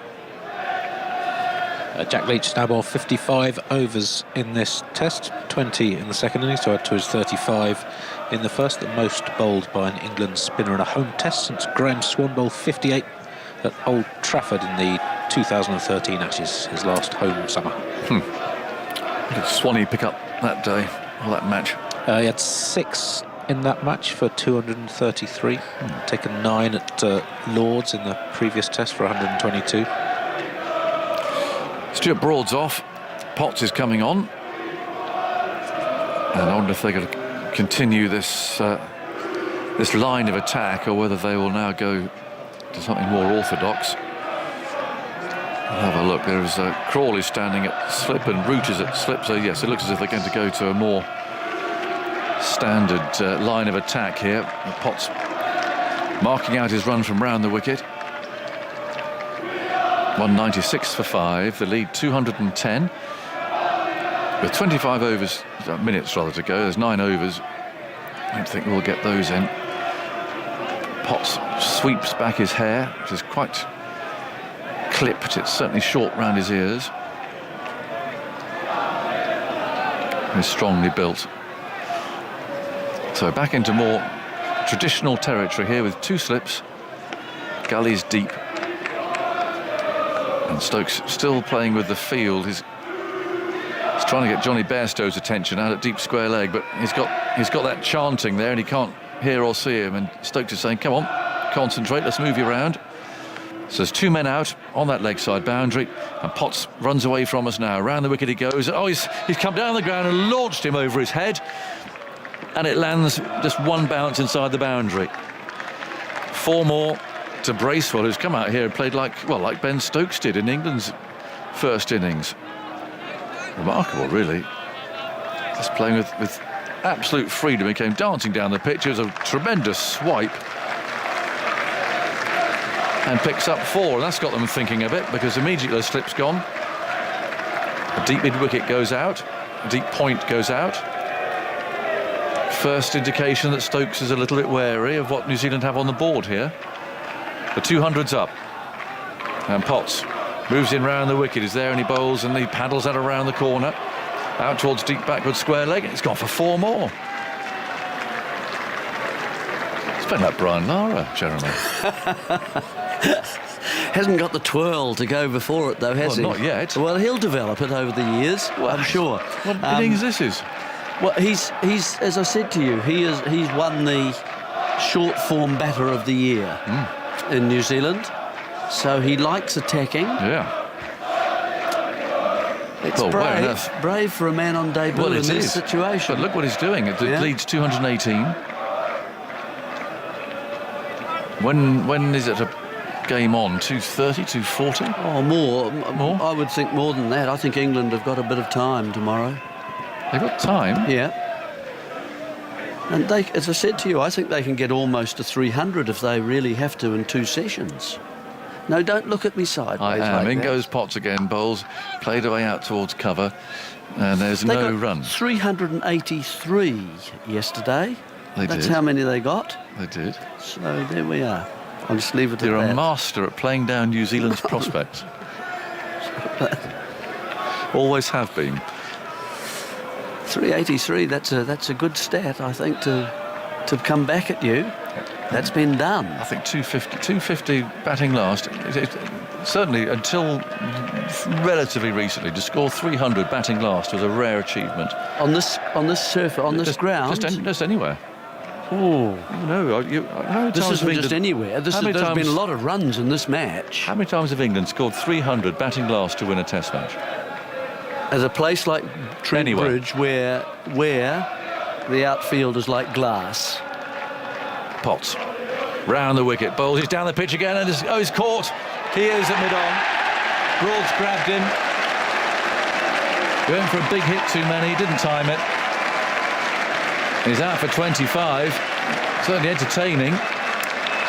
The lead's 218. But I wonder how... Yes, it's a slightly rueful look as he leaves. He was living a dangerous kind of game, and I'm afraid sometimes you die by that. I think you're sent out to play like that. Well, maybe. I don't know. But it means that there's been a lot of soft dismissals in this New Zealand sides. Everyone, you could argue. You know, you had Conway for a start with a sweep that was caught backward square. You had Nichols cutting to point. It's on 3. You had a run out between 2 batsmen, and the set player Young was run out. Blundell playing the hook shot got too high on him, and he still tried to play it. He was caught by Broad, and now just a mistimed stroke to mid-on, really. It's a slog, wasn't it? Yeah. But it's a sort of innings where you feel, especially in your first Test, he must have been told to go out and play that way, surely. Yes. Well, Jameson's arrived. He's just got a bad back. Oh, is it? Was it Southee, is it? Southee, I think. Oh, is it Southee? Yes, it is. That's a good spot. So Southee ahead of Jameson. This could be lively as well. Southee only really plays one way. I think I go into short mode for him. I think that's the way they should do. Yeah. Because he doesn't like it short. I'm not saying he's terrified of it, but he doesn't enjoy it. No. And I think that's as a general comment about the entire New Zealand tail. And so they play in a very attacking way, and it either works or it doesn't. And I've seen, it being pretty a weak tail. The lead's 218. They're all on the leg side, bar 3. And they've got 3 on the boundary. Stokes goes back. Potts moving third man a bit finer as well. I think Southee will take it on. He knows what's coming. Hammering away at the wicket there with his bat. 2 balls in the over. Potts on his way. Bowls short, and Southee just fended that away. Somehow it's gone down towards third man. There's a desperate dive down there. That come off the bat? Or are those byes? They're byes. That really flew. And Folkes couldn't stop it. It swung after it bounced, and Southee's smiling. They got a bye. That was a lively ball, That was quick. Certainly over a leaping Folkes up to his right. That was a good save, wasn't it, down there? Lee's down there, who flung himself. That would have been 4 byes from a hostile ball. Now Mitchell's still there. He's on 23, and he hasn't played like the others. He's just played very solidly. 23 from 78 balls. He's on strike now. There's 2 slips for him. As Potts runs away from us, bowls, and he clips that away into the onside. He'll keep the strike, which I think Southee will be quite relieved about. 206 for 6. 65 overs gone. The lead's 220. Just under 20 minutes remain of play today. Jeremy Coney and then Simon Mann. Yeah, well, it was an over that saw the wicket of Michael Bracewell charging to Potts and getting it very high up on the bat, not getting close enough to it, for example, to actually supply the power from the bat where you want it down further towards the bottom of the bat more. And so he didn't supply power that he wanted, and so he was taken very comfortably by Broad. Another wicket falling. By my reckoning, I think certainly 80 more runs for New Zealand before they could feel a little more safe. But you can see just even a glance down the way that there have been starts for New Zealand. 24, 24, 25, 3, 4. So just not a good, quite a timid innings really in the context of this game anyway. Well, you could argue that all 6 wickets have been offered up by New Zealand. England haven't bowled New Zealand out. It's been the other way around, really, and that was a strange shot from Bracewell. I know he came out very positively, 25 from 17 balls. The other end, Mitchell's 24 from 79. The lead's 220. New Zealand still have 4 wickets left. It's noticeable, of course, that Southey's coming at 7 ahead of Jameson, so they're a bowler down potentially as well, and that indicates that he's not going to bowl. 6 down, so he's 8. What did I say? 7. That's okay. We could have. Oh yes, yeah. Sorry. That's all right. We could have. It's been a long Bracewell day. again. Okay. Here's Broad going into bowl to Mitchell. Mitchell tucks that away off his hip. That's going down fine, and it's 4. Using this very quick outfield, Broad straying in line, but nicely played by Mitchell, who's been the standout batter for New Zealand in this Test series. 28 not out, 210 for 6. Yeah, so I mean, the fact that Jameson hasn't come in suggests he won't bowl. So that's a factor definitely in the rest of this game. Of course it is. One of your main bowlers down. 210 for 6, 224 the lead. Broad moves into bowl to Mitchell, and Mitchell lets that one go outside the off stump. Bit of a way movement, way swing after it gone past the batter. It's been a curious day's cricket today. There were lots of wickets, and we didn't have lots of wickets in 6 wickets, wasn't there, in the first session? 6 wickets in the first session. We've had 11 in all today. England lost their last 5 for 23, and New Zealand have lost 6. But it hasn't been sort of the bowlers sort of dominating, has it? A lot of the wickets have been quite carelessly offered up. Broad bowls outside the off stump, no stroke from Mitchell, and Anderson was stumped, having a waft. A decent ball from Bolt to get rid of Potts, a swinging Yorker. Broad had a big drive at one, didn't he? That was tossed up by Bracewell. Like you said, it was good bowling. But Broad, he couldn't resist it. Had a huge thrash. Folkes was run out, and Root, deceived by a slower ball from Bolt, he drove it firmly straight to cover. So what I'm saying is we haven't had sort of nick-offs to the keeper or edge to second slip or anything like that today. Broad from the pavilion end goes into bowl to Mitchell. Mitchell slightly squared up by that. Thickish outside edge goes down towards deep third. They're coming back for the second. Broad's frustrated because he wants to have a go at Southey. Really frustrated at that, because England have 2 fielders out there, one at deep third, one at deep backward point. Neither could prevent the second run. Mitchell goes to 30, and New Zealand's lead to 226. We could be in for a really interesting final day. Oh, yeah, it'd be a good day. Yeah. As I say, I think up to 300. I think even if New Zealand bat the entire session and only got up to 300 ahead, that would be a curious session. But I think England have still got a chance. I think with this outfield and the bowler down. Broad to Mitchell. Mitchell gets one outside the off stump. Guided away. He's looking for 2 again here. He's coming back for the second. Throws on. It's well. There's going to be a run out. There is. He came back for the second. Southey responded. Mitchell said no. Second run out in this New Zealand innings, and they've offered up another one. It was a really good throw from Crawley. Got there quickly. Southey walks off. He's just thrashed the bat into the ground. And Mitchell there started to come and then sent him back, and Southey was on his way. It was too late. He was very slow to turn, and he ran a long way before he stopped. Well, I'm afraid he's sold Southey down the river there. Well, Southey had to respond to that. I think Mitchell realised that he was going to be run out if he'd gone for it, and as the main batter left for New Zealand, he probably thought, well, it's not worth it. So Southey's been run out for naught. It's been a lot of casual cricket from New Zealand about not attending to details and good habits. And the fact of it is that, Southey has to, as a player, he's got to accept he's going to be going out there to face a few deliveries. And it's that urgency of trying to get him away off strike that's actually cost them the wicket there as well. Now, Henry can score a few runs. He had a very curious innings in the first. I think it was a duck in the first, and he was caught, I think, in the covers. Yes, he was. Yeah, poked one to Crawley off Leach. Horrible shot. Right, well, 213 for 7. The lead 227. Game right in the balance here. 2:13. That's a very comfortable chase for tomorrow, the way that we've seen things happen. We've still got 3 wickets left. Oh, yeah. And Mitchell's still there.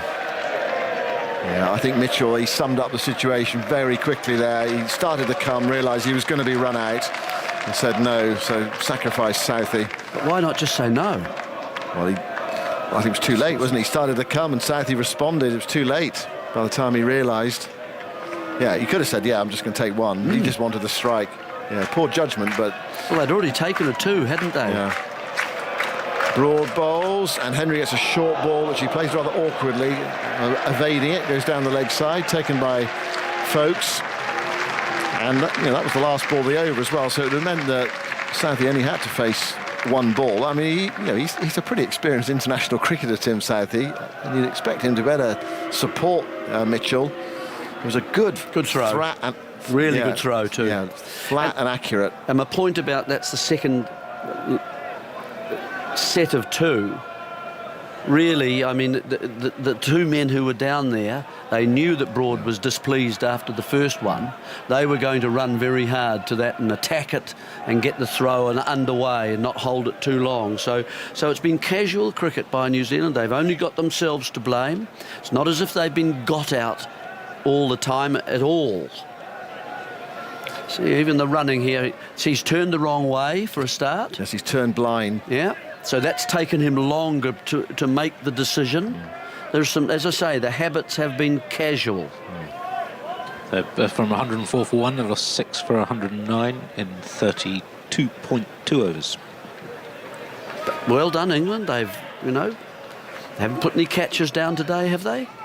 Not that I can remember. Everything that's been offered has been just quietly done. That's good. Right, Mitchell still there on 31. Potts goes in to bowl to him. And he plays defensively into the offside. They might have pinched a single there. Decided not to. You feel they want Mitchell to face as much as they possibly can from here. And Henry in at number 9, so still no Jameson. So will he bat? That's the other thing. I presume he will. Well, he was listed to bat. It's the question of running, I guess, with the back movement. But even if he just stands there and defends. Especially if you've got Mitchell at the other end. Yeah. Taking most of the bowling if he possibly can. There's Bolt as well.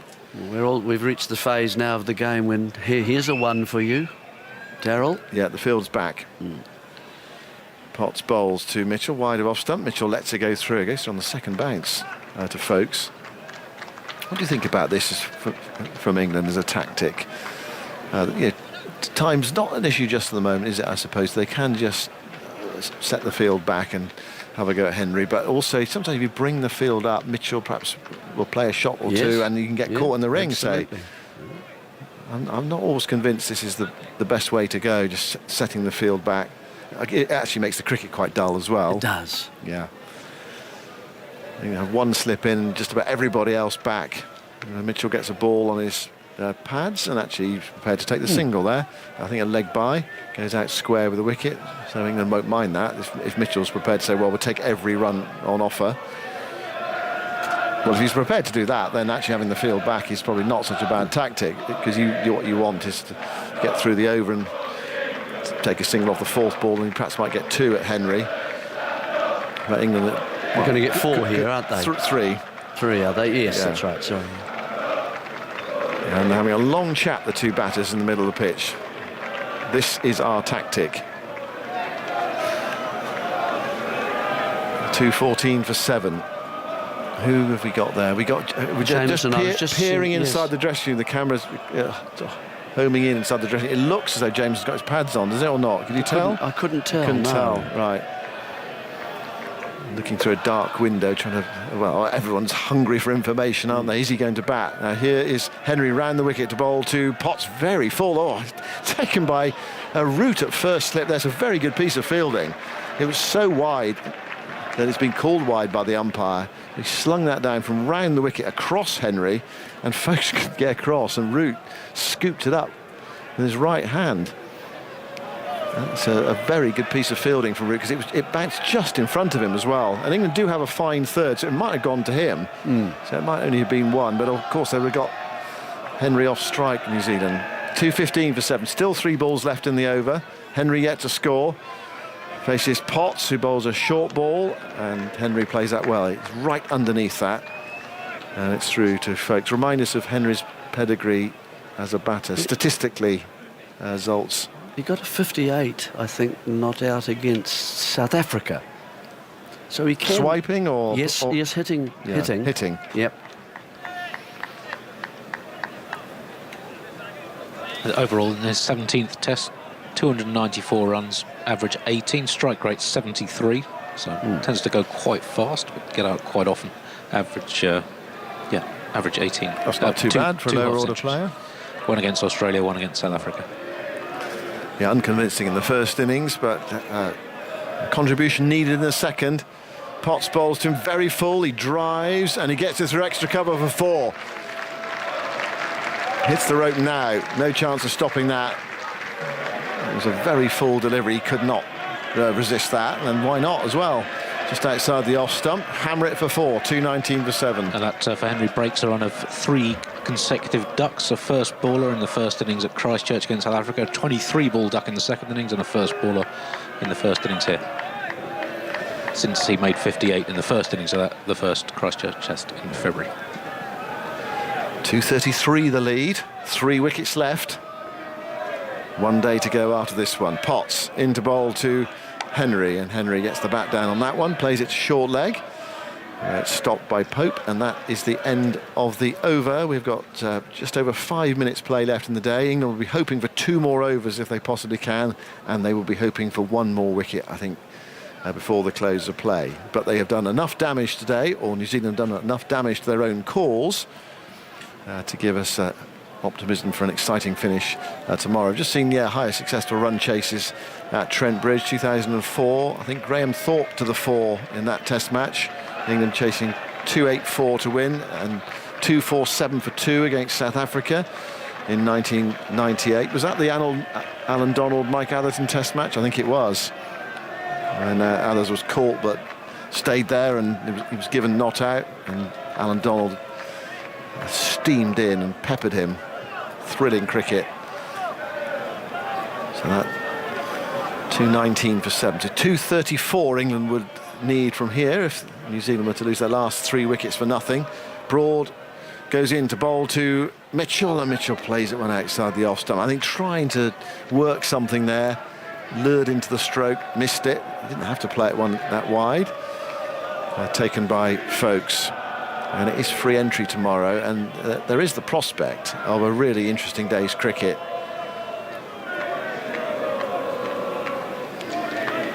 I think we felt the draw was the most likely result for large passages this match. I'm not sure the draw is a strong favourite at the moment. No. It's gone out a bit, I would say. Broad bowls to Mitchell, who angles this away and will take the single. Crawley comes in from that position at deep backward point, and Mitchell is not going to take a second this time. So we're very happy for Henry to have the strike, because that was only the second ball of the over. Though there haven't been many high fourth innings chases on this ground, that's something we see at a lot of grounds already, that the opportunities for such chases are generally quite rare. And of the recent fourth innings, excluding India's 52 for 1 last year, chasing a total just over 200 when it rained off, the last day was run off. England batted for 100 overs trying to secure a draw against India in 2018 when Joss Buttler made a century, and Australia chasing 311 in 2013 came very close, all out for 296 to lose by 14 runs in that dramatic first Ashes test. Broad goes in now to bowl to Henry. Henry gets another bouncer. She ducks underneath. It's taken by Folkes. 3 balls left in this over, and then England will hope for 1 more. It's ticking round towards 6:30.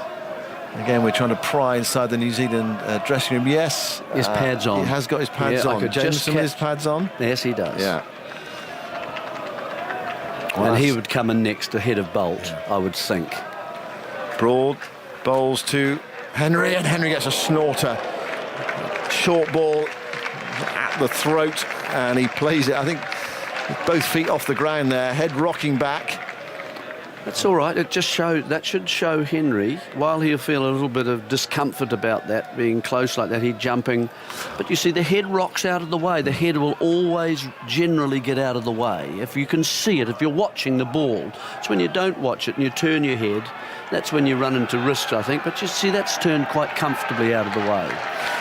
I hope someone took a photograph of that, because head back 2 feet off the ground. Makes a dramatic photograph. Broad bowls to Henry, and Henry hits this down the ground in the air. Good stroke. It's going up towards the long on boundary before.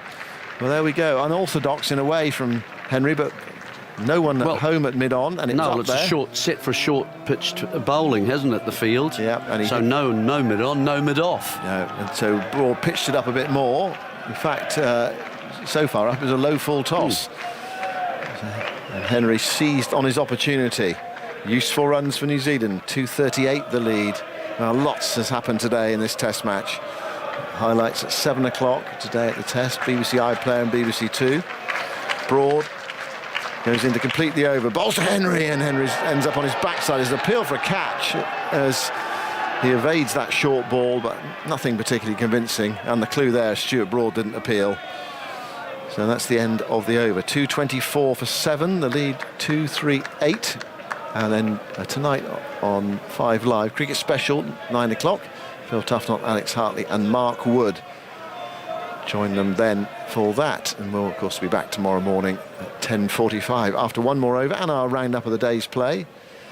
We'll be off air at 7 o'clock. And then if you want to switch over and watch the day's highlights, you can watch the iPlayer at your leisure. Last 8 overs, we've seen 52 runs and 3 wickets. It's going to be Potts to bowl the final over of the day. He's taken 2 for 32. Got the wickets of Bracewell and Nicholls. Nicholls, it wasn't quite a long hop, but it was pretty close to it, cutting it straight to backward point. And then Bracewell having a go at Potts and hitting it to Broad and mid-on. That was an odd shot from Bracewell. He had come out in very positive fashion. 2 run-outs. Jeremy's shaking his head next to me. What it has done is this is a test match. You don't give wickets away like that. No. Right, Mitchell on strike on 32. Potts goes into bowl him. Short ball. He thinks about it for a moment and then decides against it. England have got the field set back. And in fact, it's going to go for... Oh no, they're going to swap fielders over. I thought they were going to put another man back on the boundary, but in fact, the deep square is swapping with the square leg. Bairstow going back on the boundary at deep square leg.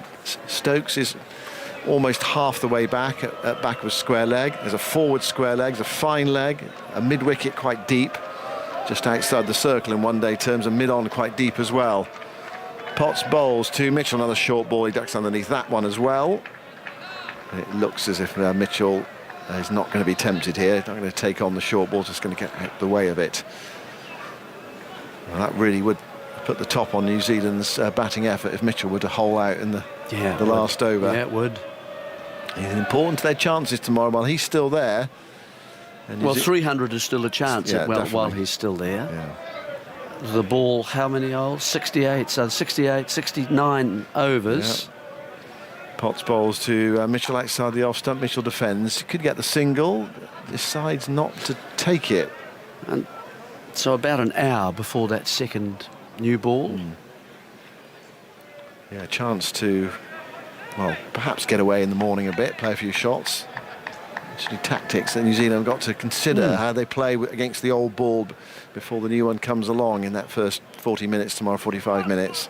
Yeah, we'll have 69 by the close, so yeah, close on an hour for the new ball tomorrow. Mitchell gets another short one from Potts, and Mitchell ignores it. He must be feeling so confident, Daryl Mitchell. Back-to-back hundreds. He's been out there for a further 93 balls in this innings. 2 balls left in the day's play.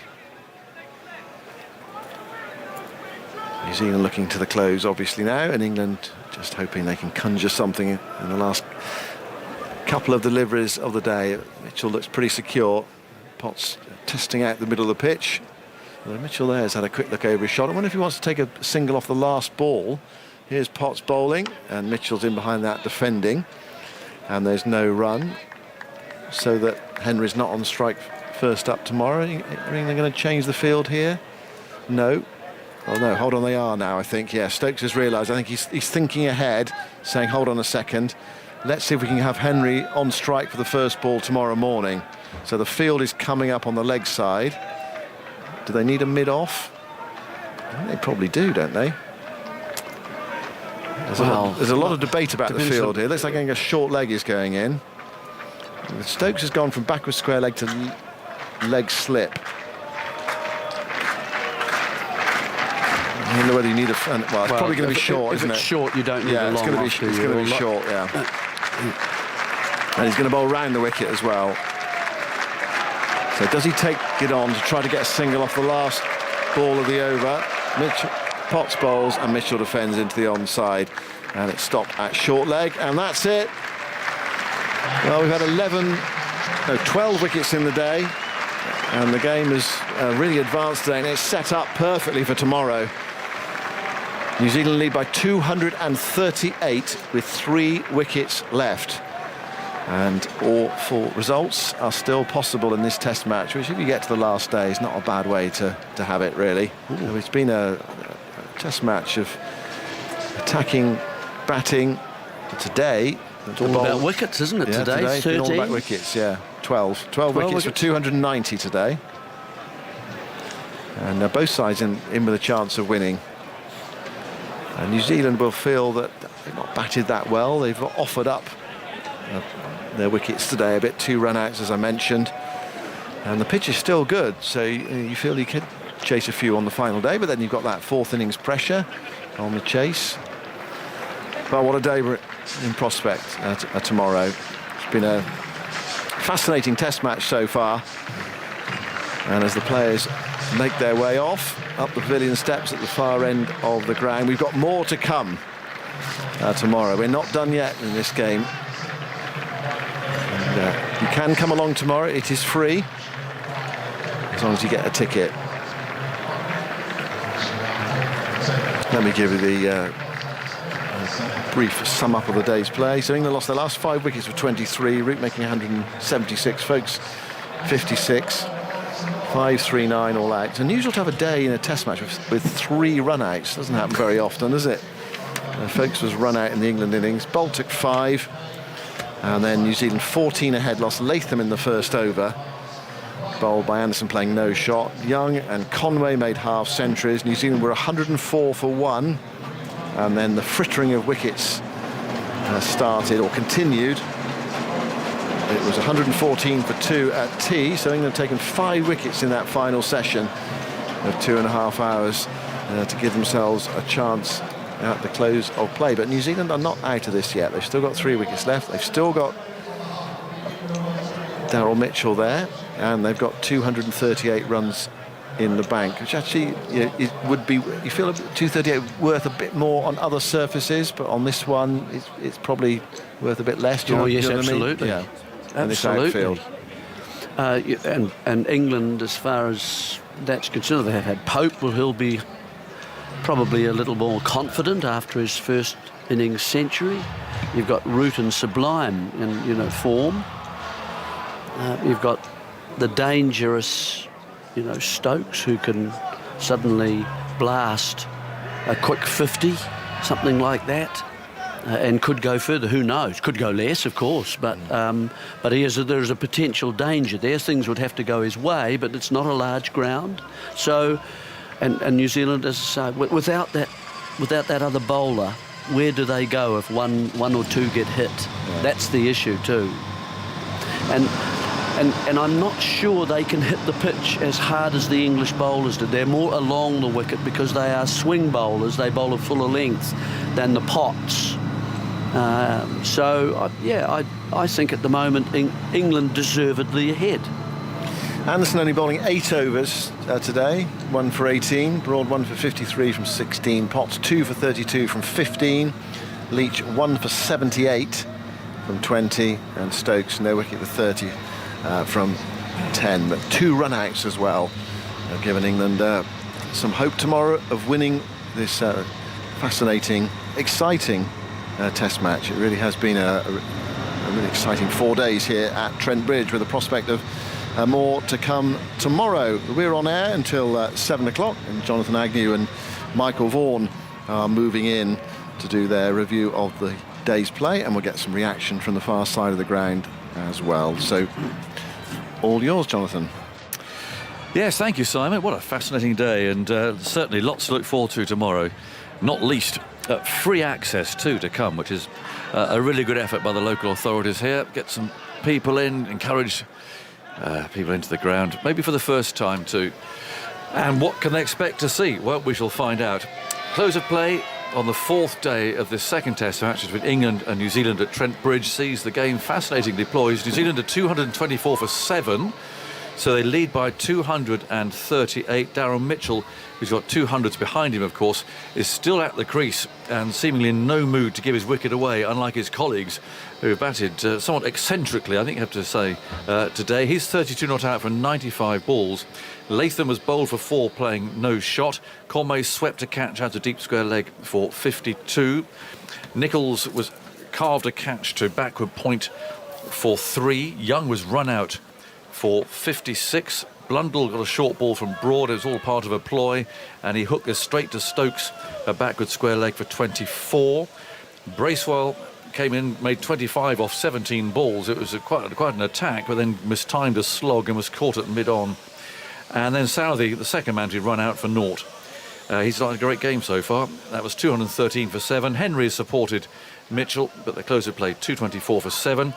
For England today, Stokes Root the first out, beautifully deceived by a slow ball from Bolt for 176. The second ball he faced today, he reverse ramped for 6 off Southey, who I mentioned had a great day. Naught for 154 for New Zealand's opening bowler. Folkes run out for 56. Broad made 9. Potts made 3. And Anderson, the last man, out for 9. So 539. They gave New Zealand a slender lead of 14, having lost their last 5 wickets for 66 today. And as I mentioned, New Zealand have extended that lead to 238 with a full day and a fine day to look forward to tomorrow. Michael Vaughan's alongside me. What do you make of that? Well, I think we're in for an outstanding day. I mean, I'm delighted it's going to be free. I hope the ground is near on full. I'm sure it'll be close to. On the back of that last session, I was impressed with New Zealand as well, because I thought they were almost sitting in and waiting, and all of a sudden Michael Bracewell arrived out there, starting to launch a few. I thought, well, wait a minute, New Zealand are on the gallop here. You know, the pitch is still playing well. I thought for the first 20 overs of New Zealand's second innings, it was the most it's done. You know, yes, there was a few clouds around and the lights run, but it maybe is that the pitch is just wearing somewhat, and we'll see a bit of seam movement. There is a bit of spin out there, but I think England will be in that dressing. They seem to have this buzz of energy at the minute on the back of obviously the win at Lords, the new coach, new captain. I think they'll be really excited about tomorrow. I don't think they'll be arriving thinking, oh, you know, we might lose. I think all they'll be thinking about tomorrow is, right, we're going to get these last 3 wickets, and then it's about the chase. It's about the challenge of chasing down this target. Whatever they're chasing, and you'll think New Zealand are going to get at least 20, 30 more maybe. Yes, should do. There's not many teams chase 270, 280 on the last day of a Test match, but I think if you're ever going to do it, I think it's on a venue like this, on a pitch like this, against an attack like New Zealand has, that has obviously got the one victim in terms of an injury to Kyle Jamieson. I would fancy my chances of a batter facing a New Zealand attack on that surface to chase down the kind of score I've just mentioned. I did ask Andy Zoltzman before I had to leave commentary how many times England have chased 300 to win, batting 4th, batting last, because it's not done often, and you're quite right. So he's going to get his screen out and have a look at there, haven't you? Have a look at that. So to come, Jamieson and Bolt, the fact that Jamieson is batting 2 places out of position already suggests that maybe this back is a problem. He's got a damaged back, he can't bowl, but he's slipping down the order. Yeah, I mean, it clearly is an issue, and let's wait and see, but I can't think that he'd be that fit for the next Test match. So it is that he's going to go out and bat. You know, they have got a few, Bolt, a bit dangerous with the bat. He can get you a quick 15, 20. And from here, for New Zealand, that's all it's going to take. It's going to take someone to hang around with Daryl Mitchell.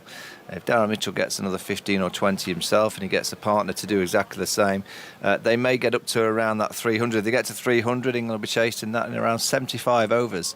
Whatever happens, I don't think we're going to be in for a boring day where all of a sudden England shut up shop. No. I think they'll go for it. I think they'll think, we're this new team, it's a new vibe. We're all about winning. We want to try and win the series tomorrow. Whether it comes off is another story, but I just think the vibe and the way this Ben Stokes team is going to play is they'll arrive tomorrow purely excited about trying to get the victory. Can you work out why Mitchell played as he did, 32 from 95 balls, and yet there was just chaos all around him? I mean, it seems bizarre. I mean, presumably Bracewell was told to come out and play like that. I mean, it's his test debut. You didn't normally come out and just have a slog, basically, which is what he did. And you look at the run-outs and the general madness and being caught on the hook trap and those sorts of things. I mean, you could argue that every single one of those wickets, those 7 wickets, got themselves out. Yeah, and that may be the case for when England are chasing a score, when you're looking at a chase, and it might be that they need 3.5 to 4 runs and over from pretty much the get-go. It happens, doesn't it, in Test match cricket when you're trying to set up the game. I thought Mitchell played with real clarity and control. I just think he looks an outstanding player. I liked Bracewell. He almost did what Ben Stokes did yesterday afternoon, where he came out, surprised us all with a dance down to Potts early in an innings. Whatever happens with New Zealand, they seem to be the kind of team that they won't play out boring draws. They do seem to have this kind of motion of being on the front foot, wanting to try and win games of cricket. Trent Boult will be the key. Trent Boult's bowling well enough. As we saw from Anderson, Broad, Potts, Ben Stokes today, there was a little bit more grabbing the surface. There was a little bit more seam movement. Trent Boult bowled beautifully for New Zealand in the first innings, and he could have a spell tomorrow with that new ball that could knock England over. They've got some overs in their legs, though. Southey, 32, Trent Boult, 33, Henry, 27. I can see it clutching the microphone. I'm going to have a wild stab in the dark. Might prove you wrong. I'm going to say 7. Incorrect, Aggers. It's only 4. 4. There you go. In the history. Yep, in the entire history of English cricket. Most recently, and the largest chase, 362 for 9 in the Stokes match at few. Headingley. I mean, I was padding up at 7. It's very, very few. Right, so you're almost veering towards maybe New Zealand. History would suggest. Well, yes, but I think fourth inning stats are really tricky to interpret. So a lot of the highest chases, they've actually won quite easily. Also, last week they chased 277 to win, ended up 5 wickets down. So there's sort of margin for error. I think to a similar game, 2017 at Headingley, a very high-scoring game between England and West Indies. West Indies chased, got 322 for 5 in the fourth innings after England had declared. So another good batting pitch. There's been quite a lot of big fourth innings, both successful chases, near misses in recent years. So I don't think pitches deteriorate in the way that they used to. So I think looking at this historical list of highest chases doesn't necessarily give a guide to how proficient teams are. Doesn't mean you lose just because you didn't win. Yes.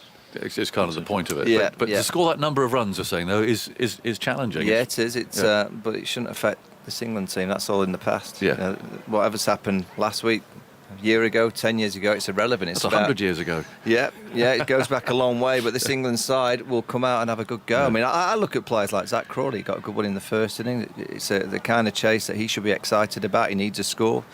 Johnny Bairstow at 5 again needs a score, and you've got players in Alex Lees, Joe Root, Ollie Pope now, Ben Stokes at 6 are in fine form. Ben Foakes today was excellent with the bat. I just think that innings that he played at Lords, it looks to me like it's triggered him in his own belief that he really belongs at this level. It's going to be a great last day. It's been a test match where, well, the first test you couldn't take your eye off any ball because everything was happening. This test match has been a bit like the old school test match kind of way. It's been sit back and relax. Oh, beautiful shot, nice shot. Oh, there's wicket, surprising. And today it's just quickened up a little bit. Yeah. Things always seem to happen a little bit quicker on day 4. And as we've known from many test matches in the past, it can happen quite quick on day 5. So I think we're in for a classic. 2 run-outs. I thought the run-out of Young, actually, was a brilliant piece of work from Ollie Pope, wasn't it? It's funny, you You get runs, confident, you make a good decision. He could easily have thrown to the wrong end, the wicket-keeper's end. There was nobody there. You could see folks running up, pointing. So he actually swiveled, changed direction, threw it beautifully on the bounce to Stokes, who's in front of the stumps. He had to make sure that he didn't disrupt or knock off a bail or anything like that. But he was the right side to go with the ball, and they obviously to try and knock the bails off, which he did with the ball in his hand. I thought that. Brilliant. If you're a fielding coach and you've been drilling these players for the last couple of years, you'd be pretty proud of that. Well, Duncan Fletcher used to always look at things like that, and any young player or any player, but particularly the young ones, if they showed real game awareness for a run out like that, he'd love you. If you could just stay with your kind of moment and have a bit of clarity and just take that. And he just took that little bit longer, didn't he? He got the ball in hand, then he got his position, and he just delayed. There you go, I'll go to Ben Stokes' end. It was, a player obviously on the back of 100, confident, nice and relaxed. That's what happens in Test match cricket. When you get runs, you go out and field, and you feel nice and relaxed. I thought the run out of Tim Southee, and hopefully Tim Southee comes out and bowls better tomorrow, but he's having one of those games. He's having a bad match. He's having one of those games. He's gone for over 150, and then he's just been burnt there. Darren Mitchell burned him off. It was one of the all-time classic burns. Well, they do happen. Talking of burns, what about Root's innings? I mean, okay, he was out for 176. The second ball he faced today from Tim Southee, he sort of reverse ramped over slip for 6. Second ball that he'd faced. I think he's just on a different planet at the moment. I'm just watching it on the screen in front of me. I mean, what a way to bat at the moment. I mean, great players. They're just aware of where the bowler's going to bowl before he's released that ball, and he knew that Tim Southee was going to try and bowl into channel. And for Joe Root, he'll play that shot, and he wouldn't have practiced it a huge amount, but he would be absolutely confident of Tim Southee bowling length on channel. Because he has to, really. Yeah, and he'd be like, well, I might as well bat left-handed. Yeah. And I'll turn around, I'll just flick it over that. There's a space over there. Do you know what? I can get it into that space, and I've got all the clarity, and I'm so controlled in everything that I'm doing. It's right up there. That shot will be played for many, many years. The Peterson switch hit, I think it was off Scotty Stires in Durham in a one-day game that went for 6. Did him twice, I think. The Peterson switch off Murley, I think, at Edgbaston in a Test match. That shot from Joe Root will be played for many, many years. It was he's a genius. Yes, absolutely. He's auditioning for the T20 team, did he? Well, yeah, maybe. IPL contracts, there are a few teams that could do with a player like Joe. Bowls a bit of off-spin, part of the leadership group. So I hope not, because if he plays in the IPL and plays for a few weeks over in India, it might tire him out. I'm quite happy to see Joe Root not play T20 cricket and just concentrate on 50 overs and Test match cricket. Let's get some England team reaction, shall we? The wicketkeeper Ben Foakes has been speaking to Alison Mitchell. Ben, well batted, but I mean, in terms of a final session, are you about where you'd like to be going into day 5? Yeah, I think, obviously it's pretty finely balanced. I think we were, obviously when you set such a big total, you're not really thinking about what's going on in the game, you're just trying to make sure you get up somewhere near them. We managed to do that, and then quite a lot's happened in that afternoon session, so it's kind of left everyone in with a chance. We'll be looking to take those wickets early and then see where we can go. And well done with your keeping as well. You had to take some flying saves there as well. Took one on your hand. How was that? It's okay. I got a few battered fingers from this game. Yeah, there's a little bit of wobble. Potsy's not been too nice to me this game, the amount he's got after the bat. So it's one of those. But I'll be happy to see the back of Trent Bridge. A 50 for you with the bats. How much did you enjoy batting with Joe Root? What do you learn from a 100-run stand with someone like Root? Yeah, I think it's just his composure. Obviously, his quality is outrageous, and I think it's almost not trying to match some of the stuff he does, because I definitely couldn't. Just trying to stick in there, and I think generally whenever he's batting, it means I can play my natural game. I've just really enjoyed batting with him so far. It's been a little bit stop-start for you in terms of this England side and your place. How important do you think is it to have made that contribution with the bat alongside the catches you've taken behind the stumps? Yeah, obviously if you're going to get picked, you've got to do well. And every time I go out, that's what I'm trying to do. Hopefully playing a decent enough innings stands me in good stead. And how many do you think, as a team, you can chase on this pitch? It's tricky, actually, because of the outfield so quick. Obviously, you don't know what's going to happen with the wicket. It's obviously playing a little bit more up and down than it was, and spin might come into it. But I think you'd probably guess anything under 300 is still gettable, just with some of the players we have in the outfield being so quick. Well, good luck for that tomorrow. Thanks very much. That's Ben Folkes speaking to Alison, who's also been speaking to Devon Conway. Well, Devon, how do you assess that day for New Zealand on this fourth day? Yeah, it's a very exciting day of cricket. We've just seen, I think it's ebbed and flowed really well. Credit to England for sort of firing some punches later in the day today, but it sets up for a very exciting final day tomorrow. Well done for your half century. What was the team's approach and plan with the bat for the second innings? Yeah, pretty much the same as the first, just really keep a nice positive mindset, always look to score as much as possible and try and put the bowling under pressure. I must say credit to the English bowlers, the seamers bowled really well today with that new ball, put us under pressure at times. We sort of had a good partnership, myself and Will Young. Would have been nice to have kicked on a little bit more, but we've still got quite a bit of batting to come, so looking forward to tomorrow. Was Kyle Jamieson padded up? Is he able to bat? Yes, I think he was padded up. I might be wrong, but I'm sure I've seen him in the whites, and I'm sure he's ready to do a job for us tomorrow. It was interesting seeing the approach Michael Bracewell took when he came out, really changed the tempo. Was that something of a team plan when that fifth wicket stand with Blundell and Mitchell was broken? I think there was some sort of communication around him trying to put the bowlers under pressure. We know Michael Bracewell, aka the Beast, does put bowling under pressure. He hits the ball really well, really hard. So it was good for him to try and take the momentum and try and sort of put it in our favour. So it was a good little counter punch from him. Would have been nice seeing him there for a little bit longer, but credit to him for doing what he's doing on his debut. The 3 wickets left, the lead 238 now. What do you believe you can get to? What could you defend? Yeah, in an ideal world, I reckon if we could get to somewhere around 280, maybe 300 is a little bit greedy, but if we can get to 280, that'll be good for us. And then we've just got to put the ball in the right areas. I trust our big seamers, as well as Michael Bracewell, a spinner, to put England under big pressure on the final day. And is there anything in the pitch there that could yet make life difficult for England with the bat? Yeah, certainly. The way I was in there fairly early today to face the new ball, and it certainly nipped around quite a bit. So judging by that, I think it'll get even tougher on day 5. So looking forward to tomorrow. It's going to be a very exciting day of Test cricket. It will indeed. Thanks, Devon. Well done. Cheers. Thank you. There we go. Devon Conway speaking to Alison Mitchell, the Beast. The Beast. Bracewell, Jeremy. The Beast. Pardon? I didn't know that. I've never heard that before. I'm certainly a man on debut. He's risen through the ranks quickly. He certainly played some shots today. I wonder how you look at that innings, because the bizarre thing for me is the way that Mitchell's played, 32 from 95 balls, with sort of mayhem all around him. 2 run-outs, the Beast holding out at mid-on, having thrashed 25 from 17 balls, a bizarre run-out at the end. I mean, you could argue that every one of those batsmen has given their wickets away. I was confused about New Zealand's entire innings, starting with a man letting go and being bowled middle. I haven't seen that in a long time. No. But a good piece of bowling from Anderson, let's be fair, but you should be LBW, I think, when it's hitting middle. 650th wicket. Yep. And then were they trying to take time out of the game, or were they trying to score quickly? I'm still not sure about that at all. I didn't get a complete feeling about, at least they tried to do this. But I'm left. That's how I'm left slightly confused. I mean, I assume that Bracewell, the Beast, was told to go and play like that. He must have been in his first Test match, and he clumped a couple of good ones, but it wasn't going to last forever. No, it wasn't. And to advance and then hit high on the bat because you haven't quite got there, you should be able to have always, I think, a second option about a stroke. Yes.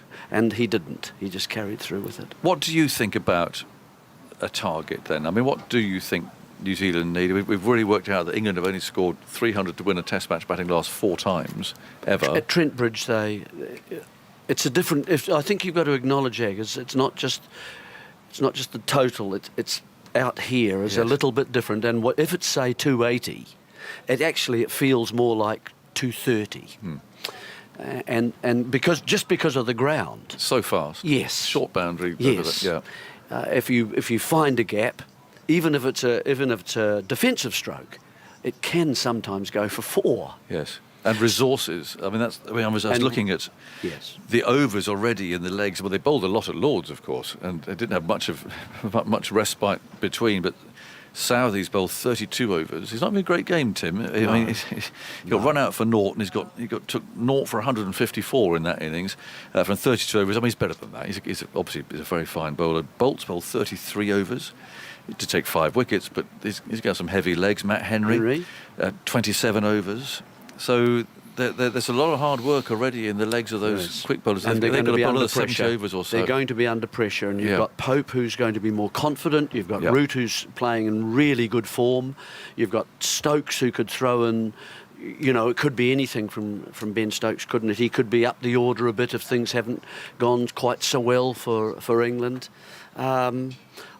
You'd have to favour England to chase down 280, I think. Yes. How many overs? I don't know. That's the tricky thing. Do you feel, and I think we've all got to get out of the habit, those of us who've watched England the last 18 months or so, of just assuming that that their batting's going to collapse? No, they won't. Do you think already they've gone past that? Do you think what's happened in this first match and a half has gone? You really think there's a new mindset? I do think they've that. cleared? They think they've cleared it? That. Yes, I do. The stables have been cleared. I think so. I think the way that they played in this innings, chasing 500, 550, that's a big total to chase. They didn't seem in the slightest bit concerned. They can take one game to literally clear minds.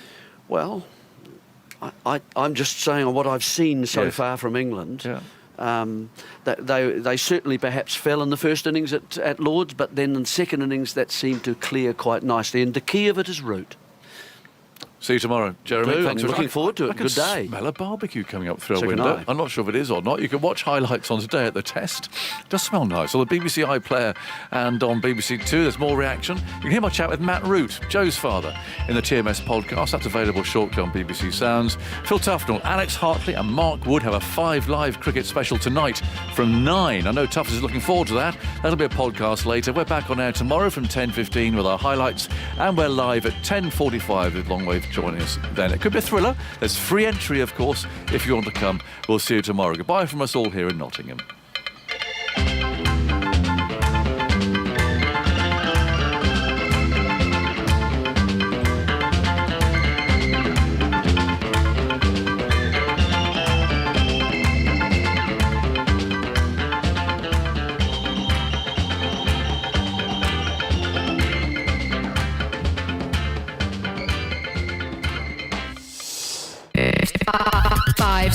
Five, Radio 5 Sports Extra.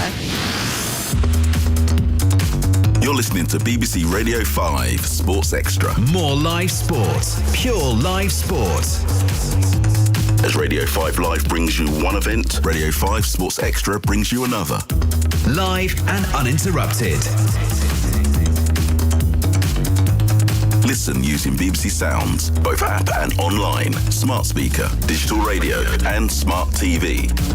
Including cricket, athletics, swimming, boxing, Formula 1, rugby league, rugby union, tennis, football. Visit bbc.co.uk/5live for full listings. More live sport. Pure live sport. Hear the action on Radio 5 Sports Extra. Sports Extra. Sports Extra.